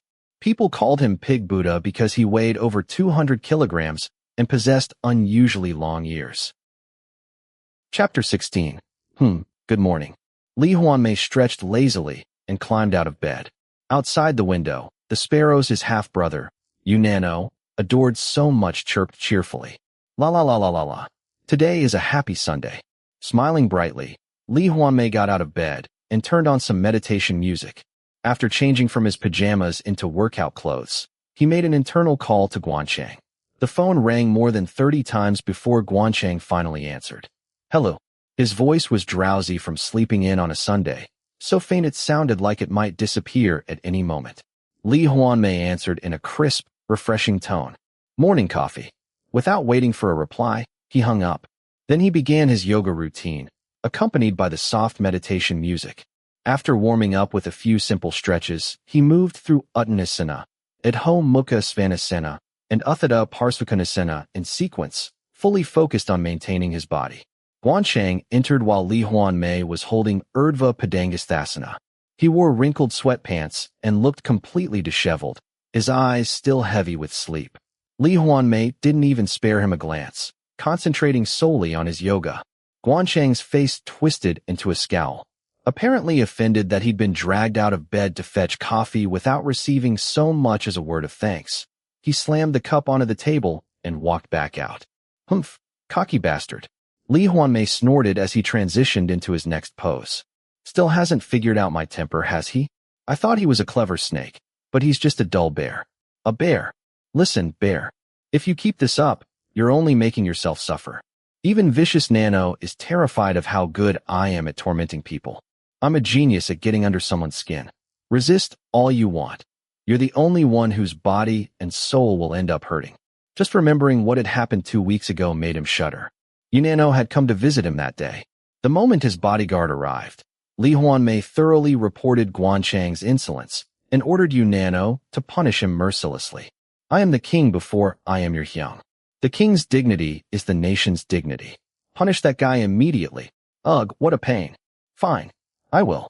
Just as Unano cracked his knuckles and prepared to carry out the order, something completely absurd happened. Gwan Chang suddenly burst into tears. Crystal clear drops rolled down his cheeks like jade beads as he sobbed. That never happened. How could you slander me like this? Even Lee Hwanmae, the greatest master of fake crying in the universe, had to admit Gwan Chang's performance surpassed his own. How is he crying without eye drops? While Lee Hwanmae was still frozen in shock, Unano shot him a look filled with contempt. Hey, you're at it again with that bad habit, aren't you? You eavesdropped on somebody's thoughts, misunderstood something, and decided to hand down divine punishment, right? Right? That's your problem. What are people supposed to do if you get mad over things they only thought instead of things they actually said? Huh? What are you talking about? Lee Hwanmae sprang to his feet. I didn't eavesdrop on him. It wasn't his thoughts. It was something he actually said. He said it out loud. Loudly. Sly Fox. Sly Fox. It's true. Lee Hwanmae lied as naturally as he breathed. But this time, he was telling the truth. He had genuinely tried to follow Unano's advice and build some brotherly affection with Gwan Chang. Giving up his long-time addiction to reading people's minds had been both physically and mentally agonizing. Yet he had endured the withdrawal for the sake of his country. Despite all that effort, not only had he failed to build any brotherly affection, but his relationship with Gwan Chang had only deteriorated further. He'd already been considering cutting Yunano's salary by 50% for giving such useless advice, and now this misunderstanding had happened on top of it. Lies. As if you wouldn't eavesdrop. To you, it doesn't matter whether someone says it out loud or just thinks it. You know that guy's only 1 year older than Hopi, right? Does bullying someone who's practically your little cousin make you feel good? Huh. Instead of punishing Gwan Chang, Yunano was glaring at him. Lee Hwanmae was left speechless. But if he insisted on his innocence, it wouldn't matter. No one knew better than Yunano how often he lied. Realizing that, Lee Hwanmae immediately changed tactics. Quit nitpicking and punish him. That's an order. If you disobey, I'll cut your salary. I'll slash it by 50%. If you punish him to my satisfaction, I'll give you a 1% raise. Huh? 1%? Yunano's eyes gleamed like a wolf spotting its prey. 1%? Beating someone up is hard labor, and you're only offering 1%? No way. Make it 10%, and I'll break one of his big toes for you. Are you insane? 1% is already generous, and you're asking for 10? Do you think I'm crazy enough to waste my precious tax money on your salary? 10% for one lousy big toe. Forget it. Forget it. You only know how to cut people's pay, never raise it. My salary's so low already that cutting it doesn't even matter. Why don't you just fire me instead? Watch your mouth. How many times have I told you? I'm the king before I'm your hyung. Do you really want me to dock 90% of your pay? Humph. You'd never fire me. Where else are you going to find someone this skilled willing to work for such a pathetic salary? Seriously, stop being so stingy and give me a raise. I've worked under you for 8 years on this miserable pay, and you've never increased it once. I'm the number 2 officer in the military, and this is what I earn. Yunano desperately pleaded for a raise. In response, Lee Hwanmae silently raised both hands and formed a pair of scissors with his fingers, wordlessly expressing his unwavering determination to exploit his younger brother with a pitiful salary until the day he died. Unable to contain his frustration any longer, Yunano stormed out of the house. Before Gwan Chang could even bring out the golden calf, he was already gone like a bolt of lightning, mounting his bike and rocketing off into the sky. The brothers' already strained relationship only grew worse. If Lee Hwanmae had been free to act as he pleased, he would have crushed Gwan Chang's balls into 40 pieces by now. Unfortunately, he was in a situation where he absolutely had to become close friends with Gwan Chang. Reluctantly, he behaved himself for the next 3 or 4 days, silently signaling that he wanted to reconcile. He assumed that if even he, the king, had lowered himself this much, Gwan Chang would know his place and come crawling back. He couldn't have been more wrong. Gwan Chang stopped cursing at him, but he didn't apologize either. Unable to endure it any longer, Lee Hwanmae finally resorted to reading his mind again. If Gwan Chang secretly wanted to apologize but was simply too proud to say it aloud, Lee Hwanmae had been prepared to forgive him with a heart as vast as the ocean. What he found exceeded even his worst expectations. Inside the world's ugliest old men room of Gwan Chang's mental brothel, Lee Hwanmae was panting beneath a pile of wrinkled, toothless old men. The best. It feels so good. Harder, you old geezers. He was shouting at the top of his lungs while snot streamed down his face. I can't forgive him. I can't forgive him. I can't forgive him. Less than 30 seconds after beginning his eavesdropping, Lee Hwanmae fled to his room, buried his face in his bed, and cried there for the rest of the day. He had eavesdropped on the thoughts of all kinds of people, but this was the first time he had ever suffered such a filthy insult. How could he do this? To drag a majestic being like the god of war, Mars, into the room of the world's ugliest old men and defile him. I can't forgive him. He wanted to pack his bags and return home immediately, but the only means of transportation back to his homeland had tragically rocketed off into the sky 4 days earlier. In the end, Lee Hwanmae unleashed a living hell of divine punishment. Just as Ryu Hopi and Seo Juk-hyung had predicted, Lee Hwanmae and Gwan Chang had now reached the 10th consecutive day of fighting as though they were trying to kill each other. Isn't this enough revenge already? You've already made Gwan Chang pay back everything with interest. So why are you still doing this?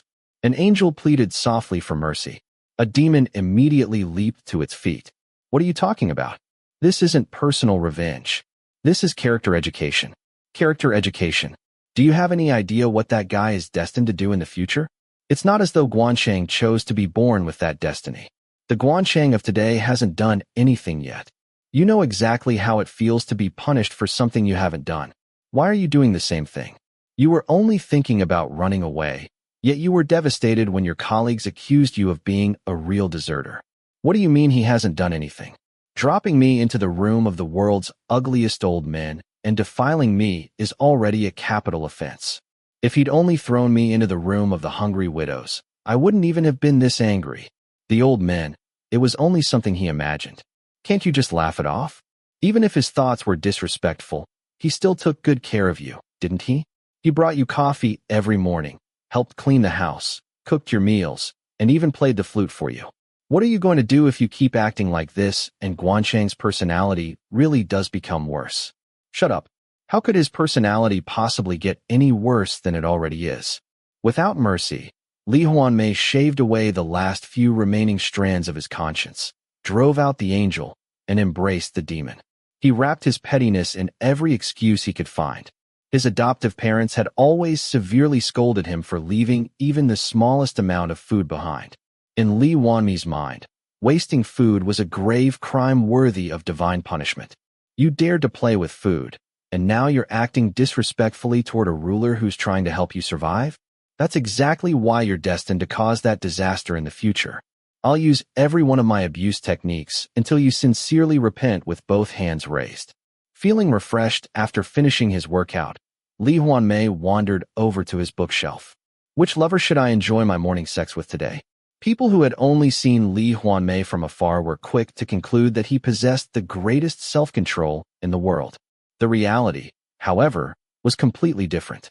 Just as he paid no attention to his people's philosophies unless he actually needed them, Lee Hwanmae completely forgot the concept of self-control whenever it wasn't absolutely necessary.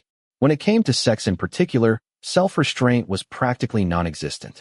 After the officials had forbidden him from having sex, he had suffered through 2 months of sleepless nights. The first consequence of the ban was a dramatic increase in how often he masturbated. At first, Lee Hwanmae found the situation utterly miserable.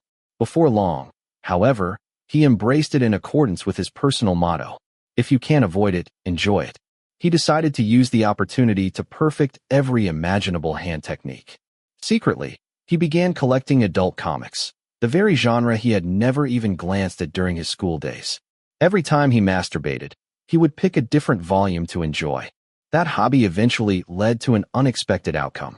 People always ask whether the chicken came first or the egg. Lee Hwanmae had originally collected adult comics to improve his hand techniques. Instead, he ended up becoming deeply obsessed with them. Once he started reading, he discovered they were an incredibly stimulating form of art. He sincerely regretted his younger self for dismissing adult comics as something only unattractive male students secretly read.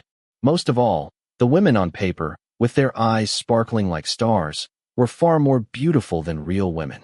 Lee Hwanmae, who suffered from facial recognition problems that only affected real women, became completely captivated by them. True to his personality, once he liked something, he devoted himself to it fanatically. Lee Hwanmae fully embraced the path of the adult comic enthusiast. After 3 months of dedicated study, he had become a genuine master. Along the way, he even developed his own philosophy. Paper beauties would remain eternally beautiful as long as the paper itself wasn't damaged. They would never look down on him for being the eldest son of a prestigious family. And whenever he grew tired of one, he could simply replace her. Therefore, Lee Hwanmae firmly believed there was no reason to envy his classmates who had married real women. Before departing for the Western continent, he had spent 3 days and 3 nights carefully organizing his favorite paper beauties. After much deliberation, he brought them all with him. Once he arrived, he sorted them by mood, day of the week, appearance, and body type before arranging them neatly on his bookshelf. Then all right, let's make today a reward for working so hard all week. Enjoy yourself, great God. Lee Hwanmae winked at his reflection. After showering and carefully grooming himself from head to toe, he went downstairs. Gwan Chang, who had been sprawled across the living room sofa, lazily flipping through the newspaper while yawning, immediately jerked upright. Why are you so startled, you little brat? Gwan Chang nervously looked Lee Hwanmae up and down. For Lee Hwanmae, Today was a delightful Sunday. For Gwan Chang, however, it was a terrifying Sunday. Seeing Lee Hwanmae descend the stairs perfectly dressed from head to toe on a Sunday morning filled him with a dreadful premonition. Hey, are you thinking about going shopping? Gwan Chang's voice trembled. He had already begun to freeze with fear, imagining Lee Hwanmae dragging him all over town under the pretense of maintaining the king's dignity and basic respect between people, only to shamelessly take advantage of him once again. Seeing Gwan Chang's reaction, Lee Hwanmae was suddenly struck by a mischievous impulse. Maybe I should meet his expectations and drag him on a shopping spree after all. No. He wasn't about to let Gwan Chang see him with his hair covered in dye. If that wolf-like bastard caught sight of him like that, he'd never hear the end of it. Regretfully, he decided to postpone shopping hell until next Sunday. I'm thinking of going to a salon to get my hair done. As you can see, it's gotten pretty long, so I'm going to have it cut. A salon? You? A man? Gwan Chang's eyes widened. Lee Hwanmae frowned slightly. Is there a problem? Surely there isn't a law in this country forbidding men from going to salons. It's not that. It's just, in our country, salons are for women. Men usually cut their hair at home or get it trimmed by a street barber. So there's no law against it. That's all I needed to know. The great God can't entrust his divine hair to just anyone. How undignified. His Majesty Iwa has decided to get both a haircut and a new color today. There's no way a king can allow someone to smear chemicals into his hair out on the street. But in our country, men, I am a citizen of the country of God. Men in my country aren't ashamed of going to salons. Just because my body is in the kingdom of the feathered serpent doesn't mean I'll let my soul be tainted by it. I'll have my hair done the way people do back home. Lee Hwanmae answered with complete confidence. Gwan Chang scratched his head for a moment before abruptly standing. Hey, just let me cut it. Don't bother going to a salon and getting a lousy haircut. We'll just do it here. I'll even dye it for you. What nonsense are you talking about? Since when did you become a hairdresser? Do you think I'm crazy enough to entrust my hair to you when professional stylists exist? Don't be so stubborn. Salon workers might know how to style women's hair, but they'll butcher a man's haircut. Just let me handle it. Lee Hwanmae stared at him in disbelief. No matter how uncommon it was for men in this country to visit salons, there was no way Gwan Chang's amateur skills could compare to a professional's. He was about to reject the offer outright when he paused. Why is he suddenly being so nice? Could it be? The instant Lee Hwanmae wondered whether this was Gwan Chang's awkward way of apologizing, offering to cut his hair in exchange for being released from divine punishment hell. Gwan Chang pulled a face and grumbled. I cut my own hair, you know. Look, it's not that bad. It's not like I've got nothing better to do. This is annoying for me too. That insolent bastard. Lee Hwanmae immediately flared up. The man didn't possess even a speck of respect. He had never intended to entrust his beautiful hair to Gwan Chang in the first place. Still, if Gwan Chang had swallowed his pride and sincerely offered, even as an excuse, wouldn't accepting it have benefited him instead of me? Yeah, with a mind as filthy as his, I'd be lucky if he didn't throw me into the room of the world's ugliest barbers. Having firmly decided that shopping hell would take place next Sunday instead, Lee Hwanmae said, Very well, I'm going to the salon. While I'm gone, don't you dare slack off. Wash every dirty mop in the laundry room until they're spotless. And don't forget to feed Hera and take her for a walk. Seriously, how many times do I have to explain this? Before Gwan Chang could finish, the telephone rang. Hold on. He picked up the receiver. Almost immediately, an awkward expression spread across his face. Lee Hwanmae clicked his tongue inwardly. Who else would be calling Gwan Chang on a Sunday morning except Qin Liang? Gwan Chang glanced at Lee Hwanmae before turning his back. Apparently, he was too embarrassed to let anyone see him talking to his adulterous lover. Whatever, you little brat. Go roll around in some hotel with a married man to your heart's content. There was no way someone completely blinded by an affair would waste his Sunday cutting another man's hair. Quietly, Lee Hwanmae slipped out of the living room. He left the house and headed straight for downtown. No matter how many times Gwan Chang refused, Qin Liang simply wouldn't give up. I said I want to stay home and rest today. Go spend time with your wife. Damn it, just stop already. After hanging up in irritation, Gwan Chang turned around and froze. Lee Hwanmae was gone. Hey, Fox. Fox. He dashed outside, but there wasn't a trace of him. Gwan Chang swallowed nervously. This was bad. Maybe things were different in the country of God, but hair salons in this country were disasters waiting to happen unless you gave extremely detailed instructions. In other words, most hairdressers worked carelessly. If you asked one to just trim it a little, there was a good chance you'd walk out nearly bald. If you asked for hair dye, it wasn't unusual to end up with your hair completely fried. Honestly, that impatient idiot. Why couldn't he listen until I finished? Our country's hairstyling is infamous even among our own people, and he can barely speak the language. How's he supposed to explain what he wants? If they mess it up, the best hair in the universe is going to end up looking like the worst pig bristles in the universe. Wait a minute. Why am I worrying about that fox? Gwan Chang smacked himself on the forehead. It was ridiculous. Why was he worrying about the hair of someone who constantly destroyed his peace of mind, just because that person happened to be the king? Besides, Lee Hwanmae was unbelievably picky. He was the sort of person who examined something 20 times before deciding to buy it. Even with his clumsy command of the continental language, he'd probably explain every tiny detail until the hairdresser got sick of listening. And if speaking wasn't enough, he could always write it down. More importantly, Lee Hwanmae possessed foresight. He had probably already simulated dozens of different hairstyles in his dreams before ever deciding to visit a salon. I worried for nothing.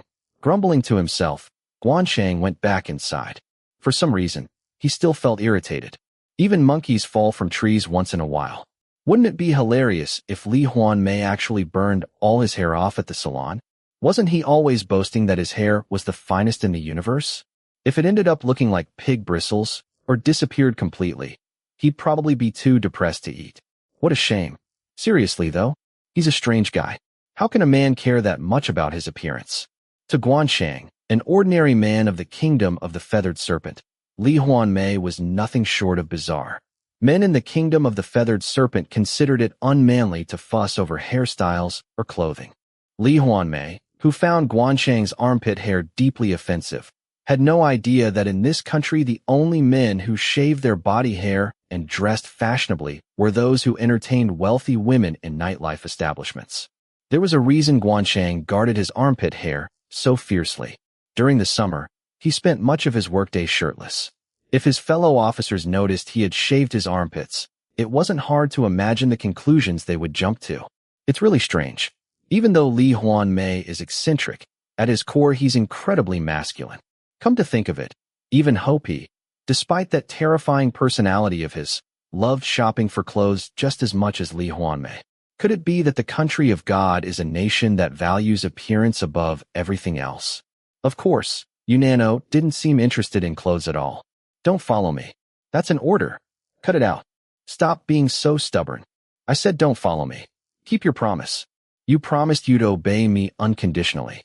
Aren't you afraid of the consequences? I have Nano backing me up. The transcendent master you. You Nano. The zebra's voice was filled with desperation. Gwan Chang gave up trying to reason with Lee Hwanmae. Changing his approach, he herded the zebra into the dark alleyways. Unfamiliar with the terrain, the zebra was soon trapped in a dead end. Gwan Chang dismounted and slowly approached Lee Hwanmae. The zebra remained hidden in the darkness without a sound. Calm down, Foxa. Calm down. Keeping a safe distance, Gwan Chang tried to soothe him. If not for the unspoken warning radiating from the darkness, if you come any closer, I'll bite my tongue and kill myself. He would have already grabbed Lee Hwanmae by the hair and dragged him home. If it had been his own younger brother, he would have broken both his legs. Once again, he found himself admiring Unano and Hopi for somehow treating that lunatic like an older brother. Please calm down. I guarantee there isn't a single salon in this country that can properly restore your hair. Salons here are famous for only half listening to what customers ask for. If you go back, they'll only make it worse, not better. So just leave it to me. I'll dye it back with all my heart. He couldn't help sighing. Standing in the middle of the night, speaking such ridiculous lines with complete sincerity, he couldn't help questioning what his life had become. Back when he had been stationed along the Insa River border, could he ever have imagined that he and the charismatic Iwa would one day be acting out a sitcom like this? Look, you're a 34-year-old man. You need to act like one. You're not an entertainer or someone working in the nightlife industry. There's no reason to fall apart just because your hair got a little damaged. Shut up. I absolutely won't laugh. If I so much as smile, You can cut off my head. I won't make fun of you, and I won't spread rumors. If I ever mock you, I'll cut out my own tongue and cut off my own balls. You can even film me playing the flute for Hera and distribute the video across the entire continent. Get lost. Please, come to your senses. Forget everything else. Hera is waiting for you. She came out of her glass box and has been staring at the front door the whole time, waiting for you. She won't even eat when I feed her. She could get seriously sick. The moment he mentioned his daughter, Lee Hwanmae finally fell silent. After a long pause, a low voice emerged from the darkness. If you laugh even a little, I'll cut off your head. Gwan Chang's neck stiffened. Lee Hwanmae wasn't joking. He was once again reminded of Lee Hwanmae's uniquely childish brand of madness. To take something as trivial as hair this seriously, he really was insane in a very particular way. All right, if my expression changes even the slightest bit, you can cut off my head yourself. I won't resist. Having made that promise, Gwan Chang prepared himself to never laugh, no matter what he saw. He focused every ounce of patience he possessed on controlling his facial muscles. He clenched his fists so tightly his knuckles turned white and bit down hard on his lip. Even that didn't feel sufficient. He solemnly hypnotized himself. Don't laugh. I am a stone statue. I am a snowman. My face is made of iron. Still uneasy, he forced himself to remember the saddest scenes from every manga and novel he had ever read. He recalled stage plays that had somehow made every minute feel like an hour. He dredged up the bleakest, most hopeless moments of his entire life. Only after a long while did Lee Hwanmae slowly emerge from the darkness. At last, Gwan Chang understood why he had been wandering the streets in utter despair. He had expected something like hair sticking out like a pig's bristles, or perhaps dyed yellow or red. This was beyond anything he had imagined. The glossy blackish-brown hair that had always shimmered with life was gone. Beneath the full moon, Lee Hwanmae's hair fluttered in the night breeze, a flawless, snow-white color. Gwan Chang was left speechless. He was almost awestruck by the continent's beauty techniques, which had somehow managed to strip every last trace of blackish-brown from Lee Hwanmae's beautiful hair. Fortunately, the hairstyle itself was unchanged. Apparently, the moment the dyeing was finished, the horrified Lee Hwanmae had fled the salon before they could begin cutting it. Otherwise, his hairstyle would probably have become something too horrific to look at. Drawing upon every ounce of patience he had spent enduring Mo Zhao over the past 10 years, all the patience he had exercised with Lee Hwanmae until now, all the patience he would need for the rest of his life, and even reserves of patience he never knew he possessed, Gwan Chang finally succeeded in freezing every muscle in his face. He was clenching his teeth so hard that his gums ached. This is insane. They've turned me into an old man. Lee Hwanmae spoke in a choked voice to Gwan Chang, who was staring back at him with the cold, expressionless face he had promised to maintain. The shock of his suddenly aged, gray hair seemed to have driven him half out of his mind. He hadn't even thought to buy a hat. The elegant smile that usually graced his lips was gone, and his eyes were red, as though he had cried for a long time.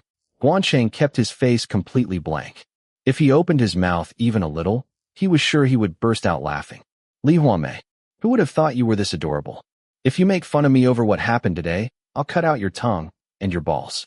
Lee Hwanmae's voice was thick with murderous intent. Seeing that Gwan Chang had faithfully kept his promise to remain expressionless seemed to reassure him, and he looked far calmer than before. Managing to suppress his laughter, Gwan Chang said, "Why didn't you give the barber more detailed instructions?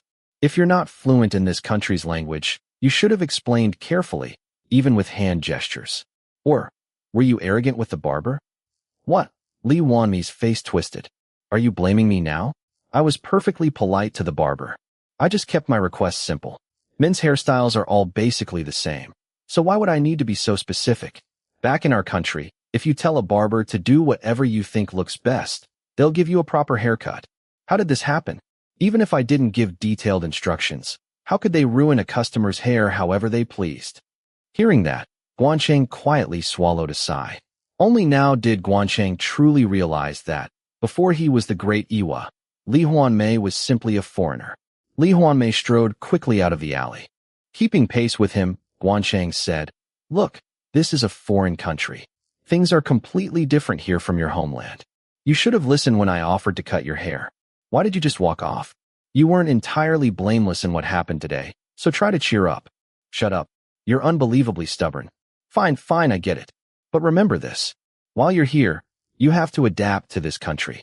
This country isn't going to adapt to you. Besides, the more I look at it, the more I think that hair color actually suits you. A handsome man looks handsome no matter what. Gwan Chang wasn't just trying to comfort him. The new hair color genuinely suited Lee Hwanmae. I guess that barber had good taste. I know you're disappointed, but I think it looks good. It's similar to Hopi's hair color, but Hopi looked like a street thug, while you look like a silver wolf. Shut up. You don't even like compliments? Still, I'm surprised. You're someone who can see the future, yet you never saw this coming. I thought you would have used your foresight to check what you'd look like before going to the barber. When would I have had the time? Lee Hwanmae let out a bitter smile. I barely have enough time to gather information on the 20 princes. When would I have had the time to simulate different hairstyles? Did you think I was just lazing around because I slept all the time? Well, I suppose I'm not the only one who thinks that. Sunday was my only day off all week, and I ended up ruining it like this. Gwan Chang fell silent. The faint self-mockery in Lee Hwanmae's voice stirred complicated feelings within him. Let's just go home. At least your hair isn't too badly damaged. If we trim it a little and dye it again, it'll be presentable. I'll take a sick day today. Once we get home, let's get some sleep first, then we'll fix your hair this afternoon. Now, climb on behind me. After mounting his horse, Gwan Chang patted the space behind him. In his rush to leave, he hadn't even put on a shirt. Lee Hwanmae stared silently at him for a moment. His gaze lingered on Gwan Chang's bare upper body, filled with obvious disapproval. Then he pulled his mask down beneath his eyes and climbed onto the horse. Hold on tight. Let's go. Gwan Chang urged the horse forward. Lee Hwanmae wrapped both arms tightly around Gwan Chang's waist. With every stride of the horse, their bodies pressed together. Gwan Chang found the feeling surprisingly pleasant. He had no idea how Lee Hwanmae felt. Did you at least have dinner? Gwan Chang asked teasingly. Lee Hwanmae didn't answer. Suppressing another laugh, Gwan Chang urged the horse onward. That afternoon, under the gentle sunlight in the garden, Gwan Chang seated Lee Hwanmae in a chair and dyed his hair. After 6 hours of painstaking work, Lee Hwanmae successfully restored his youthful appearance. Gwan Chang also carefully trimmed his hair. He was still the same as ever, showing about as much patriotism as the dirt beneath his fingernails. Even so, from that day on, Lee Hwanmae stopped harassing people over trivial faults. He even returned the luxurious washcloth he had previously confiscated from Gwan Chang by force. Thus, the 10 days of hellish punishment came to an end, with Lee Hwanmae receiving a punishment of his own. Chapter 17. The weather, which had been clear for several days, turned fickle again, like a middle schooler going through puberty. The wind relentlessly hurled yellow dust into the air. Every time Tsung Lishing yawned, a mouthful of dust blew in. TCH. Tsung Lishing spat, then tilted his head. Nearby, the red serpent banner fluttered inside Mo Song's residence. Swordsmen wearing red armbands could also be seen throughout the compound. The Red Serpent Division, known as the Red Serpent Brigade, belonged to Prince Mo Qingying. Tsung Lishing couldn't understand why officers from the Red Serpent Brigade had been lingering around Mo Song's residence since morning. Unlike the tense atmosphere outside, the junior officers' lounge was as lively as ever. Most of the officers were absorbed in mahjong or card games. After looking around, Tsung Lishing casually approached Captain Lin Jiadong, who was standing by the window. What's going on today? I saw those Red Serpent fellows hanging around outside. Did Prince Mo Qingying come here for a visit? Captain Lin Jiadong glanced at him before replying gloomily. No, it's Fan Liping. Fan Liping? What's he here for all of a sudden? Last night, Prince Mo Song was attacked by assassins. According to the newspaper, the assassins confessed that Prince Mo Qingying was behind it. As soon as he heard that, Prince Mo Qingying sent Fan Liping here. Oh. Tsung Lishing let out a low whistle. To explain that he wasn't the one who gave the order? Yes. You know Prince Mo Songnim's temper. If this isn't handled properly, he might send assassins after Prince Mo Qingying in retaliation today. So, did the talks go well? How would I know? They probably did. Fan Liping isn't just some ordinary smooth talker. Just then, the door burst open. The officer who entered was one of Prince Mo Song's direct subordinates, someone Tseng Lishing recognized immediately. The man looked around before raising his voice. Captain Gwan Chang, are you here? Every officer's gaze turned toward a corner of the room. Gwan Chang, who had been quietly reading in the shade, slowly lifted his head. The officer beckoned to him. Come with me. What is it? Gwan Chang closed his book as he stood. Just come. With only those words, the officer turned and walked away. As soon as Gwan Chang left the lounge, whispers immediately spread among the officers. What's this about, especially today of all days? Could he have something to do with the assassins who attacked Prince Mo Song? No way. Gwan Chang's too timid for that. It's harder to know a person's heart than the bottom of a 1,000-foot well. Besides, he's the former king's illegitimate son. Even if he was born to a foreign woman, he's still of the royal bloodline. So what? The former king had 20 legitimate sons.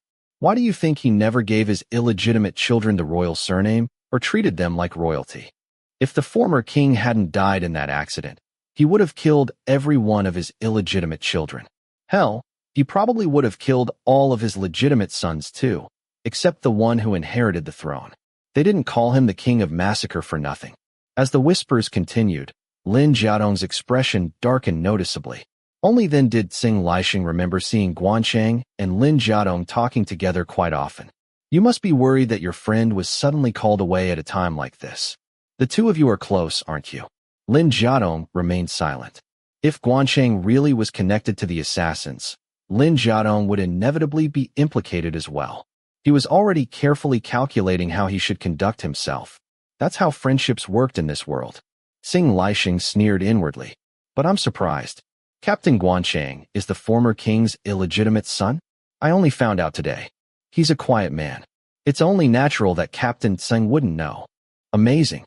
Even though the former king forbade treating his illegitimate children as royalty, he's still of the royal bloodline, isn't he? Yet he never flaunts his status. He's quite humble. Well, I don't know. Lin Jiadong stared out the window as he murmured those words. Tseng Lishing scratched his chin and left the lounge. In his opinion, Fan Liping's reputation far exceeded his actual abilities, but he was still far preferable to the human butchers who seemed to be everywhere these days. All right, let's see the real thing for myself. Inside the tea room, Fan Liping stood with a welcoming smile. You've come. It's been a while, Gwan Chang. It's a pleasure to see you, sir. Gwan Chang bowed respectfully. How many years has it been? Let's see. It's been nearly a year since the former king passed away. I was worried you might have been startled by being summoned so suddenly during these troubled times.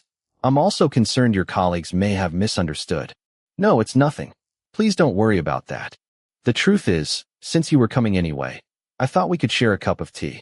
The former king always praised your skill at brewing tea, Gwan Chang. Mo Song, seated across from Fan Liping, smiled comfortably as well. Serve us well, Chang'e. A man ought to have at least one talent, no matter how small. If you couldn't even brew tea properly, would your father have chosen you as a tactics officer, Chang'e?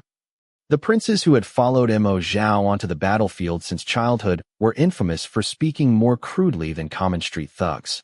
Among them, Mo Song was especially notorious, earning the nickname Viper. Liping really is a scholar, isn't he? I've lived on the battlefield since I was born, so I think the more important the occasion, the more proper it is to welcome a guest with strong liquor. But our administrator Nim prefers tea. Though why does your face look like you've just eaten shit if you love tea so much? Huh, just kidding, just kidding. After all, tea is one of our continent's proud traditions. Mo Song let out a grating laugh through clenched teeth. Large beads of cold sweat formed on Fan Liping's pale face. Without a word, Gwan Chang continued brewing the tea.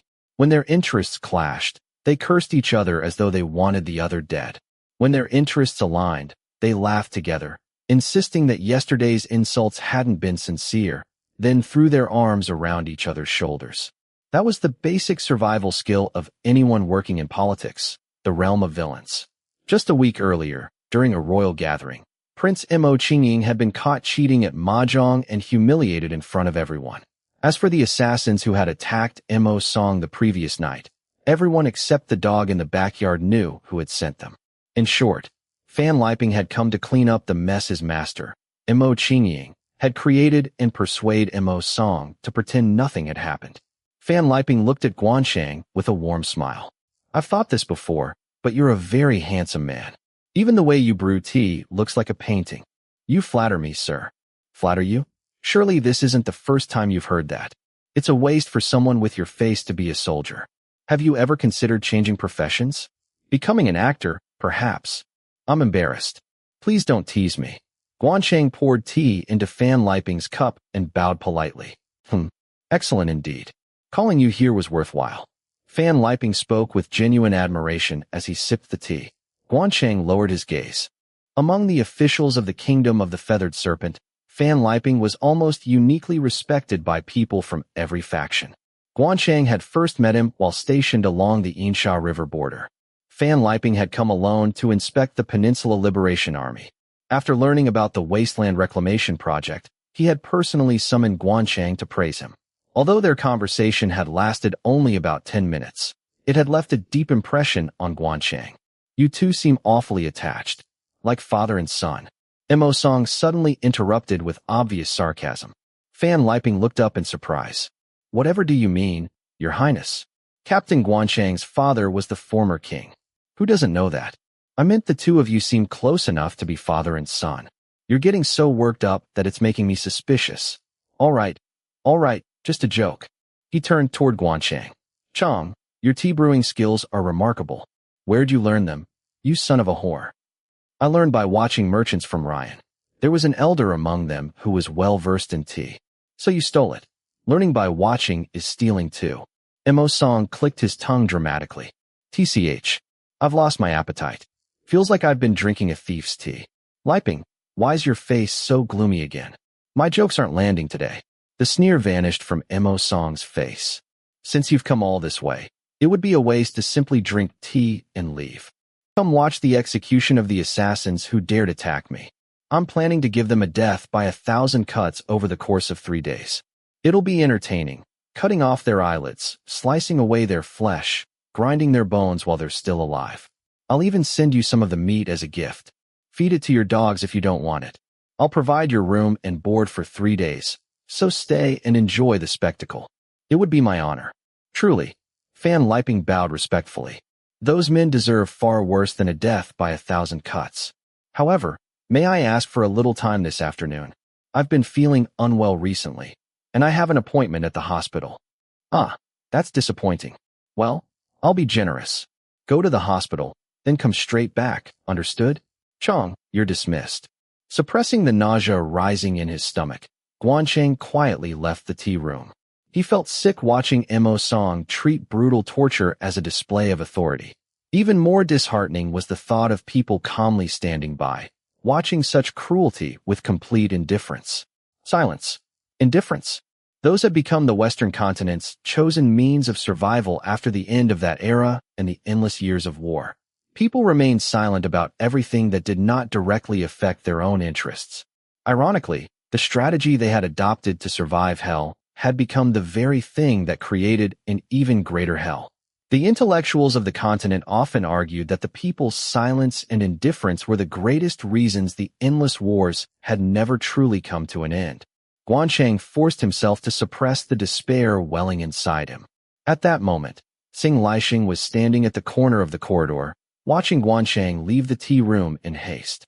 Nearby, several officers pointed at Gwan Chang as they whispered among themselves. Did you hear the rumors?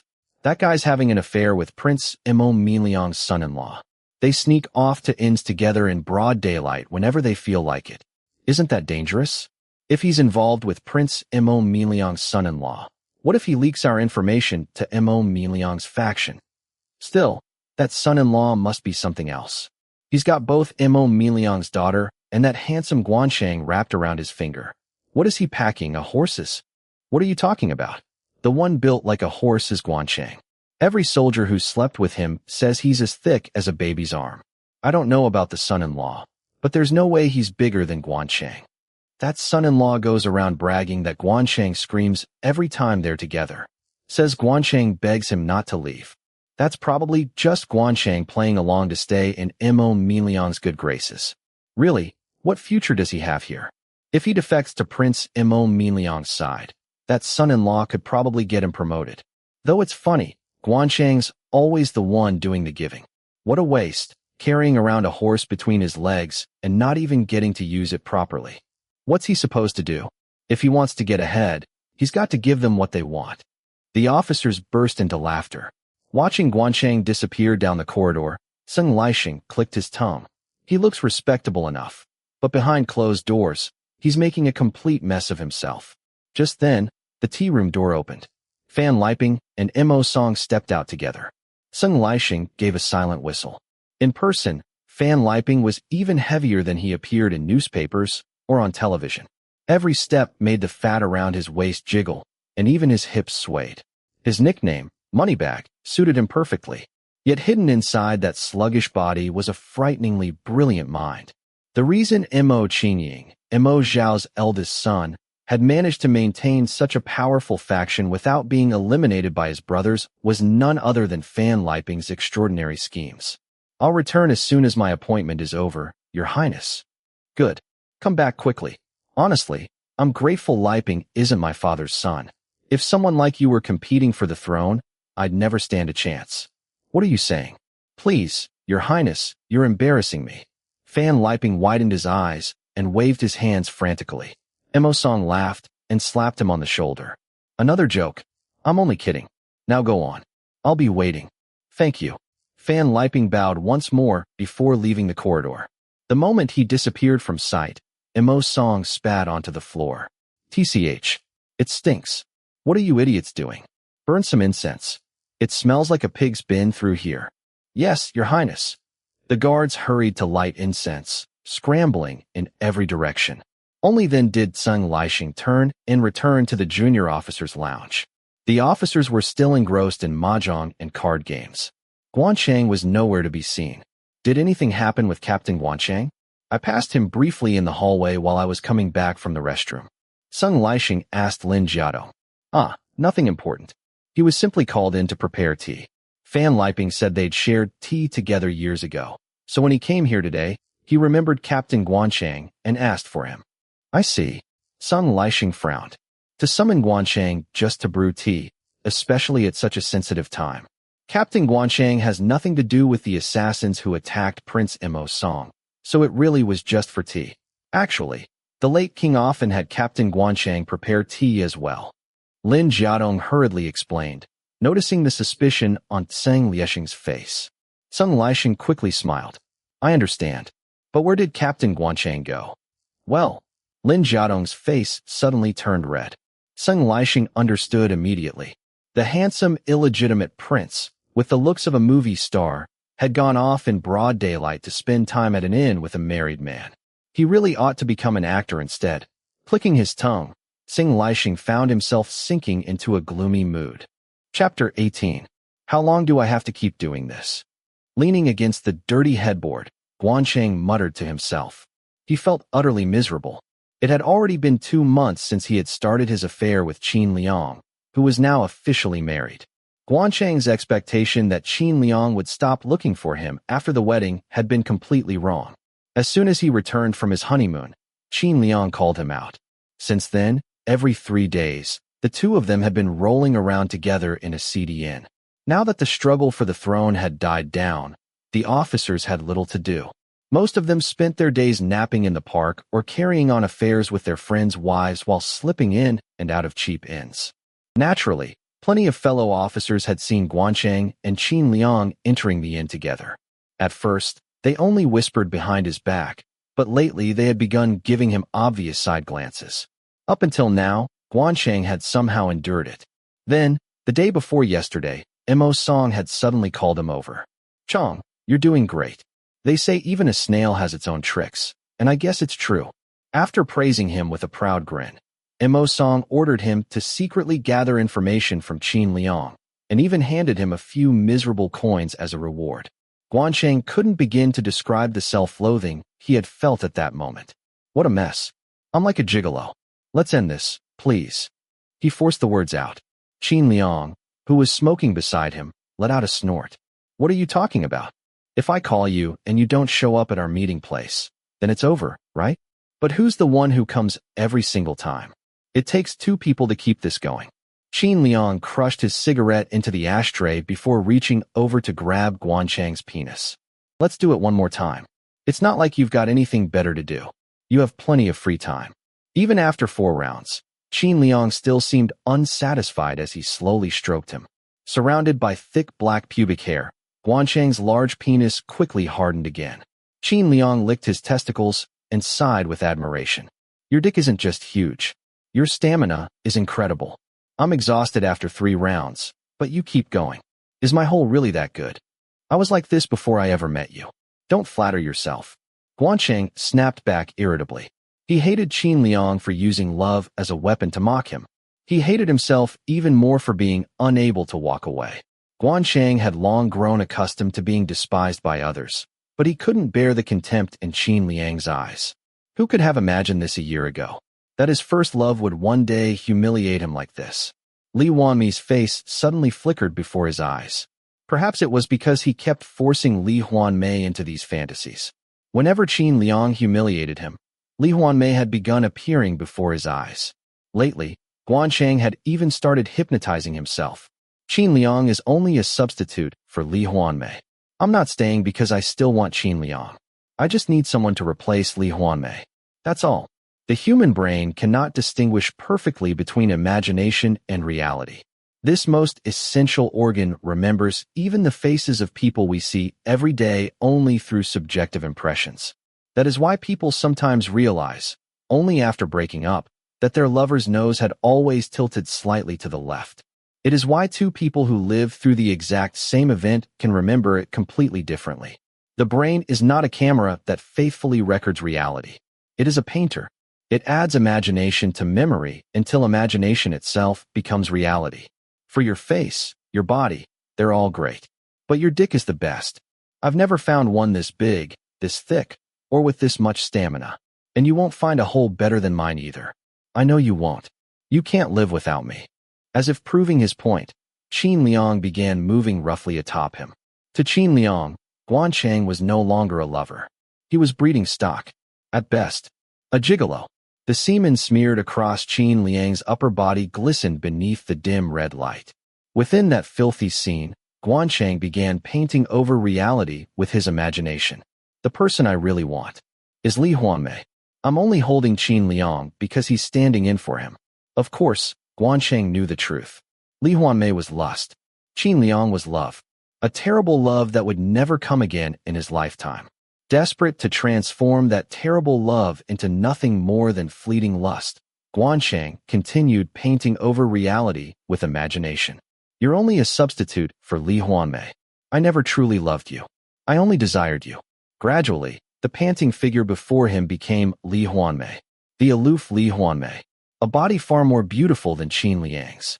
Unlike Qin Liang, whom he could embrace whenever he wished, Lee Hwanmae was a king from another land. Someone he could never possess no matter how desperately he longed for him. If Qin Liang was cheap, Lee Hwanmae was a priceless luxury, an exceptionally rare one. Gwan Chang gazed at Lee Hwanmae as he moaned atop him. Unfortunately, his body was covered with thin knife scars. The first day the Plum Blossom clan had come to Gwan Chang's house, Lee Hwanmae had wandered into the kitchen wearing only a loosely draped robe. Thin knife scars crisscrossed his body like tattoos. The moment Gwan Chang saw them, he realized how terrible Lee Hwanmae's swordsmanship really was. How many times had he been cut during training for his body to end up like that? If Nano and Hopi hadn't protected him, Lee Hwanmae would probably have died to challengers long ago.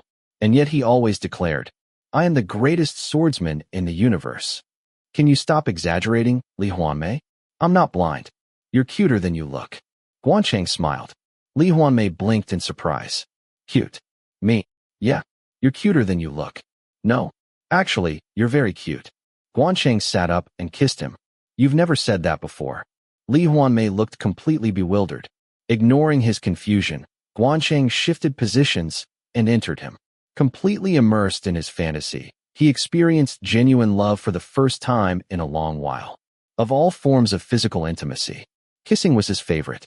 He kissed Lee Hwanmae, then kissed him again. Lee Hwanmae writhed in bliss. Oh, Gwan Chang, this is the first time you've ever been this affectionate. Only after another 2 hours of overtime did the affair finally end. Leaving behind the Lee Hwanmae substitute, who stubbornly secured their next meeting before letting him go, the stud hurriedly fled the inn. The early evening sunlight drifted through clouds of yellow dust as it settled over the streets. Gwan Chang walked aimlessly without even pulling up his hood. His eyes were blurred with frustration. What a complete mess. The thought of how pathetic Lee Hwanmae would find him filled him with misery. The man Lee Hwanmae had chosen to become king of the kingdom of the feathered serpent couldn't even break up with his former lover and was still being dragged around by him. If Lee Hwanmae became disappointed and suddenly left one day, Gwan Chang wouldn't have a single excuse. In truth, that had become his greatest worry. Lately, he found himself questioning whether he was truly capable of becoming king, whether he was even qualified. If he couldn't handle one stubborn married man, how could he possibly rule an entire kingdom? If someone unworthy seized the throne, it would only bring disaster. Wouldn't it be better to abandon his ambition now? Soon, however, Gwan Chang shook the thought away. No, let's not jump to conclusions. Time is the best medicine. Everything has a beginning. Everything has an end. This is only difficult because Qin Liang was my first love. Someday, this filthy affair will end too. So when exactly is that someday? Gwan Chang let out a deep sigh. He finally understood what people meant by feeling like a hamster running endlessly on a wheel. No matter what, he needed to get home early today. Ever since arriving in the kingdom of the feathered serpent, Lee Hwanmae, who had been perfectly healthy until now, had come down with a stomachache, perhaps from some local illness, and was confined to bed. Chuckling to himself, Gwan Chang stepped into the pharmacy. Time truly was the best medicine. The great hair salon incident had become a major turning point in Gwan Chang's relationship with Lee Hwanmae. At least, it had for Gwan Chang. He had no idea what Lee Hwanmae thought. For 3 straight nights after the incident, Lee Hwanmae had appeared in his dreams, his white hair fluttering as he sobbed pitifully. "Give me back my hair." Even remembering how dejected Lee Hwanmae had become afterward made Gwan Chang burst into laughter. It was probably the first truly humiliating experience the proud king had suffered since the attempted escape incident. All hail the hair salon Ajumma whose unconventional hair dyeing had reduced that great god to tears. The world really was a strange place. Who could have imagined Lee Hwanmae losing face in such a ridiculous way? If Gwan Chang laughed openly, he would have to offer up his head as promised. So for nearly a week, he had spent an hour every morning standing against a wall, meditating before leaving his room. Ever since the hair salon incident, he simply couldn't take Lee Hwanmae seriously anymore. He's a child. A real child. Not an adult with a childish personality. Just a child inside an adult's body. Once Gwan Chang completely erased the fact that Lee Hwanmae was actually a 34-year-old man, he felt oddly relieved. Lee Hwanmae was the child. Gwan Chang was the nanny. Once he organized it that way, everything became much simpler. Not only did the exhausting burden of taking care of him become easier, but even Lee Hwanmae's bizarre way of speaking became strangely entertaining. The flashes of wit and humor hidden beneath his harsh words fascinated him.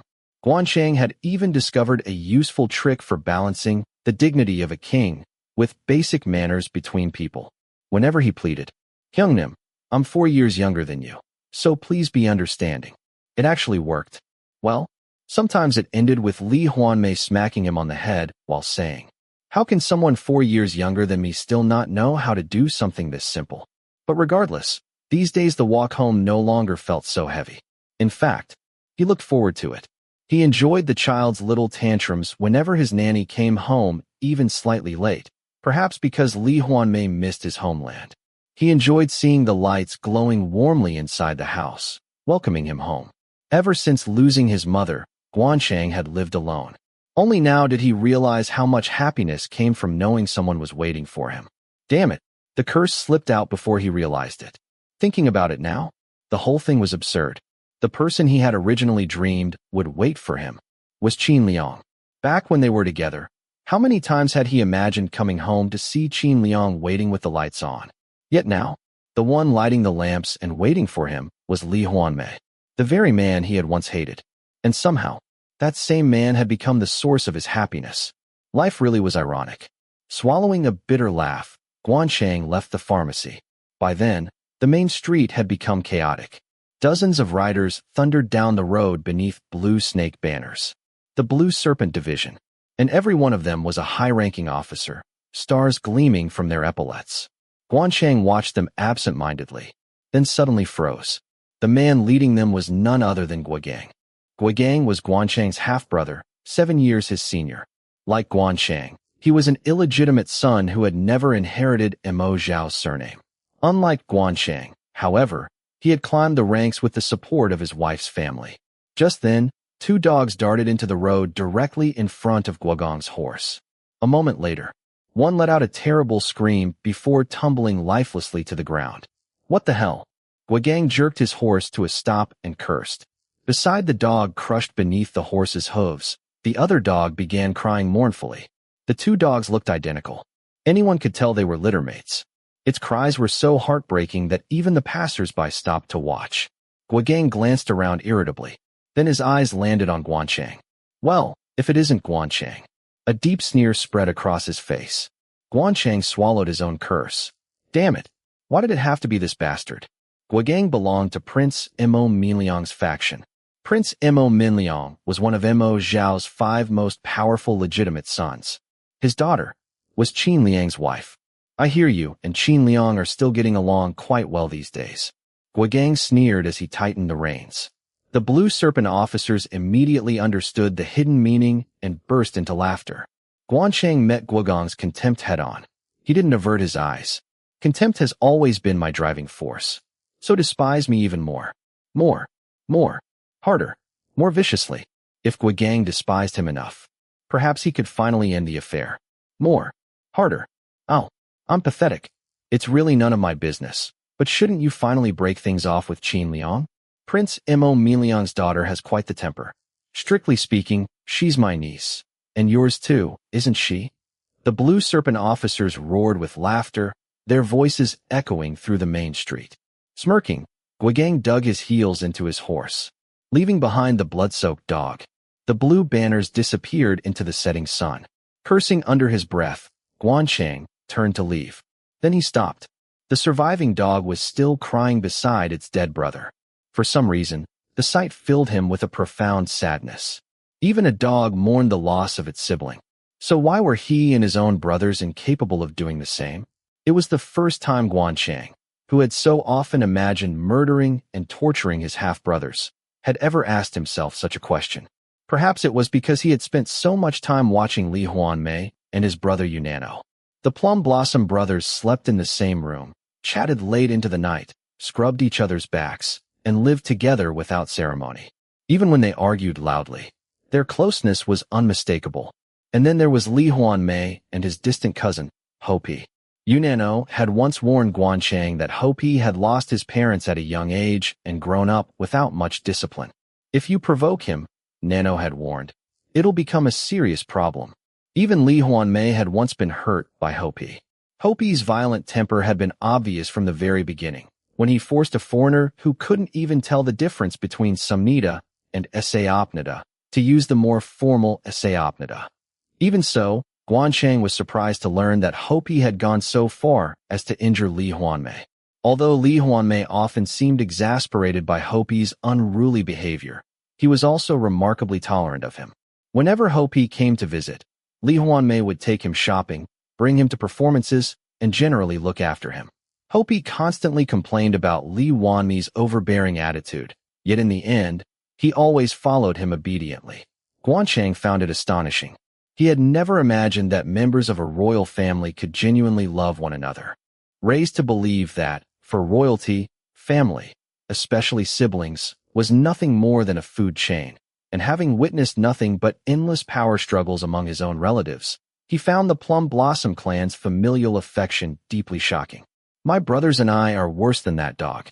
Watching the surviving dog cry mournfully beside its dead brother, Gwan Chang smiled bitterly once more.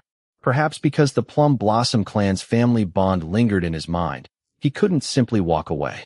In the end, he paid a nearby street vendor to bury the dead dog, then picked up the surviving one and carried it home. It was a mixed-breed chow chow. Cute, despite everything. He thought Lee Hwanmae, whose temper had grown much worse over the past few days because of his stomachache, might appreciate it as a gift. Meiwa, are you asleep? Gwan Chang called out as he stepped into the dimly lit house. Although that heavenly hell had finally ended, Relationships that had once become tangled were not so easily repaired. Gwan Chang still called Lee Hwanmae Plum Blossom. Likewise, Lee Hwanmae had never abandoned his habit of twisting, maintaining the dignity of the king and basic manners between people to suit his own convenience. Even so, unlike before, he prepared dinner every single day. He always made sure there were 3 or 4 meat dishes for Gwan Chang. Considering his terrible personality, it was surprisingly thoughtful. If only Lee Hwanmae would try to seduce me into bed, everything would be perfect. Who knows? Maybe if I slept with Lee Hwanmae, I'd finally forget Qin Liang. Clinging to that tiny hope, like someone grasping at the edge of a cliff, Gwan Chang grumbled to himself. Damn it! He had been living on the Western continent for more than 4 months now. Yet Lee Hwanmae had never once asked him to sleep together. He hadn't even made the slightest sexual advance. As far as Gwan Chang could tell, there were only 2 possible explanations. First, he simply wasn't Lee Hwanmae's type. Second, Lee Hwanmae was suppressing his desires in order to preserve the dignity of a king. If it's the first one, that's honestly pretty shocking. Though he had never bragged about it aloud, Gwan Chang had always been extremely confident in his appearance. The thought that Lee Hwanmae might not find him attractive at all genuinely stunned him. Is it really the first reason? Am I really not attractive to Lee Hwanmae? How can someone look at someone as handsome as me and not be even a little tempted?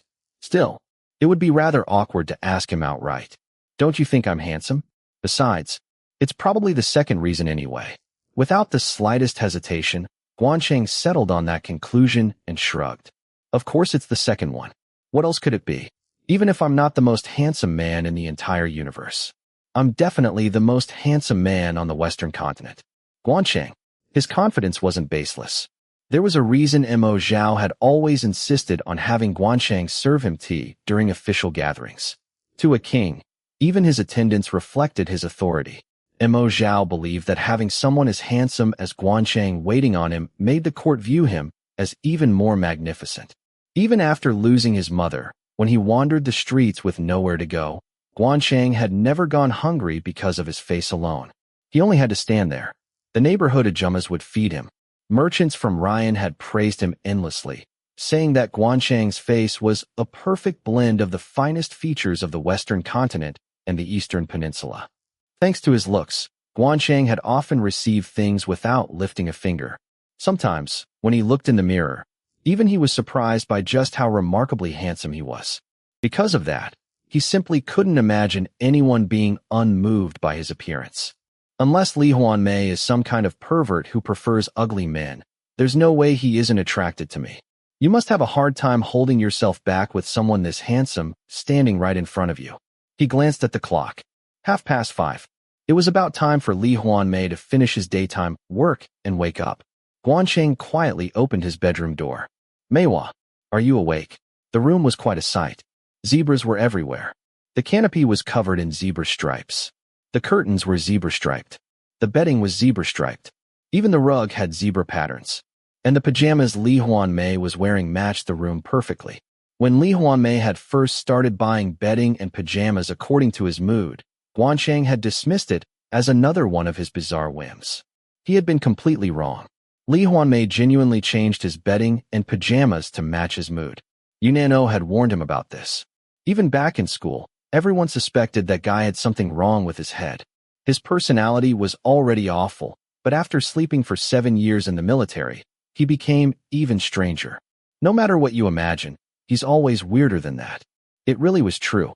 No one was as eccentric as Lee Hwanmae. Who could have imagined a mass murderer peacefully sleeping in zebra print pajamas? Still, it did make it easy for Gwan Chang to judge his condition. Whenever the bedroom was filled with zebras, it meant Lee Hwanmae had returned to childhood. In other words, he had become a child again and needed to be cared for accordingly. Just as expected, the moment Gwan Chang opened the door, the soft groaning from the bed grew even louder. Gwan Chang fought back a laugh. You're really easy to read, Lee Hwanmae. You're still adorable, just in a different way than your appearance suggests. At least all this childcare comes with some reward. Meiwa, does your stomach still hurt? The nanny approached the child. Lee Hwanmae, who had been groaning beneath the blankets, suddenly muttered, You smell like chestnuts. Then, after a brief pause, he added, Semen. Gwan Chang's face immediately turned bright red. Damn it.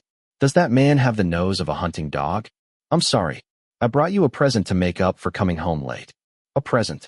Only then did Lee Hwanmae poke his head out from beneath the blankets, his eyes widening. Gee, get rid of that immediately. I'm allergic to dog hair. Ah, it's already shedding. His reaction was so frantic that Gwan Chang couldn't even be offended by his rude tone. He hurriedly hid the dog behind his back. I didn't know you were allergic to dogs. That was my mistake. I'll let it stay in the garden instead. It was a stray anyway, so it'll probably be happier there. What? You picked up a stray dog and thought it would make a good gift for me? That's awful. The child exploded in indignation. The nanny hurried to calm him down. You've got the wrong idea. There was a reason. There were actually 2 dogs. They looked like brothers. One was struck and killed by a cavalry horse, and only this one survived. After its brother died, it cried so pitifully that I couldn't just leave it there. So I brought it home. Lee Hwanmae let out a low whistle. That's unexpected. He looked at Gwan Chang. So, you do have a compassionate side. Gwan Chang fell silent. Normally, he would have dismissed it as just another piece of Lee Hwanmae's strange sarcasm. But this time, it felt different. In fact, this wasn't the first time. Even before their relationship had soured over the dumpling incident, Lee Hwanmae had occasionally mocked him with that same peculiar nuance. The number of times had been very few, but Gwan Chang recognized it immediately. The true nature of what lay beneath the wrapping Lee Hwanmae always concealed himself with. It was hostility. Hostility. In truth, it was understandable. Gwan Chang had cooperated in Mo Zhao's invasion of the Eastern Peninsula. Although they now stood on the same side, Lee Hwanmae knew that passed better than anyone. There was no reason he should treat Gwan Chang warmly. Until now, Gwan Chang had simply accepted it.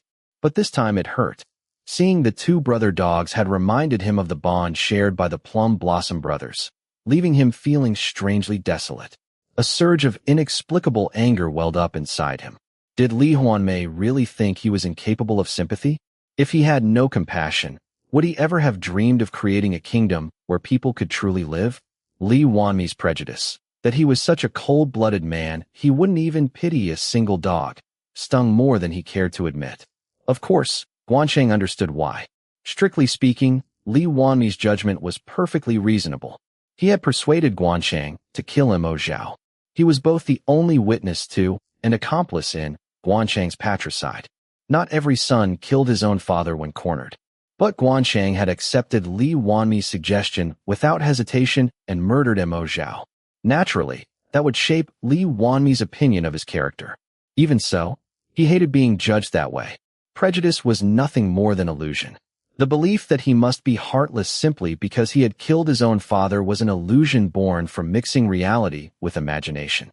Lee Hwanmae, you killed your father too. Yet you love your family. You cherish your siblings. The darkness you've seen in me is only one part of who I am. Gwan Chang spoke quietly but firmly. Watch what you say. I may have grown up in an environment where people treated their own family without mercy, but that doesn't mean I'm incapable of sympathy. So you're compassionate enough to pity a dog, yet you still cooperated in the invasion of your mother's homeland. I said, watch what you say. Gwan Chang closed his eyes for a moment and took a slow breath. Don't assume I'm a Ryan just because my mother came from Ryan. I'm a citizen of the kingdom of the feathered serpent. I'm neither a narrow-minded nationalist nor some reckless pacifist. I speak the Ryan language, but I don't truly understand Ryan culture or the way its people think. He paused. I don't expect you to understand me, but don't mock me either. Have I ever criticized the brutal way your country defends its borders? His voice hardened. Don't judge people so easily. Don't create your own version of me inside your head. Prejudice is just imagination. It's an illusion. Unexpectedly, Lee Hwanmae fell silent. As he looked steadily at Gwan Chang, something unreadable flickered through his eyes. Finally, he let out a quiet sigh. You're right. I deserve that. My stomach's been hurting, and it's made me short-tempered. Let's take the puppy out to the courtyard. I'll give her a name. After all, she was a gift. Lee Hwanmae slipped on his zebra-striped robe and climbed out of bed. His calm response caught Gwan Chang completely off guard. It wasn't like him to accept criticism so readily. Still, it wasn't a bad outcome. Gwan Chang picked up the puppy, and together they walked into the garden. He let the little dog down on the grass before finding a small wooden crate to serve as a temporary shelter. I'll build her a proper doghouse when I have some free time. What should we call her? Lee Hwanmae studied the puppy for a moment, humming thoughtfully. She's female, isn't she? She has the face of a drunken Ajussi. Let's call her Athena. Athena? Isn't that a bit too grand for a dog? It has to be a grand name. She was presented by the future king of the kingdom of the feathered serpent. Don't you know about Hera? Animals presented by foreign kings are traditionally treated as honored state guests. Hearing that, Gwan Chang couldn't help but laugh. Lee Hwanmae raised one eyebrow slightly. Why are you laughing? Well, haha. Actually, I was seriously worried today. I was wondering whether I could really become king. Hearing you say that now, the timing feels perfect. Stop wasting your time with thoughts like that. Of course you'll become king. I don't know what's going on, but you don't need to worry about something so pointless. Once again, Gwan Chang found himself speechless at Lee Hwanmae's unwavering confidence. He had been surprised by him several times today. For that crazy king to offer encouragement instead of sarcasm. What was going on? Did I really look that pathetic? Well, thanks. Even if you're only saying it to make me feel better. They're not empty words. Lee Hwanmae answered without hesitation. You will become king. There's no doubt about that. Don't waste your energy worrying whether you'll become king. Worry about what kind of king you'll be instead.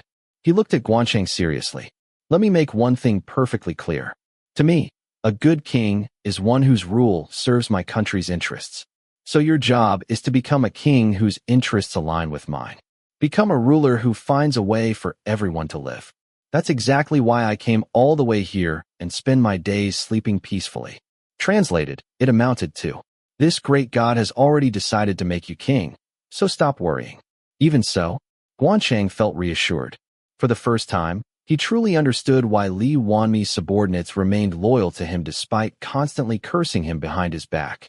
Lee Hwanmae knew exactly how to deliver the decisive blow when it mattered most. As an enemy, he would be terrifying. As an ally, there was no one more dependable. Then, maybe I should rely on him as a business partner. Gwan Chang looked at him before speaking cautiously. Hey Maewa, about the former lover I told you about. Before he could finish, Lee Hwanmae cut him off with a frosty reply. I'll say this again. This great God does not waste his gift of foresight on cheap love fortunes. How many times do I have to tell you? Don't insult my pride. Just this once. Please, just tell me when it'll finally end. It's not like I've asked you over and over again. Gwan Chang refused to back down. The question he truly wanted answered was whether Qin Liang would eventually divorce his wife and come back to him. But he didn't dare ask something so shameless. Realistically, he knew such a miracle was almost impossible. Even so, he couldn't stop longing for it. He dreamed that Qin Liang would divorce his wife, run away with him somewhere, and let them start over together.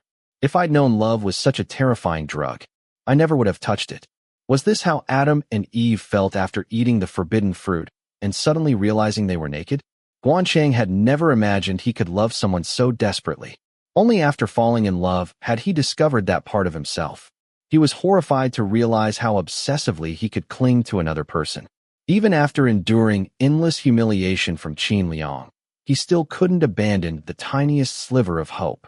Love was poison, a terrifying poison. Do you think I enjoy this? Do you think I like rolling around on filthy hotel beds covered with old men's and old women's hair and pubic hair? His voice cracked. Just tell me when I'll finally be free of him.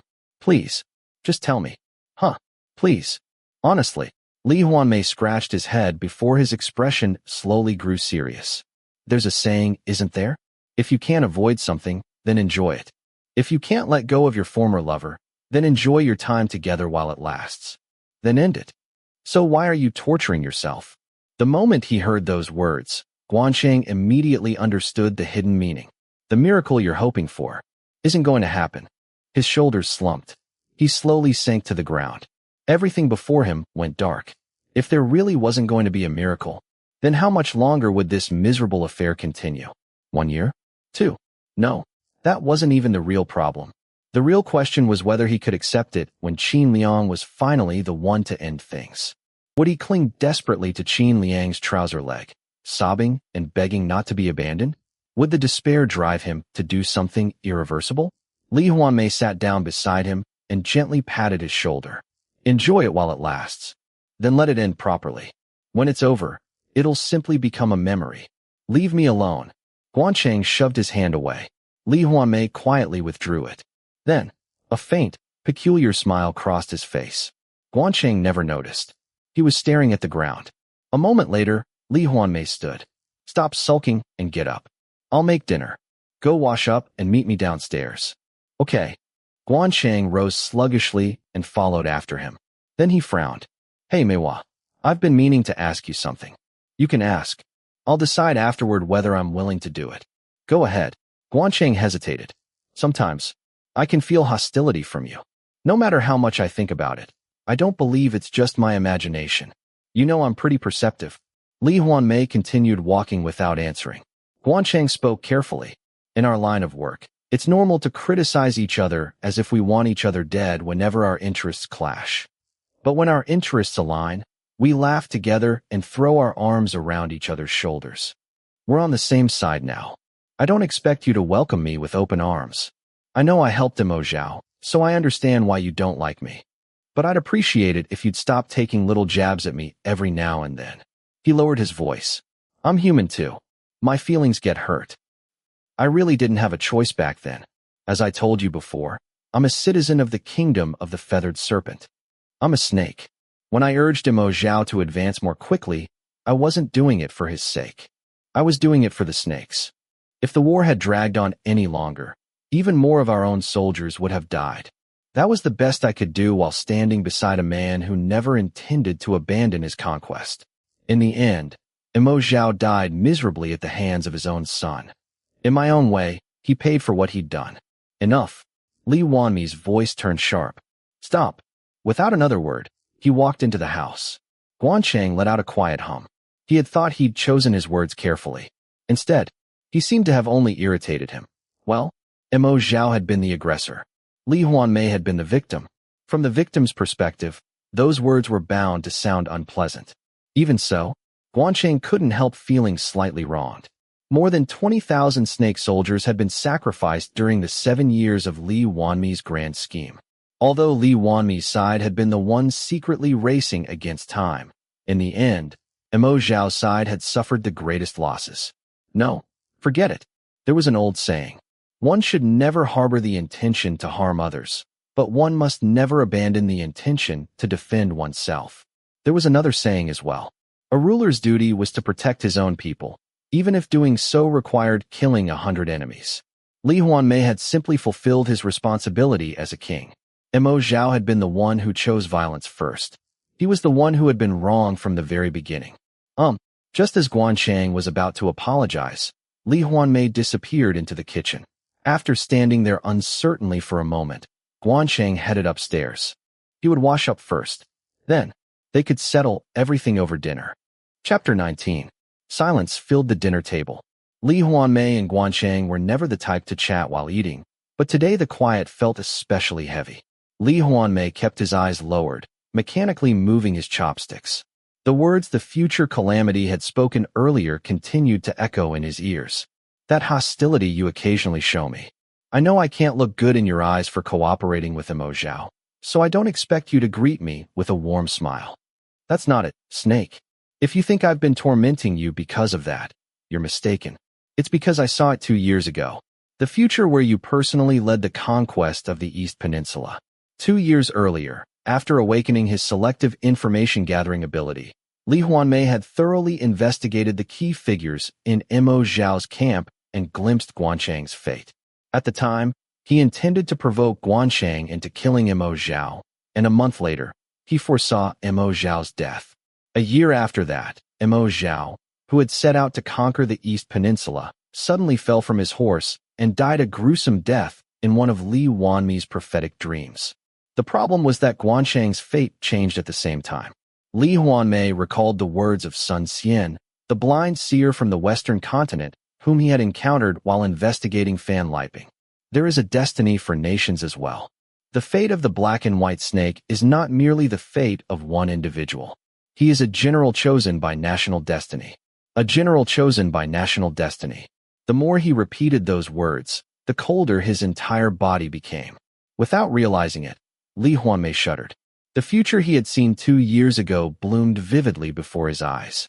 The wind swirled, carrying yellow dust across the land. Behind Gwan Chang stretched an army 1 million strong, with countless banners rippling in the wind. Mounted atop a black horse, he gazed across the reed fields beyond the Insha River. An eagle descended from the sky and landed on his wrist. Gwan Chang casually stroked the eagle's neck. Then he suddenly looked straight ahead. Even though Lee Hwanmae knew it was only a prophetic vision, he couldn't shake the illusion that Gwan Chang was staring directly at him.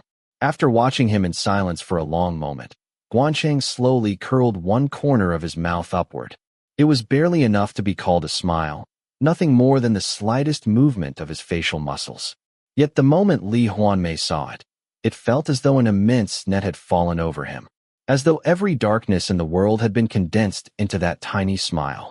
That future was a perfect copy of the vision of the East Peninsula's destruction that Lee Hwanmae had first seen when he was 19. The only difference was that the one leading the invasion was no longer Mo Zhao, but Gwan Chang. That was when, with a chill racing down the back of his neck, Lee Hwanmae finally understood. His true enemy was never the fate of a single person. It was the national destiny of the Western continent. Afterward, Lee Hwanmae spent half a year drawing up a plan to dismantle that national destiny. Only then did he provoke Gwan Chang into killing Mo Zhao before traveling all the way to this distant land. He had come to personally cook the national destiny that had settled inside Gwan Chang. In truth, Lee Hwanmae had never looked into that future again after first seeing it 2 years ago. He feared that if he witnessed it even once more, he would lose all reason and kill Gwan Chang. Even so, he could never escape that vision. That was why, despite knowing he should build a close friendship with Gwan Chang, he kept treating him harshly. Sun Xian's words drifted through his mind once again. Plum blossoms cannot destroy a river. The river will continue to flow with unstoppable force. That arrogant little brat.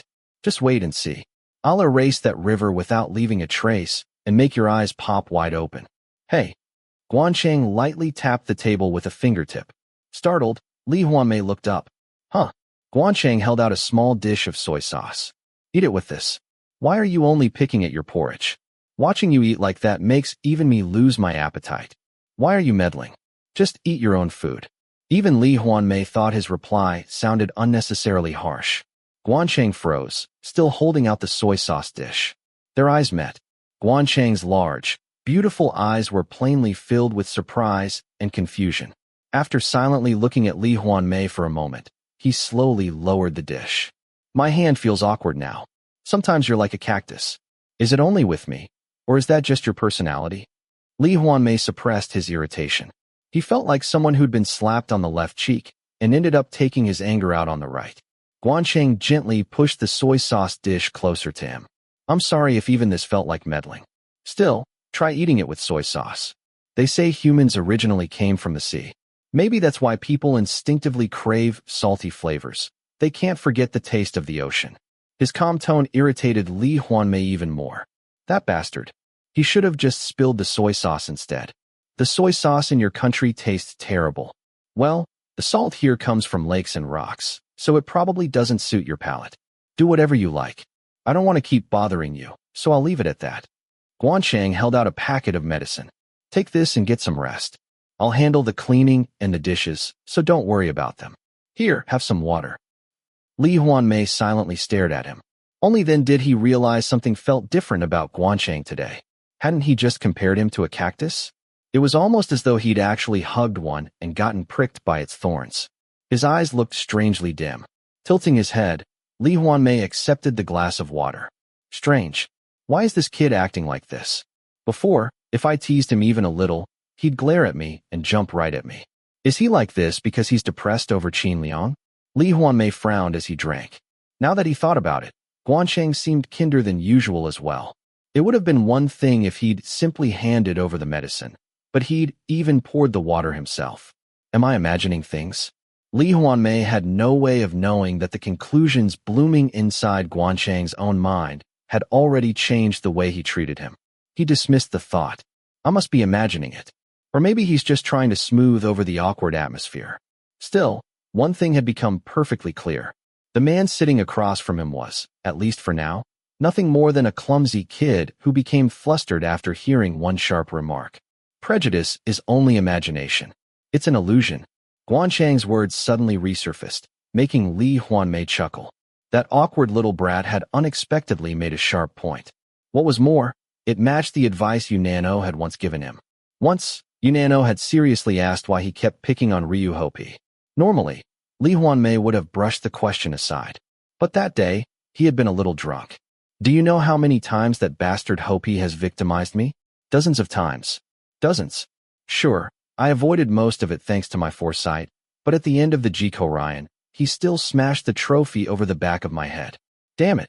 Unano listened quietly without laughing. Then he said, "You know, your habit of confusing dreams with reality is getting serious. In reality, that cat hasn't done anything to you except the Jiko Ryan trophy incident, right? I'm warning you.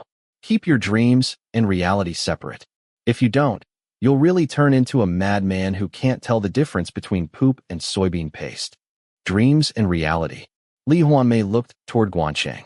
Meanwhile, Gwan Chang had already carried the empty dishes to the sink.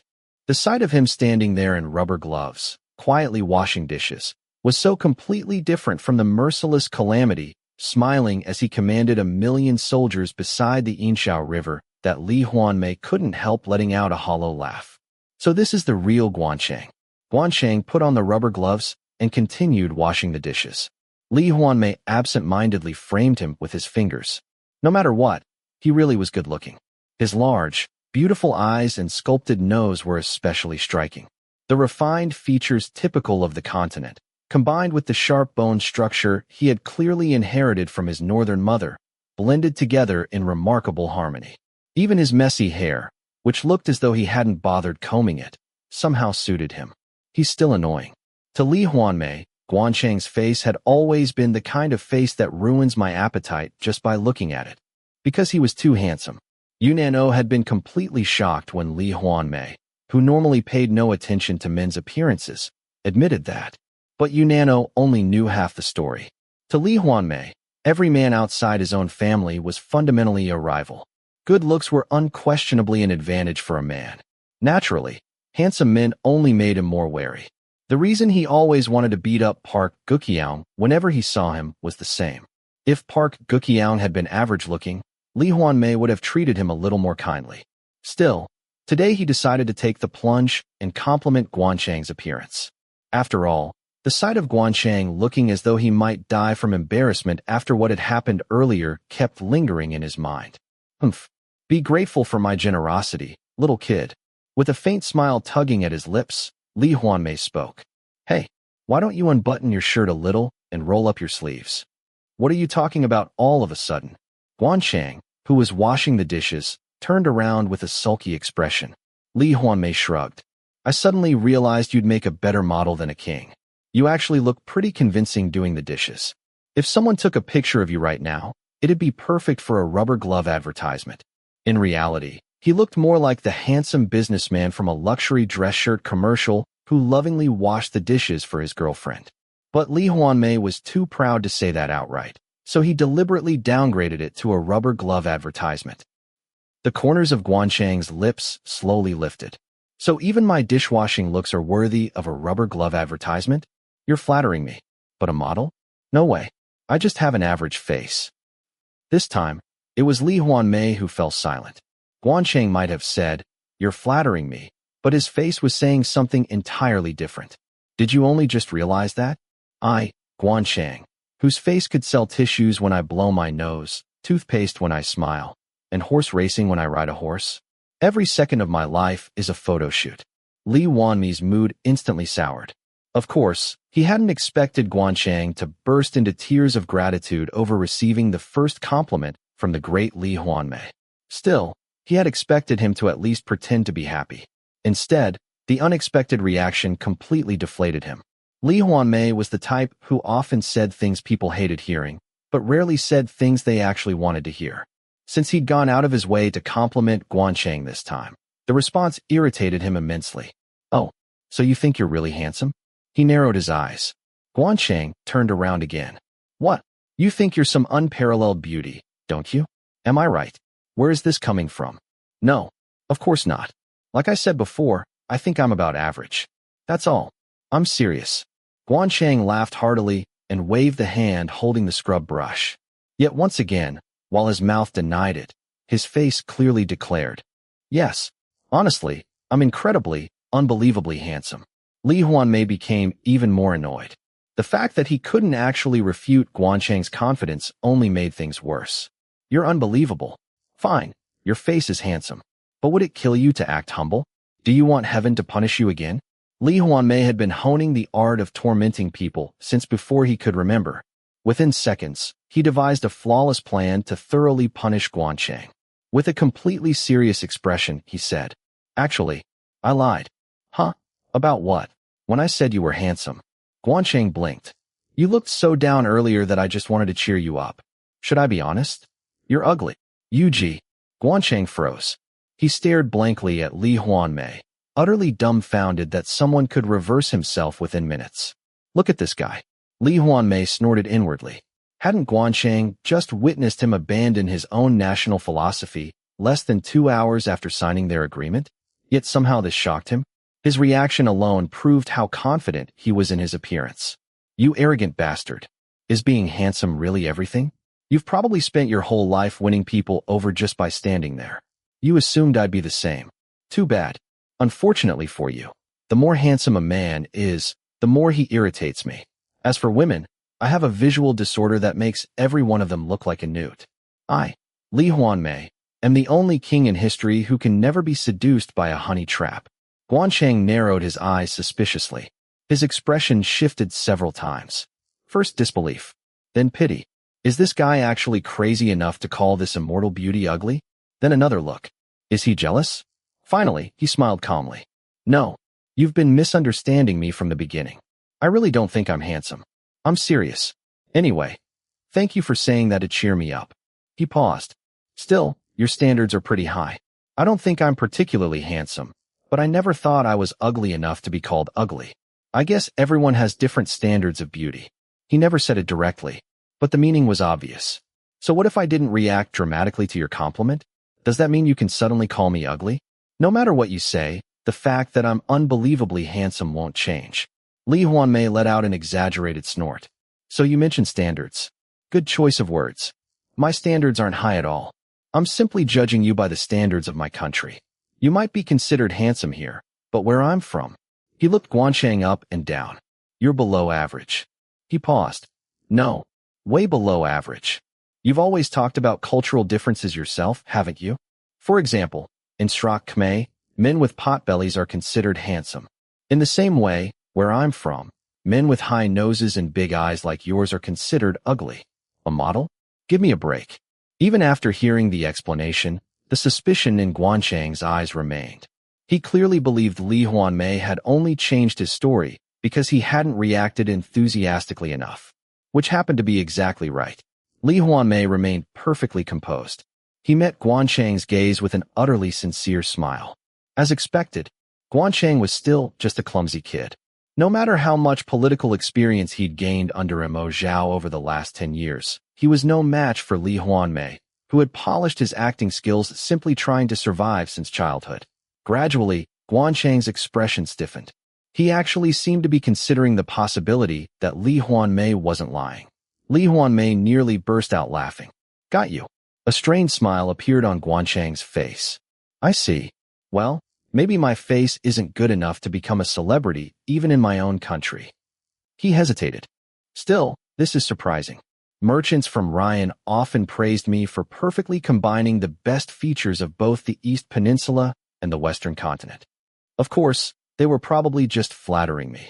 But after hearing it so many times, I assumed my appearance would at least be somewhat appreciated in your country too, considering Ryan and your homeland share the same roots.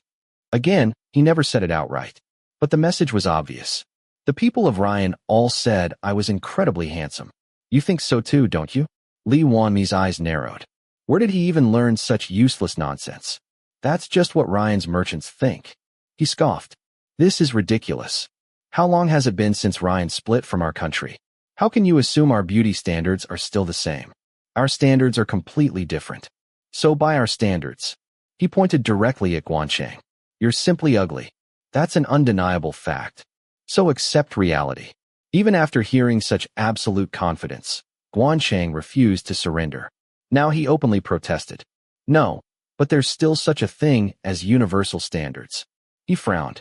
It's strange for you to say I'm completely unattractive by your country's standards. Ryan and your country are originally the same people. How can the standards possibly be as different as heaven and earth? What's strange about it? Lee Hwanmae replied without hesitation. We've been separated for more than 800 years. Of course our standards have become completely different. What nonsense. Gwan Chang's face flushed red, then pale. If what you're saying is true, then our country's standards would be no different from those of the Qing dynasty 1,000 years ago. Blue veins bulged on his forehead. Tiny blood vessels spread through the whites of his eyes. For someone who usually remained melancholically calm even in the middle of chaos, this was an astonishing transformation. Inside, Lee Hwanmae cheered. Gotcha, idiot. Completely unaware that he'd fallen straight into Lee Hwanmae's trap, Gwan Chang raised his voice. Fine. I'll admit there are differences in beauty standards. But your nose is high too. And even though your eyes are long and narrow, they're still large. Does that mean you're considered ugly in your country? But you're always bragging that you're the most handsome man in the universe. If you're really the most handsome man in the universe, he pointed at himself, then I can't possibly be ugly. I can't be. Be honest. If you're the most handsome man in the universe, then I have to be at least reasonably good-looking. Can't I even make a joke? Lee Hwanmae blinked pitifully. If my face really matched my country's standards, I'd be an entertainer instead of suffering through the headaches of being king. Do you know why I'm so obsessed with my hair? It's because my face isn't good enough. My hair is all I have. A face like mine is only suitable for politics, where looks don't matter. You can't imagine. His voice trembled dramatically. How severe my inferiority complex about my appearance has been. Even to his own ears, his performance sounded heartbreakingly convincing. But he wasn't finished yet. From the beginning, he'd planned to end everything with his trump card. If you still don't believe me, he smiled faintly. I'll show you proof. When a king goes on campaign, he usually has a favored companion, right? I had one during my 4 years of military service. Nano's adoptive father personally selected him and assigned him to me. Everyone openly acknowledged him as my former spouse. He slowly reached into his wallet. Once you see his face, you'll understand what true beauty looks like. Former spouse? Gwan Chang flinched. Lee Hwanmae smiled sadly. If someone stayed by my side for 4 years, isn't spouse an appropriate title regardless of gender? We eventually separated because of my duty to produce an heir. I even paid alimony in consideration of our de facto marriage. When he left, he asked me to always keep his photograph in my wallet. I'll show it to you. Gwan Chang swallowed audibly. He looked utterly astonished, wondering just how beautiful someone had to be to receive Lee Hwanmae's affection for 4 whole years. Lee Hwanmae opened his wallet and held it toward him. See? The picture displayed side by side like a pair of mandarin ducks. This is the face of the companion loved by the king of the country of God for 4 years. Gwan Chang's eyes lost focus. Lee Hwanmae carefully observed his stunned expression. Wow. Even a handsome guy becomes unbelievably ugly when he stands there gaping with his mouth hanging open. After remaining frozen in shock for several moments, Gwan Chang suddenly dropped the scrub brush. It clattered into the sink. Then he staggered backward, trembling. Lee Hwanmae barely managed to suppress the laughter threatening to burst out. He actually believed that ridiculous 3-second story I made up. This guy really has no sense of humor. Unlike Lee Hwanmae, whose personality naturally balanced seriousness with mischief, Gwan Chang was serious through and through. To appreciate a joke, sometimes you had to be willing to ignore logic. Gwan Chang simply couldn't. He excelled at elaborate schemes, but was hopelessly vulnerable to childish pranks. In short, he was a brilliant fool. Maintaining a perfectly solemn expression, Lee Hwanmae continued his prank. Do you understand now? By my country's standards, I'm ugly. But, he smiled, I'm still better looking than you. You are better looking than me? Gwan Chang stammered in disbelief. So that means, I'm much uglier than you. Much. Lee Hwanmae nodded enthusiastically. Exactly. By our standards, I'm better looking. Your eyes are bigger than mine. Your nose is higher. So you're much uglier. Much, much. Gwan Chang muttered blankly. Lee Hwanmae pretended to wipe tears from his eyes. In my country, people prefer small eyes, low noses, and protruding lips. Buck teeth are especially popular. My former spouse was envied because he had perfect buck teeth. Oh, remember that bespectacled guy who shared a room with Hopi? He was short, but after my former spouse, he was considered the second most handsome man in our unit. He was so handsome that even those ridiculously thick glasses made him look intellectual. These days, he's the country's top television actor. Without blinking, Lee Hwanmae fabricated an entirely fictional career for Shin Jong-han, who had actually been considered the second ugliest man in the unit after Kim Ho-bong. Gwan Chang's expression became completely blank. Suppressing another laugh, Lee Hwanmae stood. What does it matter? It's not like you'll ever have to live in my country. As long as your face is appreciated here and in Ryan, that's enough. Actually, he grinned. I've been walking around with my shoulders held high lately. I realized my face is surprisingly popular on this continent. I'm going to bed. Good night. See you tomorrow morning. He smiled sweetly. Ugly. Having driven the final nail into Gwan Chang's heart, Lee Hwanmae leisurely strolled out of the dining hall. Back in his room, he selected his bedtime partner. To celebrate his complete victory over Gwan Chang, he decided to spend the night enjoying bed warrior hug-me-ness. While Lee Hwanmae happily immersed himself with warrior hug-me-ness, Gwan Chang stood silently in front of a mirror. Number 1. The reason Lee Hwanmae hadn't asked me to spend the night with him, number 1, was because he wasn't attracted to my face. Not only was I unattractive, I was ugly. Never in his life had Gwan Chang imagined someone would look at him and call him ugly. Part of him was dumbfounded. Another part felt like an absolute fool. He'd been the one constantly lecturing Lee Hwanmae about cultural differences. So why hadn't he considered this possibility? He'd been completely caught off guard. Now that he thought about it, Lee Hwanmae often glanced at his face during meals before frowning. At the time, he'd wondered why. Now the answer seemed obvious. His ugly face had ruined Lee Hwanmae's appetite. How could this happen? He had been absolutely convinced that, given enough time, Lee Hwanmae would eventually fall for his charm. Whenever Lee Hwanmae proudly declared, "I'm the most handsome man in the universe," Gwan Chang had secretly scoffed. What's there to brag about when you're standing in front of the real, most handsome man in the universe? But it turned out Lee Hwanmae simply saw him as an ugly man. Gwan Chang stared blankly at his reflection. I'm ugly. Chapter 20. Is that true? Gwan asked, his face lighting up. His subordinate nodded. Yes. I heard it directly from Pig Buddha's close aide yesterday. He's in the terminal stage of stomach cancer. The cancer has spread to other organs, and his condition is very serious. Gwan cheered inwardly. Heaven is helping me. To put out the immediate fire, he'd need a body replacement surgery. But didn't Pig Buddha publicly oppose body replacement surgery? If he gets one now, everyone will criticize him. That's right. It's like a crack in his greatest asset. Pig Buddha Fan Liping's greatest political asset was his reputation for unwavering integrity. Gwan rubbed his chin with one hand and grinned. Serves you right, you pig.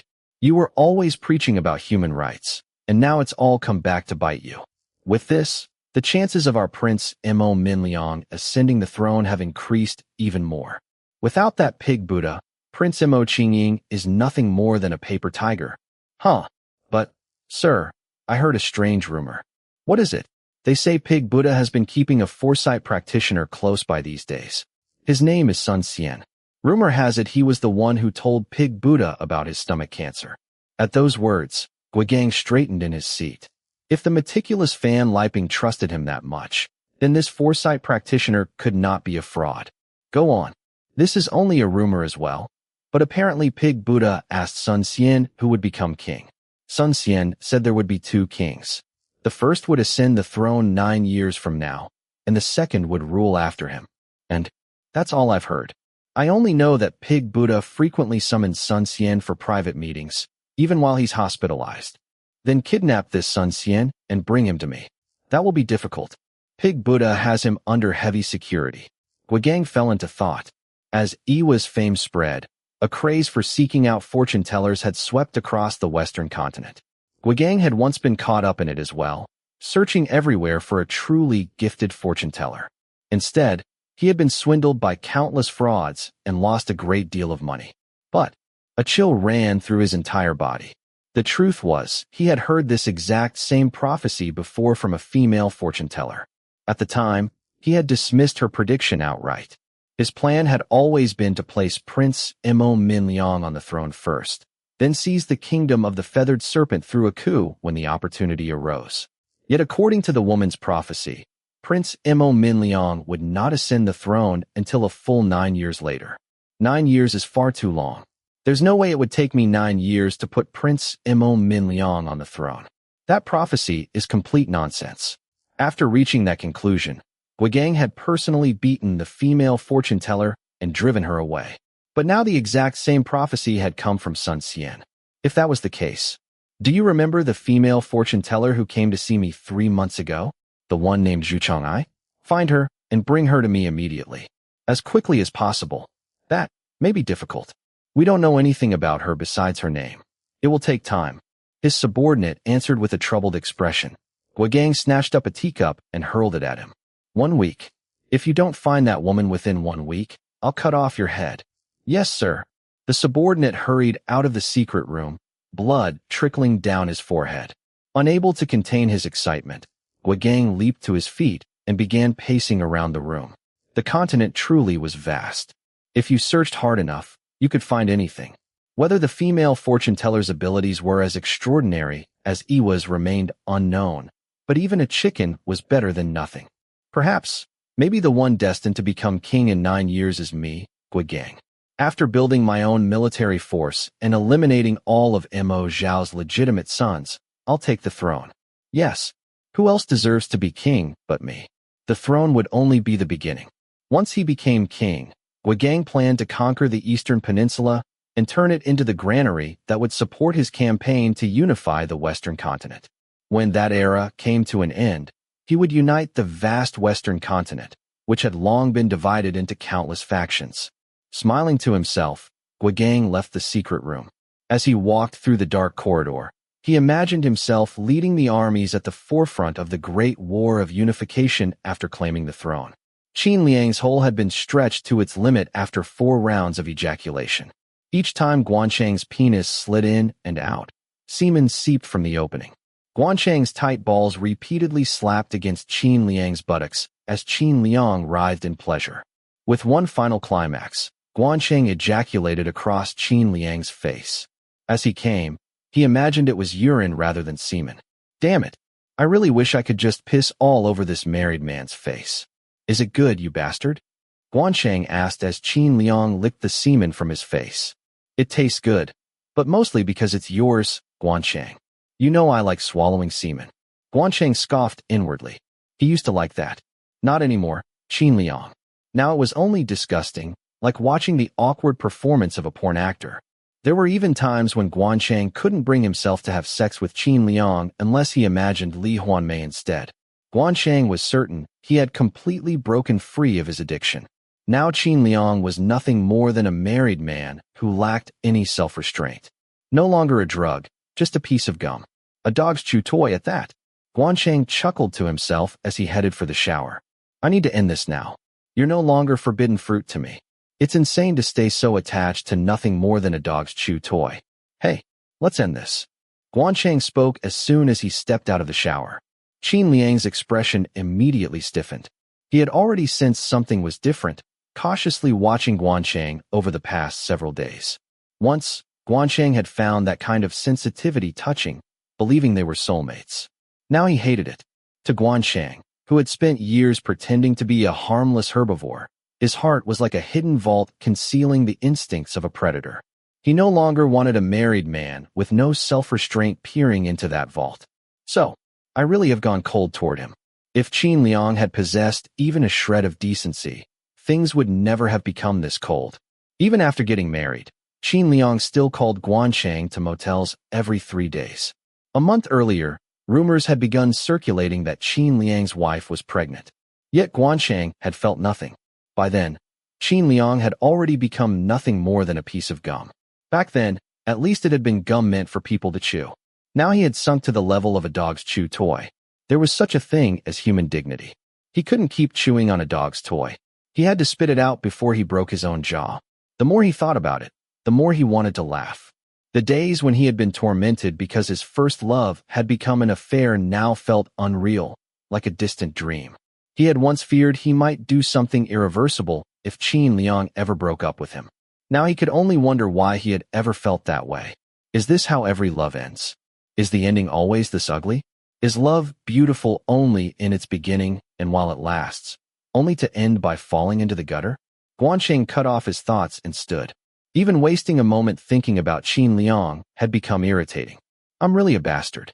I knew it from the very beginning, but I never imagined I could become this cold. The man I once wanted to keep by my side every single day had become nothing more than a dog's chew toy. I'm leaving. Gwan Chang slung his uniform jacket over one shoulder and opened the door. The married man grabbed him around the waist. Don't go. You're still not letting go? Do you want me to hit you? I'd like to keep at least the last bit of courtesy for my former lover, so let go. Now. Gwan Chang's voice remained calm, as always. Yet Qin Liang immediately released him, terror flashing across his face. He instantly realized Gwan Chang wasn't joking. Even then, he couldn't compose himself and continued sobbing. Kiss me. Why haven't you been kissing me lately? Brush your teeth before asking that, married man. Want the truth? Every time I kissed you, it hurt. Your breath was awful. If I brush my teeth, will you kiss me?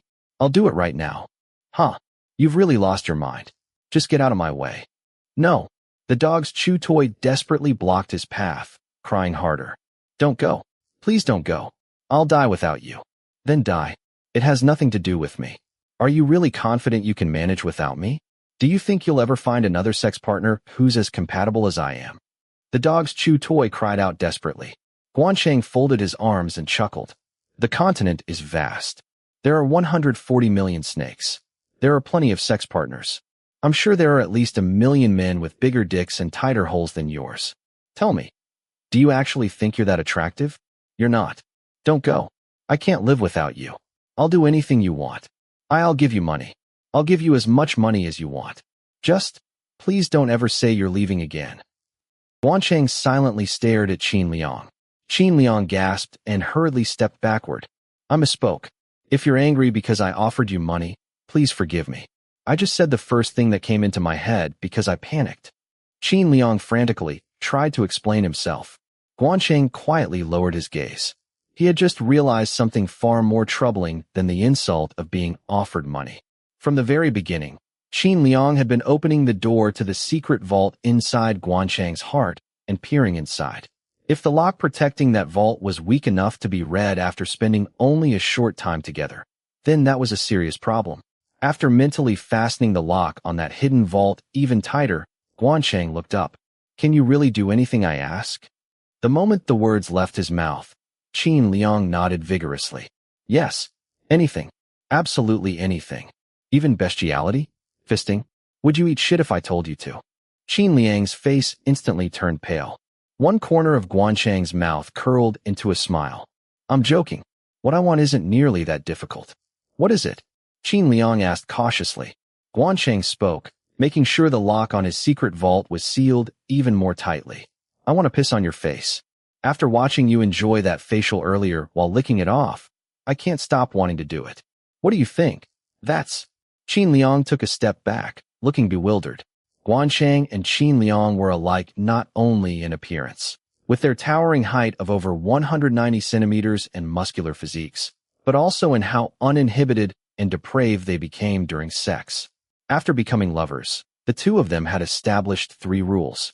First, all kinds of orgies, including threesomes, were prohibited. Second, fist-fucking was prohibited. And third, scat and bestiality play were prohibited. The first rule was to protect the chastity of their love. The second was due to health concerns. And the third was because even Gwan Chang and Qin Liang were disgusted by that kind of play. In other words, they did everything else.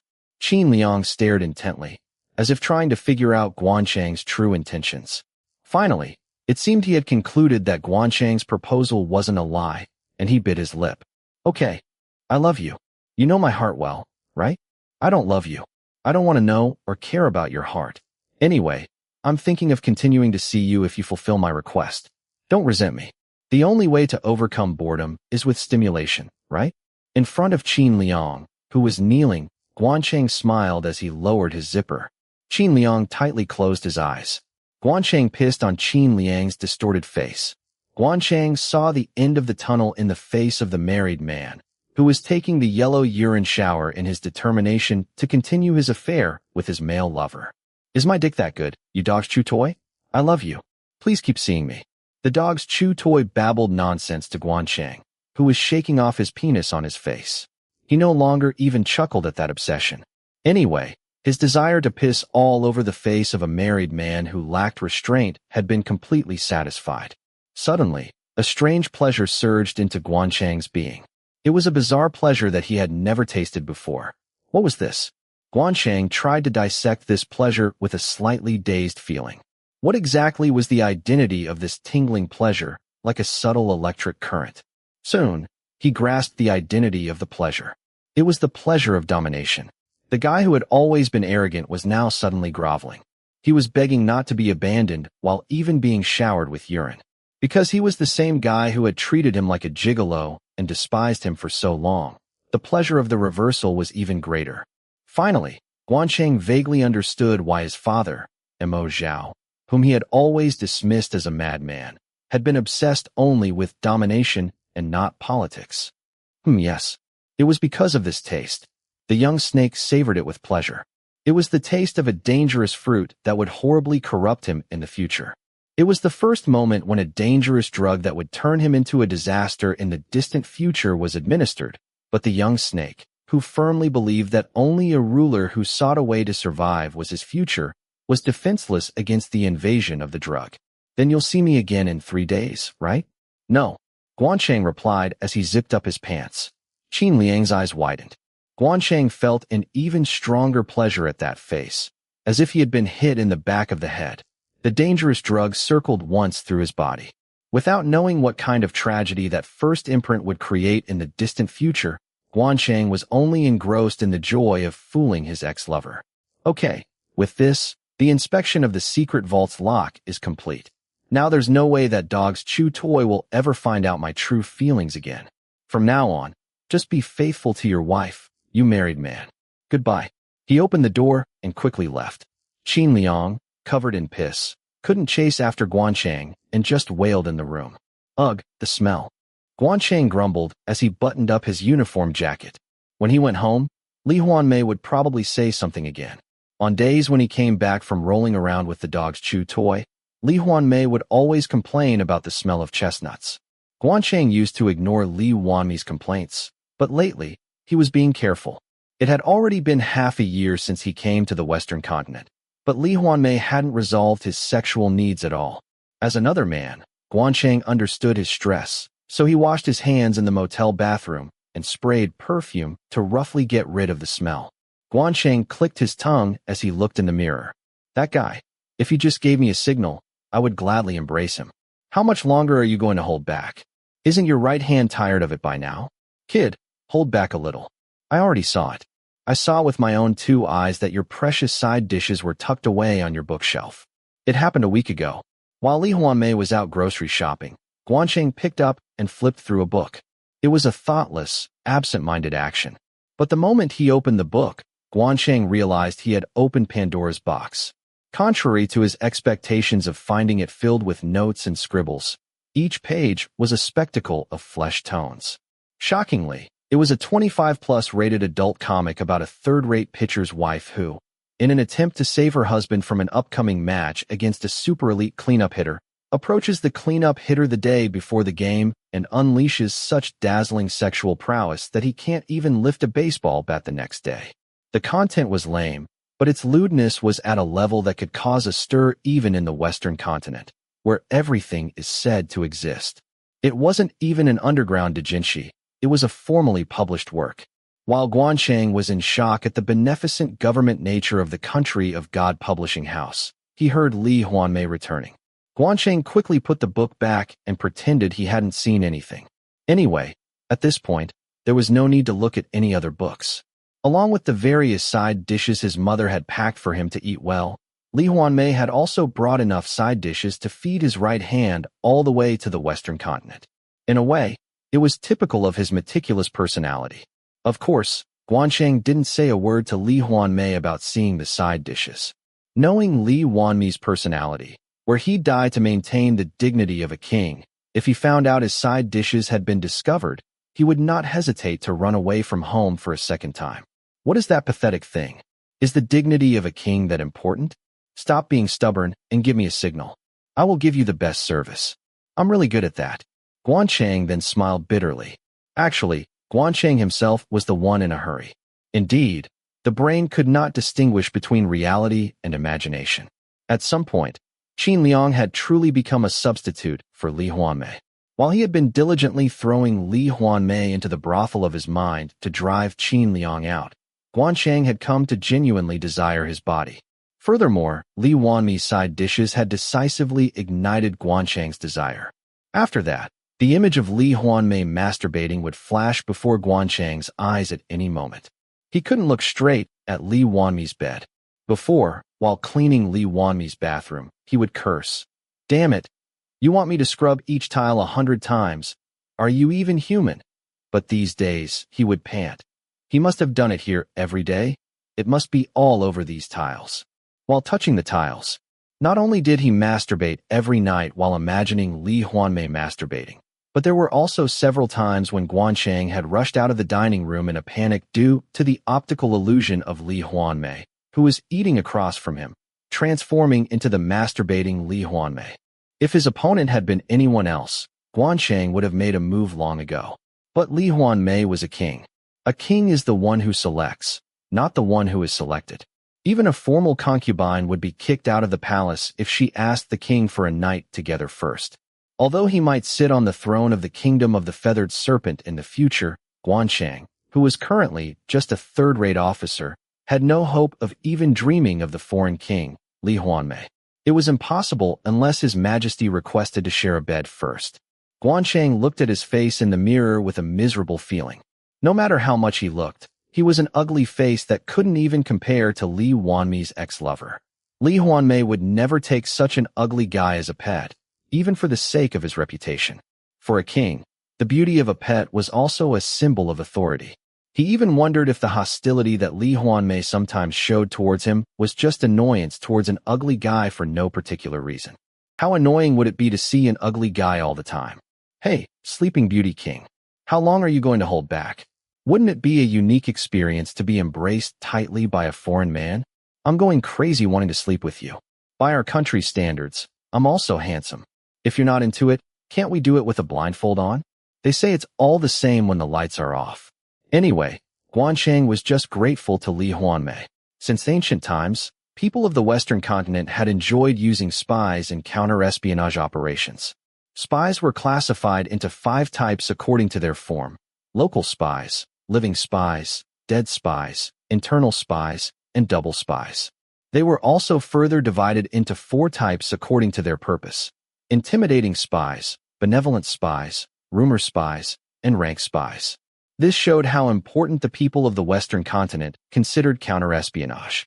In other words, the real purpose of the military officers creating social gatherings was to recruit and deploy spies, collect information, and spread rumors.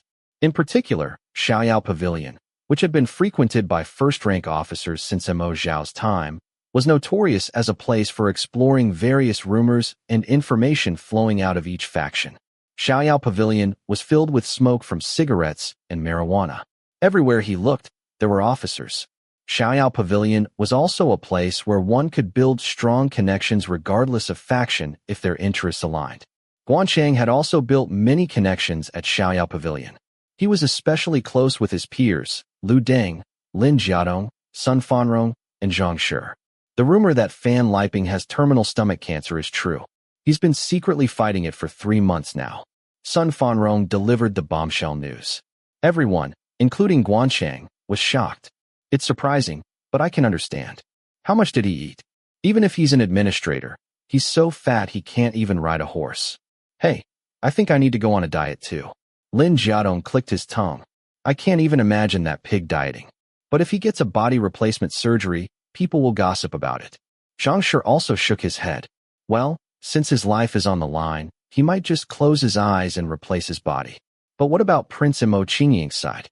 They don't have a brain to replace Fan Liping. Lu Deng also waved his hand. Gwan Chang silently just sipped his drink. He remembered Fan Liping, who had smiled gently at him while serving him tea 3 months ago. Back then, he had gotten the impression that his complexion wasn't good, but he never imagined he would have a serious illness.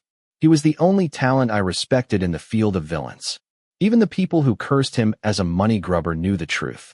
The only flaws they could find in Fan Liping were his weight and his face. There were even many people who wanted the Mo clan princes to cede the throne to Fan Liping, including some of Mo Zhao's illegitimate sons and Mo clan collateral relatives who were always living in fear of purges. They expected that the gentle Fan Liping would not turn a blade against the Mo clan people even if he were to receive the throne. But with this, it's all over. The only talented person with virtue in the field of villains was on the verge of losing his life. The land of snakes would repeat a war with no end in sight. Why doesn't heaven give opportunities to the good? The future disaster felt a deep sense of regret. A black swan has appeared, Sun Fanrong suddenly said. Lin Jiadong tilted his head, saying, This isn't a lake. Why a black swan? Idiot, read a book or two. A black swan is an economic term. It's getting more and more confusing. Why an economic lecture out of the blue? Because it fits this situation perfectly. Simply put, a black swan refers to the sudden appearance of a disaster that no one imagined. It's often used to describe when a financial market collapses rapidly or a real estate bubble bursts overnight due to sudden variables. It's a common idiom in economics. Gwan Chang finally became interested. Sun Fanrong was a tactics officer belonging to Mo Qingying's faction. The one who had decisively scouted him was none other than Fan Liping. As a talent scouted by Fan Liping, Sun Fanrong was smart and, unlike typical soldiers, had a wide range of knowledge. Explain more. It's interesting. At Gwan Chang's words, Sun Fanrong lit a cigarette. According to the Black Swan theory, there's a critical flaw in people's attempts to predict the future. That flaw is the attempt to predict the future itself. In fact, the world we live in isn't so orderly that it can be easily predicted. Unexpected accidents always happen. For example, can you accurately predict whether you'll have an accident on your way to work tomorrow morning? Who could have predicted that the late King Mo Zhao would die by being trampled by a horse's hoof? The world we live in is an unknown world where unexpected accidents strike like thieves. But there are also guys like Iwa. At Lu Deng's words, Gwan Chang inwardly flinched. Sun Fanrong shrugged his shoulders. Iwa can also be called a black swan. Look, when the late King Mo Zhao declared the Eastern Peninsula Conquest Project, people in the Kingdom of the Feathered Serpent, as well as overseas, predicted that the Eastern Peninsula would be finished in a month. But what was the result? Iwa suddenly appeared and dragged it out for 7 years. Iwa's clan had always called themselves foresight users, but everyone had dismissed them as swindlers, right? Iwa, whom no one had paid attention to, caused a huge storm. According to the Black Swan theory, a 0.1% possibility changes everything. In other words, Iwa is a black swan. Gwan Chang listened carefully to Sun Fanrong's explanation. Before the discovery of black swans in Australia, all swans were white in the minds of Westerners. A black swan meant an unknown entity that no one expected and whose existence was almost impossible to confirm. Black swans appear suddenly and cause extreme shock. When a black swan appears, humans try to make it seem like it was predictable by attempting to provide a suitable explanation. Shall we apply the black swan theory to Fan Liping's stomach cancer? No one expected his stomach cancer, but when his serious illness was revealed, people are talking about Fan Liping's usual lifestyle and explaining it as a tragedy that was predictable from before. If Fan Liping dies, there will be huge changes in the warlord landscape. There will be extreme shock. In other words, the cancer cells covering Fan Liping's body are a black swan. So, does that mean that future prediction is useless? Because you don't know when an accident will happen no matter how much you predict. Zhang Shi asked back, as if dumbfounded. Sun Fanrong tapped off the cigarette ash. Not necessarily. We can predict weather changes to some extent. In fact, the black swan is an extreme concept used when the situation is extremely uncertain. If everything could be explained by the black swan theory, wouldn't mathematics and statistics, which humanity has been studying, be useless? That's not the case. Then let's make a prediction. Who will emerge as a dark horse after Fan Liping dies? Lin Jiadong said with a sly smile. Lu Deng waved his hand, saying, Hey, no one knows that. The political scene in this country is dominated by uncertainty that you can't even see an inch ahead. There are 20 princes. All of those princes are burning with ambition, calling themselves masters of destiny, heroes, or the only ones who can unify the continent. There's a possibility that a Black Swan will emerge among those self-proclaimed heroes. Sun Fanrong said with a laughing voice. Like Hitler or Stalin, a mass murderer that no one expected. The atmosphere at the drinking party instantly turned cold.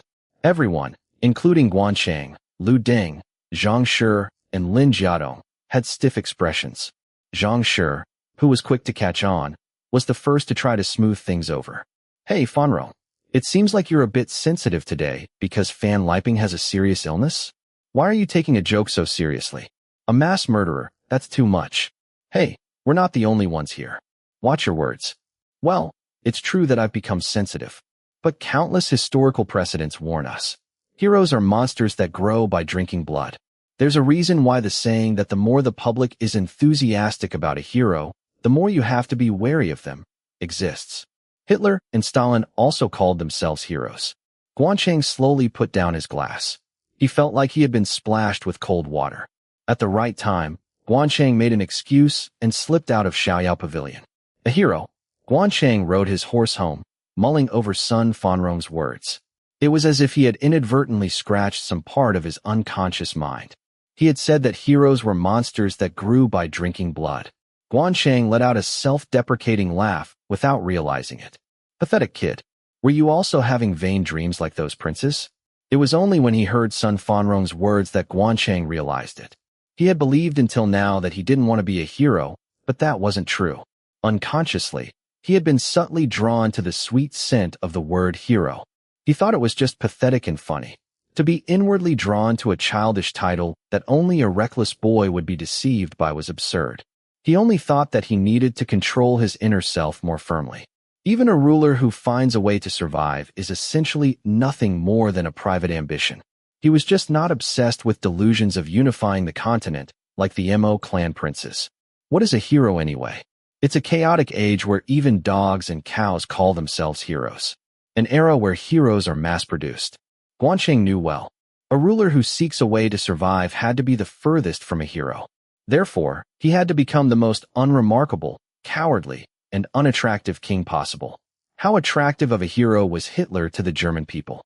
What was the result of the German people's enthusiastic loyalty, seduced by the charm of a hero? Gwan Chang was also reminded of Lee Hwanmae from Sun Fanrong's story. Lee Hwanmae, who had been preparing for half a year, sleeping more than 15 hours a day since coming to the Western continent. That thorough preparation must have been to block the 0.1% possibility that could change everything. As expected, Lee Hwanmae was amazing. Most people don't even consider the 0.1% possibility. How fortunate it was that such a thorough foresight user was not his enemy.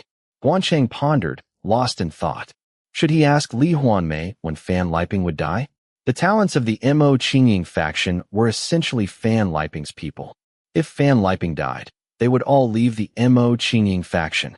He quickly put aside the regret he had felt for Fan Liping's tragedy, and the future disaster pondered carefully. I should recommend Mo Song to scout talents. Before other factions steal our talents, we should make the first move.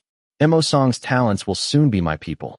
After ascending to the throne, he would act as unremarkable, cowardly, and unattractive as possible and focus on reclaiming the wasteland for the rest of his life. This was Gwan Chang's plan. But the implementation of this plan was only after he ascended to the throne. Until he ascended to the throne, he had to act as tough, brave, and attractive as possible. Now that he had cleaned up with Qin Liang, he was thinking of slowly taking off his herbivore mask and revealing his carnivore face. Within 5 years, he would rise to the second-in-command of the Mo Song faction. After gaining the trust of everyone, he would subtly kill Mo Song and rise to the top. And then, the future disaster smiled. Mo Song, in exchange for handing over the Black Division to me, I won't make it hard for you. Consider yourself lucky. I plan to boil the other princes to death. The Black and White Snake, who had killed his father a year and 8 months ago, happily imagined himself throwing his half-brothers into a boiling cauldron 8 years later. A smile like fog settled on his gentle and kind face that would make anyone feel good at first glance. The future disaster spurred his horse and galloped away. A thick dust storm, indistinguishable from the darkness, followed him like a shadow. Chapter 21. Gwan Chang entered the dimly lit house and checked his watch. 10:30. It was the hour when the great Lee Hwanmae was fast asleep. Damn it. Tomorrow's going to be a mess again. As if that weren't enough, the toddler who threw a tantrum whenever the nanny was late had recently developed a bad case of homesickness. If the nanny arrived even 5 minutes behind schedule, the child would transform into a thousand-armed guanyin and rain down a barrage of head smacks. Gwan Chang considered going straight to bed, but instead made his way to the second floor. "Meiwa, are you asleep?" He quietly opened the door and stepped inside. In the pale moonlight filtering through the curtains, Lee Hwanmae lay buried beneath the covers. The entire bedroom was pink. The canopy was pink. The curtains were pink. The bedding was pink. Even Lee Hwanmae's pajamas were pink.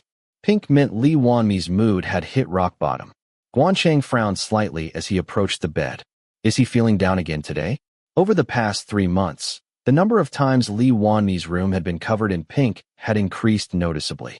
White, which represented joy, only appeared when Unano and Hopi came to visit. Other than that, the room was usually decorated with either pink bedding, symbolizing depression, or blue bedding, which meant, let's cheer myself up. Gwan Chang quietly sat beside him. This guy's life is truly miserable. Lee Hwanmae was remarkable, yet at the same time, pitiful. Looking at the king sleeping soundly beneath layers of pink, Gwan Chang felt genuine sympathy for the first time. He spends 2/3 of his life asleep. While everyone else was dating, meeting friends, traveling, and enjoying life beneath the bright sun, Lee Hwanmae simply slept away his days in this dim bedroom. All to eliminate that tiny 0.1% possibility. This beautiful body was confined to this room almost every moment of its existence. He satisfied his sexual urges with adult comics and found joy in changing his bedding. Was this really a life anyone should have to live? Things truly looked different up close than they did from afar. From a distance, the achievements made possible by Iwa's foresight were nothing short of extraordinary. But up close, Iwa's personal life was almost tragic. Back in his school days, when he was trusted by his classmates, respected by his juniors, and walked confidently beneath the bright sun, had Lee Hwanmae ever imagined his future would be reduced to this miserable existence? Or had he foreseen it all along? Gwan Chang was certain that if Mo Zhao hadn't invaded, Lee Hwanmae would have run away. At least, Gwan Chang himself would have defied fate. Because this wasn't a human life. It was a tomb. Damn it. Lee Hwanmae suddenly muttered a curse in his sleep. Gwan Chang flinched. Why are you coming in during work hours? I wake up at the slightest sound. His long, narrow eyes cracked open and shot Gwan Chang an irritated glare. My apologies. My apologies is all you have to say? Lee Hwanmae scowled. Don't ever come into my room during work hours.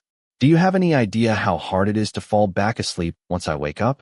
Why are you suddenly doing something you've never done before, huh? I was worried for nothing. Gwan Chang silently flipped him off in his mind. Lee Hwanmae was exactly the type of person who would have willingly accepted this future, even if he had foreseen it. Most people chased wealth and fame. Yet even those powerful desires were nothing compared to the desire for honor. Anything taken to an extreme became poison. A healthy desire for honor made a person honest and upright. Taken too far, it created someone who would kill even their own wife and children to protect their reputation. And in Gwan Chang's eyes, Lee Hwanmae was far more obsessed with honor than with wealth or fame. To an extreme degree. After switching on the light, Lee Hwanmae wrinkled his nose and waved a hand in front of his face. Ugh, what is that smell? Gwan Chang's face instantly turned red. Damn it. Did he notice even after I sprayed cologne? Still glaring at him, Lee Hwanmae glanced at the calendar. I see. So today's the day. He frowned. Hey, move away. You're making me sick.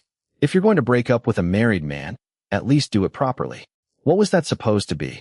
At those words, Gwan Chang's entire body went rigid. What did he just say? Have you been spying on my private life? Why are you getting so serious? Lee Hwanmae replied casually. When you kept begging me to read your fortune, remember? I took one quick look because you begged so much, and my eyes nearly rotted. I'm never looking again, no matter how much you ask, so don't worry. He clicked his tongue. Damn it. Do you have any idea how disgusted I was? Gwan Chang said nothing in response to Lee Hwanmae's sarcasm. He had no rebuttal. If he had known there was a hidden camera, he never would have peed, Lee Hwanmae thought. Did you think I was joking when I told you to enjoy things in moderation and at least make it a good memory? Did you really have to go that far? No matter how angry you are, there's a limit. P. Seriously? P. So what if I did? Gwan Chang shot back sullenly. I'll have plenty of chances to make new memories in the future. Is he the only man in the world? Just treat your next boyfriend better. Well, if you ever have a hidden camera, I'll make sure not to pee when I break up with my next boyfriend. At those words, Lee Hwanmae quietly looked at Gwan Chang. His expression remained perfectly composed, but a faint sneer lingered on his lips. Your next boyfriend? That's a nice thought. Unfortunately for you, there won't be a next one.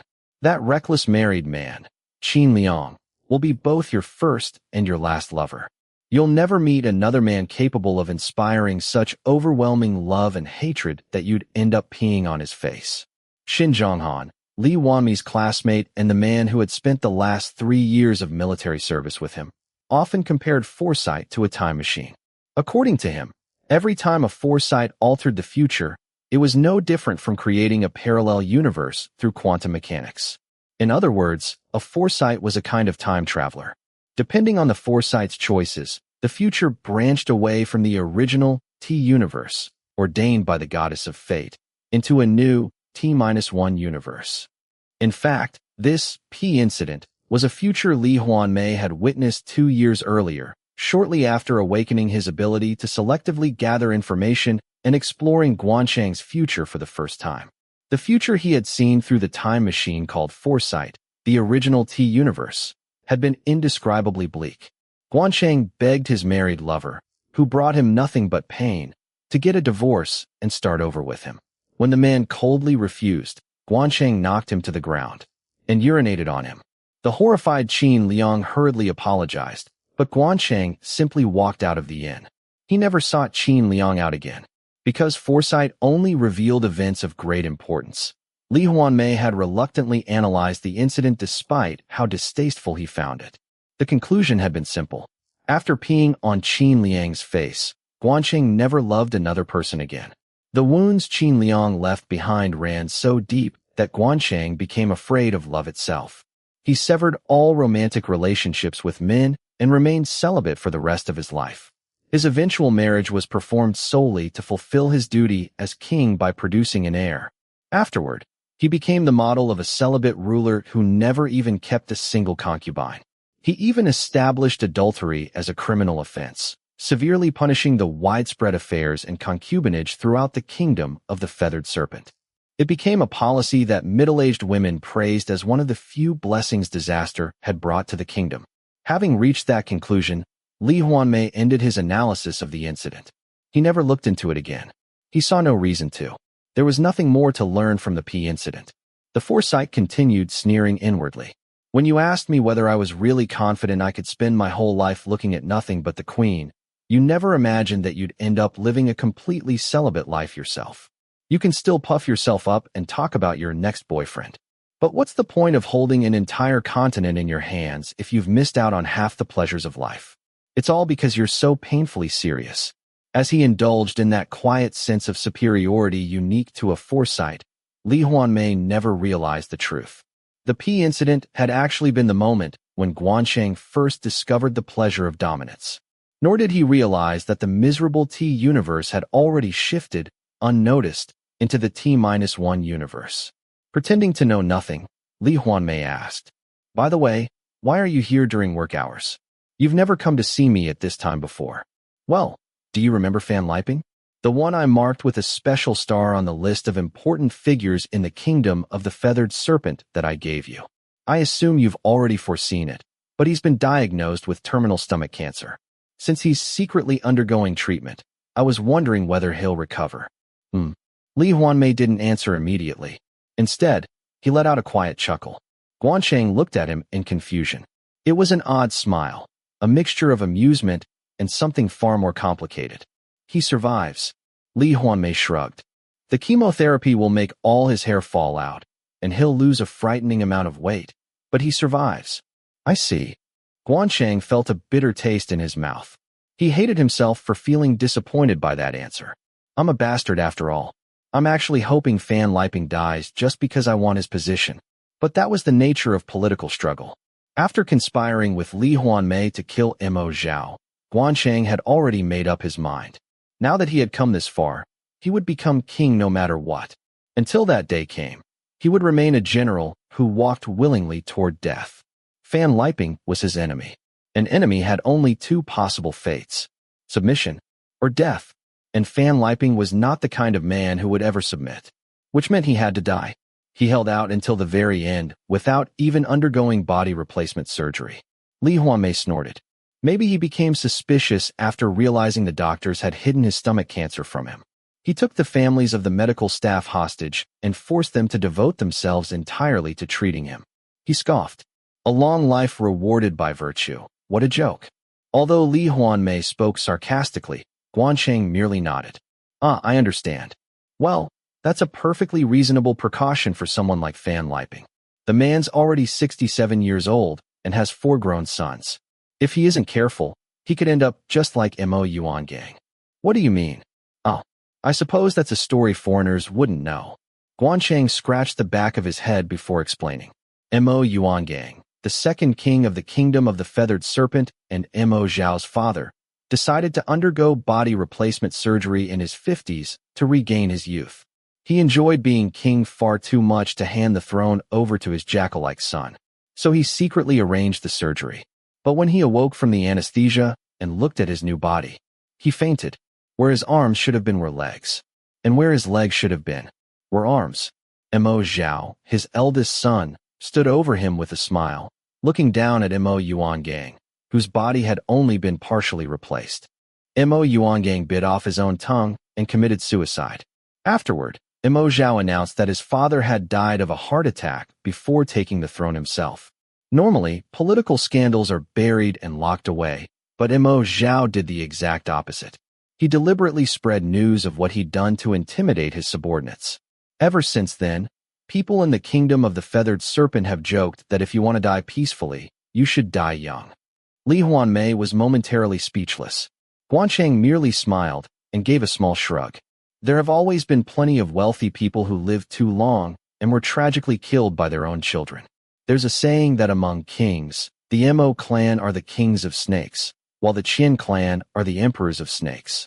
To the people of the Western continent, money is the true throne, and a throne can't be shared. Anyway, what Fan Liping did to the medical staff isn't really considered ethically wrong in this country. Personally, I'd say he truly deserves to be called someone blessed with longevity and virtue. No, he's fit to be an emperor. Lee Hwanmae frowned slightly before snorting. No, that guy doesn't have what it takes to be king. Why not? Gwan Chang asked in confusion. The answer left him speechless. Because he's fat. Hey, watch what you say. Appearance is only skin deep. Fan Liping's looks are just a minor flaw. Gwan Chang stared at him in disbelief, but Lee Hwanmae simply shook his head. You only see half the picture. I never smoke more than 5 cigarettes a day. Nano doesn't smoke at all. Neither of us has touched alcohol in the past 3 years. But that guy, Fan Liping, has no control over his appetite and ended up with a serious illness because of it. How can someone who can't even manage his own health govern a country? It doesn't matter how capable he is. If he dies early, he'll never accomplish anything. A ruler who dies of stomach cancer because he couldn't control his own appetite is the worst kind of ruler. Gwan Chang couldn't argue with that.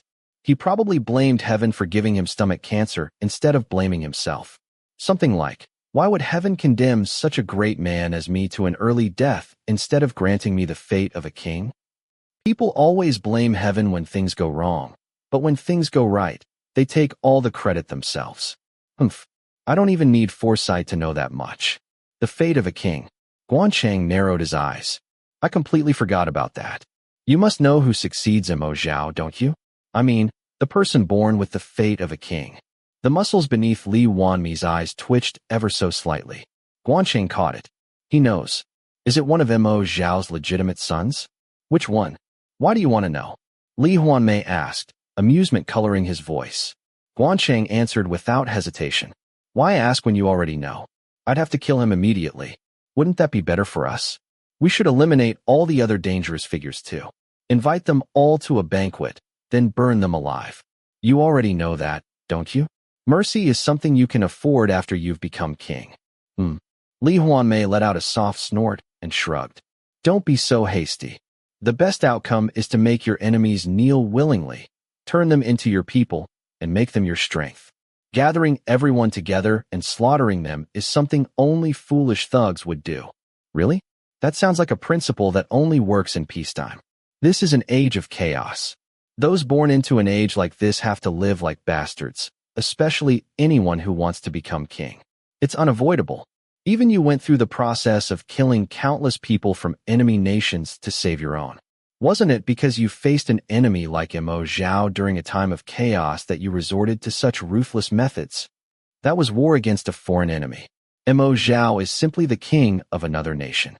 Lee Hwanmae's voice became sharp and unwavering.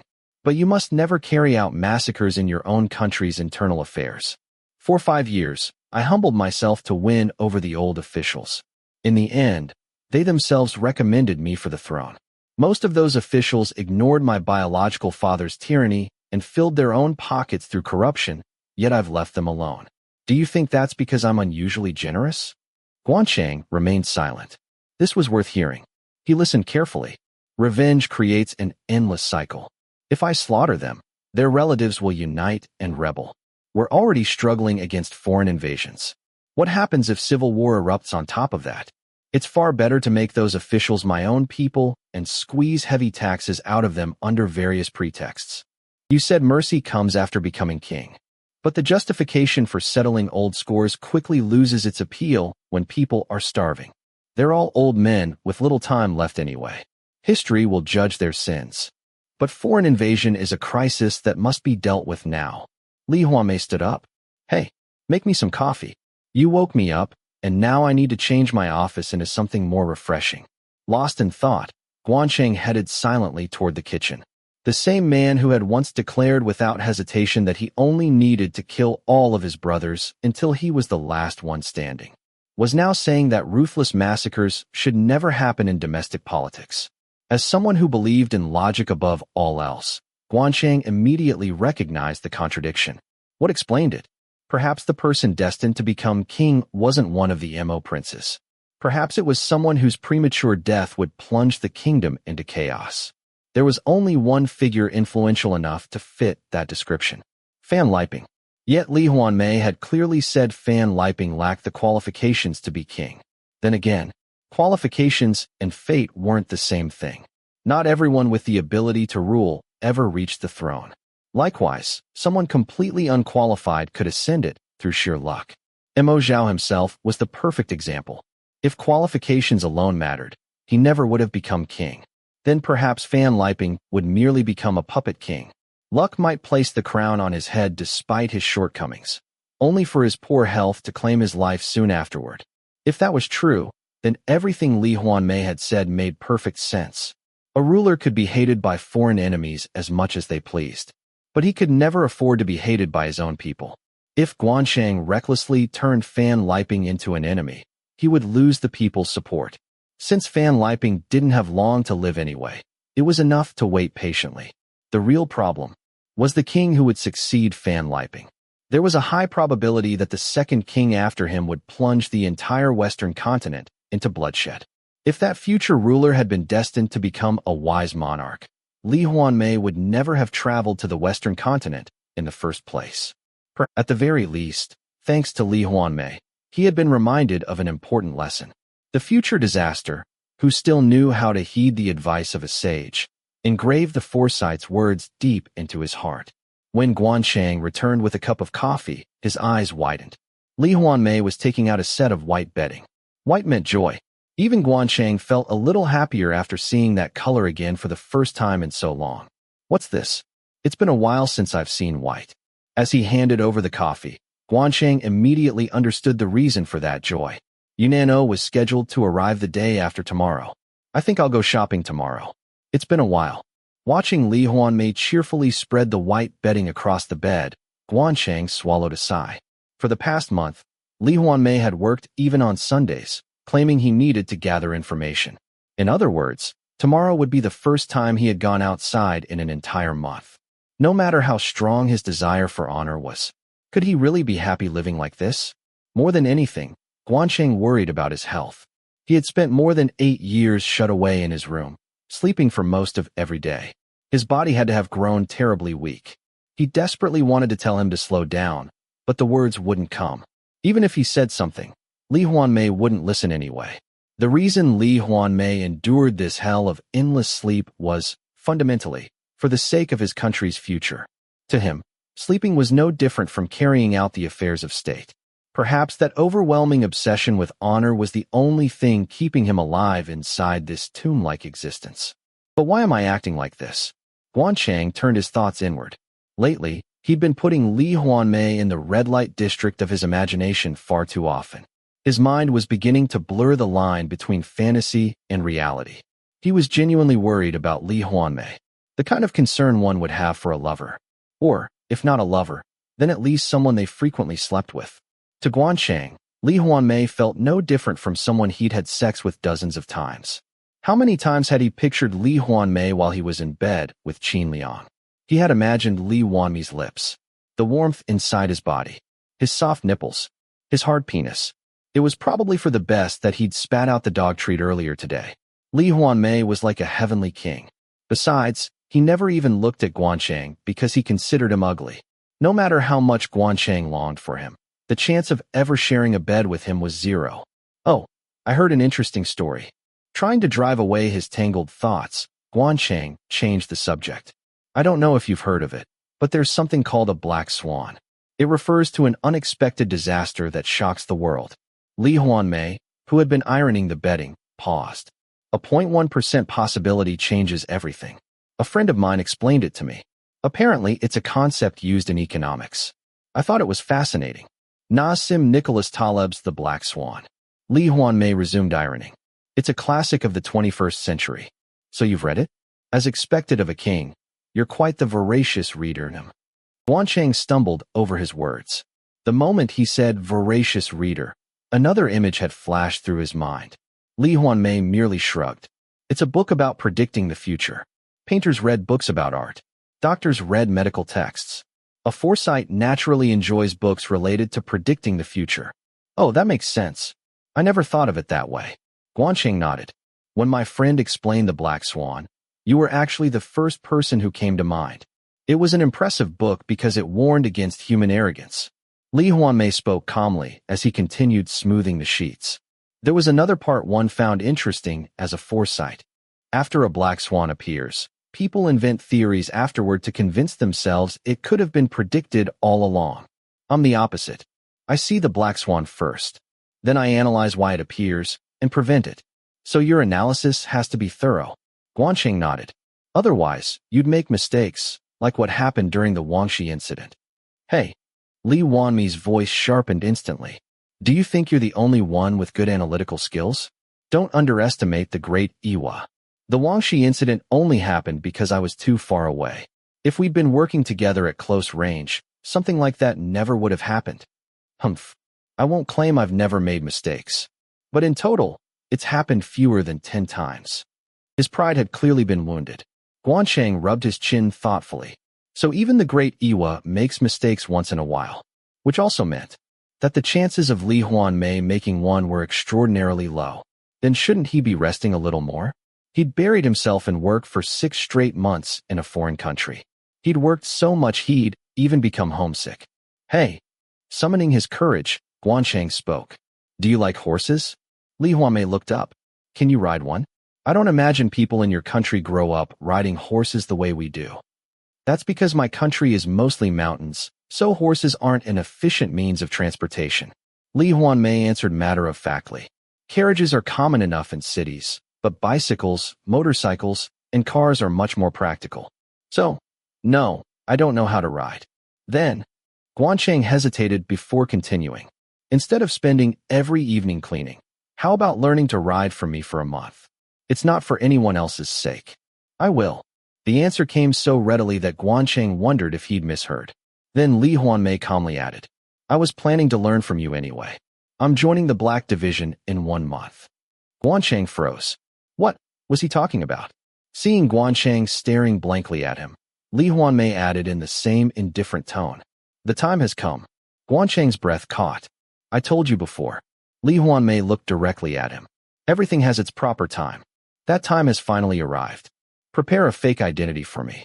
The name will still be Lee Hwanmae, but use a different hanja for May instead of the one meaning plum blossom. Make me appear to be in my early 20s. The operation begins in 1 month. It still didn't feel real. Finally, the time had really come. Let me say this again. Don't ask questions. You mentioned Wanshi earlier, didn't you? If you betray me, you could end up just like him. So simply obey. Believe everything I tell you. And don't forget, this was the very first promise between us. All right. Only then did Gwan Chang remember that the sleeping king was, in truth, a ruthless priest. A wave of dizziness suddenly washed over him. It felt as though plum blossoms were scattering before his eyes. For a moment, he was back on that night. The night he'd first seen Lee Hwanmae emerge from the plum blossoms like a ghost, his entire body reeking of snake blood. Suddenly, Lee Hwanmae called out, Hey, snake. Gwan Chang looked up. Those long, narrow, merciless eyes rested on him for only an instant before drifting away like a butterfly. I will make you king. No matter what. I'd appreciate that. Gwan Chang answered with a grin. Yet something felt strange. Lee Hwanmae's voice. It carried an unfamiliar urgency. Almost desperation. Was he imagining it? There was no way that arrogant king would ever sound as though he were pleading. In return, Lee Hwanmae continued. You must become the king I want you to be. Don't worry. Gwan Chang smiled. I always keep my promises. Even then, Lee Hwanmae continued looking at him with that strange expression. Only after a long moment did Gwan Chang finally recognize the emotion hidden in those icy eyes. It was anxiety. Anxiety. Why would someone as cold as Lee Hwanmae? A spark of irritation flared inside Gwan Chang. Did he really distrust him that much? If so, he had him all wrong. Did Lee Hwanmae think Gwan Chang hated him Zhao simply because he had never been acknowledged as his son? No, that was nothing more than dust. A thin layer covering the real reason. He hated him Zhao because he was a tyrant consumed by domination. Because he was a narrow-minded king who feared educated subjects and rejected the advice of his ministers. He wasn't so petty that he would willingly commit patricide merely because that bastard had refused to recognize him. Yes, he had killed his own father. He would never deny that. But no one had the right to judge the breadth or depth of his convictions. Did Lee Hwanmae really think he would remain nothing more than a third-rate officer forever? People change. He would show him. He would show him the man he would become. The man who would build a new world. The man who would change the world. He would do it. He would draw the sword hidden within his heart and wield it before the world. Gwan Chang spoke as though making a vow to himself. I will become a politician, not merely a ruler. That's why I'm willing to live like a dog right now. After a long silence, Lee Hwanmae finally spoke. You must never forget what you just said. I won't. Not until the day I die. Good. You must never forget. If you do, I will kill you. Lee Hwanmae swallowed the rest of the sentence. This is my duty, Gwan Chang. If saving one of my own people requires sacrificing 100 people from an enemy nation, then that is what I must do. That is the burden of a king. Because of that duty, I deceived you. I manipulated your fate. Perhaps the disastrous future I stole from you was the very happiness you had truly wanted all along. However, I trampled on your happiness for the sake of my country's interests. I won't make excuses for it. So never forgive me. I won't ask for your forgiveness, either. There is no such thing as a free lunch in this world. I am no exception to the law of equivalent exchange. In exchange for saving my family and my siblings, I was finally bound by the shackles of the fate I had tried to avoid until the very end. The moment I became king, my freedom was taken away. From then on, I would be trapped in a bedroom that was little more than a tomb. That was the price I paid. No one is simply born with the fate of a king, nor is it something one can easily escape. I rejected it with everything I had. And yet, in the end, I still became king. The difference was that instead of becoming the tyrant my original fate demanded, I became a monarch who was at least somewhat useful. If my fate could change, then yours can change as well. As long as you never forget the promise you made today. Lee Hwanmae pushed those thoughts aside, suppressing his irritation. What kind of life is this? Sleeping all day for 8 straight years. What a complete mess. The only reason he had managed to endure it was because so many lives depended on him. Otherwise, he would have run away with someone long ago. He was thoroughly sick of this living hell of endless sleep. If this operation in the Western continent concluded successfully, he intended to change his own fate as well. He would seize the first opportunity to fake his death and disappear. Then he would spend the rest of his life living carefree in the mountains like a mountain spirit. That fortune teller who read my destiny back in high school really was the real deal. He said I had the destiny of an emperor, but also the fate of a lonely hermit. Yeah, a hermit's life sounds much better. A mountain spirit can be lonely, sleep a reasonable amount, and have sex whenever he wants. That sounds a lot more fulfilling than playing king for nothing more than a grand title. I only have to endure for 2 more years. At most, 2 years remained before he could retire and begin his second life as a mountain spirit. This time, when it came to the affairs of the Western continent, he would be the one laughing in the end. It wasn't wishful thinking, nor was it empty self-encouragement. It was probability.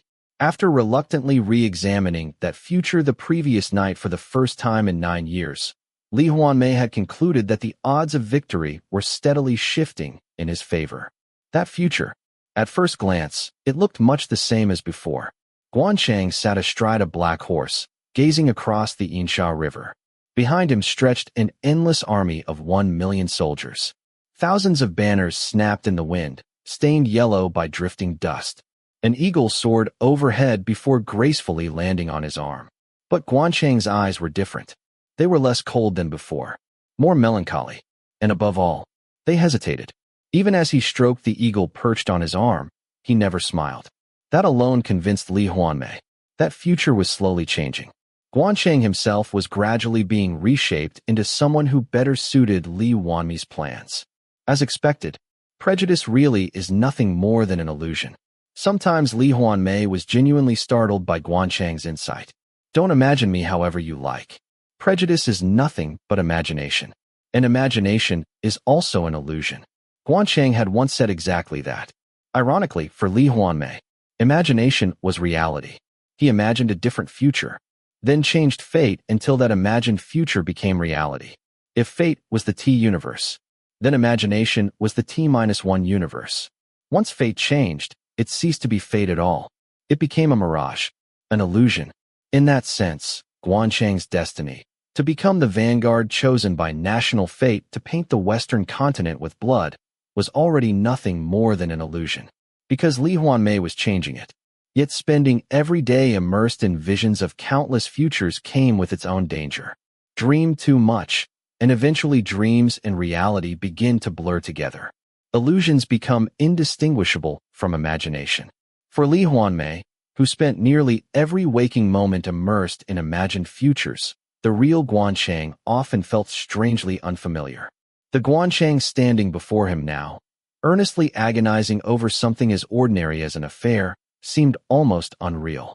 The Gwan Chang who brought home a stray dog simply because he felt sorry for it even seemed oddly out of character. But that, too, was the real Gwan Chang. Although he already possessed the ruthless qualities of the future ruler who would kill his own father without hesitation, he was also still an awkward young man who sighed over love, and who still had enough compassion to rescue a stray dog. Only after hearing Gwan Chang say that prejudice was nothing more than an illusion did Lee Hwanmae finally remember something Unano had told him long ago. I'm warning you. Keep dreams and reality completely separate. If you don't, you'll end up as a lunatic who can't even tell the difference between shit and soybean paste. At the time, Lee Hwanmae had brushed it off as little more than, don't be so spiteful, and let the warning go in one ear and out the other. Only now did he truly understand what Unano had meant. As expected of someone with such sharp instincts, Unano had recognized his half-brother's butterfly dream syndrome and had been genuinely worried about him. Lee Hwanmae had always known he needed to build a stronger friendship with Gwan Chang. He had worried about it constantly, yet his actions had never reflected that concern. After realizing that prejudice itself was an illusion, however, he began treating Gwan Chang differently. He stopped unconsciously overlaying the Gwan Chang from his visions onto the real man standing before him. Instead, he made a conscious effort to see only the Gwan Chang who existed in the present. Then the future he had once seen began appearing differently in his dreams. Little by little, illusion was becoming imagination. You're quite an interesting person in the present, Gwan Chang. The awkward moments you occasionally reveal. The way you're bold enough to compare me to a baby instead of fearing me. It's unexpectedly fascinating. At that moment, Lee Hwanmae felt a familiar sensation. It was the moment when someone first begins to like another person. In truth, he had rarely ever liked anyone. He had experienced countless moments of attraction, but almost none of them had ever grown into lasting affection. The moment he secretly listened to the true thoughts of someone he liked, the monster inside him inevitably tasted betrayal, and his feelings always died there. Aside from his family and siblings, the only person who had ever allowed those fleeting feelings to become genuine affection was his closest friend and captain of his royal guard, Jo Young-hyun. Whenever he found himself beginning to like someone, Lee Hwanmae's habit was always the same. He would eavesdrop on their thoughts. But this time, he deliberately chose not to do that with Gwan Chang. What if he peeked into Gwan Chang's mind and found himself crying in the world's shortest premature ejaculator's room, sobbing, "Ah, it's too short. Please hang in there just a little longer. Oh great 0.001 second nims." No. Lee Hwanmae hurriedly composed himself. If he overheard another piece of outrageous nonsense like that, he'd throw all thoughts of illusion and imagination aside and end up punishing Gwan Chang again. Right now was the most important time to strengthen their friendship. One careless mistake could ruin everything. Even if you listen in, that guy's no different from anyone else. You'll be lucky if your ears don't rot. And so the monster carelessly let pass the moment when Gwan Chang had begun to grow on him. Assuming the feeling would fade on its own, he dismissed it without another thought. He planned to finish everything within the next year and a half. The greatest reason Gwan Chang had eventually become the corrupted incarnation of conquest was the prejudice and contempt he had endured throughout his life. Starting from nothing and climbing to the throne with only his own strength, Gwan Chang had suffered relentless discrimination because of his ethnicity. Ironically, that very discrimination had inspired him to dream of becoming a ruler who would create a place where people like him could live with dignity. But anything taken too far became poison. Years of relentless hatred and contempt planted not only dreams, but also an overwhelming rage deep within the blade hidden inside Gwan Chang's heart. Above all else, the decisive turning point had been the pleasure of dominance. As Gwan Chang rose to power, he experienced the intoxicating thrill of domination. The anger accumulated through years of humiliation demanded an equal reward. That reward became dominance. Little by little, Gwan Chang grew addicted to that exhilaration. He changed, and in the end, he became an incarnation of conquest no different from the man he had hated most. The king of massacre, Mo Zhao. Looking back, it all seemed simple. Yet it had taken Lee Hwanmae 2.5 years to reach that conclusion. It was the result of countless journeys into the future after first witnessing the appearance of the Black Swan through his foresight. He had absolute confidence in his analysis. Not even a 0.1% margin of error remained. The solution for preventing that future was remarkably simple. Before more hatred accumulated inside Gwan Chang's heart, before he ever discovered the pleasure of dominance, Lee Hwanmae simply had to move first. Raise Gwan Chang to the throne as quickly as possible, then quietly step away. Every scenario had already been prepared. All that remained was to put the plan into motion. The end of that long and difficult journey was finally within sight. Yet Lee Hwanmae felt no anxiety whatsoever. This was romance. A romance played out like a duel between the capricious goddess of fate and Iwa, the unrivaled Casanova. There was no reason to be nervous about romance. This time as well, Iwa would overturn the destiny decreed by heaven, and be the one left smiling in the end. Whenever he found himself facing overwhelming danger, a quiet smile would naturally appear on the Foresight's lips. This time was no different. A faint, tranquil smile spread across Lee Hwanmae's face. Watching him silently from nearby, the black and white snake, already intoxicated by the pleasure of dominance he had discovered earlier that day, unknowingly slipped once again into another fantasy of humiliation. Chapter 22. If a living hell existed on Earth, it would surely be a shopping district. At least, it was for Gwan Chang. Acting as Lee Hwanmae's personal cargo truck, Gwan Chang finally understood the sorrows of a pet squirrel. Going back to the same shop again, and again, and again was no different from living the life of a squirrel trapped on an endless spinning wheel. It had been a full 5 hours since he had begun floundering through this living hell. It's hard to say, Lee Hwanmae muttered as he set the sunglasses back down. The sunglasses in question were a pair he had already picked up and put down dozens of times at the eyewear shop he had now visited 17 times. It's our most popular design these days, sir. The shop owner somehow managed to keep smiling. Even so, only after examining them for an absurdly long time did Lee Hwanmae finally make his choice. After serving as his attendant for half a year, Gwan Chang had managed to figure out exactly how many younger siblings Lee Hwanmae had. That is, his blood-related siblings within the Iwa clan. There was Unano, his distant cousin Hopi, and one more, the youngest bastard. The reason Gwan Chang called him the youngest bastard instead of the proper youngest brother was simple. That was exactly what Lee Hwanmae called him. Absurdly enough, Lee Hwanmae had never once referred to his youngest brother by name in front of Gwan Chang. In fact, the number of times he had even called him the youngest bastard could be counted on one hand. Most of the time, he referred to him as an idiot, a half-wit, a troublemaker, a figurehead boss, a pushover, and countless other insults. Lee Hwanmae rarely called Hopi by name, either. He managed it only when speaking directly to him. Behind his back, however, he relentlessly referred to him as a slow learner, an ignoramus, a lifelong underground cartoonist, a lifelong aspiring professional, and so on. The only person whose actual name he consistently used, even when they weren't present, was Unano. Of course, he almost always attached words like rude, fierce, or savage in front of it. In contrast, Lee Hwanmae overflowed with affection whenever he spoke about his own immediate family. The best example was his maternal half-brother, Hyun. Cute Hyun. Polite Hyun, who takes after me. The gifted Hyun, who's on a completely different level from certain people. From Gwan Chang's perspective, it was honestly pitiful. Of course, it was only natural that Lee Hwanmae's heart leaned more toward the family his mother had after remarrying. Even if they were all blood relatives, Hyun was his much younger maternal half-brother, young enough to be his own son. Naturally, he would seem much cuter and more lovable.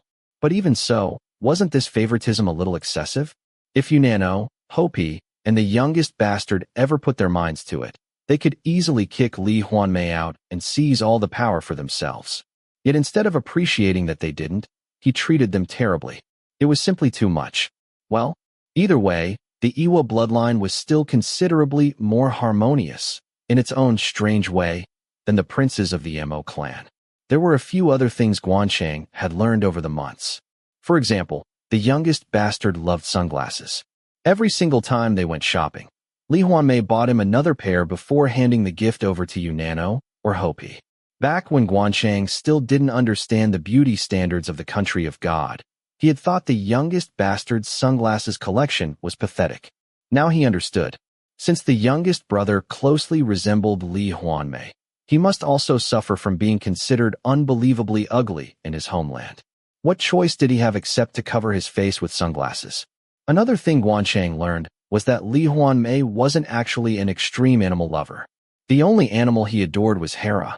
As for every other creature, he was completely indifferent unless it happened to taste good. Fortunately, that meant he wasn't about to imitate Tokugawa Tsuneyoshi and outlaw the killing of animals. His citizens had narrowly escaped a vegetarian nightmare. However, there was someone else who genuinely loved animals. Surprisingly, Unano loved them so much that he even kept a cat. Gwan Chang had realized this because Unano would occasionally mention "my cute cat" whenever he talked with Lee Hwanmae. That was also why Lee Hwanmae had become excited upon spotting an animal protection association on the street earlier, saying, "I really need to show that to Nano." Thanks to that, Gwan Chang finally solved a long-standing mystery. The man born with a tragic fate Lee Hwanmae had casually mentioned when they first met was Unano. In the end, after falling into a cunning trap, he was destined to die riddled with hundreds of machine gun bullets while desperately embracing his beloved cat. As time passed, Yunano had steadily risen in Gwan Chang's estimation. Learning that he loved animals only made him admire the man even more.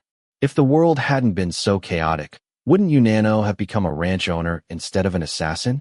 A towering, muscular warrior lovingly raising a tiny cat. If only his face had been decent, women would have adored him. The cool guy, Yunano SSI. A real man, Yunano SSI. Despite possessing overwhelming strength, he never drove out his insane older brother and instead quietly devoted himself to protecting the country from the position of second-in-command. A perfect man, except for that hopelessly ugly face. As for Hopi, forget him. The only unexpected thing Gwan Chang had discovered about that fellow was his ability to fly through the sky on a bicycle. Even that was something Hopi himself had proudly announced first. Actually, this super genius. Gwan Chang hadn't even asked. Rude, violent, and overbearing. In short, Hopi had inherited only Lee Hwanmae's worst qualities. A shorter version of that bastard Lee Hwanmae. No, a bastard even worse than Lee Hwanmae. Every day, he casually addressed Lee Hwanmae, the king and eldest of the bloodline, as "Hey, Lee Hwanmae," using completely informal speech. Yet whenever he faced Gwan Chang, he constantly reminded him that he belonged to the great Iwa bloodline and demanded the highest level of formal honorifics.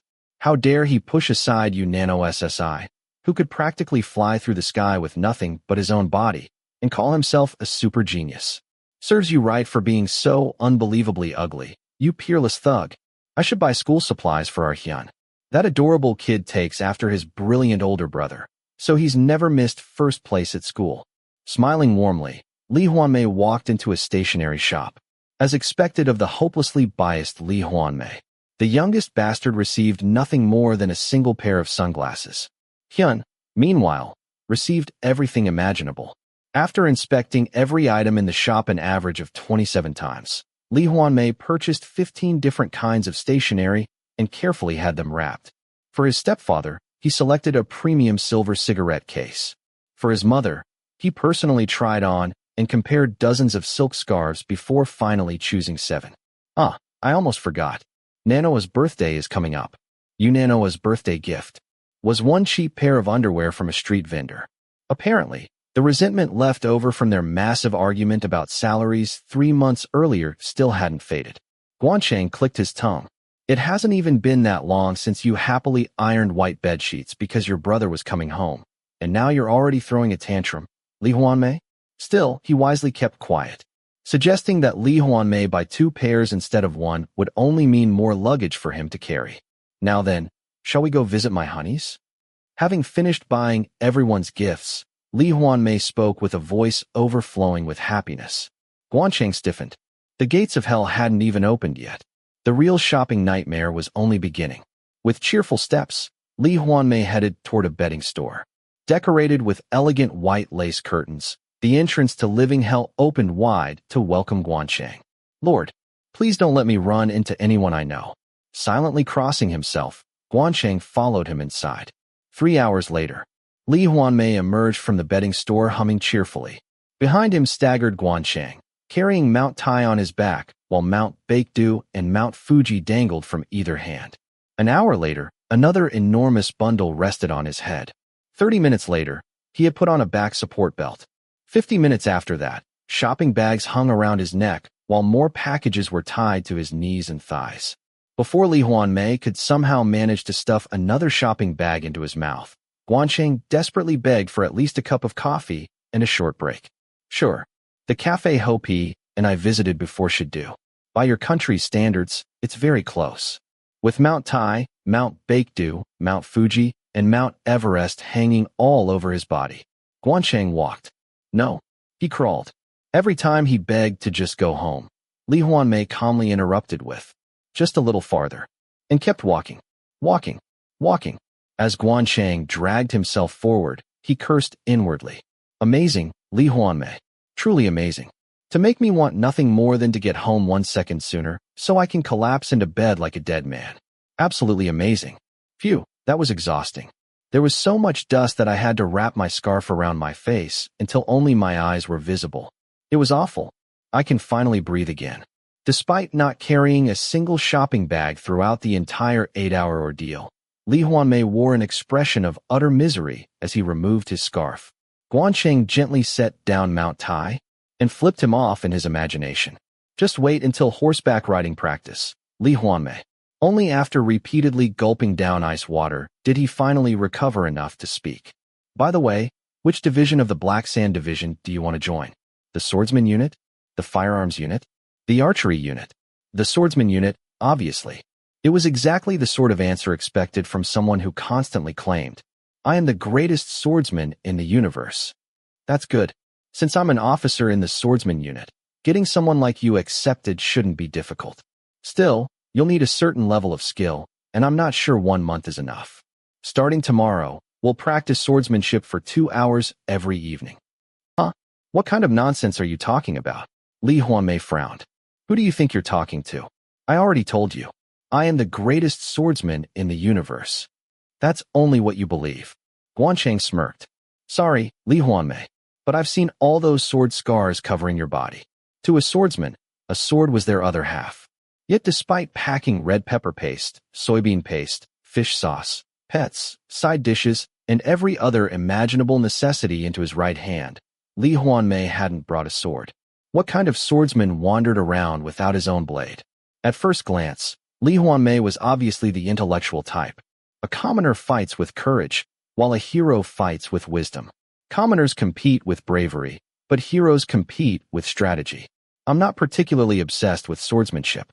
A truly powerful person is someone who perfects strategy and commands thousands of brave warriors. Aren't you a born strategist? With your intelligence, you've earned the loyalty of men like Nano and Hopi. That's more than enough, so I don't understand why you keep insisting you're the greatest swordsman in the universe. Self-proclaimed? Seriously, Lee Hwanmae clicked his tongue. I graduated after winning the martial arts tournament at Wado. Throughout my school years, I was a skilled fighter respected by my juniors and trusted by my peers. That's who I am, Lee Hwanmae. That's impressive. But impressive as it may be, that was 8 years ago. It may hurt your pride, but you should accept reality. You were greatest in the universe. Swordsmanship disappeared, while you spent more than 8 years shut up in your room, sleeping like a log. Haven't you ever heard that an unpolished sword eventually rusts? That depends on the person. Don't compare the great Iwa bloodline to ordinary people. The exalted god is a superhuman. A superhuman. The greatest superhuman in the universe, who doesn't need practice. Lee Hwanmae continued spouting utter nonsense. Gwan Chang gave up and stirred his drink vigorously with his straw. Forget it. Forget it. What's the point of an adult arguing with a toddler? Besides, even Lee Hwanmae's claim that he had won the martial arts tournament at Wado sounded highly questionable.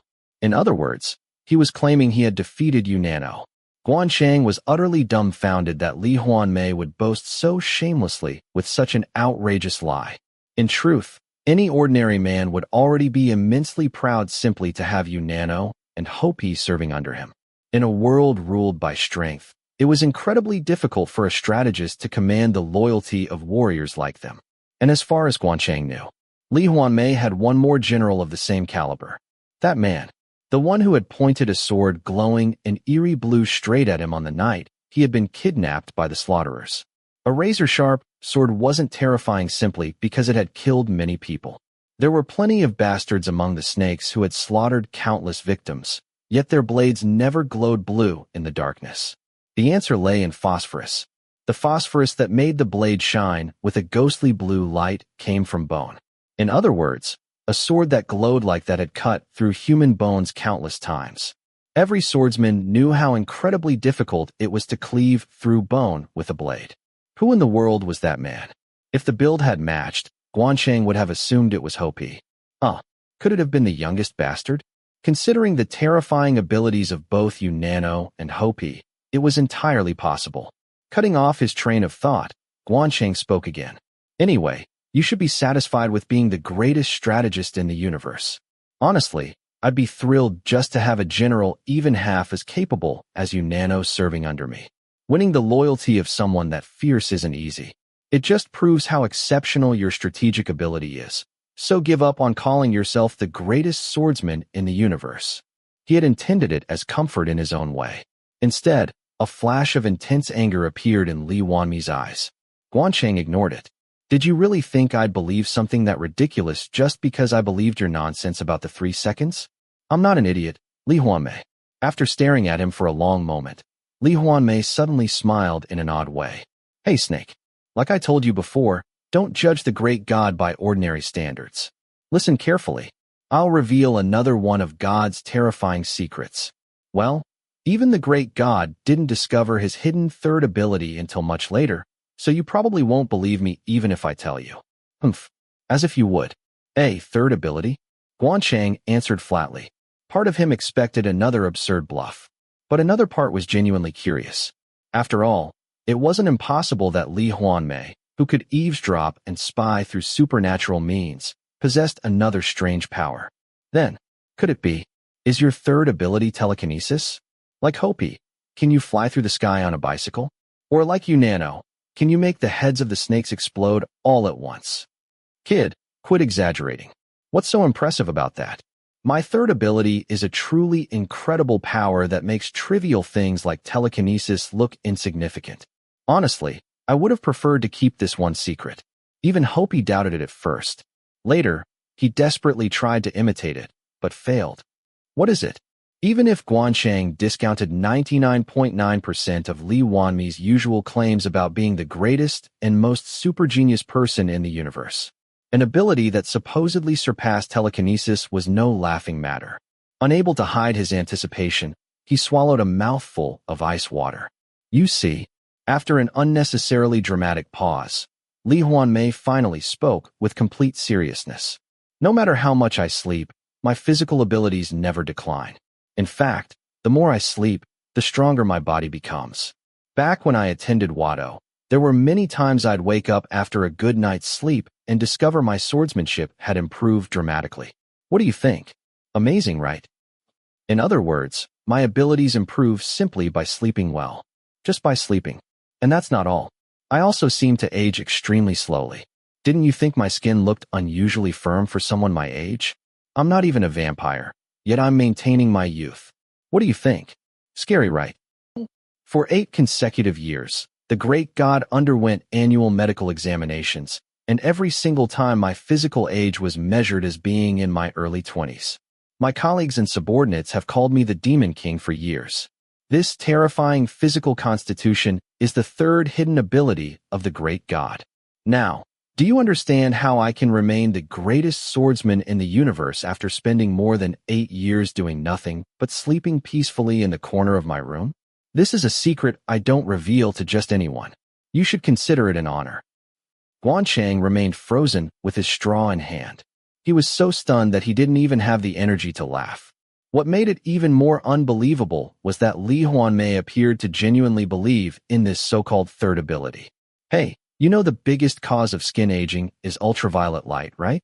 If someone locked themselves in their room for more than 8 years and spent most of that time sleeping like a log, wouldn't they naturally have nice skin? So, if I sum up everything you just said in one sentence. He paused. You're basically claiming you're Superman. Exactly.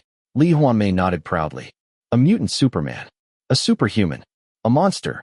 No way. Then even 10 years from now, you'll barely look any different from today? Man, if only to verify that claim, I absolutely have to meet you again in 10 years. Suit yourself. Even if we met again 10 years from now, Lee Hwanmae abruptly fell silent. If the future hadn't completely changed, then there would only be one reason for him to meet Gwan Chang again 10 years later.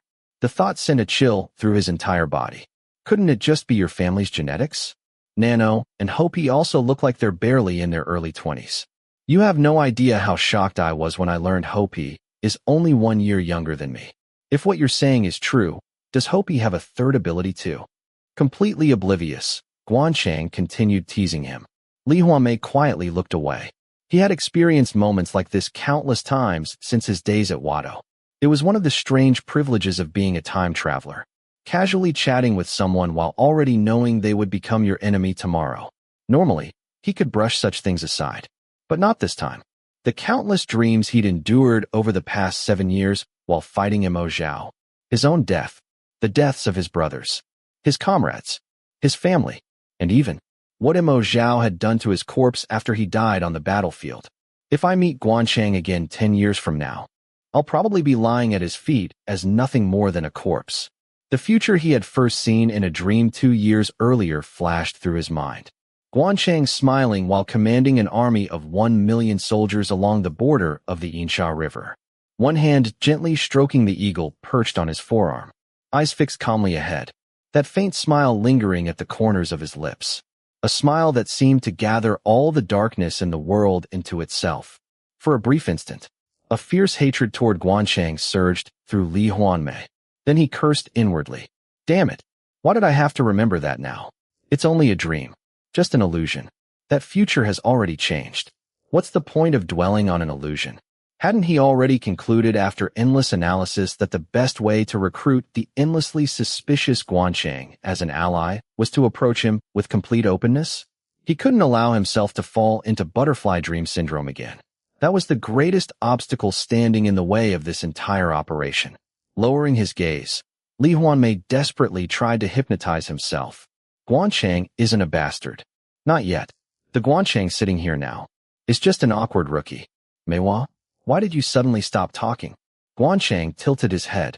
Lee Hwanmae had abruptly fallen silent while staring at the table with an unusually fierce expression. Did he really get upset because I dismissed his third ability? All right. I'll admit you're at least demon level, even if you're not the demon king. Wow, I'm jealous. Must be nice to be born with a baby face and amazing skin. Plenty of people spend fortunes on skincare and still struggle with acne. Suppressing his laughter, the nanny gently coaxed the sulking toddler. I'm Superman. What an eccentric fellow. If you really believe in this third ability, Lee Hwanmae, you're going to be terribly disappointed once sword training starts. Even after being comforted like an adult soothing a child, the toddler remained sullen. All right. You don't even have to practice swordsmanship. As long as you ride well, most applicants pass. When we get home, we'll pick a horse. Which one of my 5 horses do you want? I'll give it to you. The nanny patiently continued soothing him. He almost explained just how generous that gift really was, but stopped himself. Since the kingdom of the feathered serpent relied heavily on cavalry, officers spared no expense when buying quality horses. Gwan Chang's own horses had all cost a fortune, and this brat had no idea. Suddenly, Gwan Chang's feelings became strangely complicated. His condition seemed more serious than he'd realized. Was it because he'd fantasized about sleeping with Lee Hwanmae one time too many?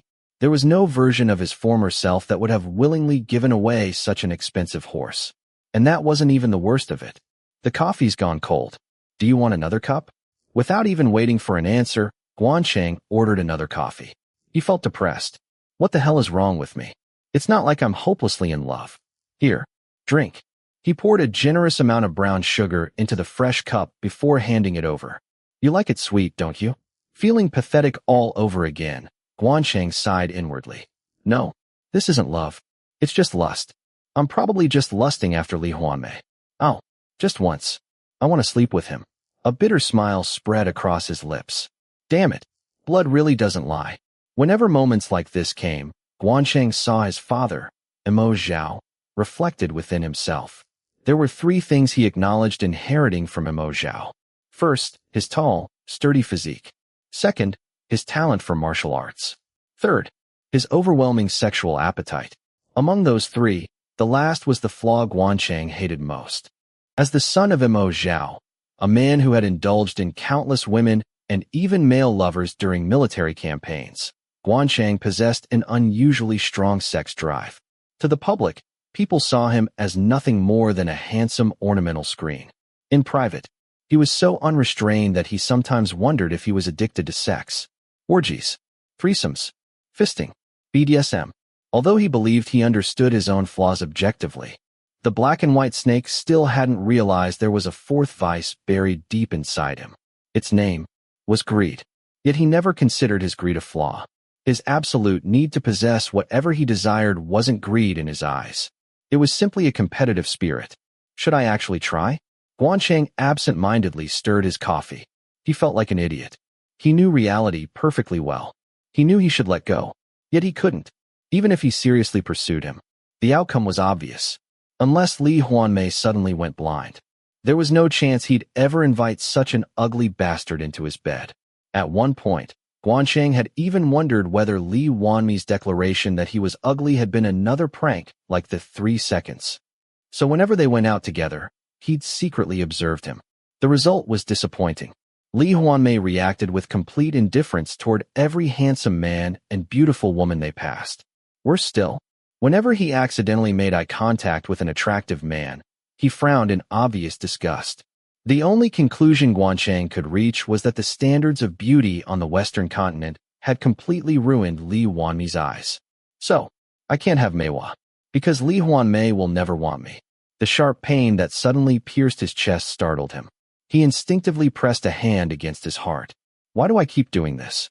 I know when I should give up. I should just let it go. All right. I believe your third ability. Trying to escape his tangled emotions, Gwan Chang returned to babysitting. The secret you told me was so shocking that I doubted it for a moment. But if your medical exams showed your physical age staying young for 8 straight years, then I shouldn't have doubted you. You'll probably still look exactly the same 10 years from now. Man, I'm jealous. He praised him sincerely.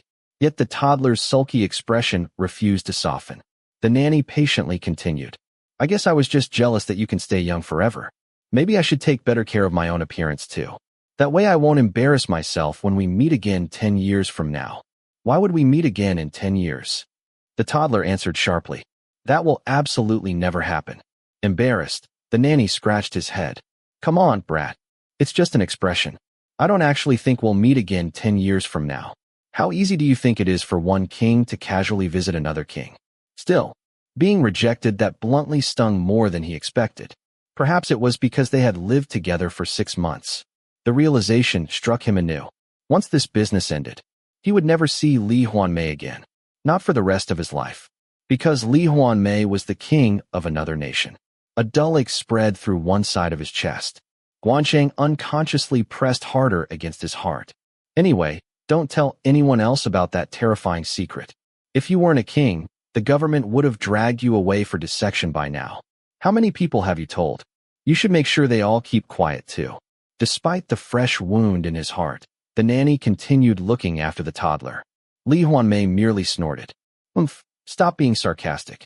You mean everyone else would just laugh at me? No, I really believe you. Thank you for trusting me enough to tell me something so important. You wouldn't have shared it if you didn't trust me, right?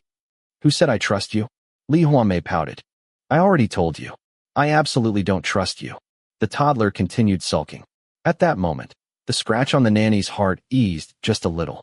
With the sharp instincts that had always served him well, the black and white snake immediately noticed a contradiction Lee Hwanmae himself hadn't realized. Yeah, right. You don't trust me? Then why would you tell me about your third ability? You've already started trusting me. I know your weakness. As long as you stop eavesdropping on me, you won't be able to help opening your heart little by little. Grinning broadly, Gwan Chang looked at him. Perhaps that grin irritated him. A fresh wave of anger appeared on the toddler's face. After glaring at the nanny for a long time, he suddenly lifted his chin with a look of firm determination. Actually, it was a joke. What? My third ability. It was a joke. Gwan Chang nearly burst into laughter. Lee Hwanmae insisted it had all been a joke, but his expression screamed the exact opposite. Actually, it wasn't a joke. No matter how much you refuse to believe me, it's real. The earth revolves around the sun. My third ability is real too. You're really adorable, Lee Hwanmae. Like a nanny finally rewarded after an entire day of comforting a fussy toddler, Gwan Chang was completely captivated by how cute Lee Hwanmae looked. All right. I knew it was a joke all along. The nanny happily played along. Like I said earlier, you only need to become good at riding. Swordsmanship isn't that important. Plenty of recruits start from scratch after they enlist. Just imitate the basics well enough. If you join the swordsman unit, it'll be much easier for me to look after you. I don't need your protection. Lee Hwanmae sniffed. But if you insist, I won't stop you. Right. Let's work hard on horseback riding. Once you've mastered that, it'll be smooth sailing. Ha. Still laughing. Gwan Chang suddenly froze. Wait. Smooth sailing? Once he mastered riding, everything would be smooth sailing? While worrying about shopping and getting distracted by thoughts of sleeping with Lee Hwanmae, he had forgotten the single most important issue. Lee Hwanmae's military life. Passing the writing test would get him into the army easily enough. The real nightmare would begin after that. Gwan Chang slowly stirred his coffee. Deep concern filled his heart. Meiwa, you've never served as a private before, have you? You've never had to finish a meal in 3 minutes. You don't know that. No matter what country they're from, the worst nightmare every veteran has is dreaming they've enlisted all over again. That's why you can actually make plans to join the army again. After thinking carefully, Gwan Chang spoke cautiously. Meiwa, do you really have to enlist? Think it over one more time. I'm not someone who'll betray you like Wanshi. More importantly, military life is incredibly hard. I don't think. It's fine. Lee Hwanmae interrupted cheerfully. I'm perfectly suited for military life. Aside from the sleep deprivation and those annoying ceremonies, I actually loved serving. My favorite part was watching all my younger brothers, who used to glare at me rebelliously and challenge me every day, suddenly bow 90 degrees the moment they entered the military. Sometimes I even dream about enlisting again. Gwan Chang fell into complete despair. What about Hera? She won't even eat if you're not there. It's fine. I'll leave her and Athena at a pet hotel. Actually, I'm thinking of taking this chance to introduce her to a handsome male snake. Even animals deserve a proper love life. Although it'd be a problem if she fell in love with him and forgot all about her dad. Lee Hwanmae already looked heartbroken just imagining it. Gwan Chang gave up completely. At this point, there's no helping it. A chicken is better than no pheasant. Meiwa, then let's spend the remaining time before your enlistment learning our customs. Should we start speaking in our language from now on? It'll help prepare you for military life. That's a good idea. Lee Hwanmae grinned. But for now, let's keep speaking the Eastern language. Then he smiled. 5 weeks from now, the Kingdom of the Tree of Life will invade Wenya. You must take part in that reclamation campaign and distinguish yourself. Chapter 23. Are you telling me the plum blossom petal is only 34 years old? At Fan Liping's question, the blind prophet Sun Xian nodded. Yes, sir. There are exactly 34 fluttering petals in total, so by human standards, he is undoubtedly 34 years old. That's impossible. Iwa is an old man around 70 years of age. Why do you keep calling the plum blossom petal Iwa? From what I have seen, the plum blossom petal is an existence born from a plum tree. Didn't you say the plum tree is Iwa's symbolic tree? Then wouldn't the plum blossom petal be Iwa's child? Iwa killed all his flesh and blood. There is no way he has a child.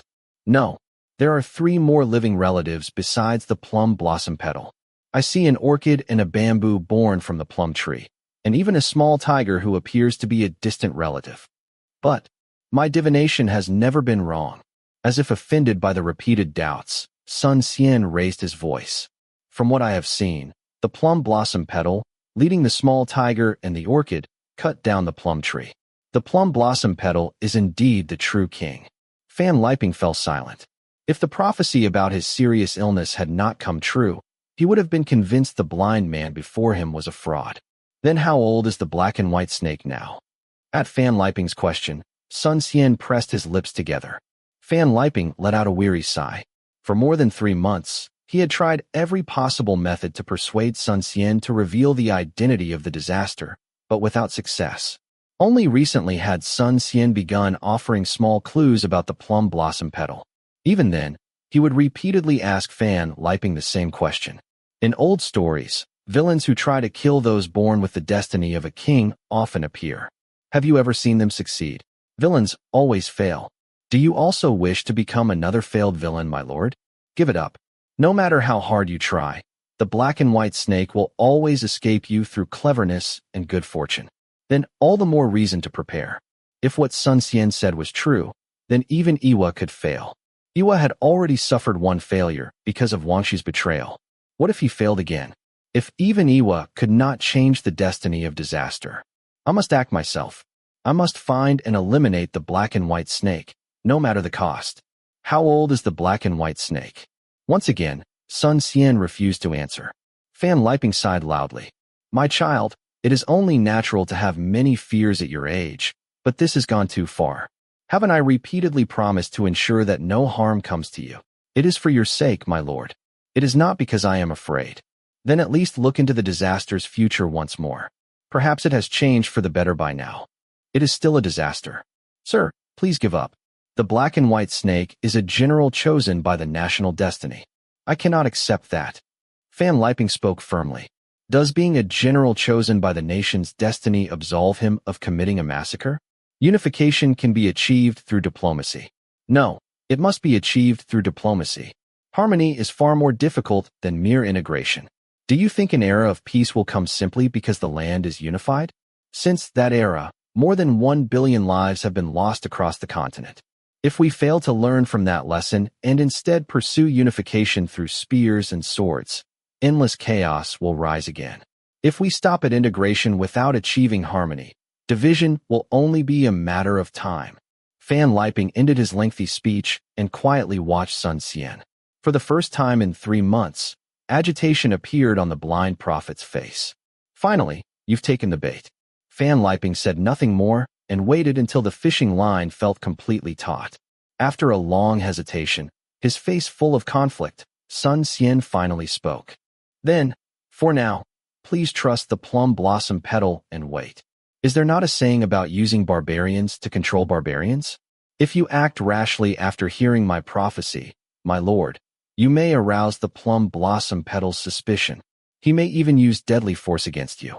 That is why I have kept my mouth shut. Fan Liping was taken aback. He had not expected Sun Xian to think that far ahead. A mere 19-year-old boy was anything but ordinary. Our Fan family must keep someone this talented for a very long time. Fan Liping decided to arrange a marriage for Sun Xian as soon as possible. Sun Xian's physical disability was unfortunate for him, but a stroke of luck for Fan Liping. Since the Sun family had supposedly produced only disabled children for generations, even if Sun Xian had descendants, they would never be able to covet power the way Iwa's bloodline could. While he was at it, Fan Liping also resolved to eliminate every other member of the Sun clan in the near future, leaving only Sun Xian alive. If political rivals heard rumors and approached the Sun family first, it would only create unnecessary trouble. Children. Fan Liping sank into thought. How many children does the plum blossom petal have? He has no children yet. Since he is someone whose destiny does not exist, I cannot foresee his future. But since he is a king, surely he will have children someday. I also believe the plum blossom petal possesses an exceptionally strong reproductive instinct.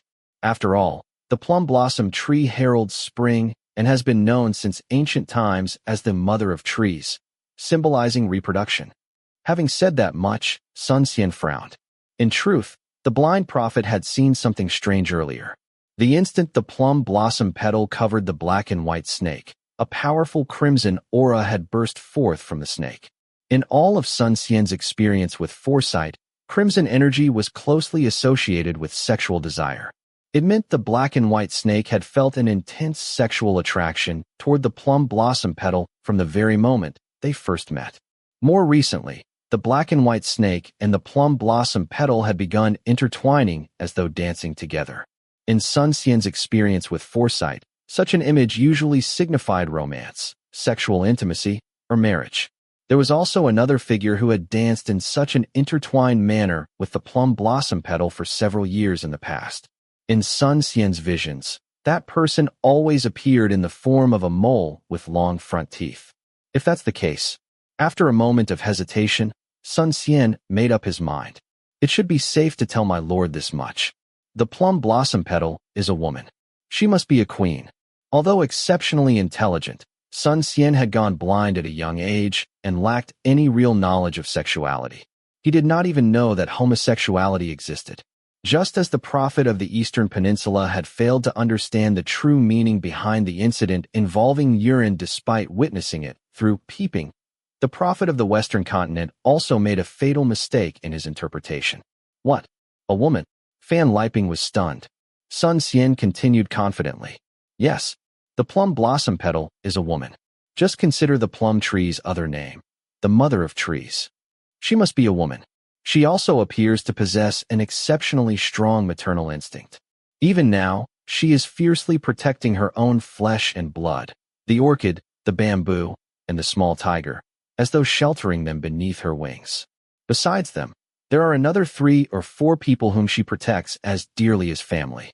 Had her relationship with her father not soured, she would have remained a devoted daughter throughout her life. She most likely ascended the throne as a dependable eldest daughter. A queen? I never considered that possibility. But why are you so certain she's a woman? That is. Sun Xian trailed off. Too embarrassed to speak about romance and sexual intimacy before an elder, his face flushed red. Please believe my prophecy. She is a woman. The plum blossom petal also has a husband. They were bound together as husband and wife for several years, but for some reason, I saw the orchid despise that husband and drive him far away.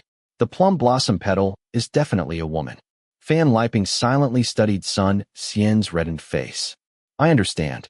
Go back and get some rest. After sending Sun Xian away, Fan Liping finally let out the breath he had been holding, barely suppressing his excitement. I've finally obtained the decisive clue.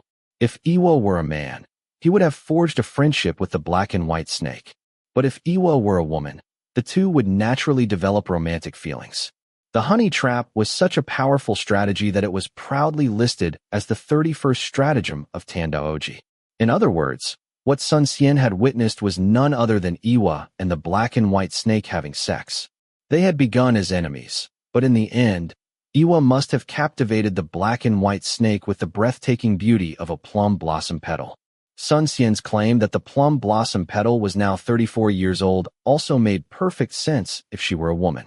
8 years earlier, the plum blossom petal would have been only in her mid-20s.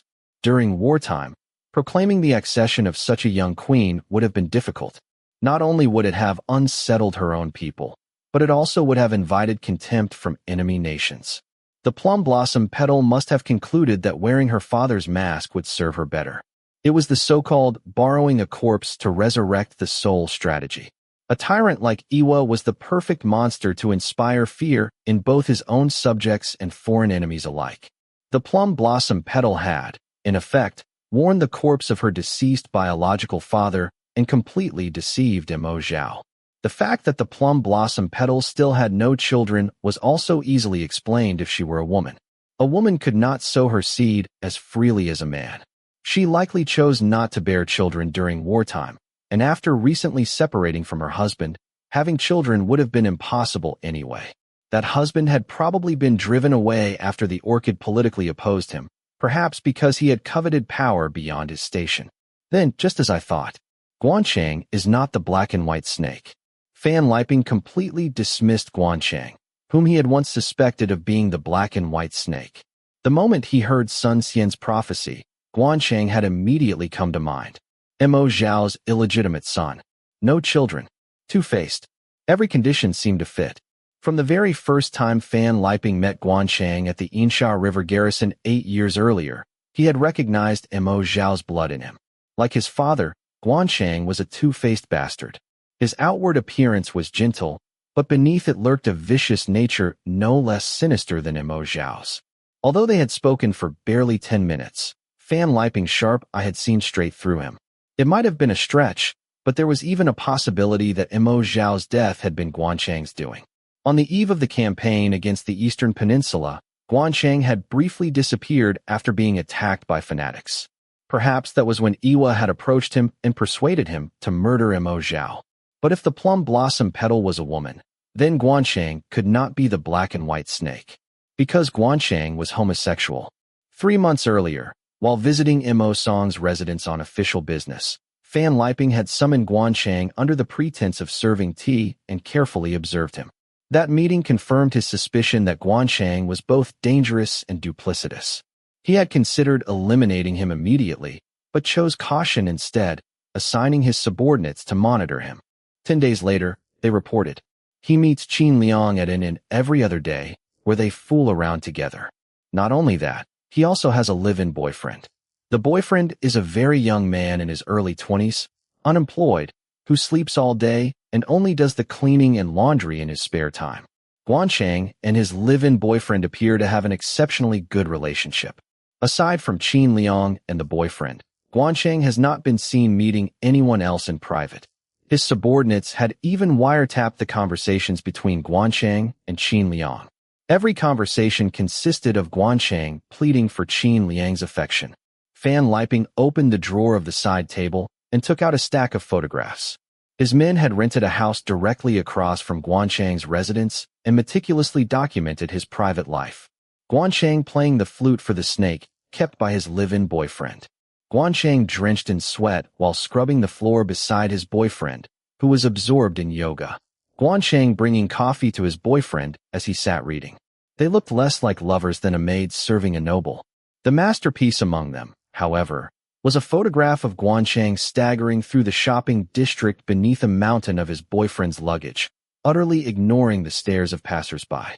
Fan Liping chuckled. I overestimated Gwan Chang. He might climb to a respectable position through petty schemes, but in the end, he's the sort of fool who'll lose everything over pillow talk. There was no way an unemployed man who slept soundly day and night could possibly be Iwa. Nor was it likely that Iwa, a prophet, would expose himself so carelessly to the eyes of his enemies. Above all, Gwan Chang and his live-in boyfriend were clearly on excellent terms at this point in time. Hadn't Sun Xian just declared that Iwa and the black and white snake had initially been bitter enemies? Fan Liping tore the photographs into pieces and tossed them into the wastebasket. Then, is the black and white snake really that bastard? The moment he heard Sun Xian's prophecy, another man besides Gwan Chang had come to Fan Liping's mind. An illegitimate son. No children. A two-faced man. You said villains always fail, Sun Xian? Nonsense. I will become the first successful villain. Fan Liping summoned one of his trusted subordinates. Keep Gua Gang under even closer surveillance. Above all, find every woman that bastard has been seeing.